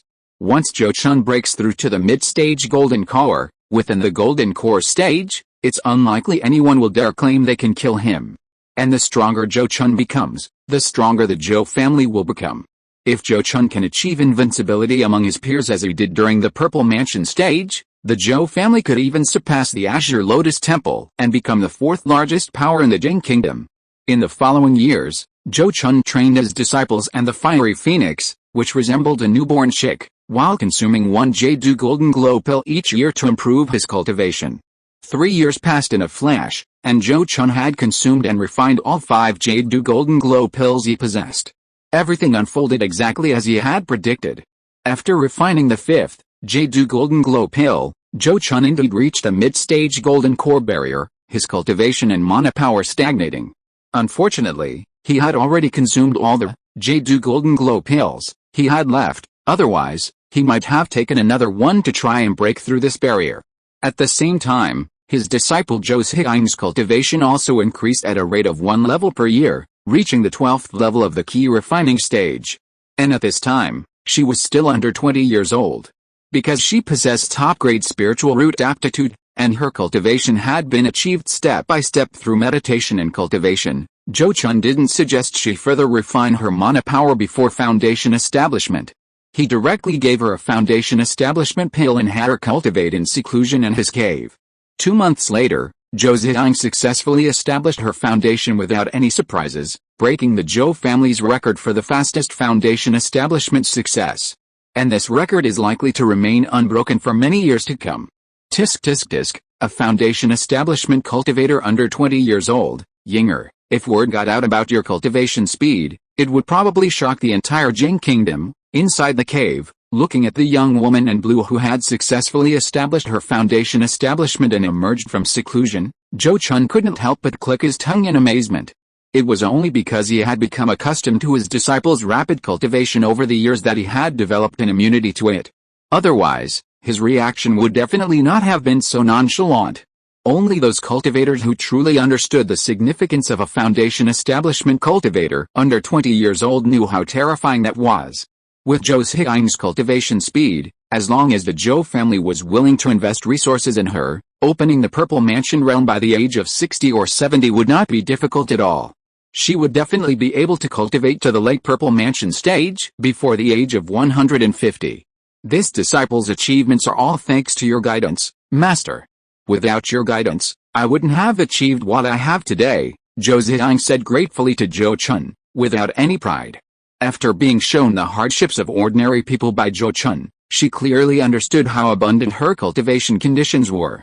Although Zhou Chun had never given her any pills to enhance her magical power, the cultivation environment he provided, along with the various spiritual fruits, wines, and meals he frequently bestowed upon her, were precious spiritual items that ordinary key refining cultivators could only enjoy a few times in their entire lives. Furthermore, the answers he gave her to her various cultivation questions were benefits that ordinary cultivators could never enjoy in their lifetime. Therefore, she now felt genuine respect and gratitude towards Zhou Chun as her master. Hey, I've only fulfilled my duties as a teacher. It's your own hard work and dedication that have led to this achievement, Zhou Chun chuckled, very satisfied with his disciple's humility and gratitude. Then, a glint flashed in his eyes, and he suddenly looked at Zhou Ziyang and asked, now that you've successfully established your foundation, you'll be changing your main cultivation method. Do you have any thoughts on this? Hearing this, Zhou Ziyang frowned slightly, then shook her head and said, this disciple is ignorant and hasn't considered this matter. Please enlighten me, Master, you are my disciple, so I'll be frank with you. A great opportunity awaits you in the future, and you may need to change your main cultivation method. Therefore, I don't recommend that you cultivate the family's top-tier techniques now. Just cultivate the Zunfeng technique like your father. Zhou Chun looked at his disciple and solemnly stated his arrangements. He certainly couldn't tell Zhou Ziyang about the existence of the secret island now. However, for the sake of Zhou Ziyang's future path, Zhou Chun had to reveal a little something to her, hoping to persuade her to abandon the idea of cultivating top-tier techniques now. After all, While top-tier cultivation techniques are useful, the consequences of abandoning them and switching to other techniques in the future would be far greater than those of techniques like the Zunfeng technique, which allows for rapid advancement in magical power. Since it was determined that Zhou Ziyang would inherit the mantle of the island's master and cultivate the top-tier technique left behind, Zhou Chun naturally had no need to make her suffer unnecessarily, thus affecting his own future cultivation. In any case, before reaching the late stage of the Purple Mansion realm, he wouldn't allow Zhou Ziyang to engage in life or death battles with cultivators of the same level, so there was no need to care about her combat strength. After hearing Zhou Chun's arrangement, Zhou Ziyang only thought for a short while before nodding and saying, "Alright, then this disciple will follow your instructions and cultivate the Zunfeng technique." Her decisive agreement piqued Zhou Chun's curiosity. He couldn't help but look at her and say, "You've made your decision so quickly? Aren't you curious about what this great opportunity I've mentioned is, Master? You certainly wouldn't harm your disciple. Since you've arranged for me to cultivate the Zunfeng technique, you must be considering my well-being and have your own reasons." "I just need to obey your orders," Zhou Ziyang said, then playfully winked at him. "As for the great opportunity you mentioned, based on my understanding of you, I'm afraid even if I asked, you definitely wouldn't tell me." Seeing this, Zhou Chun felt both gratified and somewhat embarrassed. He couldn't help but flick the girl's head, saying, "Little brat, how dare you presume to guess your master's intentions? You deserve a beating." Zhou Chun had only revealed Zhou Ziyang's successful foundation establishment to Zhou Mingde. He hadn't told her parents anything else, nor had he allowed her to. Otherwise, if this matter were leaked, powerful forces like the Moon Wheel Sect would definitely guess that she possessed top-grade spiritual root aptitude. At that point, whether the Zhou family sent her to Sect or secretly assassinated her, it would be unacceptable to the Zhou family. Therefore, Zhou Chun had specially collected several second-tier magic artifacts with concealing abilities for her and had her cultivate a sophisticated concealing technique to ensure that even the Purple Mansion stage cultivators within the clan would have difficulty detecting her true cultivation level. Even so, Zhou Chun advised her to focus on cultivating in her cave and not show herself to others for the time being. If she waited a few more years until she turned 25 before announcing her successful foundation establishment, it wouldn't cause any speculation. After all, with top-grade spiritual root aptitude and maximum cultivation resources, it's possible to achieve foundation establishment at that age. Having settled things after Zhou Ziyang's foundation establishment, Zhou Chun went to the Great Zhou Kingdom again. However, unlike before, this time he didn't go alone, but brought along the family elder Lin Weiner, 3 core clan members with foundation establishment cultivation, 7 elite clan members with key refining cultivation, and his Taoist partner Su Yazhan. Lin Weiner and the others were there to assist Zhou Daoyi in managing the shops. Zhou Chun or Lin Honggai would frequently travel between the two places to transport various goods for the shops to sell. Su Yazhan was simply accompanying Zhou Chun to travel through the Great Zhou Kingdom, wanting to experience its prosperity. Before this, she had already traveled to several countries surrounding the Jing Kingdom, thus making up for some of her previous shortcomings. Zhou Chun realized she had neglected her husband over the years, and this trip was intended to make up for it. After all, judging by the timeline, Su Yu's desire turbulation would likely become uncontrollable and descend upon her in a few years. Chapter 568 Kanglin Sect. Xian'an Immortal City. After Zhou Chun and his entourage arrived, they immediately began arranging for their clansmen to move into the shops. According to the rules of the Immortal City, the Zhou family could obtain 10 free long-term resident slots for the city upon purchasing a shop, all of which needed to be registered. Additional slots could be added for a fee if needed. The clansmen Zhou Chun brought, mostly key refining cultivators, were skilled in various arts and crafts, and were there to hone their skills and supplement the shop's low-end products. The 3 foundation establishment clansmen were also quite accomplished in weapon crafting, alchemy, and talisman making, and could both instruct the younger generation and meet the shop's demand for mid-range products. Lin Weiner was the true manager of the shop, responsible for its overall operation. Throughout this process, Zhou Daoyi did not appear. Apart from Lin Weiner, who had been informed of the truth on the way, the other Zhou family cultivators all believed that Zhou Chun was the owner of the shop. Even Su Yazhan, who had come with him, thought so. Any matters requiring the shop's owner's involvement would be handled by Lin Weiner contacting Zhou Daoyi.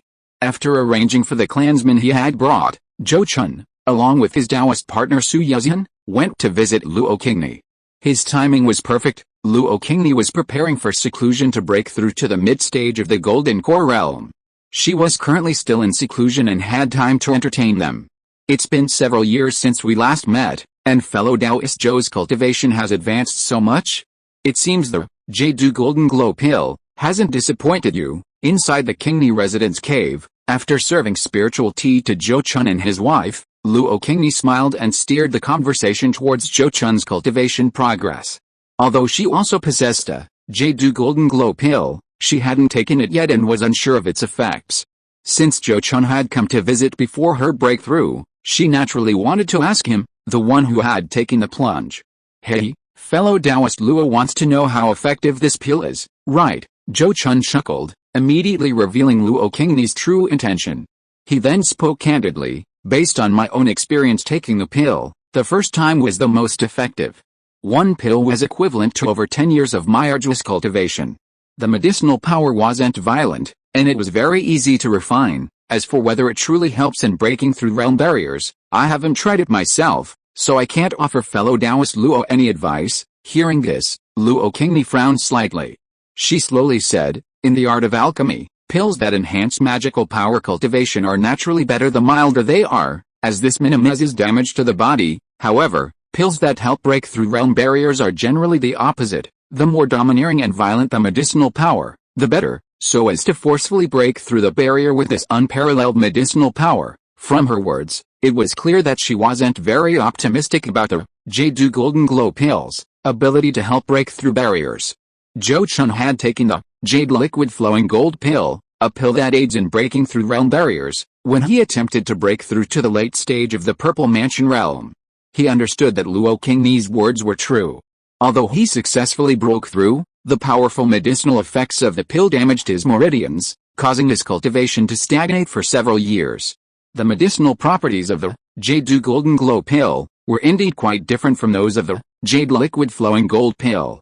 Seeing this, Zhou Chun quickly comforted her, saying, since the formula records this effect, it shouldn't be unfounded. Perhaps this elixir, suitable for golden core cultivators, differs in some aspects from those low to mid-grade elixirs. I hope so. Luo Qingni nodded slightly, not dwelling on the matter, and quickly moved on to another issue. Suddenly, she looked at Zhou Chun and said, fellow Taoist Zhou, your arrival at this time is quite timely. Qingni just received an invitation to a grand ceremony, but due to time conflict, she is hesitant about whether to attend. If fellow Taoist Zhou is interested, Qingni can pass on the invitation to you. Oh, may I ask what kind of grand ceremony it is? Zhou Chun's expression changed, and he looked at Luo Qingni with a hint of curiosity. A late-stage golden core cultivator from the Kanglin sect of Yan Kingdom has successfully formed his nascent soul. Coincidentally, this coincides with the sect's 3000th anniversary, so they are preparing a grand nascent soul ceremony, inviting fellow cultivators from all over the cultivation world to attend. There will also be a nascent soul stage cultivator personally explaining the path of cultivation, and afterwards, there will be an exchange event. Qingni has some connection with the second disciple of that successful nascent soul cultivator from the Kanglin sect, so he sent 2 invitations, asking me to invite a fellow cultivator to congratulate his master. However, the ceremony isn't until more than a year away, and Qingni is already preparing to go into seclusion to break through to the mid-stage golden core realm, so there's a time conflict, Luo Qingni said, then patted her storage pouch at her waist, taking out 2 gold-embossed invitations and handing them to Zhou Chun. Judging from her expression, she seemed certain that Zhou Chun wouldn't refuse. This made Su Yazan, standing nearby, narrow her eyes, a thoughtful look flashing within them. After hearing Luo Qingni's explanation, Zhou Chun was indeed somewhat tempted. He still remembered how much he had benefited from the Dharma assembly convened by True Person Xianjing back then. Even if he couldn't benefit from it this time, there was still the exchange meeting he could attend. However, despite his excitement, Zhou Chun didn't forget his Taoist partner beside him, and immediately looked at his partner Su Yazhan and asked, Yazhan, what do you think? What's your opinion on this matter? Upon hearing this, Su Yazhan blinked and said, since it's fellow Taoist Luo's good intention, we naturally can't let her down. It just so happens that I've never heard a nascent soul stage true person preach before, so I'm really benefiting from fellow Taoist Luo's kindness this time. After speaking, she smiled slightly at Luo Qingni to express her gratitude. Well, Since Yuzun, you also want to go, then let's go. Zhou Chun nodded and reached out to put away the 2 invitations. Next, Luo Qingmi told the 2 of them about the general situation of the Kanglan sect, so that they would have a general understanding. With everything settled, after Zhou Chun and his wife left, Luo Qingmi sealed her cave and officially began her secluded cultivation to break through to the mid-stage of the Golden Core realm. In the following months, Zhou Chun first took Su Yuzhen on a journey through various parts of the Great Zhou Kingdom, and then the 2 traveled towards the Yan Kingdom. The Yan Kingdom was not far from the Great Zhou Kingdom, separated only by 1 country, and its cultivation world was quite powerful, with more than double the number of nascent soul cultivators. The Kanglan sect originally only had 1 nascent soul cultivator, and although it was considered a large sect, it didn't rank among the top 5 forces in the Yan Kingdom. Now, with Jinlin Henren successfully forming his nascent soul, the Kanglan sect, possessing 2 nascent soul cultivators, finally had the strength to contend for a top 3 position. When Zhou Chun and his wife arrived in the Yan Kingdom, there were less than 3 months until Jinlin Henren's nascent soul ceremony, and the entire Yan Kingdom was abuzz with discussion about it. After traveling through various parts of the Yan Kingdom for more than 2 months, they arrived at the Kanglan sect's mountain gate just before the nascent soul ceremony. Because the invitation was delivered through Luo Qingmi, to avoid any misunderstandings, Zhou Chun went to the Kanglan sect's mountain gate first to explain the situation. Fortunately, the Kanglan sect's widespread invitations were intended to expand its influence and showcase its strength. Therefore, after Zhou Chun explained the situation and showed Luo Qingmi's handwritten letter, the second disciple of true person Jinlin readily changed the name on the invitation and arranged a courtyard for Zhou Chun and his wife to rest in the market outside the sect. After resting there for more than 10 days, the day of the nascent soul ceremony arrived. On this day, Kanglan Valley, where the Kanglan sect's mountain gate was located, was teeming with people, with thousands of cultivators coming to pay homage. Cultivators of varying levels of cultivation either flew swiftly on magical artifacts or leisurely rode flying beasts and spirit pets. The Kanglan sect, well prepared, arranged disciples of various cultivation levels to receive guests of different levels. Foundation Establishment Cultivators received Foundation Establishment Cultivators, Purple Mansion Cultivators received Purple Mansion Cultivators, and Golden Core Cultivators received Golden Core Cultivators. As for nascent soul cultivators, they generally wouldn't appear at such occasions unless they had a particularly good relationship with the host and were willing to play a supporting role, lest they overshadow the host. This was completely different from a Golden Core celebration. However, this was normal, as nascent soul cultivators wielded immense influence in the cultivation world. Almost every one of them was a pillar of a major power, and their appearance was bound to attract attention. Today, all visiting cultivators, regardless of their cultivation level or whether they had invitations, would present a gift. However, apart from those with invitations, other cultivators wouldn't receive any greetings even if they offered gifts. Naturally, those with invitations were all Golden Core cultivators. The reclusive cultivators Yan Changfang and Zhou Yuzhen from Fen Kingdom present a congratulatory gift, 2,000-year-old spiritual herbs. The Water Jade Immortal Orchid, to wish true person Jinlin a successful nascent soul cultivation and a long and prosperous immortal life, accompanied by a clear announcement. Zhou Chun and Su Yuzhen, now using different names, were guided by a Golden Core elder from the Kanglan sect to the celebration site within Kanglan Valley. This announcement attracted the attention of many guests. Some lower to mid-level cultivators couldn't help but whisper among themselves. What country is Feng? I've never heard of it before, it's fake. A rogue cultivator couple at the Golden Core stage? That's impossible. Regardless of their true origins, their Golden Core cultivation is undeniable. They're truly a divine couple. Tisk tisk tisk, the Kanglan sect seems quite capable. They even have connections with Golden Core cultivators from such a distant place. Looks like I should consider sending my son to join the Kanglan sect. Although the whispers of these low to mid-level cultivators were quiet, they weren't hard for Golden Core cultivators to hear, but no one paid them any attention. Zhou Chun and Su Yuzhen, having chosen this way of appearing, had already planned how to handle the situation. Their true appearances and origins were impeccable, so even if someone guessed that their identities as rogue cultivators from Feng were aliases, they weren't afraid of attracting any enemies.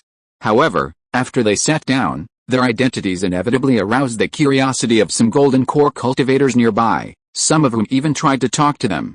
A white-haired elder with mid-golden core cultivation suddenly smiled kindly at the couple and said softly, I know of Fen Kingdom. It's a country in the heavenly spirit realm. It seems the battlefield where the Yuan demon realm invaded the heavenly spirit realm was this country. He then added with curiosity, since fellow Taoist Yan and fellow Taoist Zhou have come from so far away, could you tell me about the situation of those demonic cultivators? I heard that after that great battle, the remnants of the demonic cultivators infiltrated various countries to spread demonic techniques, causing many rogue cultivators and bandits who coveted the quick and easy path of demonic cultivation to switch to it. Perhaps I will encounter such demonic cultivators in the future. Upon hearing this, many golden core cultivators nearby turned their gazes, clearly also curious. Seeing this, Zhou Chun didn't rush to answer. Instead, he cupped his hands towards the white-haired elder and asked, May I ask your name, fellow Taoist? And where is your immortal home? Upon hearing this, the white-haired elder immediately returned the cupped hands and introduced himself. I am Su Mao, the supreme elder of the Su family of the Yan Kingdom. If fellow Taoist Yan has some free time after the grand ceremony, you are welcome to visit my Su family's Longevity Valley. Su, will certainly prepare a warm welcome for you. His words were very enthusiastic, suggesting he was a cheerful person. So it's fellow Taoist Su. I've heard so much about you. Zhou Chun nodded politely, then softly answered the other party's previous question. Actually, demonic cultivators aren't as powerful and evil as rumored.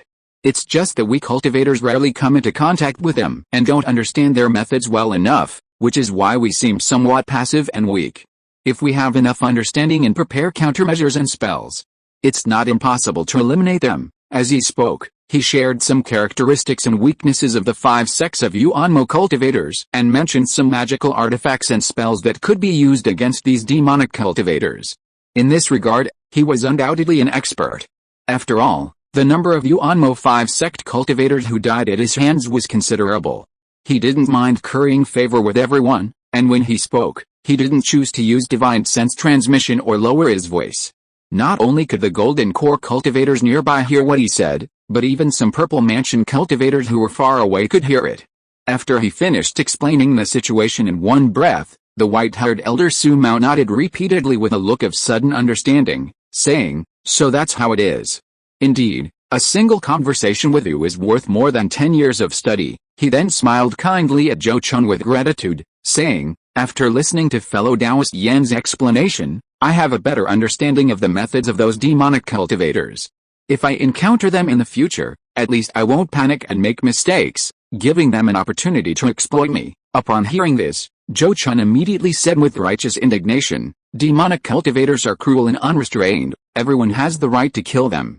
If my words today can help fellow Taoist Su in the future, I will be very gratified. Ha. Then thank you for your kind words, fellow Taoist Yan. Su Mao couldn't help but laugh and agree. With this interlude, Zhou Chun gained the approval of these golden core cultivators. Su Mao even acted as a good Samaritan, introducing him to several golden core cultivators from the nearby Yan Kingdom, and they exchanged cultivation experiences on the spot. After a morning of this, by noon, almost all the invited guests had arrived. Zhou Chun, seated in the VIP section, looked around and saw that the number of golden core cultivators like himself present had exceeded 3 digits, totaling a whopping 116. Besides the dozen or so golden core cultivators from the Kanglin sect, nearly 100 golden core cultivators were invited guests. These people were either elders of vassal families under the Kanglin sect, fellow cultivators associated with the Kanglin sect, or members of other sects and families within the Yan Kingdom. Regardless of how the Kanglin sect managed to gather so many golden core cultivators together, the presence of over 100 golden core cultivators demonstrated the Kanglin sect's influence. Therefore, the Kanglin sect golden core cultivators all wore smiles, their faces radiant with pride. The auspicious hour has arrived. We respectfully invite true immortal Jinlin to grace us with his presence. Suddenly, as the sect leader of the Kanglin sect bowed deeply in a certain direction and uttered a greeting, a pale golden wind suddenly swept across the sky, and a middle-aged man in a blue robe descended upon the celebration site. Disciple greets true immortal Jinlin. Congratulations on your great success in achieving nascent soul cultivation, and may your immortal path be everlasting. Upon seeing the dignified man, the Kanglin sect cultivators present immediately bowed in unison. Zhou Chun and the other cultivators invited to attend the nascent soul ceremony also rose and bowed slightly in greeting. Disciples and fellow Daoists, please rise. The dignified true immortal Jinlin raised his hand slightly and sat down imposingly in the main seat. Today is the grand celebration of our sect's 3000th anniversary, and also my own nascent soul ceremony. I am deeply grateful that all you fellow cultivators have traveled from afar to congratulate our sect and me, since our sect's founding patriarch, True Person Kanglin, established the sect. On the main seat, True Person Jinlin spoke eloquently, recounting the achievements of the various patriarchs of the Kanglin sect, first offering a congratulatory address for the sect's 3000th anniversary. He then delivered a generous speech encouraging his disciples. After this segment, he spoke in a deep voice. Throughout history, cultivators who have achieved the core formation in nascent soul stage have held nascent soul ceremony to share their cultivation experiences on the Great Dao with fellow cultivators. Today, I, Jinlin, though unworthy, wish to emulate the sages and share some of my cultivation insights with you all. Finally, Zhou Chun's spirits lifted, and he immediately prepared to listen to the profound discourse of this nascent soul stage true person. Unexpectedly, at this moment, a majestic and imposing voice suddenly interrupted True Person Jinlin's words. Since fellow Daoist Jinlin wishes to discuss and share his Dao, why not have a discussion with me? It would also be a good opportunity for me to witness fellow Daoist Jinlin's supernatural abilities. As soon as the words fell, a figure surrounded by crimson flames suddenly appeared outside the Kanglin sect's mountain gate. Chapter 569 Exchanging Treasures, Encountering an Ambush. Kanglin sect. At this moment, Zhou Chun was also taken aback when he saw the unfamiliar nascent soul cultivator suddenly appear outside the Kanglin sect's mountain gate. From the words of the nascent soul cultivator outside, it was not difficult to tell that this person had come with ill intentions. However, Zhou Chun couldn't understand what kind of grudge would make the other party come out to disrupt things on such an important day and occasion. You must know that today is Jinlan Zhenren's nascent soul ceremony, and it is also the 3000th anniversary of the founding of the Kanglin sect. To come and disrupt things on such an important day is no less than slapping Jinlan Zhenren in the face in front of thousands of cultivators. This is intolerable. So not only was Zhou Chun stunned, but even Jinlan Zhenren himself did not react for a moment. However, the white-haired old man Su Mao reacted quickly and immediately exclaimed in a low voice, "This is Hulong Zhenren from Honglu Valley. I have seen him at a grand event before." Honglu Valley is also a major sect in Yan Kingdom, with 2 nascent soul cultivators. Before this, their strength was a level higher than that of the Kanglin sect. Furthermore, these 2 factions had fought a war over 100 years ago, each losing golden core cultivators. Zhou Chun had learned of this during his travels in the Yan Kingdom, and upon hearing Su Mao's words, he was slightly startled, sensing something amiss. 2 sects with a history of enmity were directly provoking each other on a crucial day for another sect. Clearly, they wanted to escalate the conflict further. If things weren't handled properly today, these 2 major sects might just start an even fiercer war. Thinking of this, Zhou Chun almost immediately wanted to leave the Kanglin sect, not wanting to be dragged into this mess. However, this was just a thought. It was practically impossible. Doing so would be tantamount to directly slapping the Kanglin sect in the face. Although he wasn't a cultivator from the Yan Kingdom and wasn't afraid of the Kanglin sect's retaliation, there was no need to offend a major sect for no reason. So, after considering all these thoughts, Zhou Chun calmed himself down and observed how things would develop. Jinlan Zhenren paused for a moment, then her face darkened. She abruptly stood up, her mouth opening as if to retort. But before she could, an angry, aged voice rang out first. "Fire Dragon, you old bastard, if you want to fight, I'll gladly oblige. Let's fight to the death." As the words fell, a streak of azure light flew out from the depths of the Kanglin sect's mountain gate, directly breaking through the protective array, revealing the figure of an old woman in green robes. Although it was the first time Zhou Chun had seen this green-robed old woman, having some prior knowledge of the Kanglin sect, he immediately recognized her as Bihu Zhenren, the Kanglin sect's only nascent soul cultivator, a very rare female nascent soul cultivator. Bihu Zhenren was clearly furious, even uttering the phrase "fight to the death." Faced with her harsh words, Master Hulong's imposing aura faltered for a moment, but he quickly responded with a cold laugh. "Old hag Bihua, you're hundreds of years older than me, and your lifespan is less than 200 years. You think you've lived enough? I haven't." These words were somewhat self-defeating. But they also highlighted something that worried everyone in the Kanglin sect. Their glorious achievement of having 2 nascent soul cultivators wouldn't last long. Master Jinlin's successful nascent soul formation was merely a continuation of the Kanglin sect's nascent soul lineage, ensuring the sect's status didn't decline. These words clearly struck a nerve with Master Bihua, whose eyes flashed coldly as she shouted, "If you don't dare, then get out of here. When I formed my core, ye brat were still playing in the mud." Such words were incredibly insulting to a nascent soul cultivator who had been famous for 1,000 years. Master Hulong's face immediately darkened, and the flames emanating from his body surged dramatically. Her face flushed with shame and anger. She shouted repeatedly, "Fine, fine, Bihua, you old hag, since you want to seek your own death, I'll grant your wish." With that, she raised her hand, and flames surged from her body, instantly transforming into a fire dragon tens of feet long, which lunged at Bihua's Henren. They started fighting without a word. Seeing Bihua's Henren and the fire dragon's Henren clash, Jinlin's Henren naturally couldn't stand idly by and immediately went to help.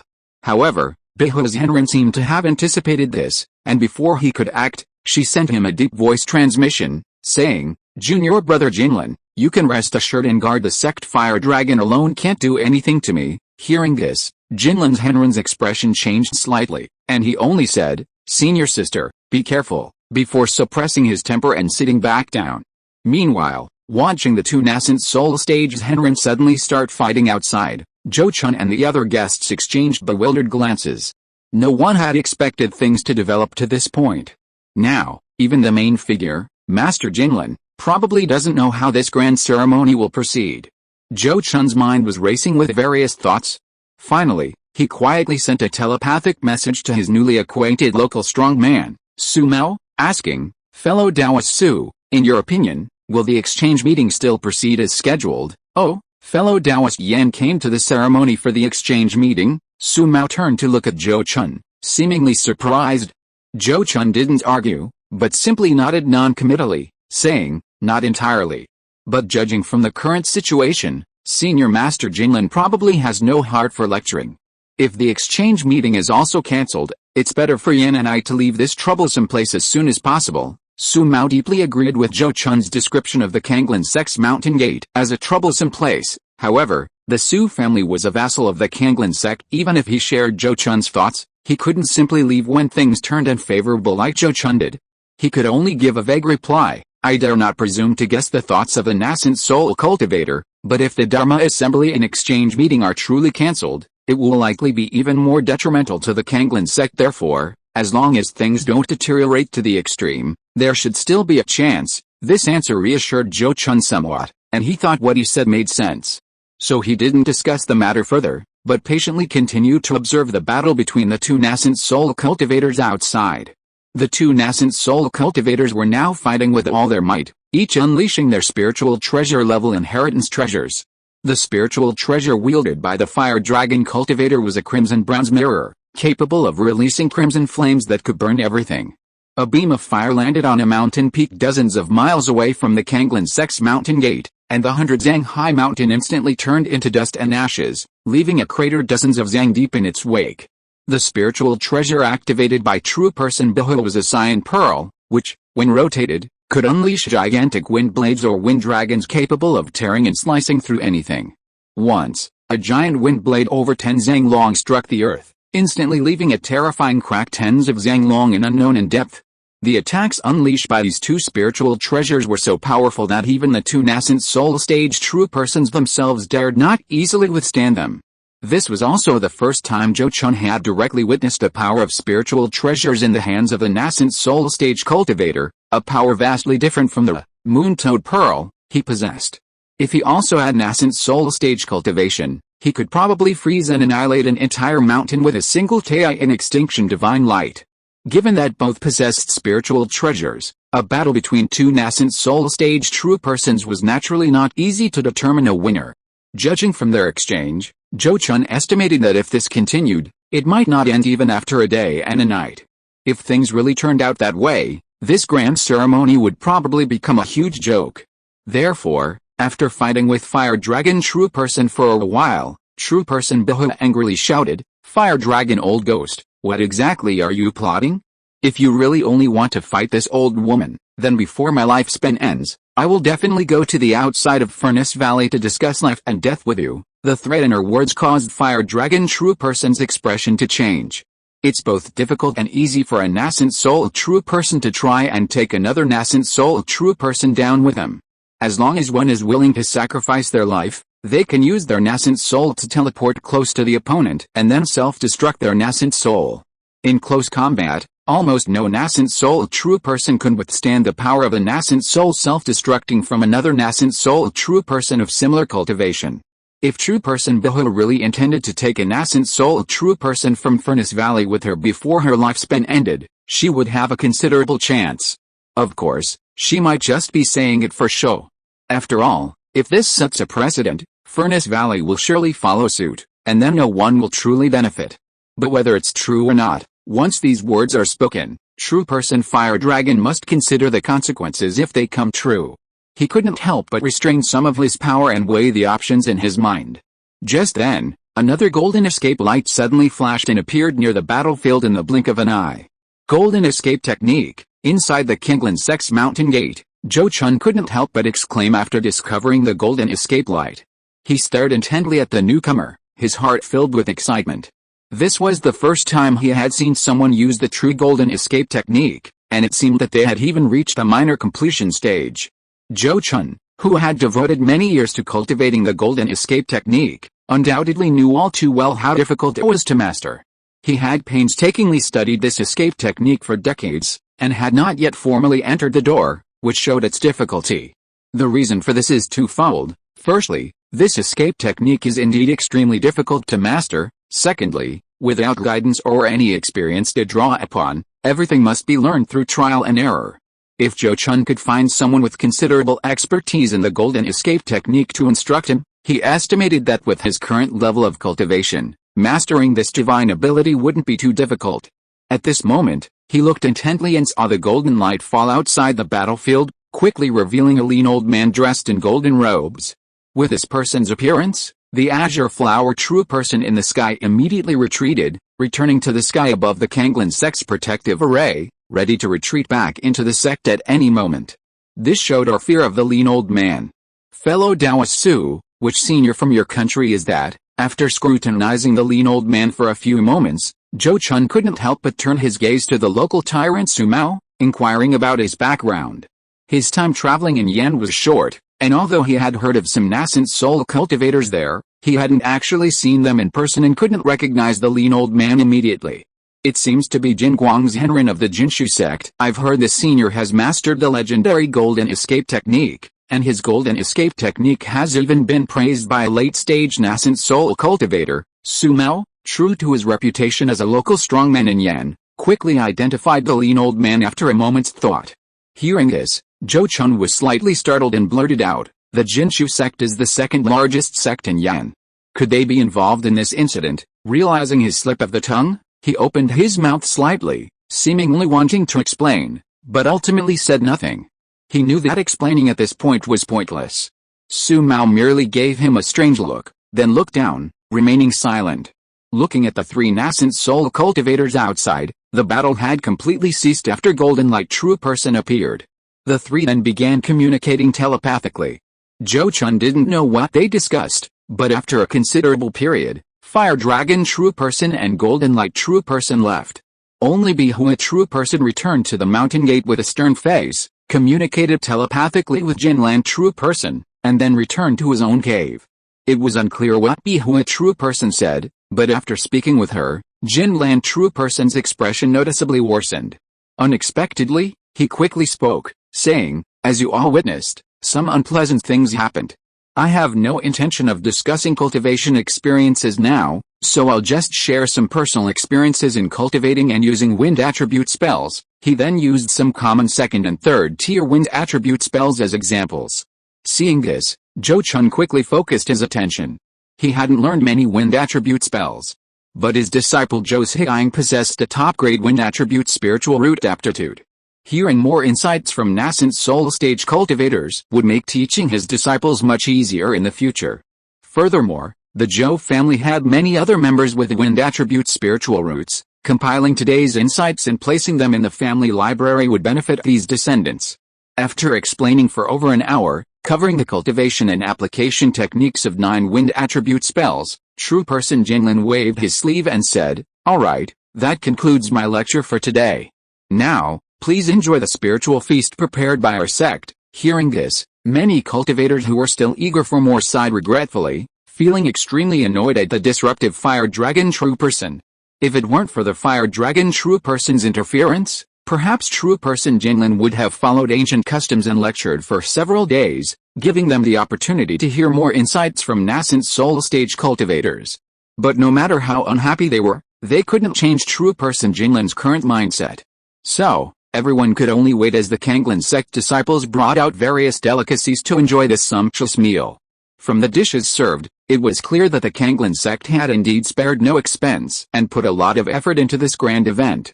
The spiritual meal served to Zhou Chun and his group of golden core cultivators consisted of 2 main dishes and a soup, all cooked with extremely rare demon beast meat and spiritual herbs. Not only were the flavors unique, but they also had nourishing effects on their cultivation, spiritual senses, and physical bodies. The other side dishes also had distinct flavors and were well worth trying. The accompanying spiritual wine was even more exceptional, a unique medicinal wine produced by the Kanglin sect itself. It was said to have been aged for over 500 years, greatly replenishing ki and blood, strengthening muscles and bones, and having a significant nourishing effect on the physical body. In short, the value of this meal was not much less than the 1,000-year-old spiritual herb that Zhou Chun had given away. This demonstrated the profound effort the Kanglin sect had put into this aspect. Unfortunately, due to what had happened before, the results of all this hard work were destined to be greatly diminished. Fortunately, compared to Su Mao and the other local cultivators from Yan Kingdom who were preoccupied and ate without any appetite, Zhou Chun and his wife, knowing they could leave afterward, were now savoring the food and wine, even having the leisure to critique the characteristics and flaws of each dish. After the meal, Jin Lan Zhenren looked at everyone again and said, "This grand ceremony is now over.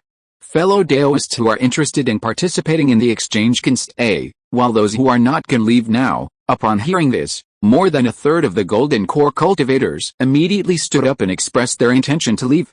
Most of these people were local golden core cultivators from Yan Kingdom, and they were afraid that if they stayed, they would be mistaken for siding with the Kanglin sect, so they preferred to miss the exchange and leave first. Those cultivators like Su Mao, who were already affiliated with the Kanglin sect, or whose own factions had close ties with the Kanglin sect, as well as cultivators from outside the Yan Kingdom like Zhou Chun and his wife, all chose to stay, hoping to gain something from the exchange meeting. True Person Jinlin, true to her word, did not stop the golden core cultivators who wished to leave, allowing them all to depart. Only after everyone who wanted to leave had left did True Person Jinlin stand up and lead the group to another quiet and spacious palace, where the exchange meeting was held. The rules of this exchange are roughly the same as other exchange events. Fellow Daoists will take turns displaying their treasures, and I will also offer a few treasures for everyone to exchange at the end. In the main hall, True Person Jinlin glanced at the dozens of golden core cultivators present, briefly explained the rules, and then looked at a black-robed man with late-stage golden core cultivation, saying, "Let's start with Junior Nephew Zuanfeng." "Yes," Junior Nephew obeys. The black-robed man nodded, immediately raised his hand and patted his storage bag at his waist, taking out 7 or 8 treasures and placing them in front of him. He introduced the wonderful uses of each treasure while stating the treasures he needed. Zhou Chun had participated in many such exchange events before, and he had lost the initial novelty of wanting everything. Now, he only paid attention to things that were useful to him. Su Yazun, on the other hand, who hadn't participated in such exchange events often, seemed quite enthusiastic. Unfortunately, although she was favored in the Su family, she didn't have the same opportunities and wealth as Zhou Chun, which rivaled that of many veteran late-stage golden core cultivators. Even though she was quite interested in some treasures, she ultimately had to miss out due to lack of suitable items to exchange for them. Although Zhou Chun wanted to help his Taoist partner, he couldn't just buy her whatever she fancied. Unless it was a truly valuable treasure, he wouldn't help her simply because she liked it. Furthermore, Su Yazhen wasn't the type to easily distinguish between liking and needing something, and she wouldn't readily ask Zhou Chun for help. Watching one golden core cultivator after another display their treasures, it wasn't until more than 10 people had passed that Zhou Chun finally encountered something that truly captivated him. After a moment's thought, He transmitted his voice to a pale-faced man with mid-stage golden core cultivation who was displaying his treasures, saying, "I am very interested in this third-grade high-quality wind attribute demon core in your possession, fellow Taoist. I wonder if you would be willing to exchange it for other conditions? Although I do not have the spiritual items you require, I do have quite a few that might be suitable for you." Upon hearing this, the pale-faced man glanced at the couple, but did not refuse outright. Instead, he said calmly, "Oh, fellow Taoist, please tell me what spiritual items you have." Seeing this, Zhou Chun felt that there was a chance, and named some of the rarer spiritual herbs, magic weapons, and spiritual materials he had. After hearing him rattle off the names of over 20 spiritual items, the pale-faced man's eyes flashed with a sharp light. After a moment's thought, he looked at him and said, "If you, fellow Taoist, are willing to exchange these 3 treasures, wind breath grass, purple cloud jade, and spirit condensing fragrance, I am not unwilling to agree. These 3 treasures combined are worth almost 160,000 to 170,000 spirit coins. Fellow Taoist's appetite is a bit too great." Zhou Chun frowned slightly, seemingly annoyed by the pale-faced man's excessive demands. But the pale-faced man seemed to have him figured out, and immediately replied calmly, "If you, fellow Taoist, are unwilling to exchange, I will not force you." Zhou Chun felt quite helpless upon seeing this. He knew that the other party had probably guessed his intention in exchanging a third-grade high-quality demon core, hence his fearless attempt to extort money from him. Of course, he could refuse, but the other party wouldn't suffer any loss either. A third-grade high-quality demon core was indeed something that was easy to sell. So after only a moment's hesitation, he nodded and said, "Fellow Taoist, will agree to your terms." He then took out 3 spiritual items and exchanged them with the other party. With this high-grade third-tier demon core in hand, the Golden Winged Tiger's path to the high-grade third-tier demon beast realm was cleared. All that remained was to digest the power of the demon core. With this guaranteed gain, Zhou Chun's trip to the exchange fair wasn't in vain. However, since the exchange involved dozens of golden core cultivators, there were naturally more good items than just this. Not long after, another treasure caught Zhou Chun's attention. A broken, top-grade magic weapon. Although it's unusable, the materials used are extremely rare. If a master craftsman were to handle it, it might be possible to repair and reforge it, a burly man in black said, holding up the broken, top-grade magic weapon to display. It was a broken spear, with only a section of golden shaft without a spearhead remaining, about 2 feet long, and the shaft itself was covered in cracks. Even in its current state of disrepair, this item still evoked a faint sense of danger in the golden core cultivators present, as if it possessed a power that could threaten their lives at any moment. This was understandable, given that most nascent soul cultivators' natal magic weapons were only top-grade magic weapons. This item was likely once a nascent soul cultivator's natal magic weapon. It was just unknown what kind of opponent it had encountered to cause such damage to this top-grade magic weapon. After displaying the broken spear in his hand, the burly man in black quickly spoke, "I only wish to exchange this for a low-grade magic weapon, whether offensive or defensive." Interested fellow cultivators can now communicate with any via telepathy. A mere fragment of a magic weapon, unusable, wants to exchange for a complete one? This person certainly has a clever plan. Su Yuzhen's beautiful eyes widened, and she telepathically spoke to Zhou Chun with an expression of disbelief. Although she rarely went out, she knew how precious magic weapons were. Even those early-stage golden core cultivators from major sects, besides their natal magic weapon, were considered fortunate if they had one more magic weapon for self-defense. Those cultivators possessing 3 or 4 magic weapons were usually at the mid to late-stage golden core realm. Even with so many magic weapons, these people certainly wouldn't be willing to exchange their own for a broken one. This person is indeed a bit greedy. Zhou Chun nodded slightly, dismissing his initial thought. It wasn't that he couldn't afford the price. The white mirror magic weapon left behind by the ice prison sect assassin was still in his possession, which he could use for the exchange. However, this item was a high-quality item even among low-grade magic weapons, and Zhou Chun wasn't willing to exchange it for just a fragment. Clearly, no one else was willing to make such an exchange either. Zhou Chun noticed that the black-clad giant's gaze frequently fell on Jinlan Zhenren, a nascent soul-stage cultivator, indicating he had some ideas. Unfortunately, even a nascent soul cultivator from a major sect like Master Jinlan clearly didn't value a mere fragment of a top-grade magic weapon, and in the end, He could only regretfully take it back.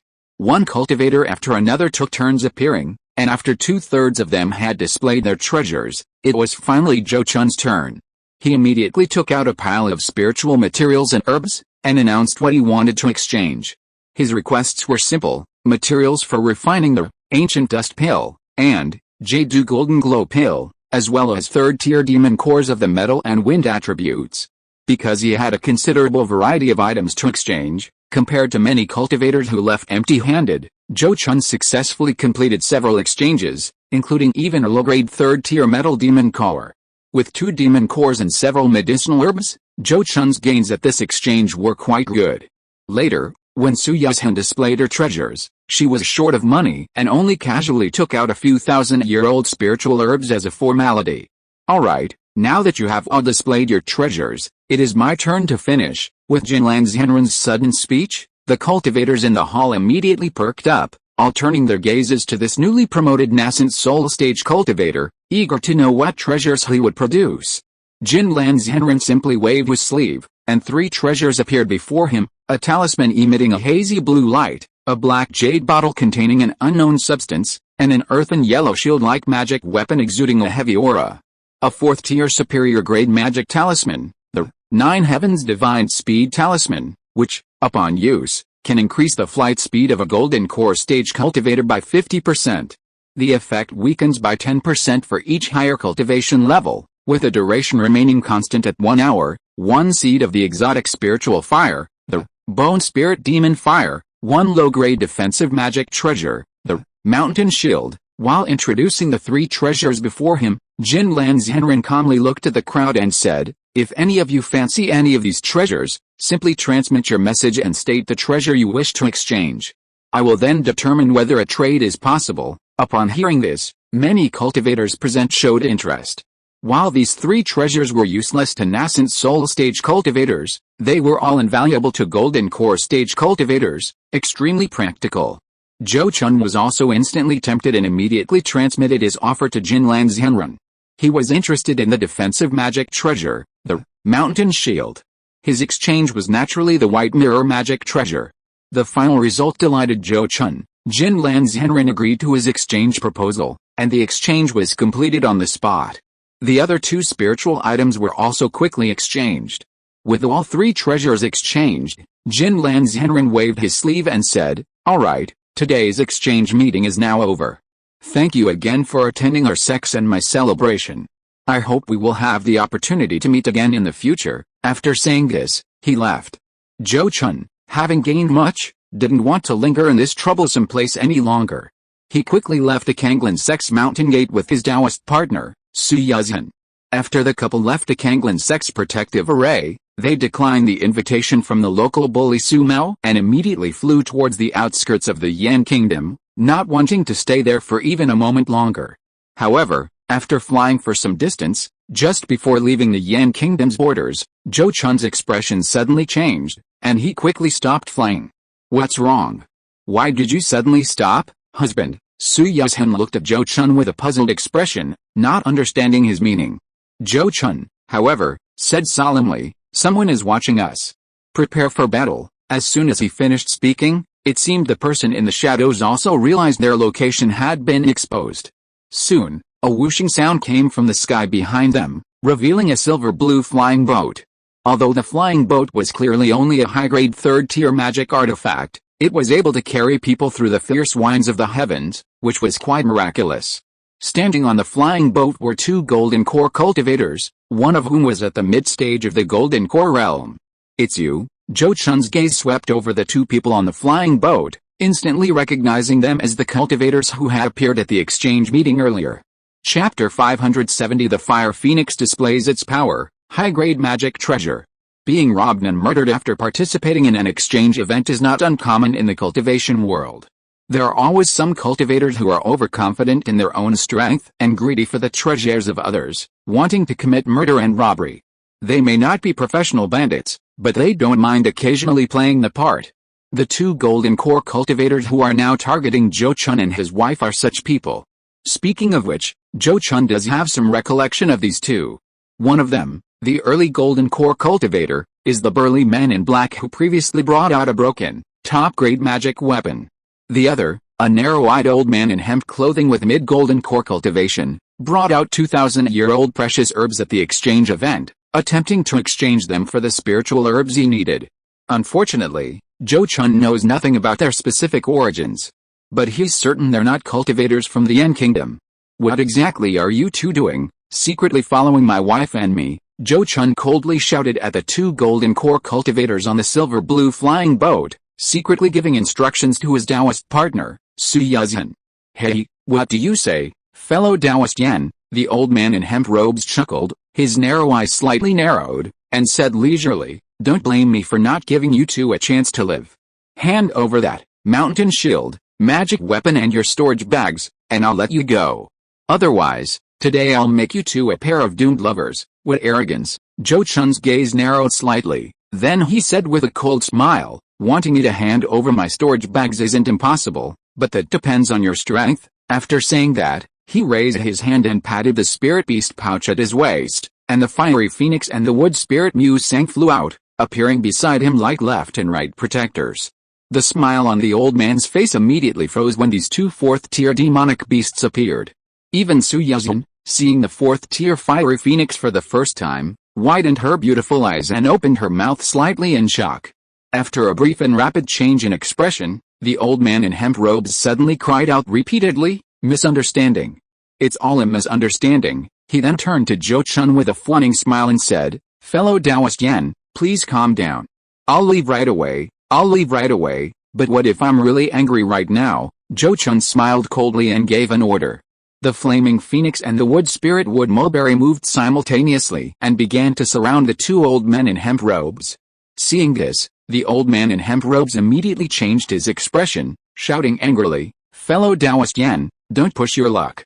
I've already said it was a misunderstanding and apologized to you. What more do you want? Seeing him still acting so indignantly, Zhou Chun was amused and couldn't help but sneer. So this is your way of dealing with people? Then I'll apologize to your corpse after I kill you, you arrogant brat. The old man in hemp robes roared angrily, immediately unleashing a black longsword magic weapon at Zhou Chun. As he attacked, the silent black-clad giant also suddenly activated a large earthen yellow seal magic weapon, smashing it towards Zhou Chun.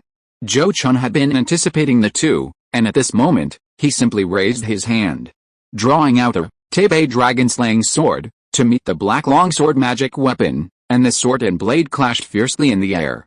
At the same time, he opened his mouth and spat out a beam of golden light, which transformed into a golden cauldron that hovered above his head.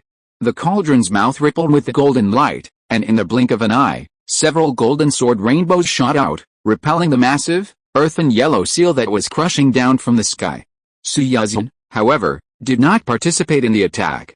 Instead, she summoned her natal magic weapon, water-infused Ruai, and conjured a white light to buff Zhou Chun. Then, she fully activated another magic weapon, Water Dragon Pearl, to release a blue shield protecting herself. This was Zhou Chun's instruction, transmitted secretly, that she did not need to participate in the attack, but only assist him in the battle and focus on defending herself. Meanwhile, just as several golden core cultivators made their moves, the fiery phoenix and the wood spirit Musang also made their moves. The fiery phoenix let out a clear cry, and a seven-colored flame suddenly erupted from its body, burning fiercely and emitting a crystal-clear light. In an instant, the old man in hemp robes and the burly man in black, who had been keeping a close watch on it, let out muffled groans of pain, their divine senses already burned. Damn it, it's the glazed pure fire. This fire phoenix is not to be underestimated, the old man in hemp robes roared, immediately waving his sleeves, and a ball of black true water radiating icy aura transformed into a black water dragon that lunged at the fiery phoenix. There was no way around it. The name, glazed pure fire, was simply too great. The characteristics of this divine power, combined with the features of the fire phoenix, made it easy for people to recognize and take it seriously. However, even though the old man in hemp robes and the burly man in black were prepared, they still couldn't escape the interference and harm caused by the glazed pure fire.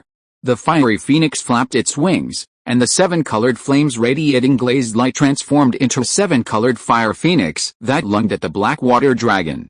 Then it opened its mouth again, spewing out a torrent of black and red flames that swept towards the black-clad man. Seeing the fiery phoenix display its power, Mu Sang, not wanting to be overshadowed by this newcomer, let out a long deer cry. Azure lightning surged on its antlers, instantly unleashing a thick bolt of azure lightning that slammed into the black-clad man. Then, streams of emerald light surged from its mouth, growing rapidly in the wind, transforming in the blink of an eye into 9 heavenly wood Dao soldiers, each several meters tall, clad in armor and wielding weapons.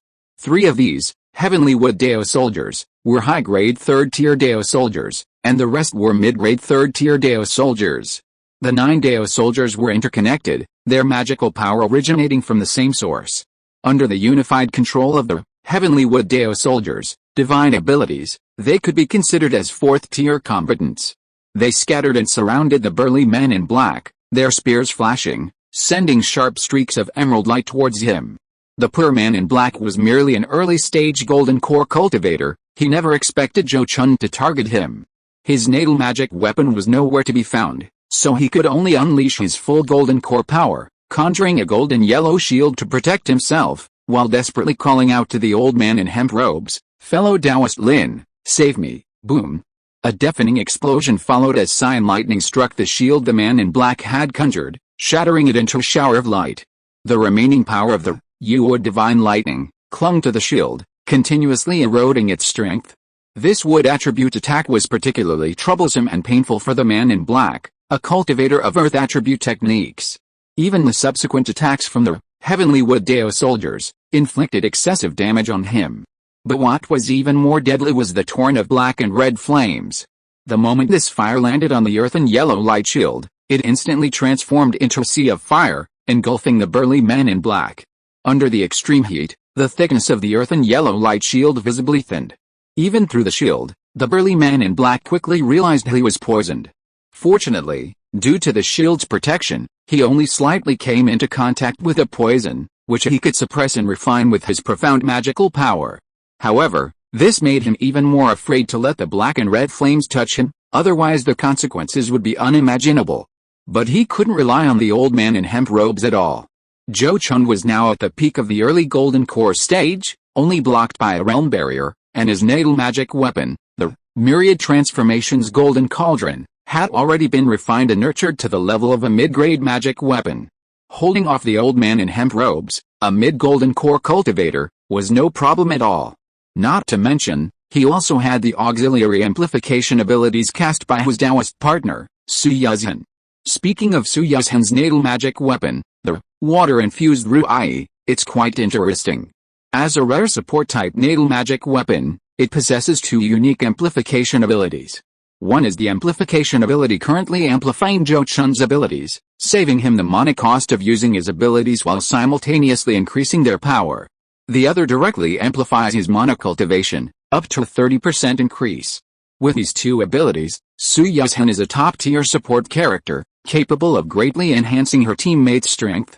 At this moment, under her amplification, Zhou Chun is simultaneously activating his 2 magic weapons to fight the old man in hemp robes, while also occasionally raising his hand to condense a golden halberd, unleashing the god-slaying golden halberd ability to harass the old man, preventing him from devoting much power to helping the black-clad giant. Even if the old man in hemp robes had spare power, he wouldn't dare use it all to help others. Putting aside the continuous burning damage to his spiritual consciousness caused by the glazed pure fire, Su Yuzhen, who hadn't even attacked him yet, forced him to keep some trump cards up his sleeve for defense. Who knew if Su Yuzhen was deliberately feigning weakness now, only to deliver a fatal blow at the crucial moment. While fighting and maneuvering with Zhou Chun, he said in a deep voice, "Fellow Taoist, why be so aggressive? One should be forgiving when possible. Even if we were in the wrong today, you've already insulted and beaten us. Shouldn't you be calm now? How ridiculous." Zhou Chun was also amused, and retorted with a cold laugh, "You two were the ones who tried to commit illicit acts first, attempting to kill and rob my wife and me. Now that your scheme has been exposed and you're powerless, you want to settle things peacefully? There's no such thing as a free lunch." He then shouted, "Enough nonsense. You won't leave without leaving something behind." Zhou Chun possessed 3 4th-tier spirit pets and a magical treasure. When he wanted to acquire magical treasures, he only ever thought of buying or exchanging them. He never considered killing and robbing. Now, someone was eyeing his magical treasures. How could he not be furious? At this moment, he only wanted to keep these two foolish fellows here and make them pay for their stupidity. Seeing that Zhou Chun showed no sign of giving up, the old man in hemp robes felt a chill in his heart and immediately considered breaking through. Fortunately, he still had a sense of honor, and before attempting to break through, he transmitted a message to the burly man in black. Fellow Taoist Guo, things are not good. Let's each use our own methods to break through. However, the burly man in black was currently being watched by two fourth-tier demonic beasts, one of which was a flame phoenix skilled in flight. Given that speed was not his strong suit, his fate was almost predictable if he tried to break through. Therefore, after hearing the old man in hemp robes' words, he panicked and hurriedly transmitted a message pleading, "Please, fellow Taoist Lin, help me out. I will definitely reward you handsomely afterward, Alice. I will do my best." The old man in hemp robes sighed, not daring to make any guarantees. Suddenly, he patted his storage bag at his waist, and a beam of yellow light surged out, transforming into a blue-white jade bottle with a missing corner. Then, he formed hand seals and channeled his magic power into the blue-white jade bottle. The two dragon patterns, one white and one blue, adorning the bottle suddenly shone brightly, generating a powerful aura that made Zhou Chun's expression change. A high-grade magic weapon, he murmured to himself, somewhat surprised. High-grade magic weapons were rare. Generally, even late-stage golden core cultivators could only cultivate their natal magic weapon to this level, and only seasoned late-stage golden core cultivators could achieve this. Even so, after their passing, such a high-grade magic weapon would easily degenerate into a mid-grade magic weapon. The high-grade magic weapon in the old man's hemp robe clearly had a flaw. After losing a corner, its power was estimated to have decreased by at least 20–30%. But even so, it was still stronger than many mid-grade magic weapons. Moreover, the profound mysteries of the supernatural powers of a high-grade magic weapon were incomparable to those of mid-grade and low-grade magic weapons. As the old man in hemp robes activated his magic, two beams of blue and white light suddenly shot out from the blue-white bottle, one after the other, chasing each other like two dragons towards Zhou Chun. Sensing the powerful aura emanating from the two beams of light, Zhou Chun's heart tightened. He hurriedly activated his natal magic weapon, which had transformed into a golden shield, to block in front of him. At the same time, he unleashed the Taeyan protective immortal robe divine power of the Moon-Toad Pearl, without holding back. Finally, he even silently activated the dragon transformation secret technique, condensing silver dragon scales as a final layer of protection. The two beams of blue and white light first struck the shield formed by the myriad transformations golden cauldron, directly shattering the defensive light barrier released by this mid-grade magic weapon and sending the magic weapon flying. Then, the two beams of light entered the golden glow manifested by the genuine golden glow, divine power, carving two paths through the golden glow with unstoppable force. Finally, they both landed on Zhou Chun. Instantly, the Taeyan protective immortal robe on Zhou Chun's body shone brightly, radiating a brilliant silver-white light that clashed and eroded the blue and white divine lights. After a moment, the magical treasure's power ultimately prevailed, successfully obliterating the blue and white divine lights. This scene caused the old man in hemp robes to change his expression drastically, his eyes filled with astonishment and uncertainty as he looked at the silver-white immortal robe on Zhou Chun's body. As the owner of the magical treasure, and having used it to kill opponents more than once, he knew best how powerful that attack had been. To put it bluntly, even if he himself wanted to block it, he would have to pay a considerable price, and it would be impossible for him to escape unscathed like Zhou Chun. This kid must have a high-grade defensive magical treasure protecting him. Could he be a direct descendant highly valued by some nascent soul old monster? The more he thought about it, the more likely it seemed. Whether considering the golden core stage cultivation partner or the fourth-tier demonic beast pet, these were not things an ordinary golden core stage cultivator could possess. Now, adding a high-grade defensive magic treasure, it's even more likely that the old man was a nascent soul stage cultivator. Growing increasingly terrified, the old man in hemp robes disregarded his promise to the black-clad giant. He immediately flicked his sleeve to retrieve the blue-white jade bottle magic treasure and launched a low-grade fourth-tier attack talisman at Zhou Chun. Then, taking advantage of the blazing fire dragon formed by the talisman attracting Zhou Chun's attention, he and his black longsword magic treasure transformed into a black streak of light and soared into the sky, making their escape. "Where do you think you're going, "You old thief," Zhou Chun roared after dispersing the blazing fire dragon, transforming into golden light and giving chase to the old man in hemp robes. The two, one chasing and one fleeing, quickly disappeared from Su Yuzhen's sight. Seeing Zhou Chun chasing after the old man in hemp robes, the burly man in black seemed to have found an opportunity to break through. He immediately used his earth yellow seal magic weapon to forcefully clear a path, landing on the ground in an attempt to escape using his earth. Earth is a technique he has cultivated. However, before he could even land, he was swatted into the sky by a suddenly approaching fiery red figure. It turned out that the fiery phoenix had anticipated his intentions and had arrived first, using its fire technique to stop him. It must be said that after the fiery peacock underwent nirvana and evolved into the fiery phoenix, although it lost its original memories, its intelligence had greatly increased. After Zhou Chun's years of training, the fiery phoenix had become extremely experienced in fighting against cultivators, at least in terms of combat techniques, and knew how to utilize its strengths and supernatural abilities. Zhou Chun had previously warned it to be wary of the burly man in black escaping using earth. After all, Zhou Chun himself had used this technique to escape from golden core cultivators and fourth-tier demonic beasts many times before. At this moment, having forced the black-clad giant back into the sky, the flame prison peacock immediately activated the glazed pure fire, divine power it had previously used against the hemp-robed elder, burning him with it. This glazed pure fire has the effect of burning a cultivator's divine sense, making it the best divine power to interrupt escape techniques. To concentrate on using an escape technique while enduring the burning of one's divine sense is an immense test of a cultivator's mastery of both divine sense and escape techniques. What made the yellow-clad giant even more desperate was that Su Yuzhen quickly joined the battle against him.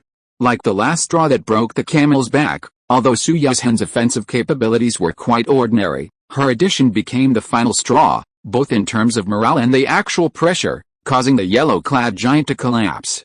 After resisting for a while, realizing there was no hope of breaking through, the yellow-clad giant chose to surrender in despair. "Fairy, spare my life. I, Guo, am willing to surrender. If you spare my life, I'll accept any punishment you may give me," he desperately pleaded with Su Yuzhen, expressing his surrender. To gain her trust, he even threw away his personal storage pouch. Su Yuzhen was both surprised and unsurprised by this. Thinking it over, the hatred between them didn't seem to warrant a life or death struggle.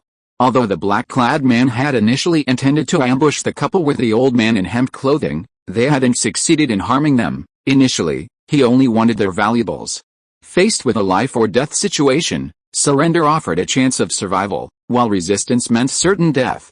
A captive who willingly surrendered to Golden Core Cultivator could yield considerable benefits, whether through ransom demands or by having him perform tasks. With victory assured and no fear of retaliation, accepting his surrender wasn't out of the question. However, Su Yuzhen was also afraid that the man in black was feigning surrender, because she herself did not have the strength to restrain him, nor did she dare to approach him and use such methods. So after pondering for a moment, she looked at the man in black and said, "It is possible for you to surrender, but I do not have the strength to subdue you, nor do I dare to trust you easily. You should hold out for a while and wait for my husband to return before we talk." After speaking, she stopped attacking and even pleaded with Mu Mei and Mu Seng to slow down their offensive. As for the fiery phoenix, she had only met this fourth-tier demonic beast for the first time today, and since they had no prior acquaintance, she didn't say much. However, with her and Mu Mei and Mu Seng holding back, even if the burly man in black was no match for the fiery phoenix, he could still endure the attack by relying on the defensive strengths of earth attribute cultivators. However, he could clearly sense that Su Yuzhen and Mu Mei and Mu Seng hadn't truly trusted him and were both on guard against him breaking through. This made him secretly groan, and he could only obediently continue to wear his armor and withstand the fiery phoenix's attacks. Meanwhile, Zhou Chun chased the old man in hemp clothing for over 100 miles before realizing that his own flying speed was insufficient to catch up. But he didn't want to let the old man escape like that. The main attraction was the blue-white jade bottle magic weapon. Such a high-grade magic weapon, still capable of unleashing most of its power even with a missing piece, was indeed quite rare. Generally, such magic weapons had a high potential for repair. Zhou Chun had seen and experienced many magic weapons, but he had only had the opportunity to obtain a high-grade one when he killed Wang Jun. However, at that time, Fearing being caught by true immortal Kuang Lei, he ultimately had to painfully give up the opportunity. Every time he thought of it afterward, he felt immense regret. Now, with a chance to obtain another high-grade magic weapon, especially one with offensive attributes, he certainly didn't want to give it up easily. So, after a brief hesitation, he patted his spirit beast pouch at his waist and released the Thunder Dragon Bye-Bye. He hadn't released Thunder Dragon Bye-Bye before because he was worried that revealing a 4th-tier Thunder Dragon would attract the attention of Thundercliff Valley. After all, the Yan Kingdom and the Great Zhou Kingdom were only separated by one country, and the high-level cultivators of the two countries had close exchanges. Once news of a 4th-tier Thunder Dragon appeared in the Yan Kingdom, it was likely to reach the Great Zhou Kingdom through these exchanges. However, considering that Lei Valley is currently closed off to protect itself, and that high-level cultivators have completely cut off communication with the outside world, coupled with the fact that true man Kuang Lei is still seriously injured, Zhou Chun still decided not to let this opportunity pass. Chapter 571 Slaying a powerful enemy and forcing him to reveal secrets. When the Thunder Flood Dragon appeared, the old man in hemp robes, who had thought he was safe, trembled instantly, his face filled with helplessness and terror. What kind of monster had he provoked? With only the early Golden Core stage cultivation, he possessed 3 low-grade 4th-tier demonic beasts, including a powerful species like the 4-clawed Thunder Flood Dragon and the Fiery Phoenix. If someone told him that Zhou Chun was the son of a late-stage nascent soul cultivator, he would believe it. He himself had been wandering the cultivation world for 700 or 800 years and had interacted with some descendants and disciples valued by nascent soul cultivators. But looking back, none of the second-generation immortals he had encountered possessed Zhou Chun's luxurious resources. At most, they might have a high-grade magic weapon or 1 or 2 supernatural talismans. At most, they might have a low-grade 4th-tier demonic beast or a puppet. Zhou Chun, with only early-stage golden core cultivation, already possessed 3 low-grade 4th-tier demonic beasts and a high-grade defensive magic treasure. He'd never even heard of such a thing before, let alone seen it. More importantly, he'd inquired a bit beforehand and learned that when Zhou Chun and his wife arrived at the Kanglan Sect, they weren't riding any 4th-tier demonic beasts, and their gifts were quite ordinary. It was only after understanding this that he decided to ambush and kill the couple. Despicable, insidious, shameless, the old man in hemp robes could only curse Zhou Chun's shamelessness in his heart, for luring him in with such a cunning act. He completely failed to consider that if he hadn't been greedy, this wouldn't have happened. This is human nature. People are always hypocritical. And some people always believe they are right and everyone else is wrong. They're not unaware of how heinous their actions are, but they have their own set of theories and logic that allow them to continue committing evil with a clear conscience. The old man in hemp robes was undoubtedly such a person. This was evident from his previous conversation with Zhou Chun. In his mind, Zhou Chun's unassuming participation in the grand ceremony riding a 4th-tier demonic beast, his concealment of his status as a descendant of a nascent soul cultivator, and his frequent displays of wealth at the exchange meeting were all deliberate attempts to lure him into a trap, a deliberate scheme to ambush him. Reasoning with such people was pointless. They were typically all talk and no action. Any verbal submission was merely a temporary concession to power, and they would inevitably seek revenge later. Like now. Seeing Lei Jiao Bai rapidly closing and using his lightning escape technique, the old man in hemp robes immediately shouted, "Fellow Taoist, let's talk this out. I admit defeat today. If you spare me, I'm willing to apologize," but Lei Jiao Bai was there to fight. He wouldn't heed his words. With Zhou Chun silent, Lei Jiao Bai focused on only one thing, fighting. Boom. Thunder roared in the sky, and streaks of silver lightning formed in the void, hurtling towards the old man in hemp robes. Under the relentless bombardment of Lei Jiao Bai, the old man in hemp robes was quickly forced to stop and focus on dealing with the attacks. With Zhou Chun also closing in, he found himself struggling to keep up. Lei Jiao Bai was no ordinary beast like the Flame Phoenix, which had only recently broken through to the 4th rank, nor was it like the Wood Spirit or Wood Mulberry, which were not adept at close combat. It had already mastered the Lei Jiao clan's technique, the Thunder Dragon transformation scripture, and its lightning powers had reached a pinnacle, achieving the divine thunder transformation realm. With each breath, streaks of silver lightning sprouted from its body, merging into the surrounding thunder clouds. As its dragon claws moved, the lightning power within the thunder clouds quickly condensed into lightning spears, lightning dragons, and lightning swords, shooting towards the old man in hemp robes.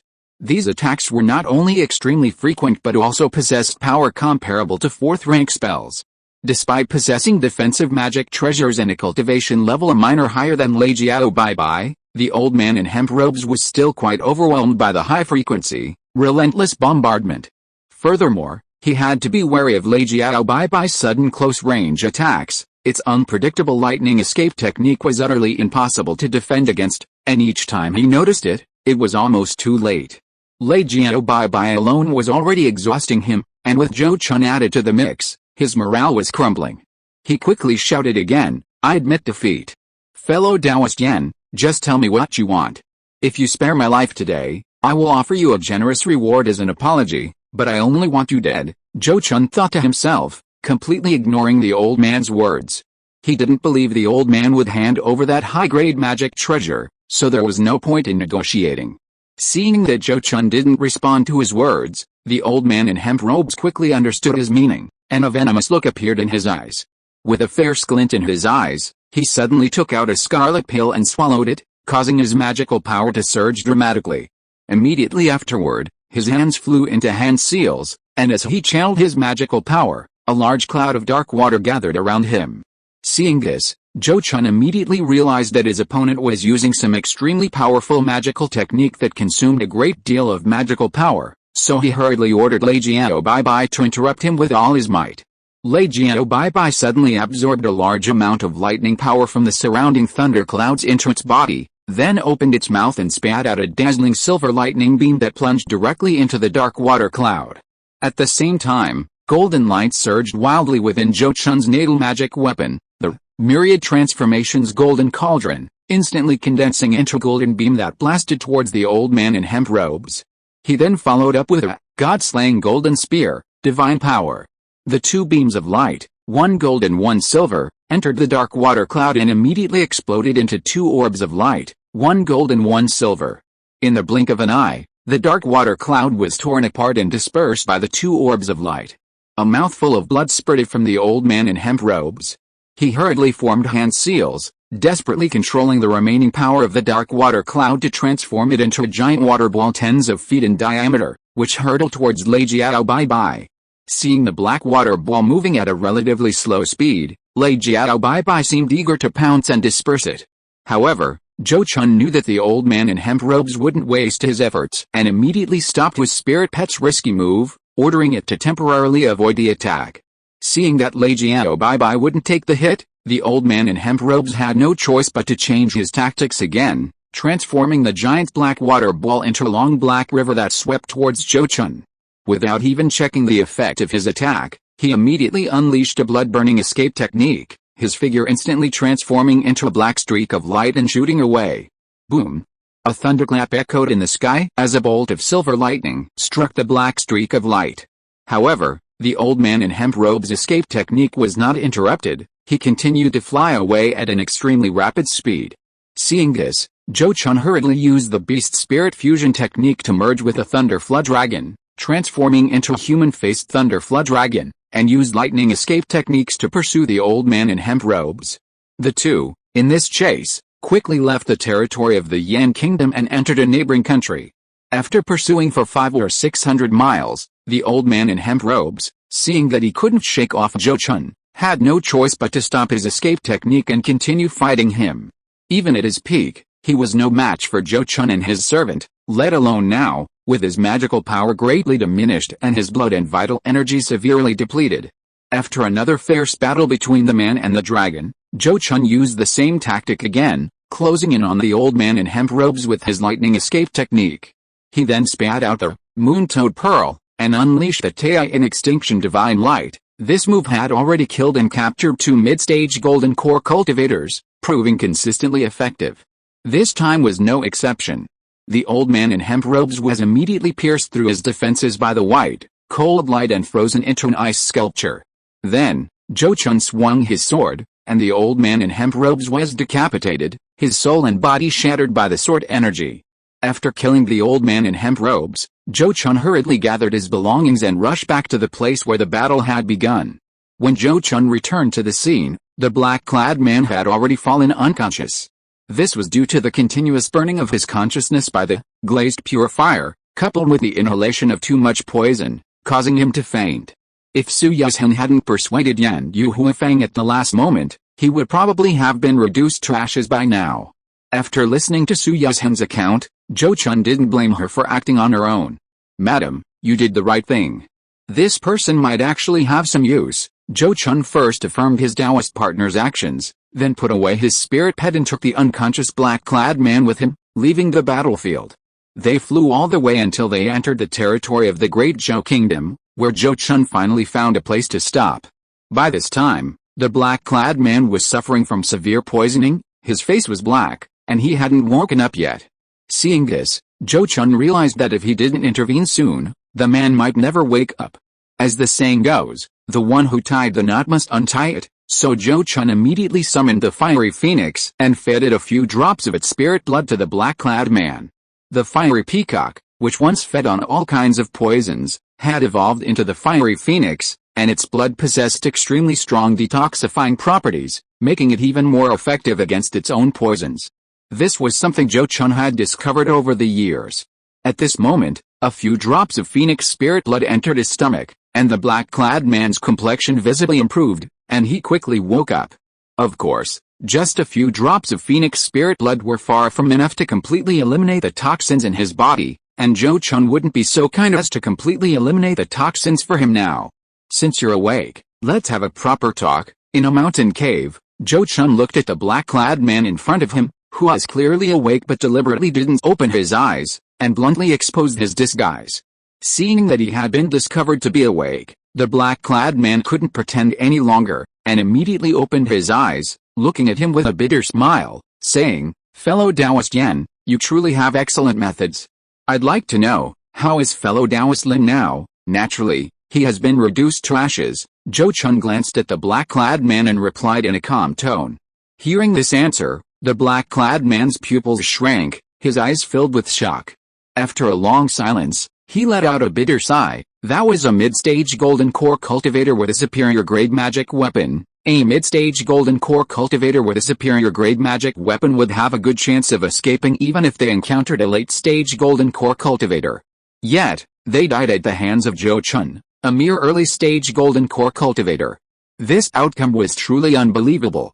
This undoubtedly made the black-clad man completely abandon any plans to play tricks. Not to mention that he was currently afflicted with poison and could not unleash even half of his strength. Even at his peak, he would have no chance at all. He immediately closed his eyes, completely giving up the struggle, and whispered, "Fellow Taoist Yan, please ask whatever you wish. As long as you spare my life, I will absolutely tell you everything I know." It seems fellow Taoist Guo has come to his senses. "This saves me a lot of trouble." Zhou Chun smiled with satisfaction, quite pleased with the black-clad man's performance. Then, looking at the other party, he said, "Fellow Taoist Guo, please introduce your background and that of fellow Taoist Lin." Upon hearing this, the burly man in black immediately replied, "My name is Guo Keite, and I come from a cultivation family in the D Kingdom. I am the only golden core cultivator in my family. As for Lin Kanghe, he is a rogue cultivator from the Qi Kingdom, and he is quite famous in the Qi Kingdom and several surrounding countries, including the D Kingdom. I have some connections with him." Hearing this answer, Zhou Chun's expression changed. He immediately asked again, "Since you are from the D Kingdom, do you know about the Thousand Spirits Sect?" Zhou Chun remembered that the homeland of Han Yuan, the insect cultivator from the Yang Kingdom, was the D Kingdom. And the Thousand Spirits Sect, from which Han Yuan came, had long been wiped out in the D Kingdom. If the burly man in black, Guo Keite, was lying, then he certainly wouldn't know the details of the Thousand Spirits Sect. Upon hearing his words, Guo Keite was taken aback, looking at him with surprise and saying, "Fellow Taoist Yan, you actually know about the Thousand Spirits Sect? This sect has been wiped out for a long time. Then tell me about this sect and see if it matches what I know," Zhou Chun said indifferently, glancing at the burly man in black. Hearing this, Guo Keite assumed he was verifying the truth of his words, and immediately became alarmed, hurriedly recounting the information he knew. As a result, Zhou Chun learned quite a few things he didn't know before. According to Guo Keite, the Thousand Spirit Sect was destroyed purely by courting its own demise, provoking the Zuanling sect, the most powerful force in the D Kingdom. The Zhuanling sect had been established in the D Kingdom for tens of thousands of years, with a continuous line of nascent soul cultivators, and for the most part, it was the strongest force in the D Kingdom. It was precisely because of this that when the insect cultivator Han Yuan returned and discovered the Thousand Spirit sect had been destroyed, he immediately abandoned his revenge in despair and returned to the Yang Kingdom. Having confirmed that Guo Keite wasn't lying, Zhou Chun didn't bother asking him and the old man in hemp clothing, Lin Kanghe, why they had tried to abduct and kill him and his wife. He simply looked at Guo and said, "Fellow Taoist, Guo is a smart man. I won't beat around the bush. If you want to live, you'll have to show some sincerity." Zhou Chun didn't specify what sincerity meant, it was up to Guo Keite to understand. Upon hearing this, Guo Keite's face fell into deep thought as he calculated the price he could pay. After pondering for a while, he slowly spoke, "My Guo family still has 13,000-year-old spiritual herbs, 7 of which can be transplanted, and 3 of which are over 2,000 years old. We also have 4 magical treasures and spiritual materials, worth 4 to 500,000 spirit coins in total. Finally, if we use all available means, my Guo family can probably scrape together 6 to 700,000 spirit coins." At this point, he looked at Zhou Chun with trepidation and asked, "Fellow Taoist Yan, do you think this is enough sincerity?" Upon hearing this, Zhou Chun immediately shook his head without hesitation, saying, "Not enough. The combined value of these things is only worth your natal magic treasure. It's far from enough to redeem your life." Upon hearing this, Guo Keite's face turned pale. He opened his mouth, seemingly wanting to explain, but finally lowered his head dejectedly. Although Zhou Chun's words were harsh, they were true. What he offered was indeed insufficient compared to his life and his natal magic treasure. After a long silence with his head bowed, he gritted his teeth, raised his head, and looked at Zhou Chun again, saying, "How about adding 3 more favors? I, Guo, am willing to swear to owe fellow Taoist Yan 3 favors. If fellow Taoist Yan ever needs my help in the future, I will go through fire and water for you." However, as soon as he finished speaking, he was met with Zhou Chun's sarcasm, "Fellow Taoist, Guo is joking. If I can't even do it, what good would it do if you did? Even if all 3 of your favors were true, I'm afraid I wouldn't need them at all." This sarcasm, based entirely on power, left Guo Keite unable to muster any anger. Indeed, regardless of whether Zhou Chun had a powerful backer, Zhou Chun's current strength far surpassed his own, so it was perfectly normal for him to disregard his favors. However, this realization brought a sense of despair to Guo Keite's face. He said in a low voice, his expression filled with helplessness, "But I truly have nothing more to offer. Even if my family were to stop providing family benefits for the next few decades, we could only scrape together a few 100,000 spirit coins at most." Seeing this, Zhou Chun looked at him meaningfully and asked, "Is that really so? Where did you get that broken, top-grade magic weapon, fellow Taoist Guo?" "What do you mean, fellow Taoist Yan?" "That broken, top-grade magic weapon was purchased from an ignorant Foundation establishment cultivator," Guo Keite quickly explained, his expression changing slightly. "Is that so? That's truly a pity." Zhou Chun sighed regretfully, then said coldly, "If you truly have nothing more to offer that can impress me, then I can only apologize." With that, a silver-black longsword appeared in his hand, the mid-grade magic weapon, the Tai Ba dragon-slaying sword. Seeing this, Guo Keite's eyelids twitched violently, and he hurriedly cried out, "Fellow Taoist Yan, please wait. Let me think about it some more." "Think of another way." Unexpectedly, Zhou Chun shook his head slightly and said, "It's better not to. Rather than let your Guo family go bankrupt and die trying to redeem you, it's better for you to sacrifice yourself and save the entire family." "No. Don't do it. I remember now, I do know a clue to a secret realm left by a nascent soul stage cultivator, and I'm willing to use this clue to buy my life," Guo Keite cried out in panic, finally unable to withstand the intimidation and revealing his biggest secret. Upon hearing this, Zhou Chun immediately sheathed his flying sword and spread his hands, saying, "See, if you had said this earlier, there wouldn't have been so much trouble." Guo Keite, hearing this, felt a pang of bitterness and could only nod and bow repeatedly, saying with a fawning expression, "Yes, yes, fellow Taoist Yan is absolutely right. I was just taking chances. All the blame lies with me." "Then confess honestly," Zhou Chun spoke calmly, then looked at Guo Keite with a half-smile and added, "However, I must remind you, lying can be deadly. Think carefully before you speak." This direct intimidation made Guokete's eyes twitch, and his heart leaped. After a moment of deep thought with furrowed brows, he finally spoke, revealing the information he knew. He hadn't lied entirely, he had indeed purchased a damaged, top-grade magic weapon from a Foundation establishment cultivator. However, like Zhou Chun, he didn't believe such a treasure would be so easily found. Therefore, after obtaining it, Guokete secretly captured the cultivator and, through interrogation and soul-searching techniques, learned about the cultivator's experience in acquiring the damaged, top-grade magic weapon. Based on the information obtained through interrogation and soul-searching, the rogue cultivator obtained a broken, top-grade magic weapon in an ancient battlefield in the D Kingdom. This ancient battlefield was formed over 3,000 years ago during a great battle, where, it is said, more than one nascent soul cultivator perished. However, normally, even if nascent soul cultivators did perish there, treasures like broken, top-grade magic weapons would usually be taken by nascent soul cultivators cleaning up the battlefield afterward, and it's unlikely they would have been left behind. Guokete sensed something amiss and subsequently launched a thorough investigation. After much effort, he discovered that this so-called ancient battlefield actually traced back to an even more distant, earth-shattering battle 10,000 years ago. The broken, top-grade magic weapon obtained by the Foundation establishment rogue cultivator likely did not belong to the nascent soul cultivators who perished in the battle over 3,000 years ago, but rather to a powerful figure from an even more ancient era. Upon learning this, Guokete continued to meticulously investigate the area surrounding the location where the broken, top-grade magic weapon appeared. Finally, his perseverance paid off, and he successfully discovered a hidden array-based secret realm nearby. Unfortunately, although the array had weakened considerably over time, it was still beyond Guokete's capabilities. After suffering severe injuries in his first attempt, he had to abandon the idea for the time being, planning to try again when he was stronger. His reason for agreeing to help Lin Kanghe ambush Zhou Chun and his wife was because he coveted the low-grade defensive magic weapon, the Mountain Shield, that Zhou Chun had just acquired.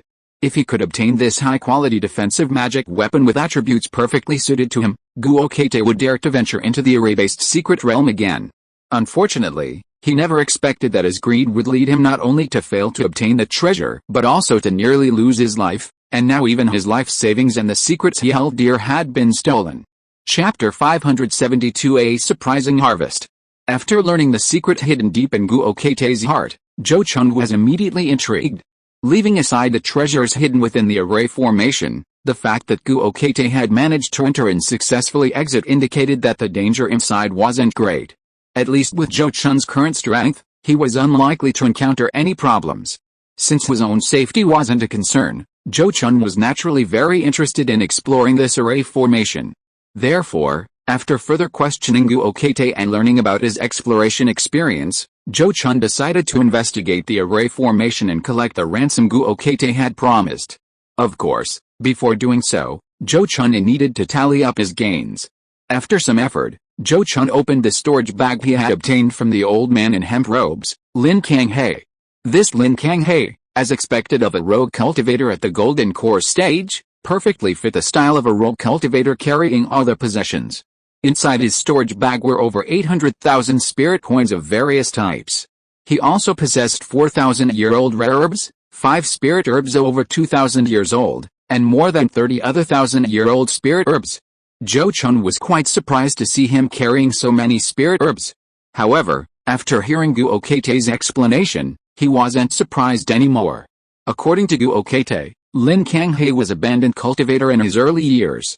Even after forming his core, he often acted as a bandit, secretly infiltrating powerful cultivation clans without golden core cultivators to steal 1,000-year-old spirit herbs from their herb gardens.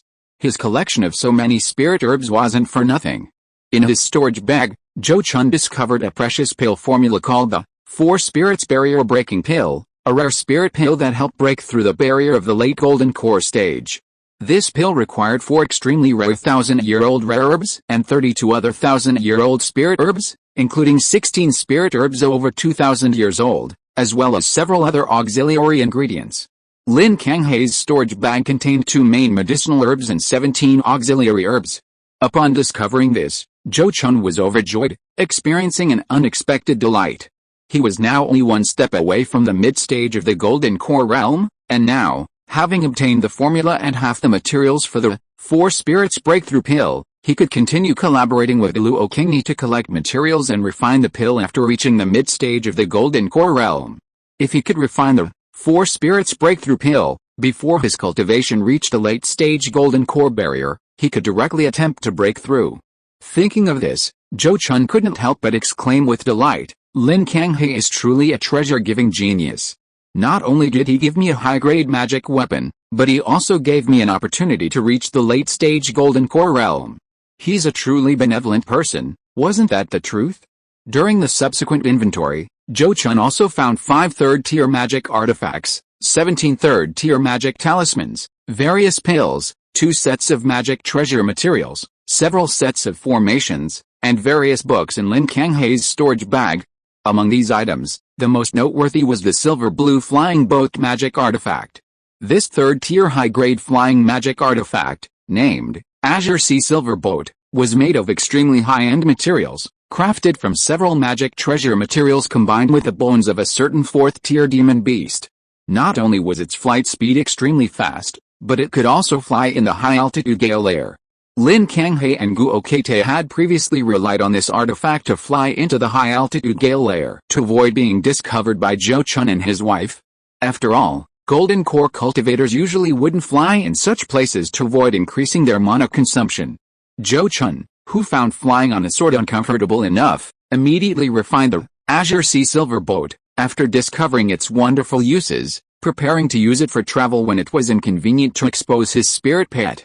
Besides the treasures in his storage bag, the old man in hemp robes, Lin Kanghe, also contributed 3 other magical artifacts to Zhou Chun. These 3 artifacts were the black longsword he had used in his previous battle with Zhou Chun, a blue disc-shaped artifact for defense, and a black orb-shaped artifact. Of the 3 artifacts, only the black orb-shaped artifact, being Lin Kanghe's natal artifact, was classified as a mid-grade artifact. This black orb-shaped artifact was named the Mysterious Dark Black Water Orb, capable of refining and unleashing a cold attribute true water called Mysterious Dark Black Water, the same black true water Lin Kanghe had previously used to resist the glazed purifier. He had later used this black true water to create a true water shield to resist the attacks of Lei Jiao Bai and Zhou Chun during the battle. This artifact was similar to the 3 Yang True Fire bottle, in Zhou Ming's possession, only in the hands of Lin Kanghe, who had cultivated the Mysterious Dark Black Water technique, could it unleash its full power. In the hands of others, its power would be greatly reduced. The Zhou family had no Golden Core cultivators practicing water attribute techniques, so Zhou Chun studied the item briefly before putting it away. It wasn't that he intentionally ignored his Taoist partner, Su Yazhen, but rather that with a Water Dragon Pearl, Su Yazhen had no interest in the Mysterious Dark Water Pearl, and had no intention of wanting it. Zhou Chun then gave her the black longsword magic weapon, compensating for her lack of a direct combat magic weapon. As for Lin Kanghe's most valuable possession, it would undoubtedly be his superior grade magic weapon. This superior grade magic weapon was called the 2 Dragons Overturning the Sea bottle, not a natal magic weapon crafted by some cultivator, but a genuine superior grade magic weapon crafted by a master craftsman. The number of supernatural abilities this treasure possessed was unknown, as a corner of the bottle's opening was missing, rendering the other abilities unusable.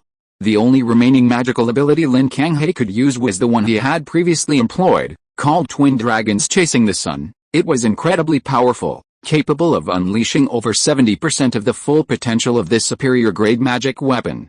However, because the magic weapon was missing a piece, this ability could only be used once and then for a short period. Otherwise, with Lin Kanghe's mid-stage Golden Core cultivation, frequently activating this magic weapon would have made it impossible for Zhou Chun to kill him. He would have been lucky to escape in his sorry state. Originally, the magic weapon's attributes should have been the most suitable for Su Yazhen. However, Zhou Chun had finally obtained a powerful magic weapon that he could openly use, so naturally he wouldn't give it up, and Su Yazhen didn't have the audacity to accept such a treasure. Moreover, Zhou Chun's metal attribute magic power didn't conflict with a magic weapon. He could still unleash its power, just not as perfectly as Su Yazhen. After inventorying and distributing Lin Kanghei's belongings, Zhou Chun then had Guo Keite open his own storage bag to check its contents. Compared to Lin Kanghei, Guo Keite's storage bag contained very little. Aside from a few thousand-year-old spiritual herbs and some relatively ordinary magical treasures and materials, the most precious item was the damaged, top-grade magical treasure. This was consistent with his status. As a golden core cultivator with a family, he certainly wouldn't carry his entire fortune with him when he went out. Zhou Chun took the damaged, top-grade magical treasure and tested it, discovering that he could refine it using the Myriad Transformations Golden Cauldron, but it would be best to wait until his cultivation broke through to the mid-golden core stage before doing so. Therefore, he put away the relevant items and focused on refining the treasures he had acquired. Half a year later, Zhou Chun finally completed the refining of the Mountain Shield and the 2 dragons overturning the sea bottle. It's worth mentioning that because the 2 dragons overturning the sea bottle was missing a corner, Zhou Chun didn't need to nurture and refine it within his body. Therefore, although he refined 2 more magic treasures, it wouldn't affect the nurturing of the Purifying Heaven and Earth Divine Jar, the Moon Toad Pearl, and the Myriad Transformations Golden Cauldron. For Zhou Chun, other magic treasures were things that could be upgraded and iterated as his cultivation level increased, but only these 3 treasures could be used until the late nascent soul stage, and even the deity transformation stage. Therefore, he only paid the most attention to nurturing these 3 treasures. As long as the other treasures weren't damaged, he basically wouldn't expend energy to nurture them. In addition, during these 6 months, Zhou Chun also categorized, organized, and browsed the books in Lin Kanghei's storage bag, gaining considerable insights. Lin Kanghei was a rogue cultivator in the golden core stage, and even abandoned cultivator, so his collection of books was a miscellaneous mix of various types. Many of these texts concern the inheritance of cultivation techniques such as alchemy, artifact crafting, and talisman arrays. While the inheritances may not be particularly advanced or complete, they undoubtedly contribute significantly to strengthening the Zhou family's foundation in these areas. Another key element is the supernatural abilities and secret techniques he cultivates. Almost every rogue cultivator who reaches the golden core stage possesses a unique skill or secret supernatural ability. Lin Kanghei, for example, has mastered 2 incredibly alluring secret techniques, the 1000 Illusions Manual and the Minor 5 Elements Restriction Breaking Profound Light. The 1000 Illusions Manual is relatively straightforward, merely a high-level technique for concealing one's aura and disguise, making it difficult for cultivators of the same level to detect one's hidden cultivation and disguise. The Minor 5 Elements Restriction Breaking Profound Light, however, is far more remarkable, a secret technique specifically designed to break through array restrictions. This Minor 5 Elements Restriction Breaking Profound Light has 3 levels, corresponding to the Foundation Establishment, Purple Mansion, and Golden Core stages. Upon mastering the 3rd level, one can freely enter and exit many forbidden arrays. Lin Kanghei used to frequently employ the 1000 Illusions Manual to disguise himself and infiltrate the mountain gates of certain cultivation families or sects. Then, relying on the Minor 5 Elements Restriction Breaking Mystic Light's technique special ability to break through formations and restrictions, he would silently steal treasures from their herb gardens and other important areas. Because he didn't stay in one country for long, but rather moved on after a few raids, he was never caught red-handed. It was precisely through the help of these 2 secret techniques, coupled with his ruthless habit of frequently disguising himself as a bandit to rob and kill other cultivators, that Lin Kanghei was able to accumulate enough cultivation resources as a rogue cultivator, ultimately achieving the golden core stage. Zhou Chun highly valued the Minor 5 Elements Restriction Breaking Mystic Light technique, deeply understanding its immense value. Although this technique couldn't completely dismantle formations, only allowing individual cultivators to freely enter and exit them, it didn't diminish its immense value in adventures and wars. Mastering this secret technique will provide an extra layer of protection when exploring the caves and ancient ruins left by previous cultivators, making entry and exit much easier. Even if ambushed and trapped in an array, this technique will allow for successful escape. In war, a highly skilled cultivator who masters this technique can single-handedly infiltrate enemy array strongholds, unexpectedly slaughtering enemy cultivators and destroying the array foundation. However, while the Minor 5 Elements Breaking Restriction Profound Light is powerful, its cultivation difficulty seems considerable. Each level of this technique requires gathering 5 spiritual objects of the 5 elements to lay the foundation. The third level requires 5 extremely rare magical treasures and spiritual materials. Lin Kanghe has possessed this secret technique for many years, yet he has not yet reached the third level, and has only collected one of the 5 elemental spiritual objects, the Azure Wood Spiritual Heart. After studying the 2 secret techniques, Zhou Chun decided to prioritize the minor 5 elements breaking restriction mystic light as his future training method, aiming to master at least the first 2 levels. He would work on the 1000 Illusions manual depending on available time. However, these matters would be addressed after returning to his family. Zhou Chun's immediate priority was to take Uokete to explore the array-based secret realm and collect the promised ransom. Therefore, after a conversation with his Taoist partner, Su Yuzhen, Zhou Chun took her with him. To avoid drawing attention, Zhou Chun didn't use a 4th-tier demonic beast for transportation, instead piloting the Azure Sea Silver boat at breakneck speed. Its speed was comparable to his sword flight, and it conserved more mana. After more than a month of travel, Zhou Chun finally entered the territory of the D Kingdom. Upon arriving in the D Kingdom, Zhou Chun first had Guokete write a letter, which was then delivered to the Guo family through intermediaries to raise funds. He then led Guokete, whose cultivation was sealed, to the ancient battlefield he had mentioned. The region where the D Kingdom was located was said to have been the territory of a powerful alien race. It was the humans who destroyed that race and established this land. That ancient battlefield was likely the central stronghold of that alien race. This place was quite famous in the D Kingdom. Although it no longer had much exploration value, it was still a must-visit destination for cultivators traveling through the D Kingdom. The ancient battlefield covered an extremely vast area, spanning 1,000 miles. The situation in this region was somewhat similar to that of Lingzhou, where the Xianling Gate ruins were located. Both regions had their spiritual veins and earth veins destroyed and scattered by a great war, resulting in barren and desertified land.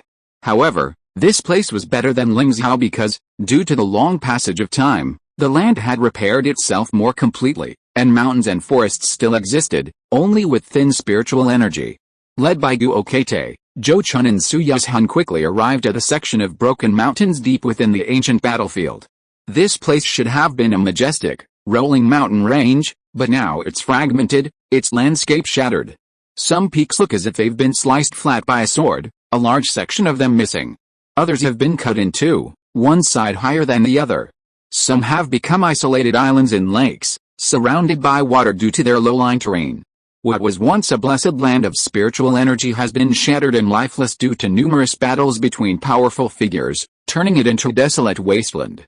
The array formation secret realm that Guokete discovered is located beneath this shattered landscape. Originally hidden underground, this array formation secret realm may have loosened due to the changing Earth's veins over time, causing some of its contents to escape. Advanced array formations possess self-repairing capabilities. Once the Earth's veins stabilized, the gaps were repaired, thus remaining undiscovered. Of course, these are all Guokete's speculations. The actual situation is probably impossible to ascertain, and Zhou Chun wouldn't care. It's just ahead. Now that we're here, I'm sure fellow Taoist Yan can discover the array formation realm on his own without me needing to say more. Inside an underground cave, after leading Zhou Chun and his wife through it for a while, Guokete suddenly pointed to a dark area ahead, indicating the direction. This underground cave was one he had excavated before, and that dark area was the location of the array formation realm. He had entered it from here before, but returned severely injured. Returning here now, his heart was filled with complex emotions. And just as he said, upon arriving here, Zhou Chun, without his guidance, could already sense the anomaly of that dark area. Even with Zhou Chun's powerful divine sense, upon touching that dark area, it was completely swallowed up, unable to detect any useful information. After observing the area from the outside for a while, he whispered to Su Yuzhen, "I'll go in and take a look first. My wife, you stay outside and take good care of fellow Taoist Guo." Su Yuzhen understood what he meant by take care of, and nodded knowingly. "I understand, my husband. Please be careful. If things are not going well, don't be reckless. Don't worry, I know what I'm doing." Zhou Chun nodded slightly, immediately activating his Taine protective immortal robe to protect himself, and then activated his defensive magic weapon, the mountain shield, which swirled around him before stepping into the dark area. As soon as he entered the dark area, a cold and decaying aura rushed towards him, making Zhou Chun feel as if he had entered an ancient tomb. He knew this was not a safe place, so after confirming that Guokate outside could no longer see what was happening inside, he immediately patted his spirit beast pouch at his waist and released the thunder dragon Bye-Bye and the fiery phoenix. With the dragon on the left and the phoenix on the right flanking him, Zhou Chun felt a surge of security. However, the two demonic beasts seemed quite uncomfortable with the atmosphere here, their emotions becoming restless after emerging. One was engulfed in flames, incinerating the surrounding cold, decaying aura, while the other was crackling with lightning, similarly shattering and dispersing the strange auras. This action seemed to have angered something, and soon the killing move within the formation descended. A chilling aura suddenly emerged from the darkness, followed by a black spear appearing before Zhou Chun. His mountain shield, drawn by the energy, immediately erupted with a dazzling yellow light, blocking the spear. The black light clashed with the yellow light, but the yellow light, more resilient, successfully deflected the attack. At the same time, the Thunder Flood Dragon Bye-Bye and the Fiery Phoenix also suffered the same attack, both being defeated by their divine powers. But this was only the first wave of attacks. As Zhou Chun advanced further, a barrage of attacks relentlessly swept towards him and his servant. Dark black demonic flames, black storms, and black lightning. Various forms of attacks surged towards Zhou Chun and his servant, each with power comparable to a full-force attack from an early-stage golden core cultivator. It was only because they possessed strength far exceeding that of cultivators of the same level that they remained unharmed amidst these relentless onslaughts. Guokate, on the other hand, had been severely injured and forced to retreat after only a short time inside. While Zhou Chun and his servant were temporarily unharmed, simply enduring the attacks was clearly not a sustainable strategy. Therefore, after adapting to the intensity of the array's attacks, Zhou Chun released the Wood Spirit and Wood Mulberry, and together they launched a fierce attack on the array. Lightning gathered on the head of the Thunder Flood Dragon, quickly condensing into a destructive lightning sword that slashed towards a certain point ahead. The sword advanced relentlessly until it seemed to encounter some kind of barrier, exploding into a ball of silver lightning. Before the silver lightning could subside, a bolt of azure divine lightning struck the same spot, adding fuel to the fire. Of course, the real fire came from the fiery phoenix. A seven-colored fireball, radiating a glassy luster, hurtled forward in a parabolic arc, landing instantly within the area of silver lightning and exploding into a sea of seven-colored flames.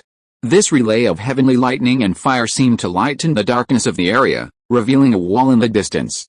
But it was only a fleeting glimpse. As the power of the lightning and fire dissipated, darkness returned to dominate the area. For Zhou Chun, however, this was undoubtedly exciting news, indicating that the formation could indeed be broken.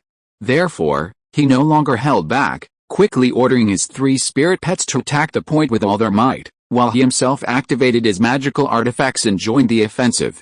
The effect was remarkable. Zhou Chun quickly realized that his earlier glimpse was not a trick of the eye, but rather the existence of a wall, clearly man-made. This discovery invigorated him, and he and his spirit pets unleashed their full power, relentlessly attacking the point to break through. After half an hour of continuous bombardment, the array barrier finally shattered when Lei Jiao Bye-Bye unleashed another, heavenly thunder annihilation slash, creating a gap for passage. Zhou Chun seized the opportunity and immediately rushed out through the gap with his spirit pets. Once outside the array, Zhou Chun looked around and saw a dilapidated underground city. The wall was merely a part of the original city wall. Judging from the architectural style of this underground city and the many strangely shaped skeletal remains within, it was clearly not a human city, but most likely the city of the alien race that had been massacred by humans. If that's the case, the formations outside might not have been set up by human cultivators, but rather by powerful alien races to protect the city. But if the city protection formations are still operating, how come all the aliens inside are dead? As soon as this thought flashed through Zhou Chun's mind, he scanned the area with his divine sense and immediately made a discovery. Chapter 573 The Two-Headed Bone Giant of the Earth Dog Clan. In the eerie, dark underground city littered with corpses, Zhou Chun felt as if he had entered a land of death. Based on the known intelligence, the alien race within this city was likely the Earthhound clan, a semi-humanoid race with canine teeth and tails, skilled in Earth attribute magic. The Earthhound clan preferred to live in caves and underground grottos, their bones were broad and strong, and their stature was somewhat short. They were said to possess an exceptional ability to find minerals, which they used to mine and craft various magical artifacts and treasures. They were also highly skilled in carving and constructing structures within mountains. As Zhou Chun walked through the underground city, he could see many carvings left by the Earthhound clan. For example, there was a giant, circular statue of a warrior wielding a large axe, its gaping maw of canine teeth leaving a lasting impression. Other walls and pillars bore reliefs of various beasts and snakes, still exquisitely crafted despite the passage of time. Of course, the city was filled with corpses, specifically those of the Earthhound clan. The streets, houses, and even cellars were littered with them. Besides these Earthhound clan corpses, the city also contained numerous animal carcasses, including some enormous demonic beasts. Most of these corpses appeared to have intact skeletons, without any breaks, suggesting they hadn't been killed with a sharp blade. Zhou Chun didn't pay much attention to these ancient corpses. He quickly arrived at the depths of this underground ancient city with his spirit pet. This place, which should have been a temple, was now a ruin. The surrounding corpses were mostly incomplete, showing a clear difference from the others outside. Crucially, Zhou Chun also discovered some human corpses. Some of these humans only had their skulls and a few other parts remaining, but one human corpse was relatively well preserved, its bones still emitting a faint glow. The radiant jade-like bones, a characteristic only found in the remains of a nascent soul stage cultivator. Zhou Chun's heart skipped a beat when he saw this. But what could have caused the nascent soul cultivator to perish here? The thought had barely formed in his mind when his expression suddenly changed. Something was wrong. If a nascent soul cultivator had perished here, and a broken top-grade magic weapon had been found nearby, why were the nascent soul cultivator's storage bag and other belongings missing? Thinking of this, Zhou Chun quickly spread his divine sense, trying to find more clues. But just then, a black, malevolent tide suddenly surged from the temple ruins, rapidly sweeping towards them. Before Zhou Chun could react, his two guardian spirit pets had already swiftly responded. The fiery phoenix suddenly raised its head and let out a clear cry, spitting out a seven-colored flame to meet the malevolent tide, directly creating a fire defense line in front of it. The thunder flood dragon Bai let out a dragon's roar, directly spitting out a huge silver lightning ball that blasted towards the malevolent tide. Boom! The extremely powerful and yang, heavenly divine thunder, exploded within the yin-sha frenzy, its blazing lightning instantly cleansing away all evil and ghosts, extinguishing the overwhelming tide of yin-sha. However, this didn't last long. As the continuous stream of yin-sha energy continued to surge in, the remaining lightning power was quickly submerged and annihilated. Then, even the fire defense line erected by the flame hellfire phoenix with its glazed pure fire, rapidly collapsed under the impact of the yin-sha frenzy. Ultimately, the glazed pure fire is not the southern bright fire, and has no special demon refining or evil slaying effect. However, Zhou Chun had already reacted. He immediately unleashed the fourth level of the dragon transformation secret technique, donning a silver-scaled dragon armor. In this state, his body was also filled with lightning power, making his resistance to yin-sha energy even stronger. He then leaped onto the back of the thunder dragon, transforming into a dragon knight. Seeing that it no longer needed to protect Zhou Chun, the fiery phoenix swiftly flapped its wings, its body instantly igniting with seven-colored pure fire, transforming into a true fiery phoenix.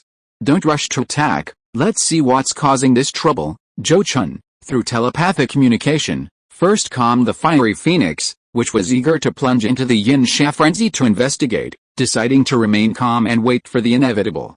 As endless yin-sha energy surged forth, the entire underground ancient city seemed to transform into a hellish underworld, gloomy, cold, and terrifying. Crack, crack. Suddenly, the sound of bones grinding together echoed from all corners of the city, reverberating throughout the entire underground ancient city. Then, a chilling scene unfolded. The corpses within the city, infused with yin-sha energy, had all come to life. These corpses, awakened and driven by an unknown force, quickly surged towards Zhou Chun and his servants from all directions like an army of the dead. And on their way here, they continuously absorbed yin energy to strengthen themselves. A Earthhound clan member's spirit, whose original aura was even weaker than a third-level key-refining cultivator, was strengthened by yin energy to the point of being comparable to a perfect key-refining cultivator in just a few dozen breaths. Seeing this, Zhou Chun's expression changed. The number of Earthhound clan corpses in the city was well over 10,000. If each corpse truly possessed the strength of a Foundation establishment or even a Purple Mansion stage cultivator, let alone him, even a late-stage Golden Core cultivator would probably feel a chill run down their spine.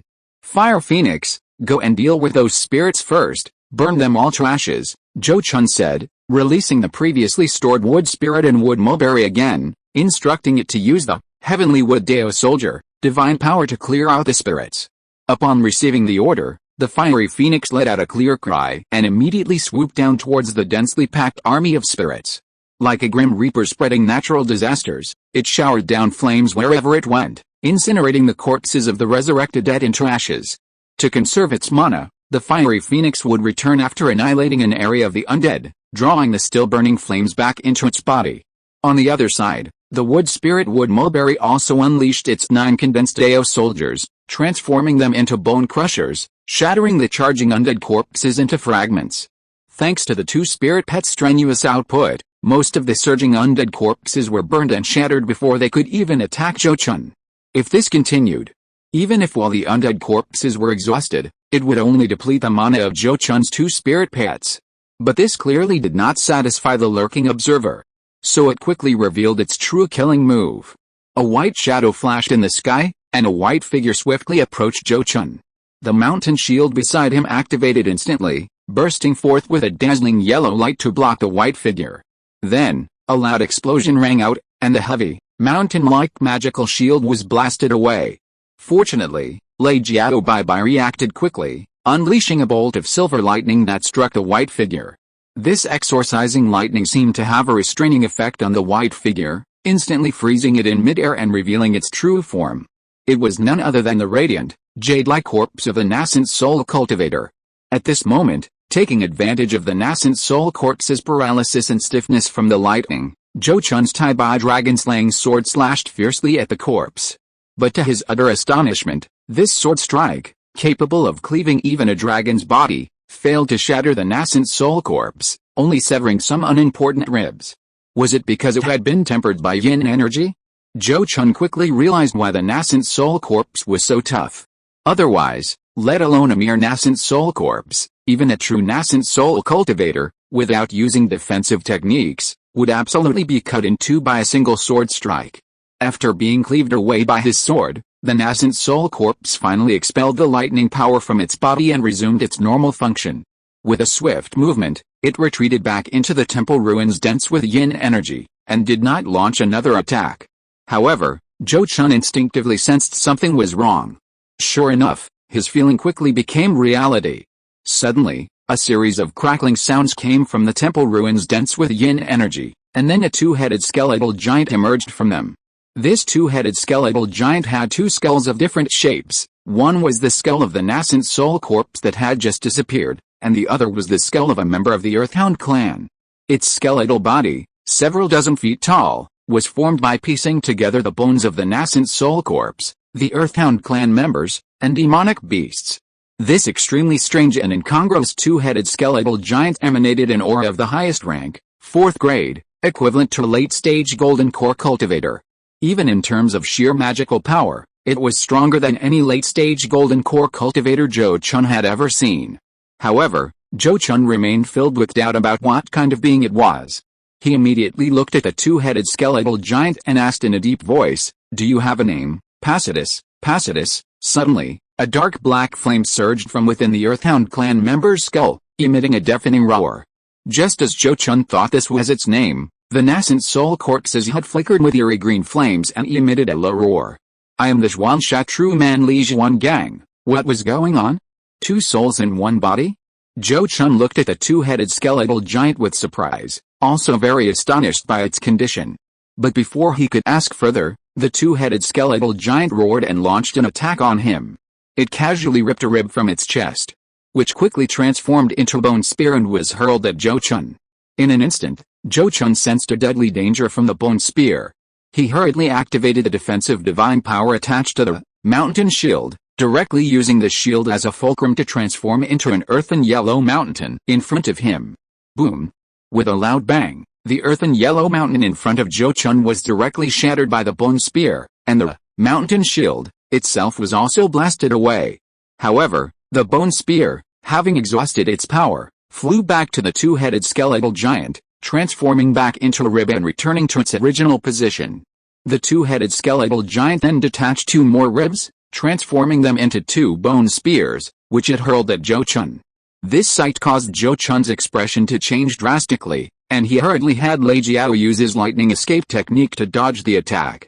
However, the bone spears were not magic. After missing their target, they quickly changed direction and shot towards Zhou Chun again under the control of the two-headed skeletal giant, showing no sign of a fight to the death. Seeing this, Zhou Chun had no choice but to fight with all his might. He activated the Tai Bai Zunjiao sword, and unleashed a strike, directly unleashing a burst of Tai Bai Yonzin sword ki nurtured within the sword. A streak of silver-white sword energy flashed through the air, striking a bone spear that had been launched at them. Upon impact, the spear's power was largely dissipated by the sword energy, and it was then cleaved back to its original form by a silver-black flying sword that followed. Simultaneously, Zhou Chun's natal magic weapon, the Myriad Transformations Golden Cauldron, also unleashed a surge of sword energy. A golden sword energy flashed, striking another bone spear and similarly returning it to the two-headed skeletal giant. Lei Jiao Bai, not wanting its master to fight alone, immediately unleashed its Heavenly Divine Thunder ability again, spitting out a massive silver lightning ball that hurtled towards the two-headed skeletal giant. Sensing danger, the two-headed skeletal giant suddenly roared simultaneously from both heads, its body surging with a yin energy that instantly coalesced into a jet-black armor, which was then protected by a jet-black rune shield. Rumble. The silver lightning ball struck the black rune shield, triggering a violent explosion. The surging silver lightning instantly engulfed the two-headed skeletal giant. But only a few breaths later, clad in jet-black armor, it burst forth from the sea of lightning. However, before it could retaliate, a seven-colored fireball arced through the air and exploded upon it. This attack seemed to inflict even more damage on the two-headed skeletal giant than the Heavenly Divine Lightning from the Thunder Dragon Bai, causing both its heads to howl in agony. It turned out that while the glazed pure fire lacked the demon refining and evil slaying properties, it could burn the divine consciousness and soul. It was unclear what kind of being this two-headed skeletal giant truly was, but its soul protection was clearly inferior to that of a cultivator with a physical body and a sea of consciousness. Being touched by the glazed pure fire caused its soul to tremble and its consciousness to become dazed. This discovery made Zhou Chun's eyes light up, and he immediately assigned tasks to his two spirit pets. They would break through the two-headed skeletal giant's defenses together, and then the fiery phoenix would unleash its deadly flames. The two-headed skeletal giant, of course, wouldn't sit idly by.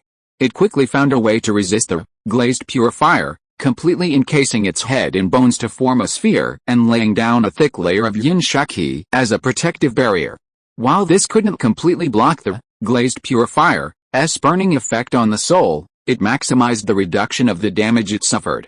Enraged by Zhou Chun and his servant's attack, it quickly launched an even more ferocious counterattack.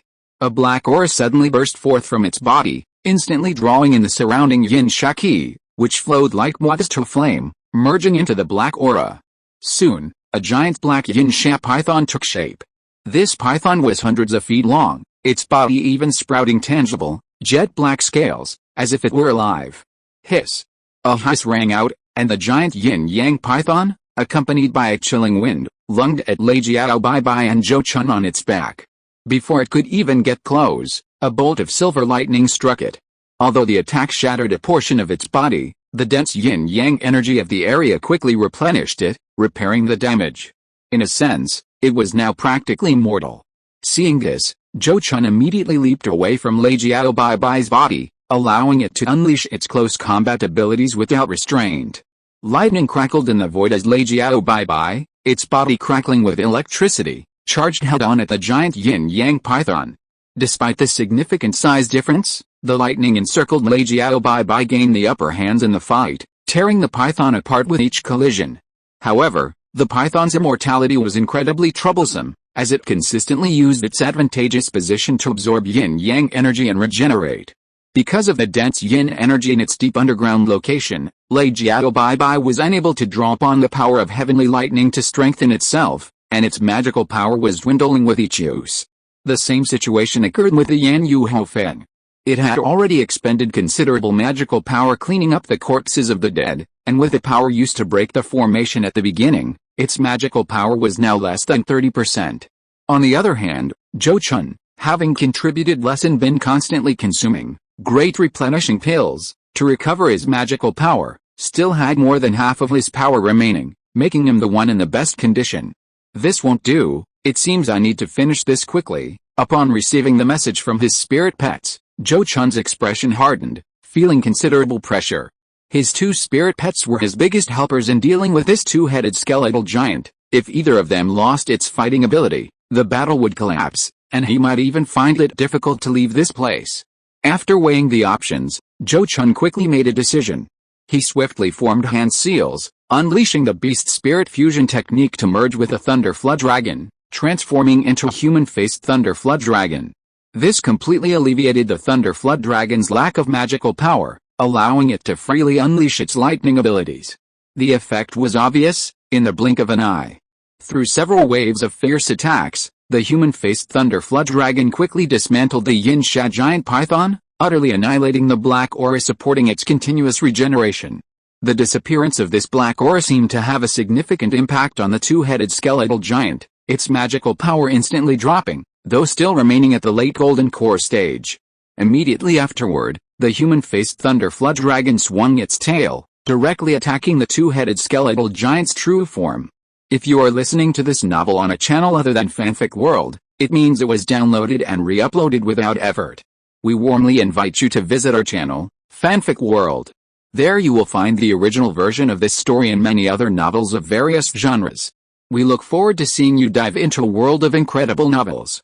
Chapter 574 Life or Death on the Brink, A True Soul's Remnant. Inside the ancient underground city, the battle intensified dramatically after Zhou Chun and Lei Jiao Bai merged to form the human-faced Lei Jiao. The several dozen zang-long human-faced Lei Jiao, enhanced by its lightning escape technique, became exceptionally agile. At times, it would appear behind the two-headed skeletal giant in a flash of lightning, striking its back with its lightning-wrapped dragon claws. At other times, it would appear beside it, delivering a powerful dragon tail lash to its abdomen. Under this agile onslaught, the two-headed skeletal giant was completely on the defensive, its bones repeatedly shattered and scattered. However, like the previously destroyed Yin Sha giant python, the two-headed skeletal giant could quickly regenerate its bones to repair itself, or extract bones from other corpses left on the battlefield. This near-immortal characteristic was a major headache for Zhou Chun. He tried to have the fiery phoenix use its glazed pure fire to incinerate and refine the shattered bones, but the effect seemed poor, and the two-headed skeletal giant wouldn't stand idly by.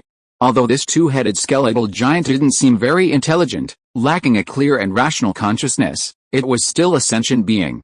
Furthermore, it possessed power that could be considered the limit of the fourth tier. Upon realizing it couldn't harm the human-faced thunder flood dragon, it immediately used its powerful control over yin qi to forcibly gather a large amount of yin qi, transforming it into a dense yin qi fog that enveloped itself. In this way, the human-faced thunder flood dragon's lightning escape technique could no longer directly reach its location through the yin qi fog. At the same time, lightning and flames would have to be weakened by the yin qi fog before they could strike it. This was purely using its advantageous position to bully Zhou Chun and his servant. But what could he do when it had this advantage? After trying for a while, Zhou Chun knew that there was no hope of dismantling this skeletal frame. So he decisively called the fiery phoenix to begin their retreat. Having entered this underground ancient city, retreating was not as easy as Guokete's had been. When Zhou Chun finally retreated back into the underground cave after being pursued by the two-headed skeletal giant, he looked extremely disheveled. Fortunately, the situation was as he had guessed and predicted. The two-headed skeletal giant could not leave the underground ancient city's boundaries and did not pursue him. Fellow Taoist Yan, what happened? Could it be that even with your strength, you are unable to explore this array-based secret realm? Inside the underground cave, seeing the rather disheveled Zhou Chun fleeing from the darkness, Guokete couldn't help but ask in surprise. Nothing, I just encountered some trouble during the exploration. After I rest for a while, I will naturally be able to resolve this matter, Zhou Chun replied calmly, then left the underground cave, seemingly unwilling to say more. After more than half a month, Zhou Chun, having rested well, once again charged into the underground ancient city. This time, they were experienced and broke through the formation quickly. Furthermore, they no longer needed to expend mana to clear the resurrected corpses, allowing them to unleash their full power and engage the two-headed skeletal giant in a decisive battle. After a fierce and protracted battle, the two-headed skeletal giant was finally dismantled into bone fragments by Zhou Chun and his servant. But this did not mean he had won. Because the two-headed skeletal giant was actually just a puppet, the one truly fighting Zhou Chun and his servant was a malevolent spirit formed by the fusion of the soul of the nascent soul cultivator, Zhuang Shizhenren Li Zuanggang, and the souls of numerous members of the Earth Dog clan. After the two-headed skeletal giant was destroyed by Zhou Chun and his servant, this malevolent spirit revealed its true form. Its true form was extremely ugly and ferocious, resembling a humanoid behemoth composed of countless vengeful spirits, bloated and obese, with countless faces of Earth Dog clan members howling and screaming on its body. Based on this, Zhou Chun had reason to suspect that the souls of most of the Earth Dog clan members who died in this ancient city had gathered in the body of the Yin spirit demon before him, which itself was a peculiar Yin spirit formed from the fusion of countless souls. Now that it had revealed its true form, the Yin spirit demon immediately launched a retaliatory counterattack against Zhou Chun and his servant in a fit of rage. Suddenly, its hideous faces opened their mouths wide and howled, and an invisible force rushed straight towards Zhou Chun's purple mansion sea of consciousness. Instantly, the golden lotus he had cultivated in his purple mansion sea of consciousness using the heart lotus orthodox method shook violently and dimmed as if struck by a violent storm. Even his golden core trembled and shook, and his divine soul within trembled. The attack on his divine soul caused Zhou Chun to let out a painful howl. Lei Jiao Bai Bai and Yan Yu Hofeng were also similarly writhing in flames and lightning, emitting mournful cries. Fortunately, the demonic beasts possessed powerful blood and energy, giving them a strong immunity to attacks on the soul. Otherwise, if they were merely ordinary early-stage golden core cultivators, they would likely have suffered soul annihilation and perished on the spot. Just as Zhou Chun and his servant were both trembling and in a daze from the wailing of 10,000 ghosts, a ball of pitch-black malevolent energy suddenly surged from the Yin spirit demon, condensing into a long, pitch-black cone that shot towards Zhou Chun. This attack was truly silent and without any dazzling brilliance, seemingly an extremely ordinary strike. However, the fact that the Yin spirit demon's aura weakened considerably after unleashing this move showed that this attack was definitely not as simple as it appeared. In the blink of an eye, the pitch-black cone pierced through the air and arrived in front of Zhou Chun. The mountain shield, a defensive magic weapon with an automatic protection function, reacted accordingly, actively blocking the pitch-black cone. However, the jet-black cone trembled slightly before piercing through the yellow light shield it had formed, quickly bypassing its body and striking Zhou Chun. Suddenly, the silver-white immortal robes Zhou Chun wore shone brightly, attempting to block the jet-black cone. But the two were locked in a stalemate for less than 2 breaths before the jet-black cone pierced through Zhou Chun's Taine protective immortal robe, which had repeatedly protected him, and then pierced his chest without hindrance. Crack! With a soft sound, the dragon scales on Zhou Chun's body, comparable to a low-grade defensive magic weapon, were instantly pierced through, and a bright red flower of blood bloomed from the wound. Only then did Zhou Chun seem to regain consciousness due to the intense pain in his body, spitting out a mouthful of blood. It even contained some fragments of internal organs. Clearly, his heart was shattered. However, this was not a fatal wound, at least not for him at this moment when he was using the 4th level of the dragon transformation secret technique. As long as his head wasn't severed, his dantian pierced, or his sea of consciousness destroyed, he was still entirely salvageable given his current vitality. After all, he was someone who always had a wet nurse with him. For Zhou Chun, the real threat to his life wasn't his shattered heart, but the yin shaki that dissipated after the black cone pierced his body. This yin shaki was incredibly pure and concentrated, leading him to suspect it had already surpassed the 4th level. If he relied solely on his own magical power, it would be impossible for him to refine and eliminate this foreign power. And if he didn't eliminate this yin shaki in time, his physical life force would continue to be eroded and destroyed, thereby damaging his Dao foundation and endangering his life. Fortunately, he was a professional at purifying and eliminating this kind of foreign yin shaki. Immediately, Zhou Chun forcibly suppressed the discomfort caused by the turmoil in his soul and directly activated the sacrificial artifact, purifying heaven and earth divine jar, that he had never used before, releasing the purifying yuan spiritual water stored within to cleanse his body. This purifying spiritual water possesses the power to purify toxins and evil forces, with yin sha qi being the most typical example of such evil power. After the purifying spiritual water circulated through Zhou Chun's body for one cycle, all the yin sha qi within him was completely purified, leaving no trace. He quickly patted his spirit beast pouch at his waist, summoning the wood spirit Musang to cast a healing spell on himself. Under the healing power of the Sweet Dew spell, Zhou Chun's shattered heart quickly reassembled, restoring itself to complete heart. At this moment, Lei Jiao Bai Bai and Yan Yu Hofeng had both regained consciousness and, enraged by their master's injury, launched a frenzied revenge against the evil spirit. Streaks of silver lightning descended from the sky, each strike causing many of the evil spirit's demonic faces to scream and dissipate into smoke. The subsequent 7-colored purifying fire further intensified the burning, causing the countless demonic faces on the evil spirit to wail in agony. Without the two-headed skeletal giant as its vessel, this malevolent spirit's resistance to lightning and fire plummeted to negative values. Every attack landing on it dealt critical damage. Its attacks on the Thunder Dragon Bai Bai and the Fiery Phoenix were significantly weakened. Direct attacks on the soul were no longer a viable method and couldn't be used continuously. Thus, under the onslaught of lightning and the burning of pure fire, the malevolent spirit's size shrank drastically, the number of its demonic faces rapidly decreased, and its aura plummeted. In the short span of half an incense stick's time, the malevolent spirit had nearly killed Zhou Chun had fallen to the mid-4th rank, no longer posing any threat to its master and servants. After receiving treatment from the wood spirit Musang and consuming a blood-nourishing elixir, Zhou Chun's complexion recovered considerably, and he regained his fighting strength. He watched the malevolent spirit being attacked by the dragon and phoenix duo, a strange light flashing in his eyes, as if he had discovered something interesting.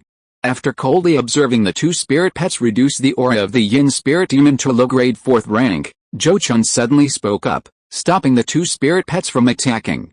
Looking at the yin spirit demon now, its previously bloated and obese ghostly body had been completely disintegrated, transforming into a humanoid ghost less than 10 feet tall, finally resembling any of the other ghosts Zhou Chun had seen.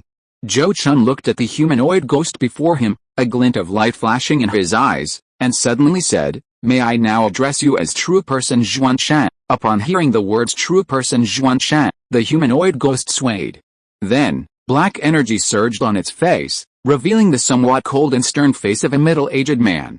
The middle-aged man's expression hardened, and he stared at Zhou Chun for a moment before speaking in a low voice. "I never thought I would hear a human cultivator call out the Taoist title True Master Zhuan Shan again in this lifetime. Fellow Taoist, may I ask how you should address me?" Hearing this, Zhou Chun immediately confirmed his suspicions. He then solemnly bowed and said, "I am Zhou Chun, a human cultivator. Greetings to Senior True Master Zhuan Shan." "So it's fellow Taoist Zhou." The middle-aged ghost nodded slightly, then looked at Zhou Chun and asked, "What era is it now? How many years have passed since our human race's third conquest of the Earth Dog Clan?" Replying to True Master, "Tens of thousands of years have passed since the Earth Dog Clan was destroyed. Our human race is now the #1 race in this world, and no other race dares to rival us." Zhou Chun answered the middle-aged ghost's question with a solemn expression, his tone filled with pride.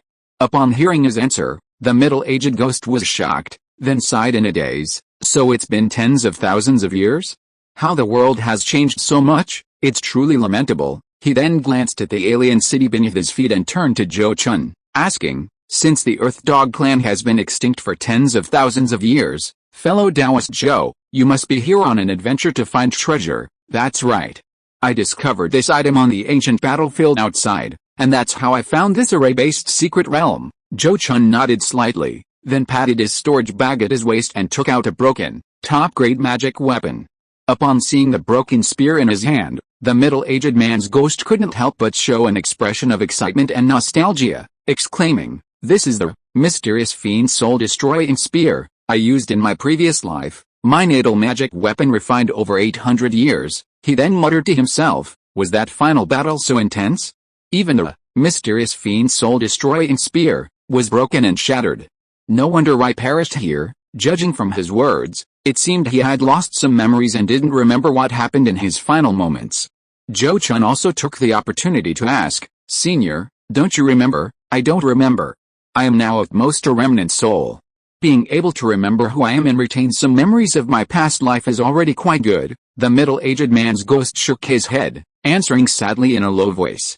Then he raised his head and looked at Zhou Chun, saying calmly, "Fellow Taoist Zhou, you are my benefactor. Without your help, my remnant soul would still be fighting those Earth Dog Clan evil spirits, unable to regain my original consciousness. Now, while my remnant soul can still be maintained, you can make any requests you have.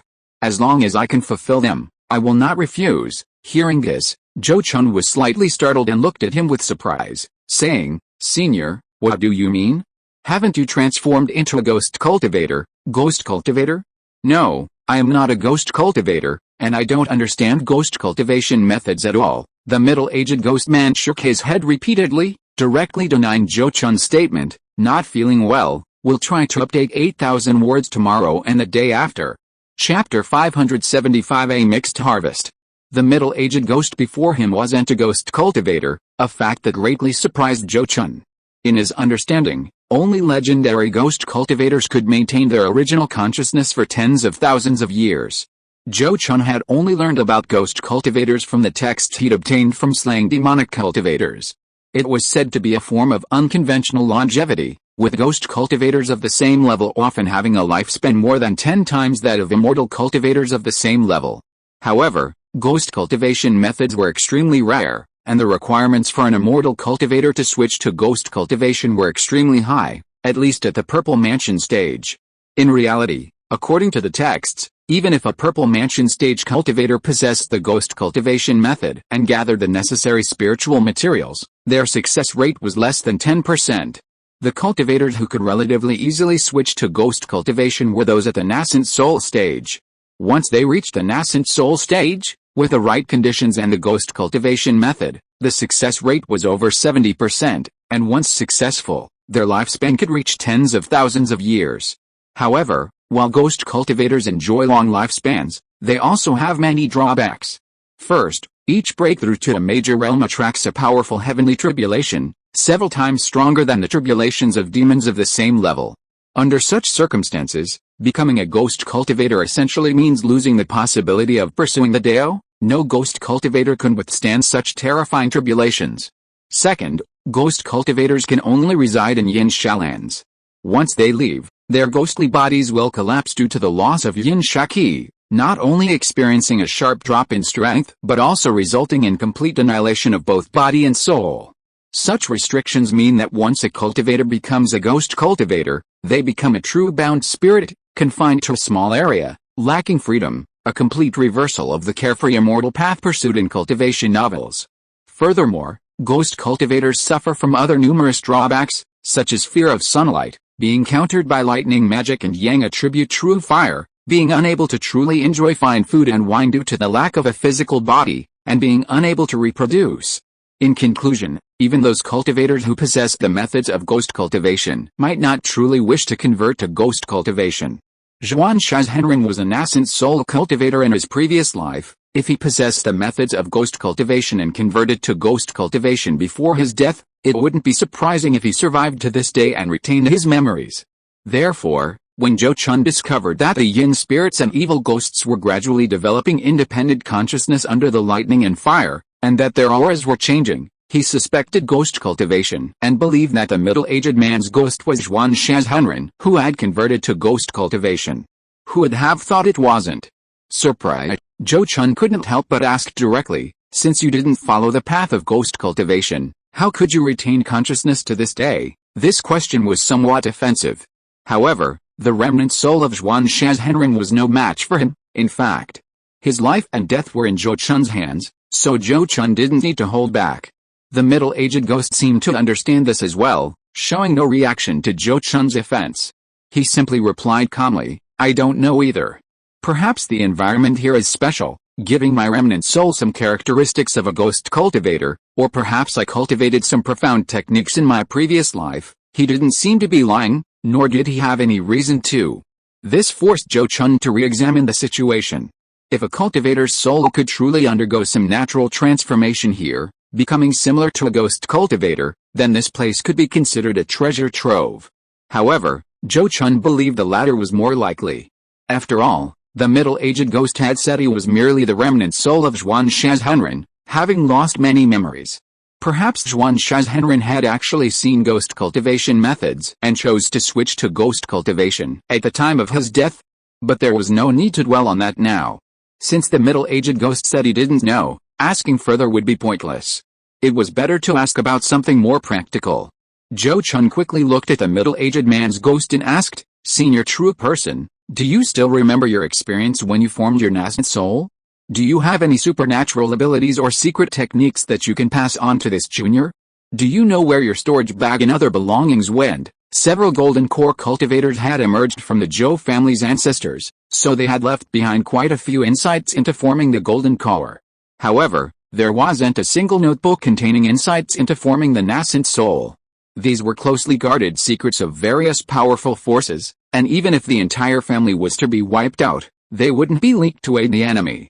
Perhaps when Zhou Chun reached the late golden core stage, he could collect some nascent soul cultivation insights summarized by nascent soul cultivators at great cost, but whether those insights obtained through exchange were genuine, and how much of the actual situation they recorded, was uncertain. Therefore, now that he had a rare opportunity to obtain insights into forming the nascent soul, Zhou Chun naturally wanted to prioritize acquiring them. Insights into forming the nascent soul? I do remember some of that, the middle-aged man's ghost said, then asked Zhou Chun for a blank jade slip and imprinted his own insights into forming the nascent soul into it. Then he looked at Zhou Chun and said, "As for supernatural powers and secret techniques, I only remember a few of the most commonly used secret techniques and supernatural powers in my lifetime. If you want to cultivate them, it would be a good thing, and it would also be considered as continuing this lineage." Then he asked Zhou Chun for a few blank jade slips, leaving behind a cultivation method and 4 supernatural powers and secret techniques, along with his cultivation insights. After doing all this, the man sighed softly. "As for my belongings from my lifetime, they should be in a hidden chamber beneath the ruins of this temple. However, it's unknown how many items are still usable." He then stared blankly at Zhou Chun, saying, "May I ask fellow Taoist Zhou for a small favor? Could you please send the remains of me and my comrades back to the human realm, to be buried in a beautiful place?" Upon hearing this, Zhou Chun immediately nodded without hesitation. "Of course. Senior true person sacrificed himself for the great cause of our human race. Since I have the honor of being here, it is only right that I send Senior's remains back to his homeland for burial. Then I will trouble you, fellow Taoist." The middle-aged ghost suddenly bowed to Zhou Chun, and before Zhou Chun could respond, a dark black flame suddenly ignited on his body, and he deliberately set himself ablaze. How decisive.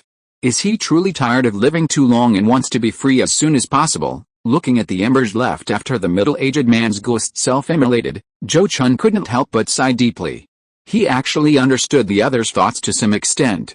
Since he hadn't followed the path of ghost cultivation, and only had a wisp of remnant soul left, and had spent tens of thousands of years merging and fighting with the souls of his former enemies, he probably had long since lost any desire to live. He was just instinctively trying not to be devoured by the souls of his former enemies. Now, with the help of Zhou Chun, he had finally gained the upper hand, regained control, and retrieved his past memories.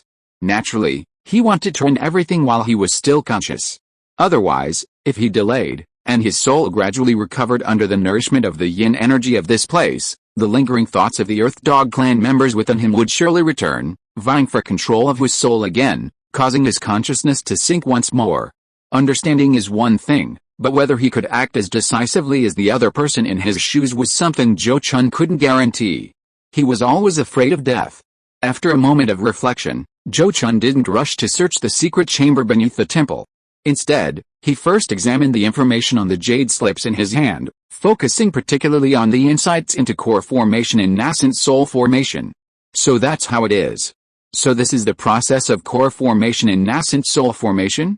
In that case, besides aids like the nascent soul pill, I also need to try my best to collect some treasures that will help me overcome the heart demon tribulation. After reading Zhuan Shazhenren's notes on nascent soul formation, Zhou Chun felt he had gained a great deal, learning many details and secrets.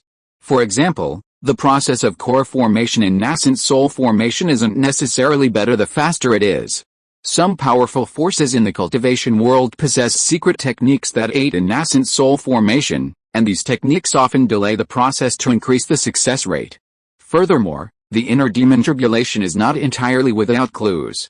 Before a cultivator forms their nascent soul, they should try to settle all past grudges and entanglements to achieve a state of mental harmony, which weakens the power of the inner demon tribulation. At the same time, certain special spiritual objects and supernatural techniques can also reduce the power of the inner demon tribulation. Moreover, overcoming the inner demon tribulation must be done in one go, not forced or strained. Otherwise, if one exhausts oneself during the process, one will not be able to muster full strength to cope with the subsequent heavenly tribulation. Those nascent soul cultivators who perish under the heavenly tribulation, aside from a very few who are truly lacking in combat skills, mostly did so because they stumbled and struggled through the inner demon tribulation, unable to unleash their full power. These details are beyond the knowledge of a power like the Zhou family, which has never produced a nascent soul cultivator. Such things wouldn't be recorded in those cultivation manuals. At most, they would only briefly describe the process, and often in a vague and ambiguous way, offering little reference value. For Zhou Chun and the Zhou family, this nascent soul formation experience was far more valuable than a top-grade magic weapon. After all, a top-grade magic weapon could only increase the combat strength of a golden core cultivator, while a nascent soul formation experience could give a golden core cultivator a chance to transform their core and form their nascent soul. Having gained so much from the nascent soul formation experience, Zhou Chun became even more curious about the cultivation methods and supernatural techniques recorded on the remaining jade slips, and immediately began to examine and study them one by one. The cultivation method was the one primarily practiced by true person Zhuan Shan, called 100 Fiends Profound Technique. Judging from its nature, it was somewhat similar to the Golden Fiend Sword scripture practiced by Zhou Ziqian, a member of the Zhou family who followed the path of sword cultivation. Both involved drawing fiendish energy into the body for cultivation, thereby using fiendish energy to enhance combat power and break through bottlenecks. However, this makes the requirements for practitioners extremely high. A slight mistake could lead to the demonic energy entering the heart and causing a key deviation. After reading the records of this technique, Zhou Chun seemed to understand why Zhuan Shazhenren's soul had been able to endure for so many years. It was likely that he had used yin sha energy to temper his physical body and soul during his lifetime, and his ability to cultivate to the nascent soul stage using this technique also indicated an exceptionally strong will. While this technique, containing much of Zhuan Shazhenren's own cultivation experience, was indeed a good option, Zhou Chun decided not to include it in the Zhou family's secret treasury for clan members to choose from, lest someone be tempted by its power and cultivate it, leading to a key deviation and ultimately harming themselves and others. Looking at the remaining 4 secret techniques, 2 were techniques that could almost only be practiced by those who cultivated the 100 Fiends Profound Technique, both being powerful offensive techniques. The remaining 2 techniques are, one called the Fiend Ancestral, which allows one to absorb and condense fiendish energy to cultivate a special Fiend Ancestral within the body, which can be used for a surprise attack. This Fiend Ancestral generally possesses different characteristics depending on the type of fiendish energy condensed, but it always has the ability to break through protective barriers, specifically targeting various protective magical techniques. The black cone used by the evil spirit to ambush Zhou Chun was formed using the Fiend Ancestral technique.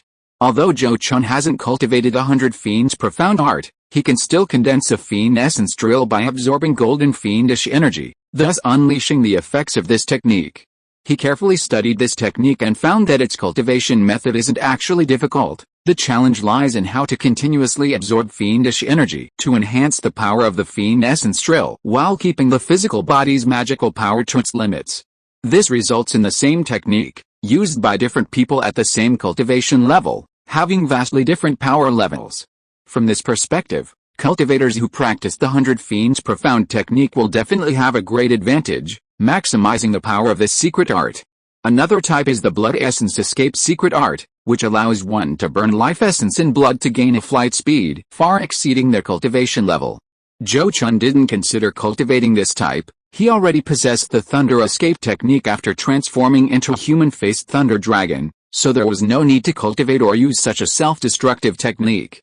After reviewing all the secret arts and supernatural abilities he had acquired, Zhou Chun satisfiedly put away all the jade slips and began to work on the temple ruins. With a thought, the Tabe Dragon-slaying sword, cleave the collapsed temple ruins in two, creating a crack tens of feet deep. As for whether this would destroy any treasures that might exist below, Zhou Chun wasn't worried at all. If it couldn't even withstand the power of such a single sword strike and was destroyed, then it wasn't what he wanted. A moment later, Zhou Chun arrived at a gloomy, dark underground chamber. This place was likely originally an underground refuge chamber within a temple, constructed with extremely solid materials. Zhou Chun had to break through the stone wall 3 times to enter. Upon entering, he saw mostly various ores and bones.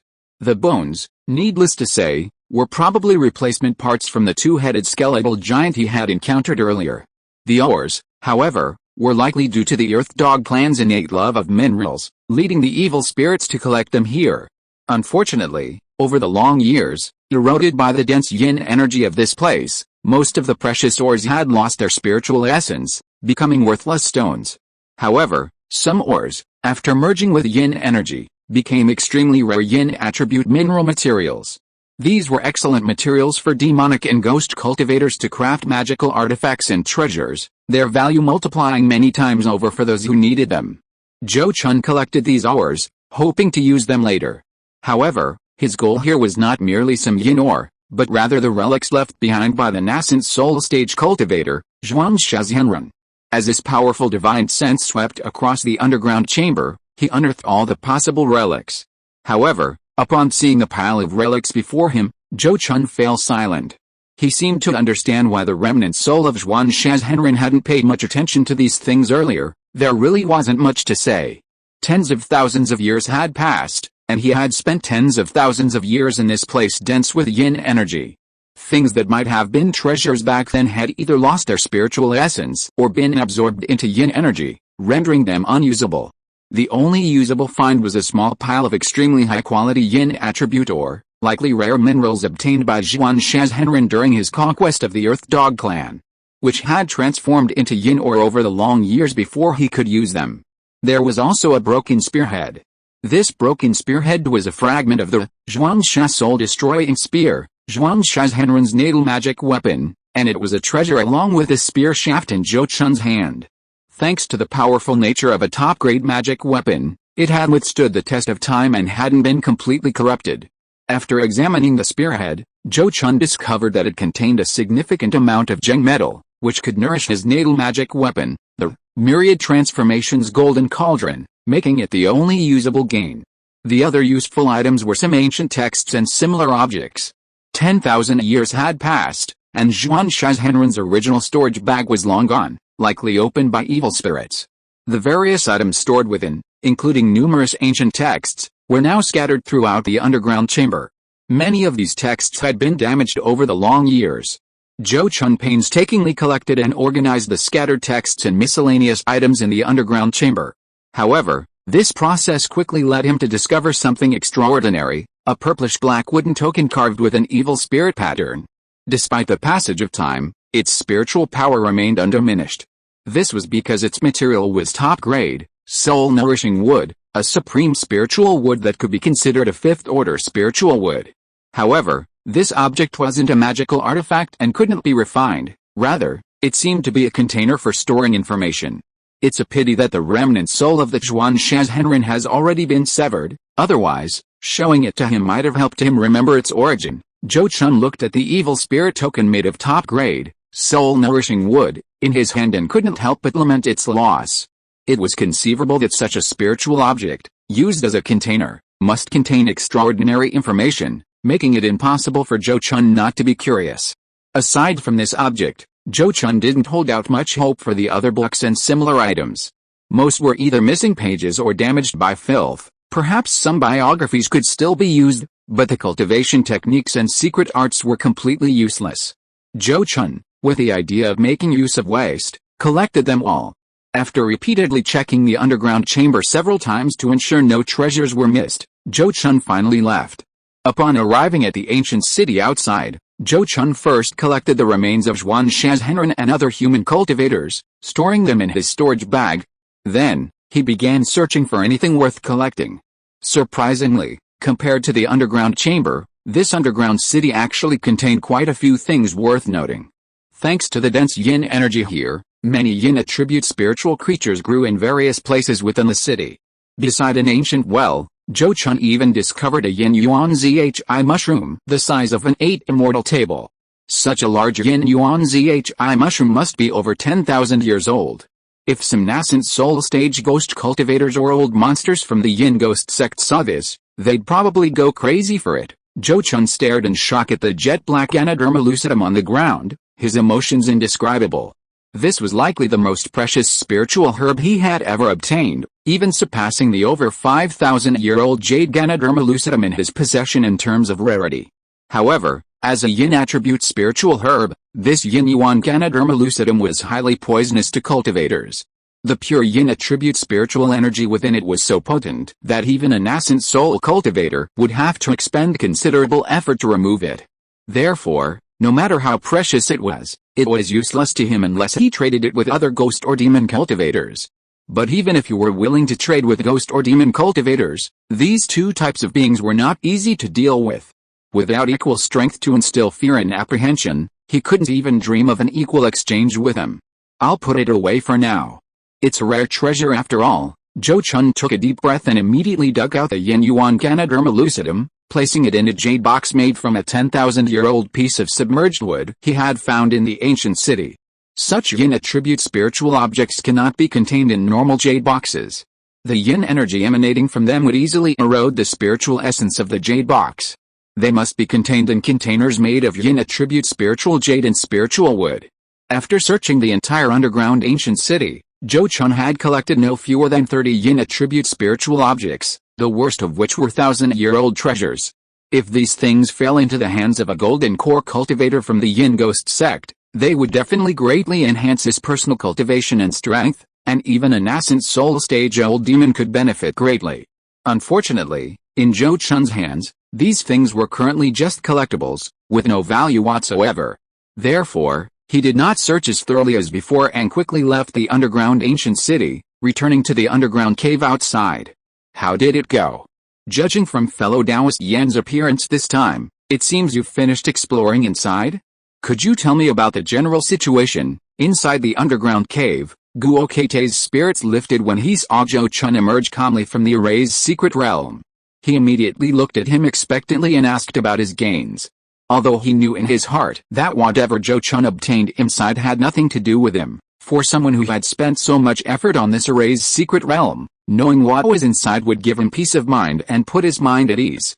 This time, Zhou Chun didn't give him a cold shoulder. Instead, he looked at him deeply and said, "To tell you about what happened inside, fellow Taoist Guo, you really have to thank me this time. Otherwise, if you had really entered the array's secret realm yourself, you would have been certain to die. And I'm afraid you would have died with your eyes wide open." "What do you mean by that? What exactly did you experience inside, fellow Taoist Yan?" Guo Keite's expression changed, and he looked at Zhou Chun with suspicion, as if he suspected that Zhou Chun was deliberately trying to scare him. "Fellow Taoist Guo, do you think I'm lying to you? Then take a look at these things and you'll know what's inside." Zhou Chun glanced at Guo Keite, then immediately took out several pieces of yin attribute ore and yin attribute spiritual herbs for him to see. He then said calmly, "See? Inside is an ancient city of the Earth Dog clan, but it has long since become a yin evil wasteland, even giving rise to a yin spirit with the cultivation of a 4th-tier high-grade cultivator. If you, fellow Taoist Guo, went in, could you come out alive?" He then shook his head repeatedly, saying, "This time was truly unlucky. I expended so much effort and resources, and all I got were some useless yin ore and spiritual herbs. What a huge loss." Hearing this, and seeing the yin ore and spiritual herbs he had taken out, Guo Keite's mood was like a roller coaster, rising and falling violently. But overall, he was still filled with relief. As Zhou Chun said, if he had indeed been lucky enough to enter that underground ancient city, he would have undoubtedly died. But amidst his relief, something else occurred to him, and he blurted out, "Then how do you explain that broken, top-grade magic weapon? Did it contain any relics of the nascent soul cultivator?" Zhou Chun, without hesitation, replied, "Of course it did, but fellow Taoist Guo, after so many years, and in such a yin-yang place, how much value do these relics still hold?" He then took out the collected tattered books and several broken magic weapon fragments. Seeing these items, eroded and damaged by yin-yang energy, Guokete's mouth dropped open, his face instantly filled with disappointment. He never imagined that the treasure he had anticipated would turn out this way. Seeing his speechless disappointment, Zhou Chun shook his head with a sullen expression and said, "This time, I'm just unlucky to have helped you get through this mess. In that case, I should collect your ransom even more. I hope your descendants won't be ungrateful." Hearing this, Guokete's face changed instantly, and his heart leaped into his throat. He wondered if he were Zhou Chun in this situation, he'd probably want to kill himself. He immediately nodded repeatedly, trying to appease him. "Yes, yes, yes, fellow Taoist Yan, you are so understanding and magnanimous, you certainly won't hold it against me. I will definitely have my clan do everything in its power to meet your demands, not a single spirit coin less, that would be best." Zhou Chun glanced at him, immediately put away the items, then nodded to his Taoist partner Su Yazin, and together they left the underground cave with Guokete. Afterwards, they found a beautiful place in the D Kingdom to bury the remains of Zhuan Shazhunren and the others, and held a memorial service. Half a month later, at a location specified by Zhou Chun, the second elder of the Guo family, possessing a mid-stage purple mansion cultivation, arrived with a ransom and redeemed Guokete. After accepting the ransom, Zhou Chun immediately left the D Kingdom with his Taoist partner, Su Yazin, and returned directly to the Great Zhou Kingdom. As for whether Guokete would dare to seek revenge after returning home, Zhou Chun believed it was highly unlikely. Not only was his strength sufficient to easily kill the other party, but the current strength of the Zhou family was also beyond the reach of the Guo family. As fellow Golden Core cultivators with families and households, even if Guokete investigated Zhou Chun's situation thoroughly, he could only swallow this bitter pill. Unless he and the Guo family were desperate to survive, they would not dare to provoke Zhou Chun and the Zhou family again. If he didn't have that confidence, Zhou Chun would not have let Guokete go, he would have killed him on the spot. When Zhou Chun and his wife returned to the Great Zhou Kingdom, Luo Qingni had already gone into seclusion to break through to the mid-stage of the Golden Core realm. Zhou Chun had no choice but to write down his experiences at the Kanglan Sect and Yan Kingdom in a letter and leave it with Zhou Daoyi, to be given to Luo Qingni after she emerged from seclusion, so that she would be aware of the changes in the Kanglan Sect. He then summarized his gains. Overall, his gains were extremely substantial. The various treasures and spirit coins contributed by Lin Kanghe and Guokete were of immense value, definitely Zhou Chun's biggest gain in recent years. Moreover, he obtained the crucial nascent soul cultivation manual. With these gains, Zhou Chun could say he had no further particular pursuits regarding treasures or supernatural techniques. What he had now was enough for him until the late Golden Core stage. His main focus in the future would be collecting materials to refine the Jade Golden Glow Pill, and the 4 Spirits Breakthrough Pill, as well as worrying about the Golden Winged Tiger's breakthrough to the 4th rank. After careful consideration, Zhou Chun immediately wanted to return to his family. Even if his cultivation was temporarily stalled by the barrier to his realm and he couldn't break through, he could still cultivate newly acquired secret techniques and supernatural abilities, such as the minor 5 elements breaking restriction profound light and the Fiend Yuan drill, so he wouldn't waste any time. The key was that he still had a little disciple to look after, as this was crucial to his future ability to break through to the nascent soul stage. However, he had said before leaving that he would accompany his Taoist partner, Su Yazin, to travel around the prosperous cultivation world of the Great Zhou Kingdom. Returning now would be breaking his promise. Therefore, after thinking it over, Zhou Chun decided not to return yet, but to take Su Yazin to travel and visit various places, exchanging ideas and discussing Dao with other Golden Core cultivators. If they could also gather some materials to refine 2 kinds of precious spiritual pills, that would be excellent. Having made up his mind, starting from Xian'an Immortal City, Zhou Chun, using his true identity, began visiting various Golden Core cultivators with Su Yazin, seeking opportunities to discuss Dao, exchange ideas, and acquire treasures. This is also a tradition for high-level cultivators traveling to the cultivation world. Most Golden Core cultivators, whenever they have time, will host them to become acquainted. Of course, some mid-Golden Core and late Golden Core cultivators might feel there's nothing to talk about with such newly promoted Golden Core cultivators and thus refuse to engage in discussions. 8,000 words finished today, and I'll try to write another 8,000 tomorrow. End of this chapter. Thank you so much for reading until the end. Don't forget to give it a like. Looking for more exclusive content and immediate access? Subscribe to our Patreon. Remember, every like, subscription or donation encourages us to continue. Thank you all. See you in the next video.